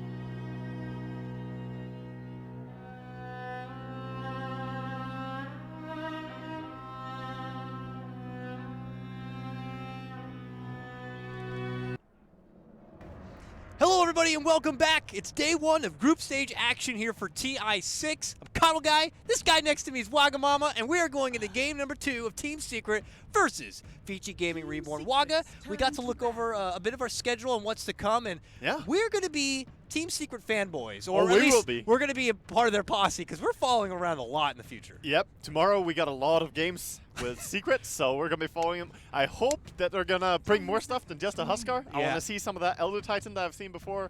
I want to see them bring out the sweet strats. And we do see Drow Ranger already banned out really early here by VG, so maybe they're also thinking, hey, let's play normal Dota, all these Drow and Huskars. And definitely after last game, I don't think they're too happy with the Huskar right now. Yeah, it feels like, for now, Dota's been split down the middle like that. You got your Cheese, your Huskar Drow, and then you got this like Morphling, Luna, Terrorblade, Illusion kind of a game, with maybe some Medusa games thrown into the mix. It's been very interesting. Even so some far. Naga Radiance happening with Naga split pushing a lot. It's kind of curious. The patch is so open, so many things can be done, but people just realize that, hey, it's really hard to deal with all the different supports we can pick into a Huskar. It's not that the Huskar himself is necessarily that much stronger. It's just that, oh, if we want to play Dazzle, that's cool. If we want to play Chen and Wisp, that's cool. If we want to play Oracle, you know, you have so many different avenues to go That's the thing, into a Huskar. And for some of these supports, they benefit both sides of that spectrum. Yeah. The long, illusion, sweaty kind of a game, and the very action-packed, cheesy, drow, like Huskar kind of games. So you really don't know what you're going to get until that second phase drops. We got first phase action here, though. It's VG Gaming Reborn that are going to be taking the first pick, and you want an Elder Titan. Oh, yeah. It's going to be on the side of VG Gaming. I'm so happy to see it. Every time it's pretty aggressive games, and the counter ganks are very strong when you see this here as well. So interesting. So, question for you about Elder Titan. What the hell is he? What 2 animals do you think had to mate to make an Elder Titan? I don't really want to know. I'm thinking Billy Goat and Cow for sure. Yeah? Definitely some mix of 2, but regardless of how crazy fugly he looks, Waga, this is a hero that could definitely bring. What was it that now? I believe he forged the universe as well. So yeah, I mean he kind of has powers, you know. Something like he's that. got some sort of huge galactic powers like that. But why recently, since we have the moment, is Elder Titan suddenly back trending? It's the buff really to the stomp that made it. That 50 damage added to his stomp makes it for 100, of course, since he has 2 different instances, the spirits and himself. Even if you don't have the spirit out, you're going to have extra damage. Yeah. And that made all the difference. It makes him able to farm and get the items that he needs. We see a lot of Elder Titans quickly get the Solar Crest. Tranquils and Soul Ring is really all you need. And that's pretty much it. He was that close to being good. And then people pair it very well with a Void, so we might see that being picked up here. Great against the Batrider in terms of time dilation, but otherwise the damage over time can hurt him. But Void is a very good go-to hero when you have Elder Titan already. Certainly agree. Secret do open up as mentioned. Bat Wisp is going to be the play by them. Does keep their game plan pretty open right there, so we'll see. You know, could be another Huskar game, so it's something that VG Gaming are going to have to give some respect to in the second phase, I'd imagine. But nicely done, wonderfully called. Waga Oracle here, as he's going to be able to spot out that the Void is a wonderful pairing with the Elder Titan. So here he is for the side of VG Gaming Reborn. And I think Team Secret, they picked the Batrider so early. They might be just ignoring all the swap counters and stuff, but Vengeful Spirit is quite popular right now. Maybe they want to get rid of that as well. I'm not sure what VG Gaming like to pair with the Elder Titan though. And there's going to be the Mirana removed. Popular hero on every single position right now. Offlane, carry, mid, support, you name it, she plays it. It's the most versatile hero in Dota, pretty much always has been. Yeah. And it's so she's easy hot to run too. her. Yeah, it's got a little bit of everything there. Yep. But will not be able to play in this one here. So VG Gaming are going to have to pass on that note. And I imagine this time probably still have to give respect in one of these 2 bands to the Huskar. Secret don't take it off the playing field already. But what else becomes a bit precious here? Secret, the Chen. I mean, Puppy did work with it before. You'd think VG had the answer for it with the Bounty Hunter, but obviously didn't work out with the strategy overall, and they think it's better just to remove him altogether. What Chen stops Secret from just getting the Enchantress then instead? Well, it doesn't work quite the same in terms of just high ground sieging and taking tier 2s. Enchantress does play a very different role in that regard. Ganks more in the early game, but doesn't pressure as much in the mid game. And then she scales really well into late game, of course, with the damage. But I think they don't have to worry about Enchantress, in fact, since you can't have an army as powerful for the high ground. But I wonder what Secret want to play then. You know what VG Gaming could go for? That'd be a nice secondary support. Maybe Witch Doctor. Bandit What do you as think? well. Okay. Team Secrets. Yeah, yep, they do get rid of the enchant. Yeah, they really hate those jungle heroes, I Yep. guess. But VG Gaming, what do you think about Witch Doctor or something? Good for the bounce target of the Wisp +1. Sure. Great with the Void, you know, pairing together with the Chronosphere. Limits a couple of options for, you know, 10 your seconds potential remaining. future, I don't know, jungle Beastmasters, I guess. I don't know. But we'll have to see if it's a potential option for him. It's Secret, though, who have the next pick. It's definitely a potential, and you want to have stuff that you can throw into the Chronosphere. That's the main thing, right? You Yeah. already have the crack from Elder Titan. That's going to do 50% of the work for you. You just need to have that Witch Doctor ulti or something else that you can throw into the Chronosphere to burst people down. As for Secret right now, They didn't ban Huskar. Is that actually something that they could pull out I mean, again? there is Dazzle and Huskar. You could right now pick up Dazzle and have the Dazzle Wisp combination. It's very powerful as well with the healing. I don't think the Chen and Enchantress might have been the key point here. And I'm a little bit worried for Vici not respecting the Huskar, because we've seen a lot of teams just straight up do Huskar 2 games in a row against the same team and not care at all. Yeah. And there's nothing saying that Secret won't do it here. Yeah, I don't know if I'd label Secret as a stubborn team, but I know they're one of those kind of teams. I saw a lot trending at like the Dota Frankfurt Major was that they'll pick something that works and just keep with it until the other team gives it its respect that it's due. But instead of just picking up the same thing, Kunkka comes in. We saw it a couple of times this tournament already. We've in the seen hands. Lanham. Lanham had been playing it, on eHome. And so Secret, I guess they're going to give it a spin themselves. I imagine still in that support position, if anything. Yeah, I think so, but at the same time I feel it could be a hero that RTZ could run. Because Paladai, Kunkka, I guess he could do it. Puppy Kunkka, yeah. I'm not sure. I mean, I've seen Puppy play at Earth Spirit, so I mean that means they could do anything, I suppose. Lanham is a very special kind of support player where he has that boss attitude that he's going to get the farm and just become a core. When he played Kunkka, he got Veil and Armlet and didn't care about anyone, right? I don't see Secret really having that kind of playstyle. I think they would make more work happen as a core Kunkka here. It definitely feels like the Kunkka is just more for them, unless I'm missing something. It doesn't feel like the Kunkka is like any sort of direct counter to anything that VG Gaming Reborn have pulled out or are planning on pulling out. This is Secret saying, we have a plan in mind for our side. We're being proactive. We're not trying to be reactive with our draft at all. In a way, it's good against the Elder Titan and Void, because when you get Chronosphere at anyone on your team and you send a ship, that really saves people. Doesn't matter if you connect with the enemy, you just give that run buff to your teammates, they don't die, you back out, you heal up with a Wisp. So in a way, it does protect them. But I feel the same as you, that Batrider can maybe set something up, Kunkka follows up as well. You can X-mark a second target maybe if you get a lasso kill at first. Morphling coming out here though, from VG Gaming. Curious. That's hard hero to play Wisp against. That's the first reaction I have when I see Morphling picked here. Oh, yeah. The Wisp gets bursted so very quickly.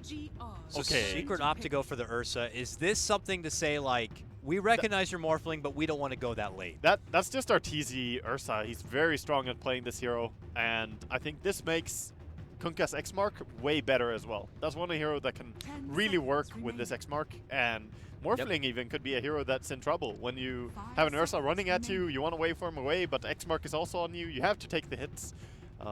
So curious combinations coming out from Team Secret here, but Vici also being very elusive.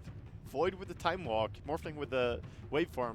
Their heroes are pretty hard to lock down from now. Very true.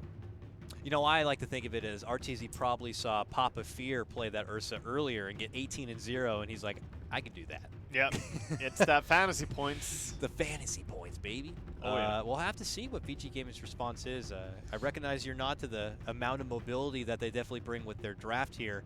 So we'll have to see if they're going to play on that even further in ways to maybe kite around the Ursa. I don't know. We'll have to see. Oh, or go the other way and pick Crystal Maiden. Who can't move at all? She is molasses, walking blonde Swift molasses. as the Wolves of Ice Rack. I mean, at least she got the windlace now, I guess, to work with. But so does Ursa, so you're screwed still. You thought you would be getting away, but in fact, no, you don't afford your windlace as fast as a course, so you're screwed. So she's not here for move speed, Waga. We know that. Why is she here then for VG Gaming Reborn? I guess she's a walking aura. We'll see if she can make something happen. The Elder Titan removing magic resistance is quite strong with a potential freezing field, but it's so rare. It's maybe once a game that you get a good freezing field off, at most. But if she does, I guess Wisp will melt pretty quickly. But It definitely. this looks like such a hard game for Crystal Maiden as well. Yeah, it definitely feels like the odd pick right now. I know it's just support, and as a Crystal Maiden, she does bring a lot to the table, but, you know. The aura is great for Morphling. We can say that much. For Morphling, Yeah. for Elder Titan, and for Void, all of them can use the aura quite a lot. Definitely Morphling and Elder Titan at least, as they can spam their spells so much. But other than that, her ganks are going to be really dangerous. If the X mark goes up to level 4, you have to stay so far back as a Crystal Maiden, because Kunkka is faster than you. You're slower than almost everyone. It makes me wonder, because I was thinking, like, are they trying to pair it with something? And the first thing that popped in my mind is Jug, and then I look and Secret Bandit out. So I hope that wasn't something they were totally banking on. I think if you were, you would probably pick the Jug first anyway. And I don't think they were heading down that route. Feels like way too much. Jug, Void, and Morphling, all of them are going to starve each other. The last hero you pick up needs to be pretty item independent. Yeah. Something that can work off just levels. So for me, it looks like an off-lane Void, Morphling carry, and then just pick a mid hero that only needs levels really. And this is quite likely going to be a RTZ mid Ursa even. They do that quite a bit. Ooh, who do you get that is? Okay, well, we don't have to wait long to find the answer there, Wagga Boy. It's going to be a Vici Gaming Reborn Storm Spirit. That makes use of the aura. CM becoming more useful by the minute here. That's true. Oh, no! No! Not again! Where'd this guy come from? God damn We it. thought we were past this, Secret. Secret, come on. They're like, if that last pick is something, I'm just going to go Huskar. They don't even blink an eye. Well, they do have the Chronosphere, which is really good against Huskar, locking him in place. But other than that, Morphling and Storm are going to struggle quite a bit. Oh, no. Elder Titan is strong against Huskar in a way, though. Yeah, that's reducing true. some of his armor, but he buys so much armor as well. We saw that last game, man. He was up to like 40+ armor at one point. Vici- Armor is not a problem. Vici need a good early game here. They really do. Else, it will be so hard to deal with the Ursa running around and Huskar jumping at you. What a beastly lineup. Just look at these guys. Bruisers, Bash Brothers in their own right. Ursa, Huskar.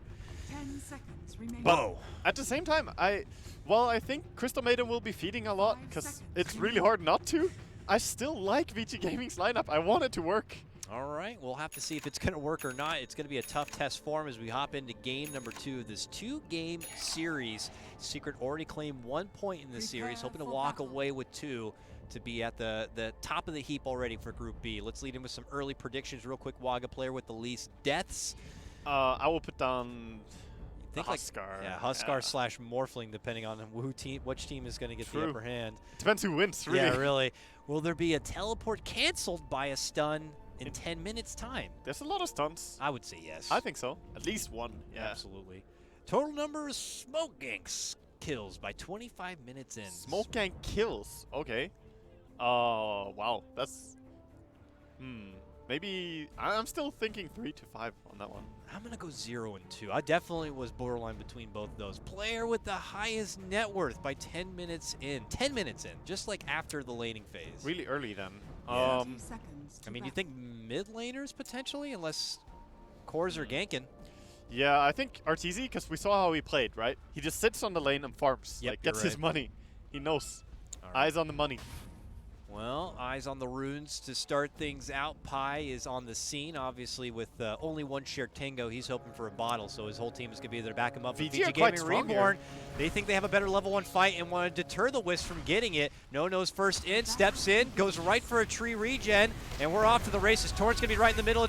Pi still manages to grab the bounty. It's going to be Secret who claim both, but FY is going to be the first to grab first blood. He takes that one down. Secret don't want to get a response. Torrent flies, catches both. Puppy moves in and slashes down the Faceless Void, and they're not done yet. They're going to get some hard-hitting damage onto DDC and forces him back out.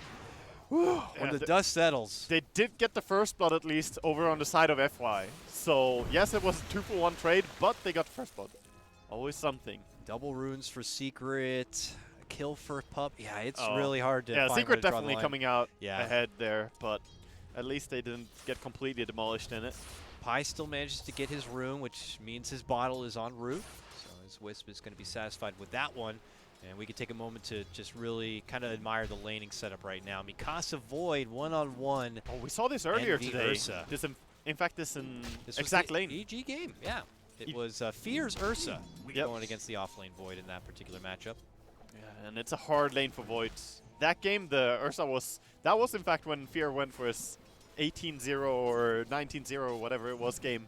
Yeah. And a lot of it because of that free farm lane. He was just hanging in the laning phase, bully the Faceless Void, didn't really participate in a whole lot, but once he did, he definitely made his impact. We'll see if Envy's going to be doing the same thing or not. While bottom lane, you know, the nice thing about this support Kunkka is you have so much range to work with on your torrent. Yep. You can just hide in the dark and just casually snipe down those cores and just really kind of perplex them when they're just trying to play a simple CS game. That's what we saw in the Bounty Rune as well. He got 2 very good torrents hitting on 2 people each. So, dangerous range of the Kunkka has to be respected a lot. In this mid lane so far, Storm is not having a good time. He just went jungle. A fun breath of fresh air for Puppey, too. We don't get to see him play Kunkka a whole lot, and he's doing damn good work as he gets an X-Torrent combo with his team and helps set up a takedown of DDC. The first of what could be many kills this game onto the scary, I fear feared little so. Crystal Maiden who can't quite get away. I fear so. And right now we see FY just running down Piladai. Got tether away though. Down that ball. Trying to staple him. Yeah, not happening, though. Yeah. Now with boots on the Kunkka as well, that means CM has to be even more careful about her positioning.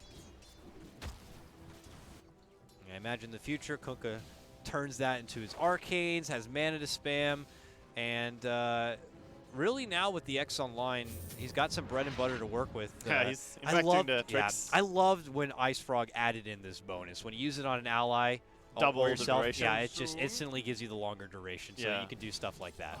Yeah. In fact, that it has 4-second duration on level 1 now and 8 seconds on teammates on all levels is really, really great. Plenty of time for someone to go back to the fountain, fill up a bit, fill up a bottle, get an item, whatever it may be. And in this case, I believe Bulba finished out his Tranquils. Well, nonetheless, he's back with full life and ready to go. This really worries me. This laning stage from VGR, I said that they needed a good laning stage. Storm is not even mid. They don't have any hero mid. What's happening here? This is like, sure, the Storm struggles against the Huskar, but not laning mid it's such a big decision. Yeah, forfeiting the lane entirely to RNTZ is not going to bode too well because you already also have Envy with a heavy-handed matchup in the top lane. Yeah. And bottom's going well for Secret. And it continues to go well as they land a torrent setup and make their move in for poor little FY. He tries to run back and away. Puppey goes, Crystal Maiden, we're going to save you for next. Gets the X, pulls her back, while the rest of Secret are still on pursuit, trying to get FY here. They continue to chase him, slow him down with 5 stacks, can't get the stomp off. He will go down. DDC will be able to make it away from the clutches of Puppey, but still. This is a big disaster for VGR. This they was need supposed to to be send out VGR's some best SOS. lane. This was supposed to be VGR's best lane, Wog, on the bottom lane. Yeah, and the sad part is, it is their best lane. I mean, they only have 2 lanes to begin with, and one of them is Ursa. Demolishing the Void. We got to see what the peaking moment for VG Gaming is going to be at this point because Secret are on the up, and I don't know how long you have to wait out for, I guess just like the Chrono coming online could help a bit. Storm's level 6. I'm not sure. I think they should just have the Crystal Maiden mid at this point so someone gets experience on mid lane. Because this is hurting me so much watching mid lane be uncontested. This is what Huskar, while he's a strong hero, he suffers when he gets contested in the early game. That's actually his weakest point, is before he gets the items. Because he has no armor. But they're just giving him the free reign in his weakest state. And he's gonna get items. They're trying to go top now on Envy, trying to bait it. And this lane just doesn't look any better. 25 and 15 for Envy's Ursa here. It's even more impressive than what we saw from Fear earlier. Might be able to kill him though, maybe. Mikasa 10 and 4 here. Got some assistance looking to creep in here. DDC and I believe the Elder Titan, FY, hanging out on the left-hand side. Can they get a setup here for Envy and get some momentum back their way? Oh, they make their approach, but Envy just easily walks back out. You know why they can't clone him? DDC's skill build is really weird. He went Nova, 2-point Frostbite. Nova has a much longer effective range. Much longer. So he could just use that, get the slow, and then get the Frostbite, but... oh well. I don't know. I'm not really approving that skill build. I think it's weaker if you're going to gank like this. Yeah, usually get enough of what you need just from one level of Frostbite, I'd imagine. At least for some Crystal Maidens who even kind of dance on the side in the jungle a bit. I'm not sure. But we'll have to see. For now, not really finding too many easy opportunities for setup. Mikasa still struggles in his one-sided matchup there. No is a PvE world right now, going in the jungle, but now is a bit hesitant because trouble does approach. Puppey's been roaming around a bit. Him and Pylai die. Spotted out FY. They get to pull back the Torrent. This is 2-on-1 support. Here. They step back, avoid the stomp, or try to. but they still end up getting hit. That doesn't stop Arteezy from flying through the middle, and we'll be able to clean up that kill. Secret off to a very hot start now in game number 2, 5-1. They really are. I haven't seen a game today that has crumbled this hard in the early game, actually. This is some of the worst laning stage. I guess I curse them when I say they really need a good laning stage. VGR just get the worst stuff ever. But I think they should have laned differently. Aggressive lane on the mid lane. Try and play with the CM sitting there. And maybe even Elder Titan could come in as well. Yeah, I don't know. At this point, you got to hold out. You got to find some way to grind. And Storm Spirit needs to be one to create space for the Morphling. But Morphling needs his own space. He's already getting approached from 3 secret members. There's another X Torrent setup. He'll try his best to waveform away. He's got glistening, awesome immortal items to help make it out, and he will be able to make it back and away. Beautiful stomp setup from FY as he turns it back and around, looking to make a move. Pile Die with assistance coming in from DDC. They will get her done. Oh, Morphling, 4 stacks of sticky on him, but is going to be able to wave away from the trouble. And Secret may have to bail out here. I say that, but Puppey moves in. There's the X, there's the Torrent, and it's going to help. Cancels out the stomp and creates some space for Secret to evacuate the premises. Yeah, and Nono has now left his own jungle. Sadly, not to go mid lane, though. He's now in the enemy jungle. He's like, this jungle looks pretty good. I'll just farm here. The grass is greener, Kato. Grass is greener. Okay, what is he trying to put together with all of this jungle I think he just needs to get Soul Ring and boots. That's what he's struggling to get right now. He has 1,000 gold, so he can get the Soul Ring if he wants to, but then he will be without boots. For the way he's playing, though, maybe that's the best. Really makes you feel like with VGR's last pick, Storm, before seeing the Huskar. Level 6 suicide. I guess that's the fastest way to get back home still. It's just rough because you could tell it's pretty obvious they were not banking on Secret getting that last pick Huskar. I mean, you see the Ursa and you're like, okay, that's what we're going to have to deal with. But yeah, I mean, you never want to be in a position where you have to suicide your level 6 hero to creeps in the jungle. Like, that shouldn't be an option to you. The mind game cheese coming out from Secret already. The draft is just definitely throwing VG Gaming Reborn off. I feel VGR, man. When you get Huskard once and then it's there again, you get scared. But this is not the Huskar from last game. You have to realize he's weaker in the early game. Just go on him, you know. But now he has the armlet.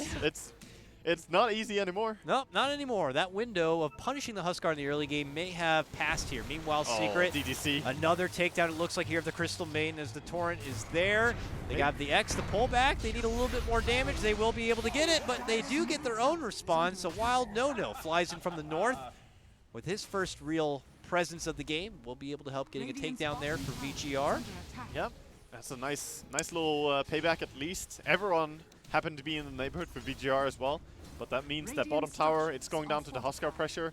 And Ursa still hasn't been contested, so he's 1,700 gold, getting very close to that Blink Dagger.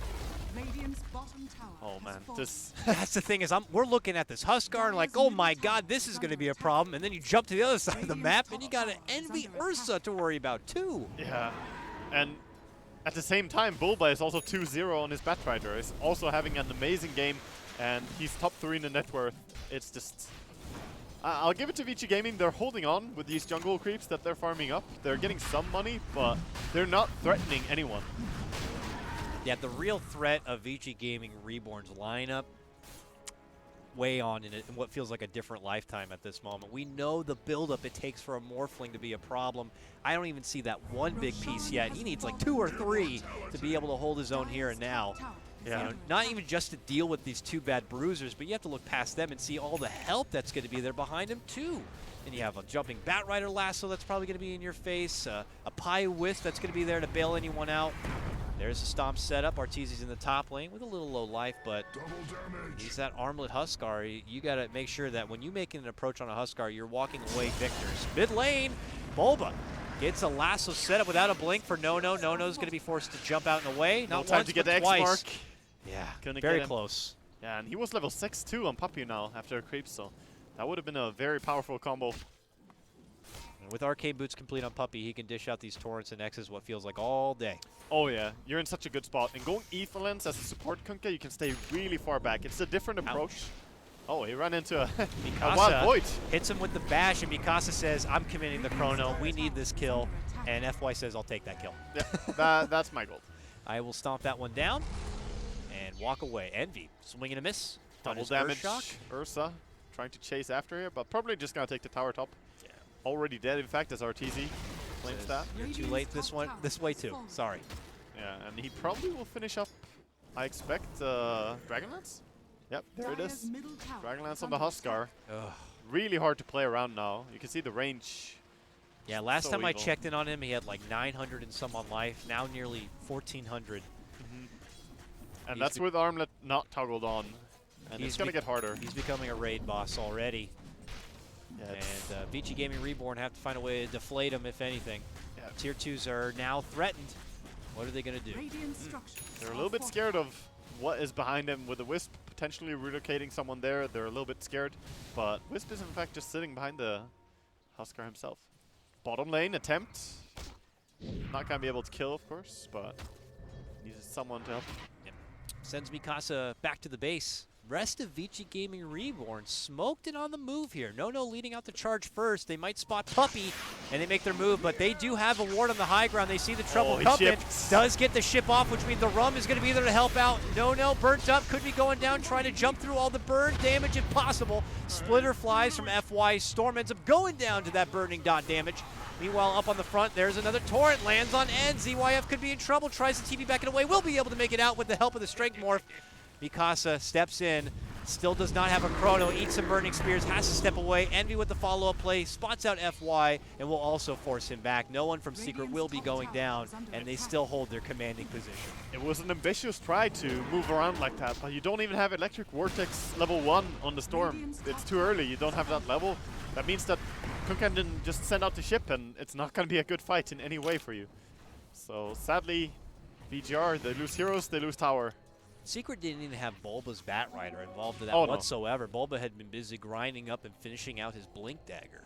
Yeah, and Ursa also didn't do that much in that fight. It felt like it almost was just Kunkka and Huskar turning that fight around. They got the X on the Morphling. Yeah. Pull back to the Torrent. No, not there, but the boat will certainly connect. Oh. He actually And, doesn't even have ulti on the Morphling. My God. Oh, that follow-up Torrent will connect and gets the job done. Arteezy's Burning Spill will get the last notch. Mikasa moves in, gets off the chrono, helps finish off Arteezy's first life, but that's all it's really going to be getting here. Another Torrent connection from Puppey. Mikasa is going to be forced to time walk out, but Arteezy says, you're not going anywhere, and just javelins him down in the back. DD says, please don't do this, shrugs him off. It's another Huskar performance coming out from Secret. Trying to plead, please Huskar. I will give you I haven't won many games today. Just give me one win. Nope, not happening, and they're not done yet. FY also to be sent home, and looks like, boom, dunked on by Arteezy. Mega kill streak by him. It's been Morphling going in. He's also going to be in trouble now. Huskar. Can he get Puppey? Hey. Puppey is going to be fine. He could X on his way out if he wanted to. Torrent, he got him. That's going to be the death of Puppey has been ZYF. so on point this game as well. I don't think I've seen a Torrent miss. Oh, they finally get him. That was just a bitter kill right there. No. Oh! Is he gonna get him? No. Close. They don't have many stuns on Secret. He manages to TP out. But yeah, just as I was praising Puppey, he has been playing so good. His torrents have really been on point, and right now everyone on Secret just seems to have a cruise in this game. Top 3 net worth all belongs to Secret on this one, with Quite Arteezy heavily, being yes. way up and above. Yeah, the next Yeah. closest for Vici Gaming Reborn is the Storm at 4.6. Pretty much half his net worth. Yeah. And his buddies are behind him instead, so yeah. Not looking so good there, Vici Gaming Reborn, he at has least to right now. Full halberd flying out now as well to the Huskar. Oh, Bulba's back. Bulba moves in. No-no's gone. That was a quick hit and run right there. That was hard to watch. Yeah, this is looking a lot worse than Game 1. I think maybe getting Huskar in Game 1 actually got to VGR quite a lot. I mean, it doesn't help. It really felt like, from the perspective from Vici Gaming Reborn, they're like, we're not going to get Huskar again. I'm confident with this last pick, Storm. And then they just get the Huskar, and they're like, They kind of put themselves in that position again, though. yeah. They had some heroes to deal with it, but then they go Morphling and Storm, who are both mainly magical damage dealers. Yep. And Huskar was available for them. They have the Wisp with it as well. Oh, they managed to get a clutch TP out there. Void, not gonna die today. Yeah, every time VG Gaming Reborn move out from their base, and it feels like they try to square up or farm, it's always a clutch escape like that, or just kills by Secret. They move out to hide, right? Look at Morphling right Yeah. now. He's just sitting there hoping to get something. Cut the creep wave here and probably TP out immediately afterwards. Or even just run away. I'm not sure what he's trying to do here. just gonna cut it and TP out after a waveform. But, you know, tier 1's even still standing on the side of Secret. Looks like ZYF will be able to make it out from his morph here, but nowhere is easy to find breadcrumbs of farm. And again, the desperation. The YOLO smoke is out once more by VG Gaming Reborn. Will this be able to turn the tide of this game? Will they be able to kill? They're going. Puppy Kunkka mid lane. They're going to make a go for it. Lead in, Vortex pull. He gets the ship off. Can the rest of Secret maybe get some redemption for him? Bulba thinks about it, goes into flight, has the lasso good to go, but that's they a actually... good pick. Yeah, it's a good pick. When you're this far behind, any kill is a good. That's a good rotation. Even if it's just one of the supports on Secret dying, that at least gives you some time. Kunkka now not having the ship, even when he respawns, they can maybe take a tier 1 tower here. Trying for it. That's a little bit of money coming their way. Who ended up getting the last hit on that? That was Nono. Okay. And Nono was very ambitious in this game, going for the Bloodstone recipe early. I think he bought it when he died so that he didn't lose money. But it's far away until he gets his Bloodstone completed. Oh, yeah. Does have an Arcane Rune bottled up. We'll see if he can do any fancy footwork with that. But the push is coming. I can't believe I'm actually seeing VG Gamer Reborn going on a push right now. I guess they realized they can't just sit back. Yeah. It's not going to work, but Mikasa tier 2 waiting. tower with the Kunkka up now and having the ship available, they probably have to run. Uh-oh. He's got Oh, Chrono, no. and he thinks he's in a great spot. Mikasa. Unless he gets spotted. He moves back. He does a solo Chrono for Puppy and an Earth Splitter. 2 big ultis, all for the Kunkka. Is it going to be good enough? We'll have to see, because there's a lasso from Bulba and a quick takedown of Nono. No. Flame break cancels the TP out from Mikasa. Long dunk flies in from Arteezy. And Mikasa is going to be able to make it to the low ground, but it's not going to get him far. There's just no running away from this team. They're No, too there's mobile. With the Wisp coming in, with the Blink Daggers, you're not getting away. Not with Time Walk. I'm glad you committed so much to kill Puppy's Kunkka. He could be a very scary little pirate, but let me tell you, these are the guys, these are the bruisers who do all the work. It's the moment when you hit that point, you're just like, okay, game is hard, let's kill one guy. Let's make one guy feel bad. Puppy, 1 kill, 4 If deaths. the captain feels bad, maybe it will spread across the whole team. He'll just feel bad and salty, and then he'll be pissed at his team. They'll get pissed, and then They're throw. preparing for tomorrow, you know, preparing for future days. Secret, though, this team, you know, you look at the recent results and you don't know what to expect, but we do know that this team is... They're looking sharp right now. They're looking sharp today. They've been through a couple of TIs, a lot of these players, and they know when to step up. They've adapted very well to the current patch as well. They played a lot of Huskar and Ursa in the most recent games. They also seem to have understood the patch quite well, how they draft. Whereas VGR, they seem a little bit like they're playing what people were drafting a month ago. Yeah. Like the same style. Morphling, of course, a lot of Void, a lot of, you know, flexibility for mid-heroes. You can go Storm, whatever. But when you're up against the Huskar, you really need to think about that.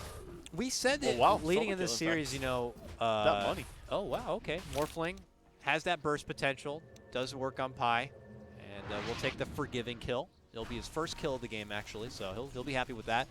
But we had mentioned how VG Gaming Reborn, you know, leading into TI had pretty much been grinding most of their games up against other Chinese opponents. True. So how often have they really gone against a Huskar? How often have they gone against this Cheese? I'm sure they've been grinding up against more Morphlings and Nagas or whatever else. Oh yeah, their games they have played so many games in the last month to 2 months, and most of those have been in meta where Alchemist was very heavily prioritized. Alchemist, yeah. Naga Siren was a little bit played, and of course, as you said, it's just a different meta. And here at TI, you have to adapt very quickly. So it comes down to what teams are. Oh. Snag on Mikasa. They pull him back. Envy will help bring him down. Even a relocate to help this one out.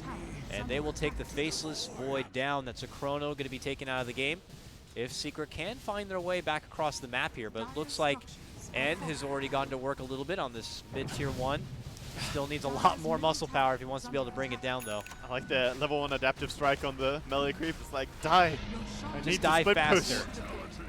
Meanwhile, Arteezy is taking down the big boy. Oh god, look at Arteezy's farm. We're 20 minutes in. This is not one you want to see. This is a monster that's going to be knocking on your doorstep. Oh no! DDC! He's like, I just want creeps! I'm just ulting creeps! He's trying to ulti the creeps, but not even that. Arteezy denies him even the slightest pleasure in this game. Only burning spears now. It's almost like she even just drew more attention to herself. Like, I'm here farming bottom, boys. Come get me. Yep. But Arteezy just gobbles her up. and begins his track down this bottom lane. The pressure's coming from Secret, the noose, if you will, around the neck. Oh yeah. They're getting ready to tighten that boy up. Very much so. And keep your eyes on Bulba now. 5 seconds for the lasso. Definitely gonna go for a grab immediately. He has been trying to make use of it. Pretty much off cooldown. Oh, they are grouping up bottom then. Mikasa's back, has the chrono here for VGR, but it'll have to be one hell of a chrono to get it done. Meanwhile, Nono is pushing up in the top lane. Arteezy inside now. He's got Aegis in pocket. We saw this in the last game. Just begins his siege, goes to work, sees the replicate, and they want to get rid of it as fast as possible because it's probably the best damage on the side of VG Gaming Reborn right now. That's a very sad story. But they are able to back it away. They do have some combos, but you can't go on just a Huskar with Aegis. This is the hardest position to be in. When he gets that Aegis, you know you can kill him once, but you're all gonna die for it. Storm still grinding farm out in the secret jungle. In the meantime, just expecting that a Rax is gonna go eventually, I suppose. Yeah, Rax is gone. They're not even fighting for it. VGR kind of realizing that we can't get Secret are just a good position where you really can't do anything to this. Dangling Arteezy out in front. Oh, he thought about it maybe. With a jump in from Pi, he could get a multi-man chrono there, but... Yeah, and they're not wasting any time. Arteezy realizes, I have Aegis, I want to go now. Just can't. A boat will be there, a recall will be there. They decide to make their move in hopes of bursting down that first life, but the boat will fly out, and Arteezy's like, yeah, no problem. Yeah, luckily no ulti was committed from VGR, so they can still take a fight, and the ship was used. Now he has a satanic. He Yeah. suddenly went from 2,000 to 3,000 life now. I know Armlet is toggled on, but Nono makes his move. He's trying to get a hold of Pi here. Can he take him down in time? They get him with the X, they get him with the Torrent. The Chrono's going to be there by Mikasa. Meanwhile, Bulba gets the snag, pulls out FY. FY already got the time splitter off. A good start from VGR, but you can see by the ammunition and the itemization, Secret have just so much firepower that they're going to be able to make their work done. Arteezy, who'd moved inside the base, cleans up and gets a godlike streak for himself. Meanwhile, Envy up in arms. Nono is going to be going down. And He's out meanwhile, 19 seconds. Arteezy is like, yep, this building, it's going down. He's like, this is what wins Dota, though. Yep, buildings. He gets one building, and it looks like potential for a second, as this could be the second set of racks to go down the side of Ichi Gaming Reborn, and soon to be a 2-0 series, it looks like, for Secret. And a very quick one at that as well. These games, VGR, I don't think I've seen a worse laning stage today. The fact that they abandoned mid lane at minute 2.5 or so, yeah, it was just disastrous, and I really know worry for them. The draft was just all wrong. I think they could have made hero rotations though. I really feel bad that they didn't try to shut him down. Well, commitments in from Secret. They're looking to put a lid on this one. Can they do it? They already take out Mikasa, and the rest will soon to fall. The towel has been thrown in. It's Secret who will start off Group B with a nice 2-0 series. And we will be following Secret a lot as well, so we will get to see if they're going to be able to keep doing this to different teams. But first off, we're going to follow VGR for their next game. That is right. With Newbie. We go right over into stream number 3 where we started our day and are going to be doing Newbie versus VGR. And that should be more of a comfort zone, I imagine, for VGR. It's the kind of teams they've been grinding against coming into TI, but they need to walk away from this series just to know that this could be a problem moving forward, and they have to have something prepared for it. Yeah, really. Definitely. You know? And I think more teams are going to do this. This is not a Secret-specific thing. This is something everyone is doing a lot right now, so definitely need to adapt your draft. Maybe implement some Timber Sauce in there. Yep. Really good hero against it. Yeah, ban him out, get a Timber, throw in an AA, do what you got to do, because a lot of the Western teams have been putting this Huskar into their lineup and making it work. So with that, we're going to wrap things up. We'll see you soon over on the third stream, where we'll be casting VG Gaming Reborn versus Newbie. I'm Kyle Guy, that's Waga. We'll see you soon, kiddos, for more Dota action.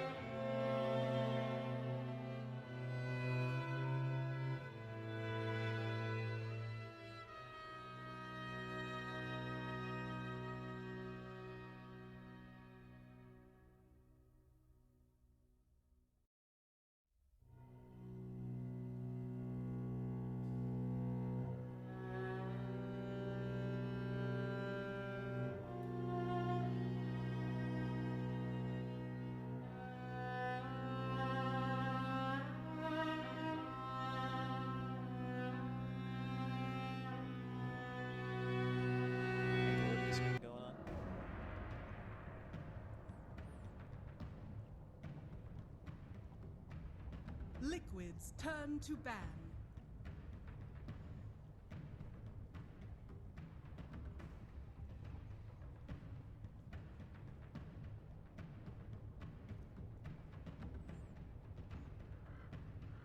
Ten seconds remaining. I should have seen that one coming. Liquid's turn to ban.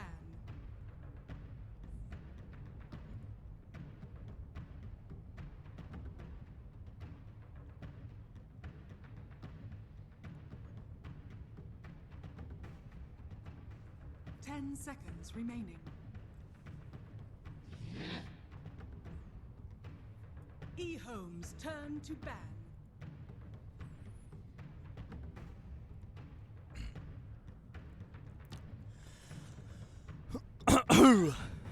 Hello, ladies and gentlemen, and welcome back to some more action here at the TI6 group stages. We've got eHome versus Team Liquid on this stream. This is going to be quite a series indeed. I'm ODPixel, I'm joined by Draskell for this one. The picks and bans underway. eHome, I'm sure they were informed that Jarax is a bit of a mastermind on that. Oracle, they take that away. Drow, the meta pick, that's gone. Also, Liquid in response. They don't want eHome doing what they do with the Warlock. It's obviously a very, very specifically tailored ban against eHome's lineup. But understandable why they'd be scared of it.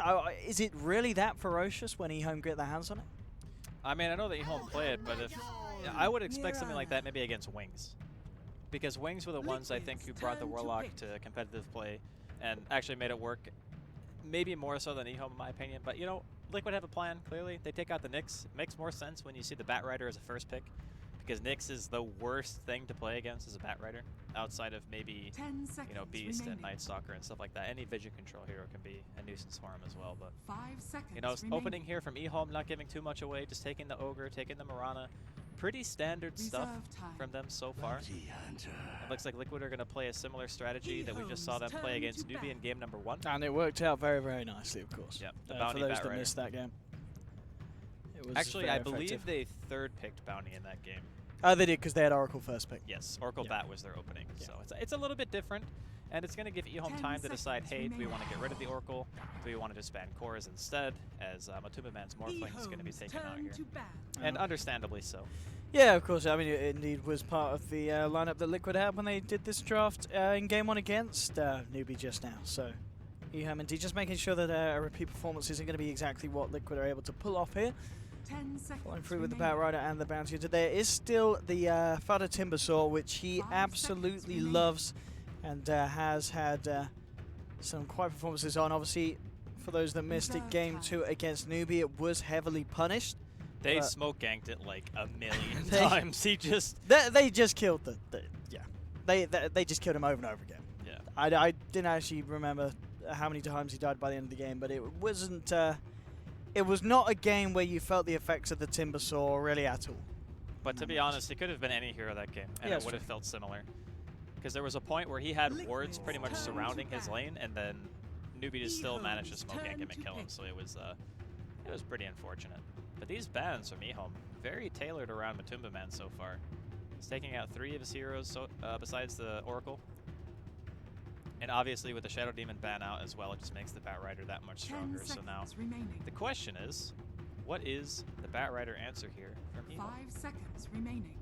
I mean, there are still a couple of heroes left in the pool that have strong Dispel, but I don't know if Reserve eHome are the time. kind of team who want to play like ABBA or LC or anything like that. Venge is still there. Yeah, Venge is there, but we're seeing a lot less Venge nowadays. Just because the other heroes with saves don't kill themselves by saving.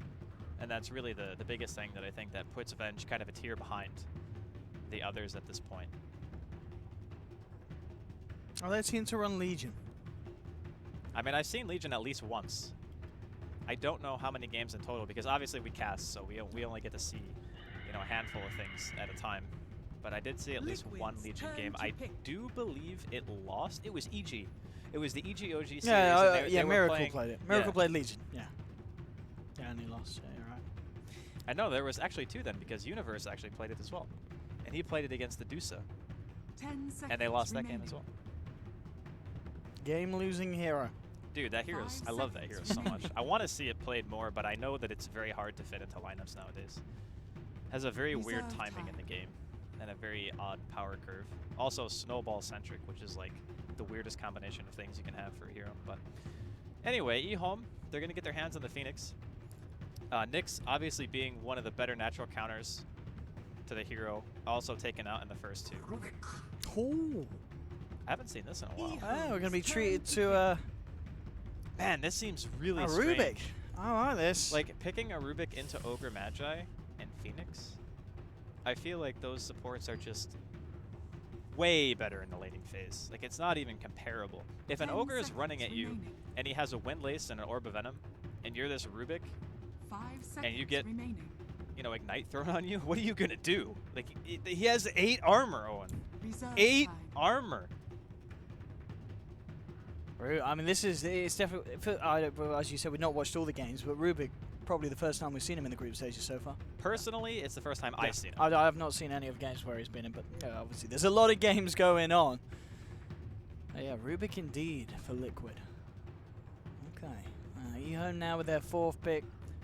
So looking for a couple of cores. It's going to be you the know what? Void. This is an Ursa game. I'm kind of feeling that Ursa here for Liquid. I mean, they could go back for something else, like maybe AM or something like that. But I feel like Ursa is super good. Good against Phoenix. You know, there is a little bit of lockdown, but once you get BKB, you're pretty much good to go. Like, there's only 1 physical damage threat right now on the team, and that's the Void. And I imagine that is that going to be the carry Void, or could it still be off lane for eHome? It could still be off lane. I'm kind of leaning more. I'm leaning more towards core, honestly. Yeah.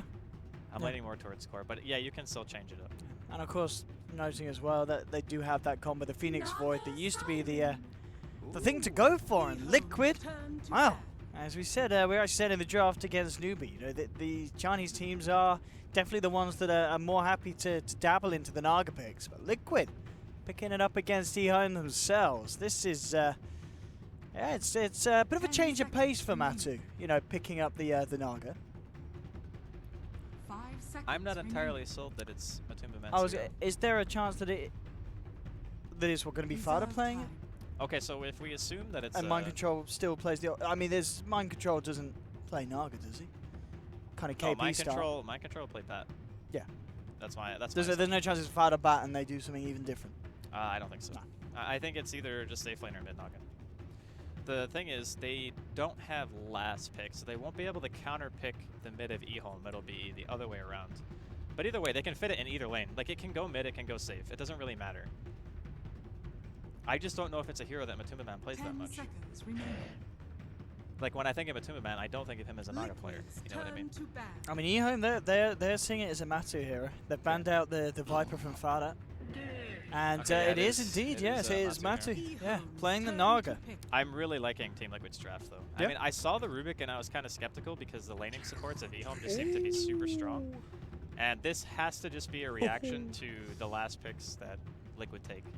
Because now they're pretty much forcing it into a situation where the Void's going to have to be, you know, it could be a 2-1-2, for example. Like, they could put the Faceless Void bottom with the Ogre or with the Phoenix, and you're like, naturally going to pressure that lane. Because Rubik and Bounty Hunter, you remember in the first game when Newbie were playing against Liquid, and they had, like, a similar feeling where the lane supports just weren't quite as strong as what Newbies were, and then they were forced to sit there and, like, just punch people in lane. It's a very similar feeling to that. But yeah. This is the first time I've personally seen Matumba Man on the hero. Not to say he's never played it, but it'll be very interesting. It's obviously good against what eHome have. The Chronosphere comes out, you just go ahead and pop the song and you just disengage. You can reset for things like Death Prophet Ultimate. And because you have that track speed with the Death Prophet, you are running down anyone. Doesn't matter who it is. But at the same time, looking at the heroes, they've got in terms of damage, it's Liquid are going to need to take it late, or they're going to be very reliant on fighting around Fada's ultimate. Yeah, it's cooldown reliant for sure. Like, you're definitely going to want to fight around the Exorcism. Having the use of the Naga Siren song is going to be nice as well. But eHome have to play a bit of a faster paced game. Like, Terrorblade can kill towers very fast. Sure, he's going to be pretty solid during the late game. But the problem that they're going to run into is unless this old chicken Mirana just goes ham, they're going to have wave clear issues. Because of course Mind Control doing what we saw him do earlier. He This is pretty much what he does every game by the looks of it on the bat, regardless of the side of the map that he's on. Just comes in, gets the ward down, and will of course continue to just cut the creep wave as soon as it spawns on the first entrance to the lane. It's pretty difficult to stop this because worst case scenario, you know, Firefly lasts for 18 seconds. So in that time, you can walk all the way down to any ramp, and you could just walk up and down the hill, and they can't kill you, right? So it's very hard to punish unless you have a lot of disable. And lane-wise, I guess it does look like we are just going to see safe lane tri-lanes. There's going to be no aggressive action this match. No, I don't think so. No. Maybe a dual lane from eHome if they feel like the safe lane is not really being contested that much. And given the fact that it's going to be a Terror Blade, I think that he should be fine. As long as there's one support around. Maybe they keep the Ogre top instead, and maybe they send Fenrir bottom at some point. They do know that mind control's here, because I think Ice. Oh, they're going to see him anyway. Like, he has to come and get the creep wave. But you don't feel that they can do anything about him? I mean, they're going to try. Let's see what they can do here. Moving across, yeah, Oh, they've skilled the Q on Ice, so they're going to have this one in the bag. Verifier comes out. It's not going to be enough to save his ass, and Ice. He'll have himself the first blood. Ready there for the mind control strat home, and they'll take him down. Man, they actually did so much damage. He even started with a Ring of Protection as well, so it's not like he came to lane with greedy items or anything. He just got blasted. So that is a really bad start. Pretty much means that the creep wave, you know, it's actually going to be in reach of experience. So I guess the death itself doesn't really... It doesn't stop him from getting the EXP, which is the big thing that he needs. Does, of course, give Ice. So it's that nice little cash bonus to kick the game off with. Elsewhere, bottom lane, Old 11 and Matumba just going at a head-to-head. Old Lanham is indeed going to be around, backing up the Void. Putting on the pressure for Liquid, making sure that Kuroki and Jarex have to be always in the neighborhood in case anything gets too scary for Matu on his Nagasaran, at least before he hits that level 6. The mid lane matchup, Fodder versus Old Chicken's Mirana, 7 for 2, Death Prophet, 4 for 0 on Old Chicken. And is this a matchup that we will expect to see Fodder contain and keep himself ahead of? I would imagine so. He has a really efficient mana cost nuke, and he can just spam non-stop. Very low cooldown. Gets the bottle, can just continue spamming. Soul Siphon is really strong in lane. Or Spirit Siphon, excuse me. But yeah, I think that he'll probably stay ahead. Plus the base damage of Mirana is not very impressive, to say the least. As we can see, Old Chicken, just the harassment that he's taking. Has to be careful. Fodder certainly maintaining control of this lane. And in terms of eHome's lineup as well, is there any way that they can help out the mid, or do they have to just kind of bite the bullet and let this be at the moment? They don't really have the best heroes for ganking. They're very reliant on an arrow landing on Fata or something like that. But the problem with arrowing when you're laning against the hero is that you need to make like a rotation for a rune and then throw an arrow towards the lane and hope that it hits. Otherwise, it's just way too easy to see and you can just dodge it. So yeah, it's pretty tough actually to kill Fata in this situation, which is a nice change of pace because the last series he was dying a lot. Bottom lane, we can see Liquid trying to get into position to play around Old 11. Still holding on to the Time Walk, of course, so it's going to be a hard kill for them to get. Back up from Old Lanham. There we have with the lift, lifting him back. Time Walk now forward. They now need follow-up control, and Old 11 will be able to escape. So nonetheless, Liquid applying the pressure, allowing Matumba to get the farm that he needs. 13 for 0. Not quite, of course, on the same level as Ice. But understandably, as it's just mind control up on the bat. Trying to slow down the farm with the Terror Blade, and Femra has been causing some issues for mind control. Keeps coming across, coming along, and forcing the bat to back up on this lane. But everything's pretty much going how we expected. Terror Blade's more or less free farming. DP is winning mid by double of what Old Chicken is able to get right now. Kuro may be looking for the courier here, but unfortunately he's not going to find it.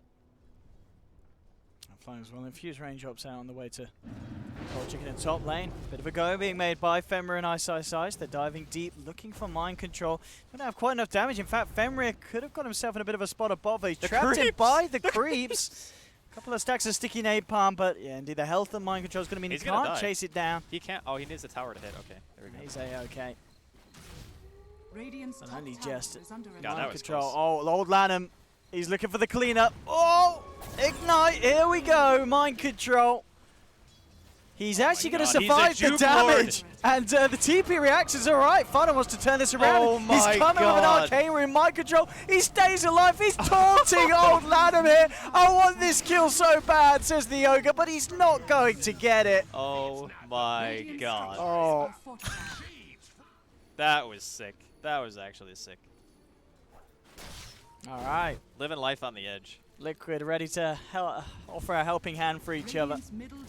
Mind control won't be left alone on the top lane, and yeah, Fada's presence and enabling to get that kill, making use of that arcane rune. I think the side of eHome are going to need some ankle wraps after that one. But the start so far, pretty even. Everyone's just trading farm at the moment. Obviously, eHome want to play a little bit of a faster pace game. Gonna spot Kuroki. This entry's down. Oh, but here we have jumping in onto Fenrir. Jarax's presence has the telekinesis onto Ice. He's out of mana. A mind control starting to stack up the sticky napalm and chase him down with a Firefly. Looking to get the kill, but old Lanham TP's in. Backup is there. So we'll just end up as the bounty for this Phoenix trade. The Fenrir for Kuroki crossover. Still continues to be even trades at the moment. Farm-wise, certainly still edging in terms of the two main cores favoring Liquid, but the offlaners, that's where the story's a little bit different. Mind Control really hasn't found CS at all on this lane. 5 for 0 against, of course, what we're seeing down on Old 11's Void, where he's sitting on 26 for 9. There is kind of this point in the game where having the Chronosphere available and having Terrorblade and whatnot, eHome will just be able to fight, because that control is going to allow Ice to deal the damage that he needs to in order to find kills. So eHome do have some kind of flexibility while Curl behind enemy lines, finding the courier here, behind the tier 2 top. Very, very nice pick, and Old Chicken in the meantime, good for a kill. He's very tempted for that, but he doesn't want to leap in. He knows that Fada's around in the neighborhood. Top lane, Mind Control, trying to take what he can from these creeps that Old Lanham and Ice are playing with. Looking to position himself in Old Chicken with the Invis. Bottom, Matumba man! Oh! Old 11 gets it done. The Chrono is expended, and they get themselves that big kill. It's actually kind of surprising they managed to get that. I want to say he was not on full HP when they dropped the Chrono, because otherwise, it's like, almost no way you get that kill. On the mid lane as well. Kuroki is in position behind Old Chicken if Fada wants to make a go. Has, of course, got the Ghost available, and here we have it. There's a leap, though, so it's a very hard kill to go for. So Old Chicken gets himself away, and meanwhile, top lane, that's where the potential kill is going to be as eHome move in hard onto Mind Control, trying to Firefly and Fairy Fire his way out, but there's not enough fire. He's alright. Farmer's good, he's golden. eHome still 4 for 2. Finding themselves a couple of kills across the map, and this time Liquid getting nothing in return.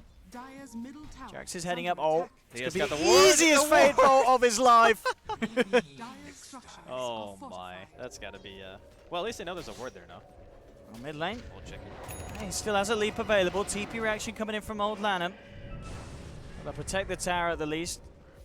Fada and Kuroki will be forced back. Top lane. Ice looking at Jarax. Jarax holding him back with the telekinesis and Mind Control there to slow down the Terrorblade, making sure that Jarax will be A-OK. He's coming back across though. Ice.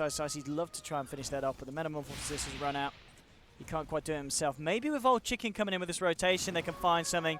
Arrow. Oh! That was a pucker moment. That right was there. close. Oh, you know, it's one of those things where he could go for the all-in, you know, just like leap and go for the Starstorm, but might have ended up dying to Mind Control if he did that. Wow. But it's a very back-and-forth game. I really much more so than the series that we just had between Liquid and Newbie, where in each game there was definitely a team of control of the earlier stages, but this is very close. The one thing that you can look to for eHome and say, okay, we're definitely getting a bit ahead, is just the fact that they're getting a lot more out of their offlane right now than what Liquid are getting. So you compare the 19 CS to the 51 of Old 11. He also contributed in killing the Naga Siren in the safe lane. Yeah, he's having a great game, the Void. He's just owning. He's essentially, as you say, he's carrying just as much as the Terrorblade is at this point. mean, he's out farming the Terrorblade. That's how you know you're having a good game. You just start taunting your safe laner and saying, I got more CS than you. They might even find themselves a kill. Old Levin jumping in with the help of Old Lanham. There's a lot of TPs coming in. He pops out the Chrono, looking to finish off Jerax. He will be able to do it, but they'll probably pay with their lives here. Old Lanham goes down. Old Levin trying to get himself out with the Time Walk. He'll have another one in a couple of seconds. Is the damage enough from Fana? No, it's not. He doesn't have mana for Lasso. He's got a lot of sticky stacks, though. That's incredible amount of sticky stacks, but he's got another Time Walk. And you can't dive any deeper. Old Levin gets away with it. So they may have lost Old Lanham, but still, it's a kill that the Void is involved in, and unable to punish him, Liquid. There's a lot of movement around the map that Liquid have done thus far that just hasn't really resulted in a whole heck of a lot. And I guess a lot of that's attributed to the fact that Kuro's not 6. We talked heavily about how important it is for Track to become available just for their chasing potential and utilizing exorcism in a way other than just being able to kill buildings. Kuro is dead. Absolutely. Very dead. Well, Chicken with the rotation. That's going to give eHome the space to probably take this tower. They have 4 heroes up on the top lane. Meanwhile, elsewhere, Fana and Jerax maybe going to look to try and take the tier 1 in return, and they indeed will. They'll pop the exorcism. Old Chicken comes in with the TP. Femra is there as well. Looks like they'll be unable to stop this one. They do, of course, finish off the tier 1 top. Can they get themselves a deny? Not going to be the case. Vada takes a tower in return. Tier 1 for tier 1 trade across the map. Vada still standing strong. Ice. He's looking for more. There'll be TPs coming in. Kuroki getting the slow off onto the Terrorblade. See if they can actually chase this one down. Fada very low on the mana. Has 3 bottle charges though. Ice. Popping up the Q, trying to slow them down, but Fada gets off the initial siphon. They'll continue to chase. There is a Sunder available, and Ice has backup. Old Lanham again with the dust onto Kuroki. Look to chase him down. Fire Blast. Ice trying to come in close. Has the Sunder. Oh. There it is. Fata. He's got it back. Has to be careful. There's Liquid juggling very, very low life points here. At the moment up top, and Ice and Old Lanham, they know it. They aren't going to be able to find the finishing touches, and Liquid do simply back off. The same time, though, bottom lane, Old 11, with the help of Femrit, finding the ability to try and take down this tier 1, and they know that mind control's around here in the tree line, and this, a very key point for the man. He's got 1900 gold, looking for that Blink Dagger timing, and with the Chrono, this is going to be painful. They're going to look to find the kill, and they'll take it. Goodbye, a good 200 gold there. Knocking back that Blink Dagger timing, that's got to hurt. At this point, I'm pretty sure Old 11 is going to have his Lincolns before the Blink Dagger comes out on the bat. That is not a good thing if you're Liquid.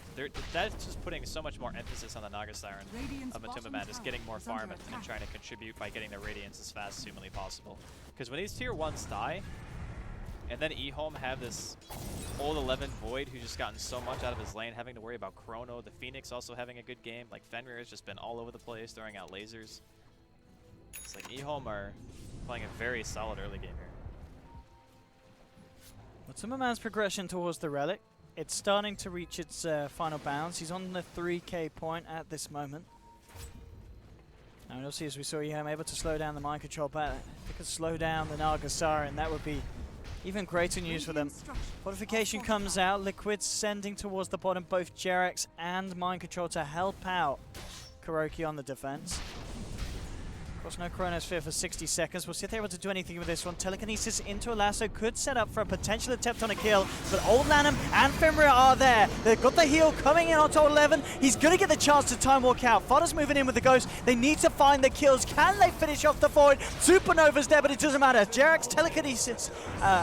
Super zips out, whatever the Fate Bolt's called. That's the word. They do get the kill. Liquid for something else, and they're gonna find it. Track's just come online for Kuroki, pops it onto Old Chicken. They're so low. That's a track kill. Lose the bat in return though, as Femra burns him down with the laser. And again, that of course is gonna put another stop in mind control's Blink Dagger timing. It's certainly not his day. And Ice uses the space up top to claim another tier 2. More money to the pocket of the Terrorblade. I mean, that was 2 track kills, so even with the tower loss, you could see the Liquid are walking away with some kind of net worth advantage there. So all things considered, it was good. They took down the Void. He actually decided to buy treads before. I don't know if he decided he didn't want Lincolns or if he wants to go a different build, but Old 11, he's made a little bit of a sidetrack here. And the rest of Liquid, they're showcasing the fact that their lineup is starting to come online. With the track on Kuro, Naga Siren Song's up, Matumba Man's got enough for his Relic right now, and hopefully Mind Control can get his Blink, because he's died a bunch, but he should be able to get to it now. He's playing it safer now. Straight to the jungle, no more messing around, no more reacting to eHome's play. Just get yourself that Blink Dagger. Radiant's middle tower. There is an Old 11 Void around with a Chronosphere available though. He's not really got the damage to take down the bat on his own. He would need a +1, especially with the bat having the backup from the Timberman on the sidelines. And Jared's coming across as well. Yeah, Old 11 starting to back up. They could try for something here. Mind Control does have a lasso, and here we have it. Tracks down. They have so the tanky, damage to though. do it, and they don't. Yeah, they can't bring down this Void immediately. Move the Yule setup into the silence. That could provide enough, but the Time Walk's there. The silence has been dodged. Old 11 turns around with a Chrono, trying to go back in. Fenrir is there as well. Does have a Supernova available, but eHome will just use the chance to disengage.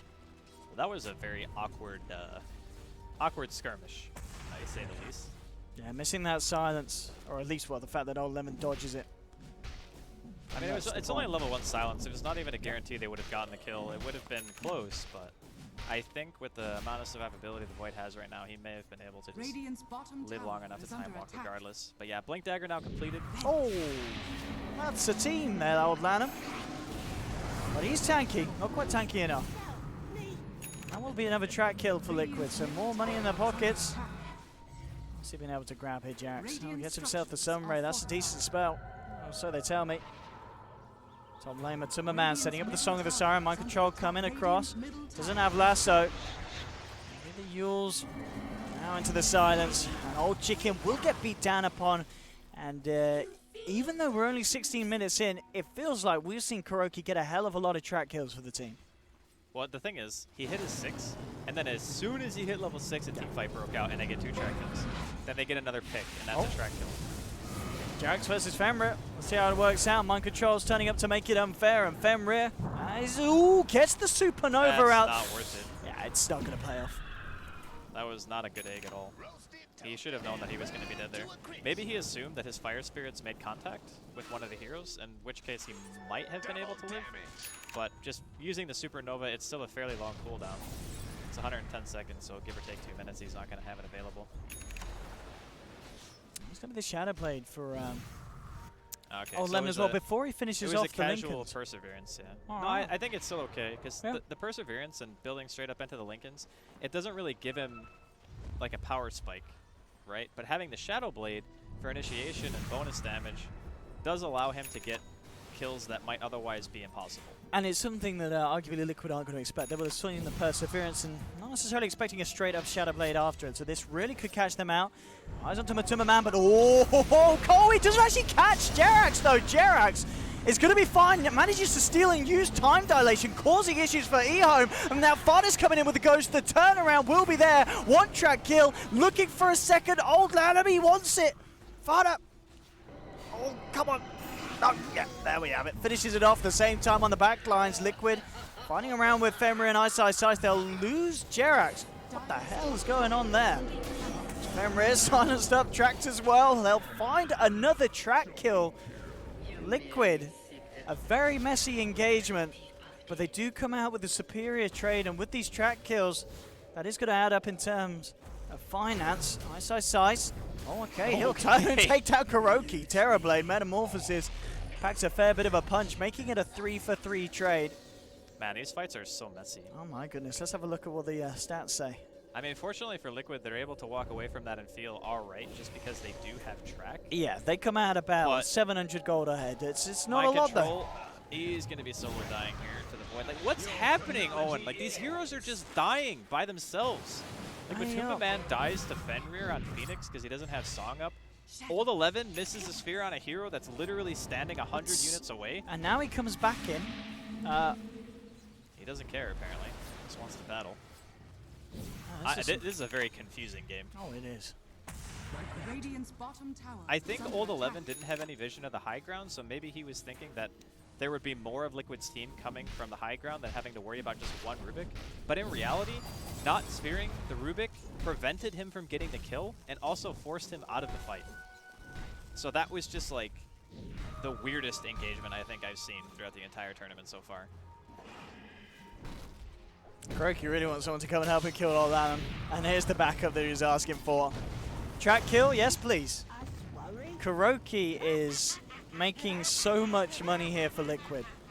He's doing work for sure. He really is. I mean, let's have a look at the overall net worth. We'll see if that's it's like 1,000 gold there. difference from one kill. Yeah. That's bounty hunter, boys. I really want to say that this was about the period that the bounty came online and got that tracks and KuroKy.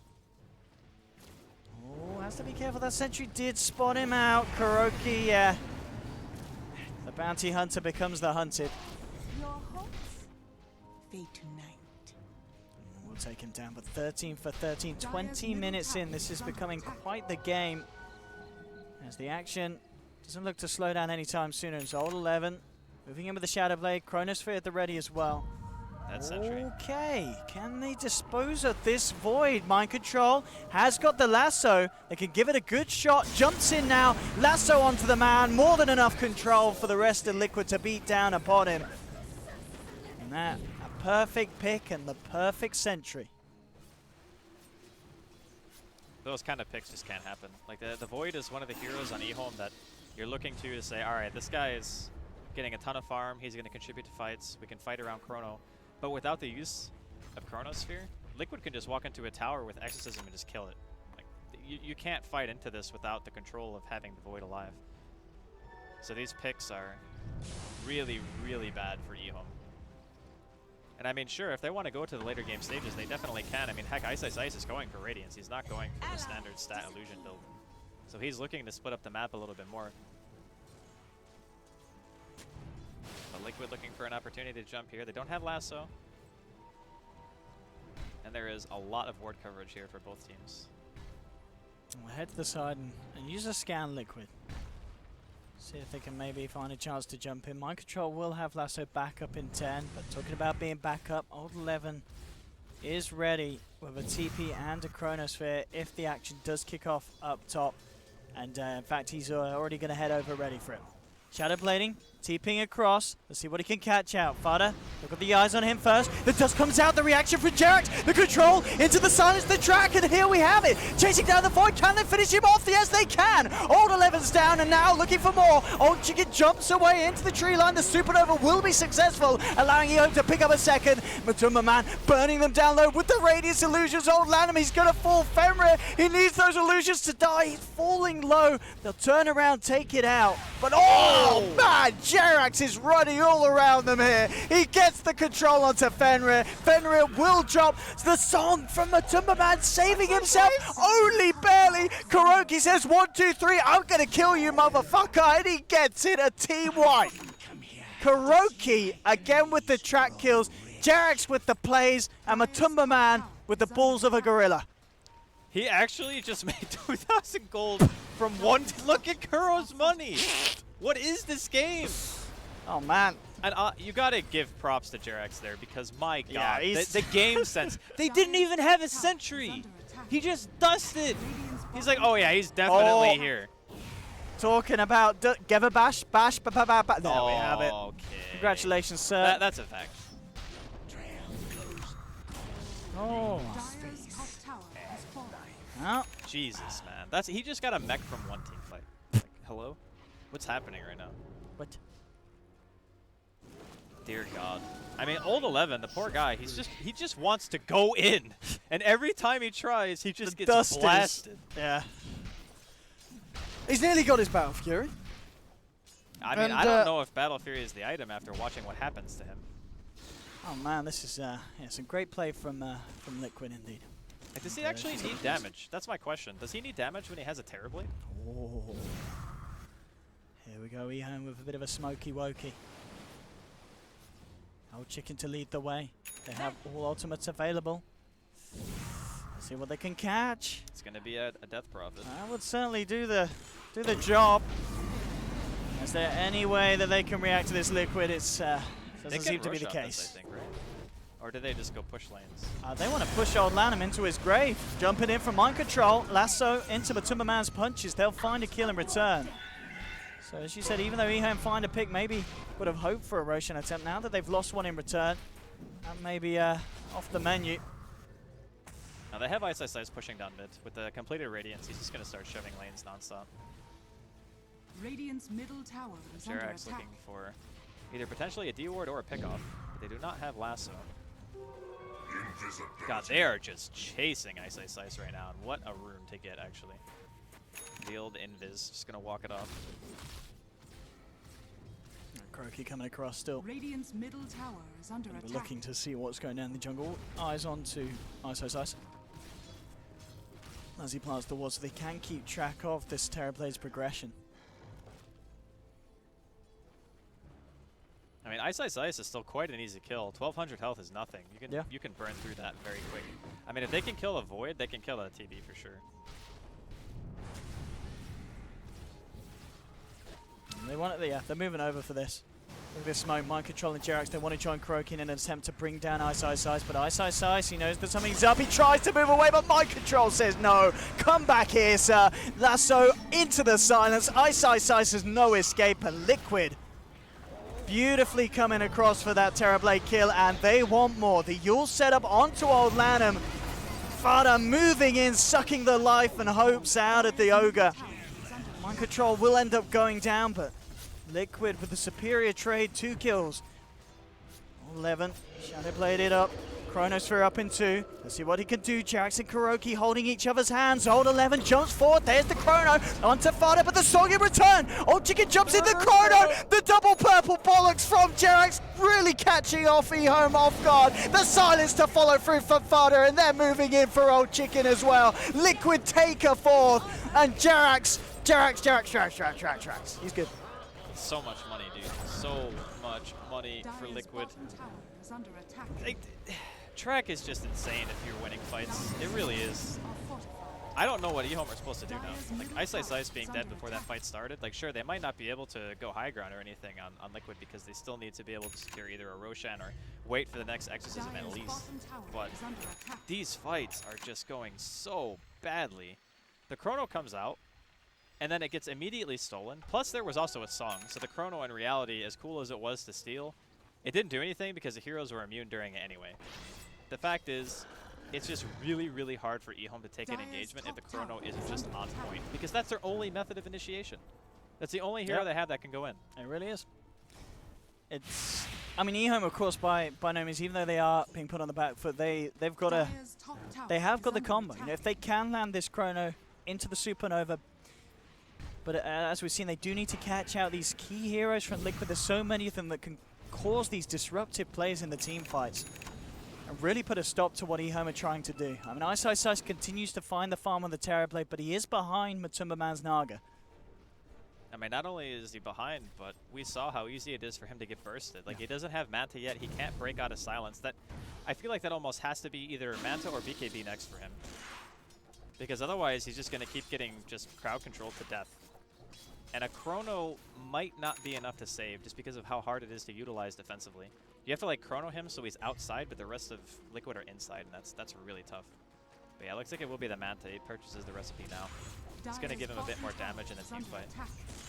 More or less, what Ehome need to have happen is they need to have a Chrono with, like, a laser inside of it and just TB hitting things. That's how they kill heroes. Liquid is under attack. In a position to kill towers. Tier 1 very low at the moment on the bottom lane. They want to go for this. Ehome are smoked up and are making a beeline straight towards Liquid. Both team with all ults available. DD on ult 11 as well. There we have the setup. Under the cover of moonlight. Chrono available. Is under attack. Ult 11 still being very careful about the way that he approaches the high ground here.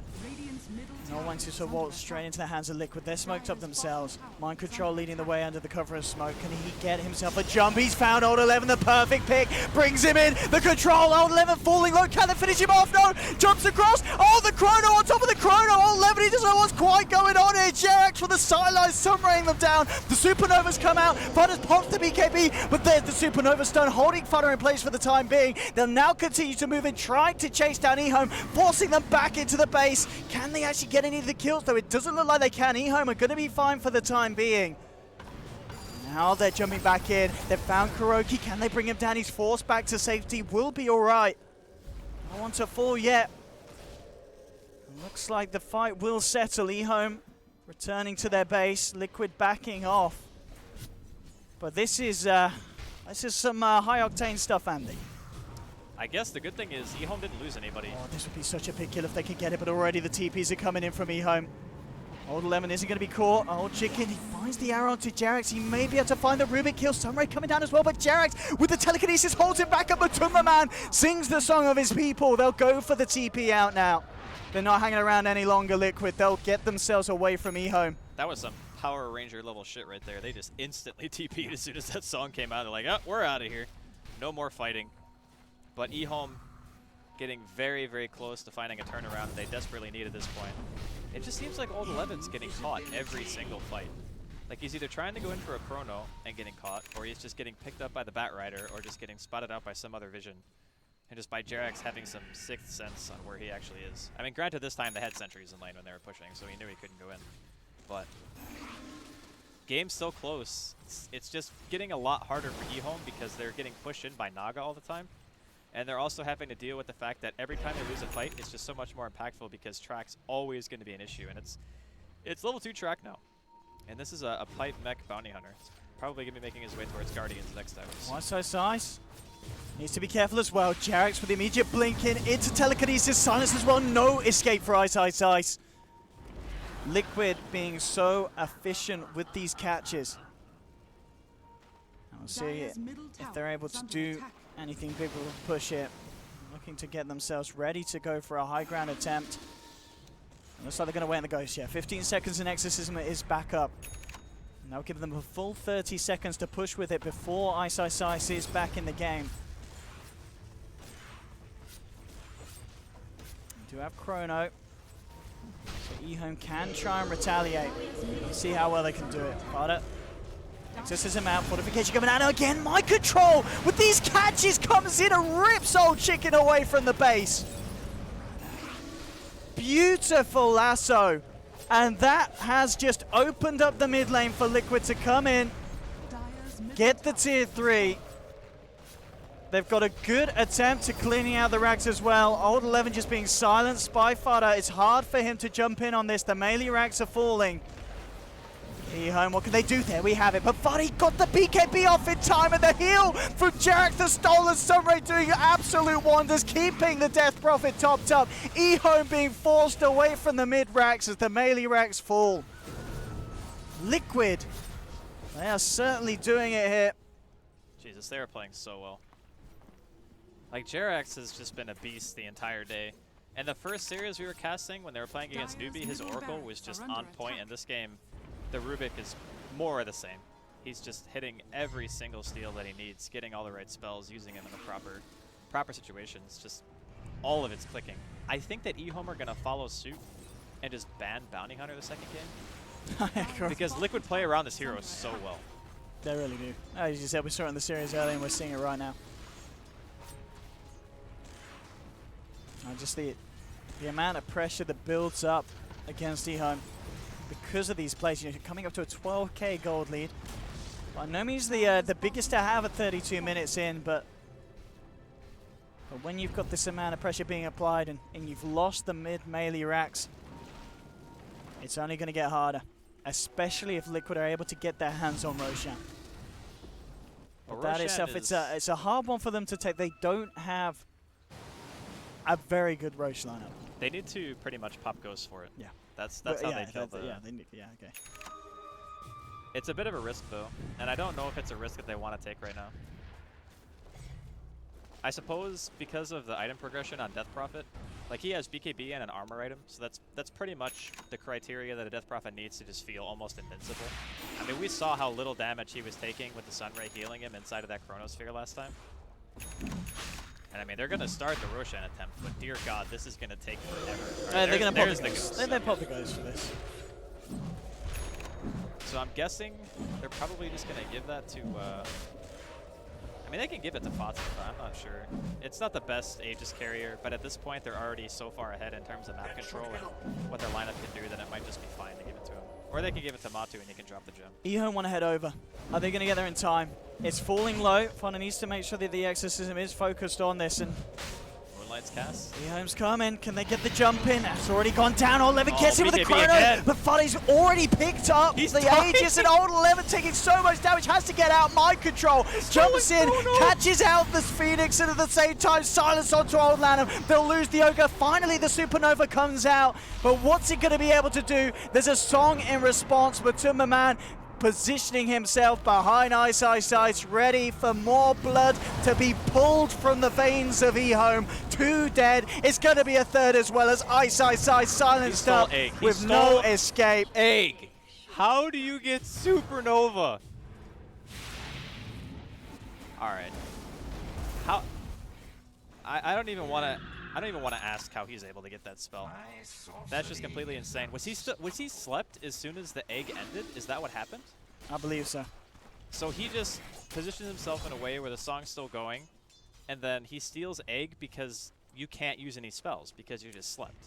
That is just disgusting. And This game for Liquid, they're proving right now why they are one of the top contenders of this tournament. We have, again, Jerax just immediately reacting, jumping in, getting the catch, dragging Old Lanneman. Won't find the kill, but still, is forcing the Terrorblade to buy back. Ehome continuously being pushed harder and harder with their backs against the wall as Liquid just proving to be the powerhouses that a lot of people did expect coming into this tournament.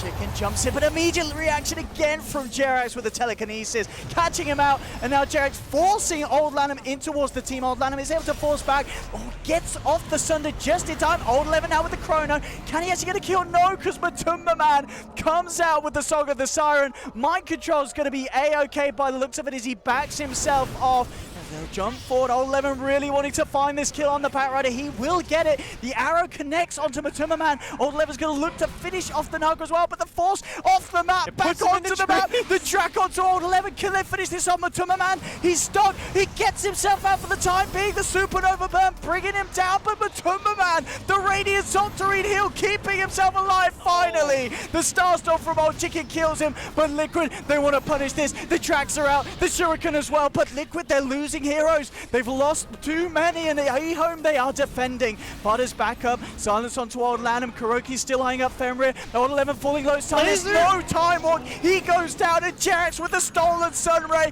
chasing down Old Lanham, tracks out as well. Another kill for Liquid. They may have lost some heroes this time, but boy, God, they made sure Ehome lost a fair few more. I don't even know what to say. Like, every single fight, Jerax is just destroying them. He pretty much makes the fight last 20 seconds longer than it needs to by force-staffing away, keeping the Naga Siren alive, baiting the entirety of Ehome into this fight that they eventually turn around by him stealing a Sunray and just throwing it into 2 heroes, healing Kuro, his Mech and Piper off cooldown at that point, and they just get a really, really nice turnaround. Like, everything is just... It's synchronizing so well. I really do think you need to ban Bounty against this team. Like, maybe not first phase, but definitely think about it phase 2. Because it just... They love playing fast-paced Dota. And giving him this hero allows them to do that with very little punishment for when they make a mistake. Because I think that Ehome didn't necessarily play that bad this game. It's just that all the trades that they were making were never favoring them. And then eventually you get to this state where it's like, alright, the enemy team just has 1 or 2 more items on all their heroes because of track. And then even if we're playing at the same level, we're just not farmed as they are. So, I'm not sure. I think it's It's honestly a lot to do with that in JRX, in my opinion. Oh, and Mind Control gets the catcher to Orlanum. Old11 will respond immediately with the Chronosphere. Can they take down the Batrider? No, the Greaves is going to be kept alive. Now the Chrono onto Fodder. Can they finish off this Death Prophet? The Supernova stun is there. He's falling low, and they will get the big kill, bringing down Fodder. Old11 now jumping in, looking for more. Immediately our action. Matuma Man with the ensnare. JRX able to get in and control this one, so it will just be a 1-for-1 trade. Losing the Death Prophet, though. Now, that one was not the best Chrono. I think he tried to be a bit greedy and try to catch a lot of E-Home, but he ended up just spearing his own Death Prophet in the enemy team, and that one was not that great. But yeah, E-Home with the defense that they desperately needed, getting a high priority kill. They're still down 2 racks, but they have a tier 2 top. So it's not like Liquid can just waltz down the lane without their Death Prophet and get Megas. They actually have to wait. And that might be enough breathing room for E-Home to find something else. But man, their heroes are so poor. Like, Mirana only has Blink Ags. It's 40 minutes in. And that is all he has, is Blink Ags. I mean, look at Matuma Man's inventory. He's done. It's 6-slot territory. That just goes to show the difference, right? Because the Mirana has 177 CS, and the Death Prophet has 235. But the Death Prophet has like 2 more items. And that's tower kills and track. I mean, E-Home, at this point, can they afford to try and look to make a play themselves, or do they just have to continue and wait for Liquid to come to them? I think if you wait for Liquid to come to you, your mid and your bottom lane are going to be pushing in all the time. You're playing against Naga Siren. It's just a really hard game because the Void has to Chrono in the perfect way, and if he doesn't, the Song Disengage kind of stops a lot of their incoming damage inside of the Chrono, because up until this point, there's no BKB on Terrorblade. So if Terrorblade's Metamorphosis, and they Chrono, and there's a Song, Ice Ice Ice isn't doing any damage. You know, the Phoenix isn't doing any damage, the Ogre isn't, the Mirana isn't, they're just sitting there. And then how do you get a kill inside Chrono? So it's putting a lot of pressure on Old11 to make sure that he's landing these spells, and I don't envy his position at all, because this is a ridiculously hard game to play Void. It really is. And I mean, with the money that he's got, what kind of item can he pick up to? I mean, what does he need? Is it damage? He probably needs Blink. Okay. Like, if you want to catch the right heroes, the best thing you can do to accomplish that is to buy another mobility item. Granted, they also kind of have a damage problem. I think that landing the better Chrono is more important for now. But here come Liquid. Ghost popped. Let's see what E-Home can do to stop it. They obviously had issues on the bottom lane and the mid lane in terms of stopping Liquid's push. Goes out. Harder. The tower down to below half, and I'll need to look for more. Old Lanham will force him in. And Old Lanham could have just spurred his own demise in falling incredibly low. Pipe and Sunray keeps him alive. Okay, Mind Control going in deep again, making sure there'll be no Supernova this fight. Mind Control consistent with the lassos to kick the team fights off. Song from Matuma Man. It's going to allow Liquid to move in as close as they want. They do need to be aware that Old11 still has the Chrono, but JRX has his own. Old11 comes out with a Chrono in response, catching out Fada, but he just doesn't have the damage alone to kill this Death Prophet. Starfall comes through, but it's not enough. The Crypt Swarms rips through E-Home. 3 heroes down. Mind Control chasing them back to the base. There'll be a buyback from Old Lanham, but they've lost the Mirana. Old11's back to the fountain, and GG is called. Liquid take game 1 here, 40 to 22 at 42 minutes in. And what a performance. What a performance. And game 2 is going to be insane. Dude, anyone who has a JRX card right now is just like, yes, JRX card. By the way, just to throw this in there, after he stole Chrono and hit 3 heroes, he stole Arrow and arrowed Ice Ice Ice. And that's why he couldn't Sunder and died. The guy's actually just a god on playing Rubik. Like, honestly, I don't even know what to say. That was just a clinic. 32 assists. It was actually like the best Rubik performance I've seen in a very long time. He just played out of his mind. Yeah. So, again, Liquid proving that they are one of the front runners here at TI6. E-Home, a very valiant defense. I think that their game plan isn't necessarily bad. It's just very hard to execute against what Liquid draft. Like, the Death Prophet has been banned a lot in the game so far, and this is one of the main reasons why. Because the hero is cooldown dependent, sure, but punishing between those exorcisms becomes increasingly difficult as you start to lose map control. Because your movements can fail, and if they fail, then the ghosts are back up, you get another objective, you keep pressuring, and Liquid were just relentless. Like, they did not let up after they started getting some advantage, and obviously the Kuro Bounty Hunter was to blame for that as well. Getting the track, getting 2,300 gold from that team fight top. That fight pretty much, in my opinion, sealed the game. Yeah. That gave Kuro a full mech. It completely wiped eHome off the map, and it put Jerax in a position where he had an extra item and he could just do whatever he wanted. Oh. So very, very cool stuff from Liquid. So game 2, maybe seeing indeed that bounty ban come out from I think second eHome. phase, yeah. Yeah, if game 1 was anything to go by, but indeed I'm sure you won't go anywhere anyway, ladies and gentlemen, because Liquid versus eHome is certainly proving to be the series that we hoped it to be. Game 2 right around the corner. We'll see you guys very shortly for some more Dota 2 here at the TI6 group stages.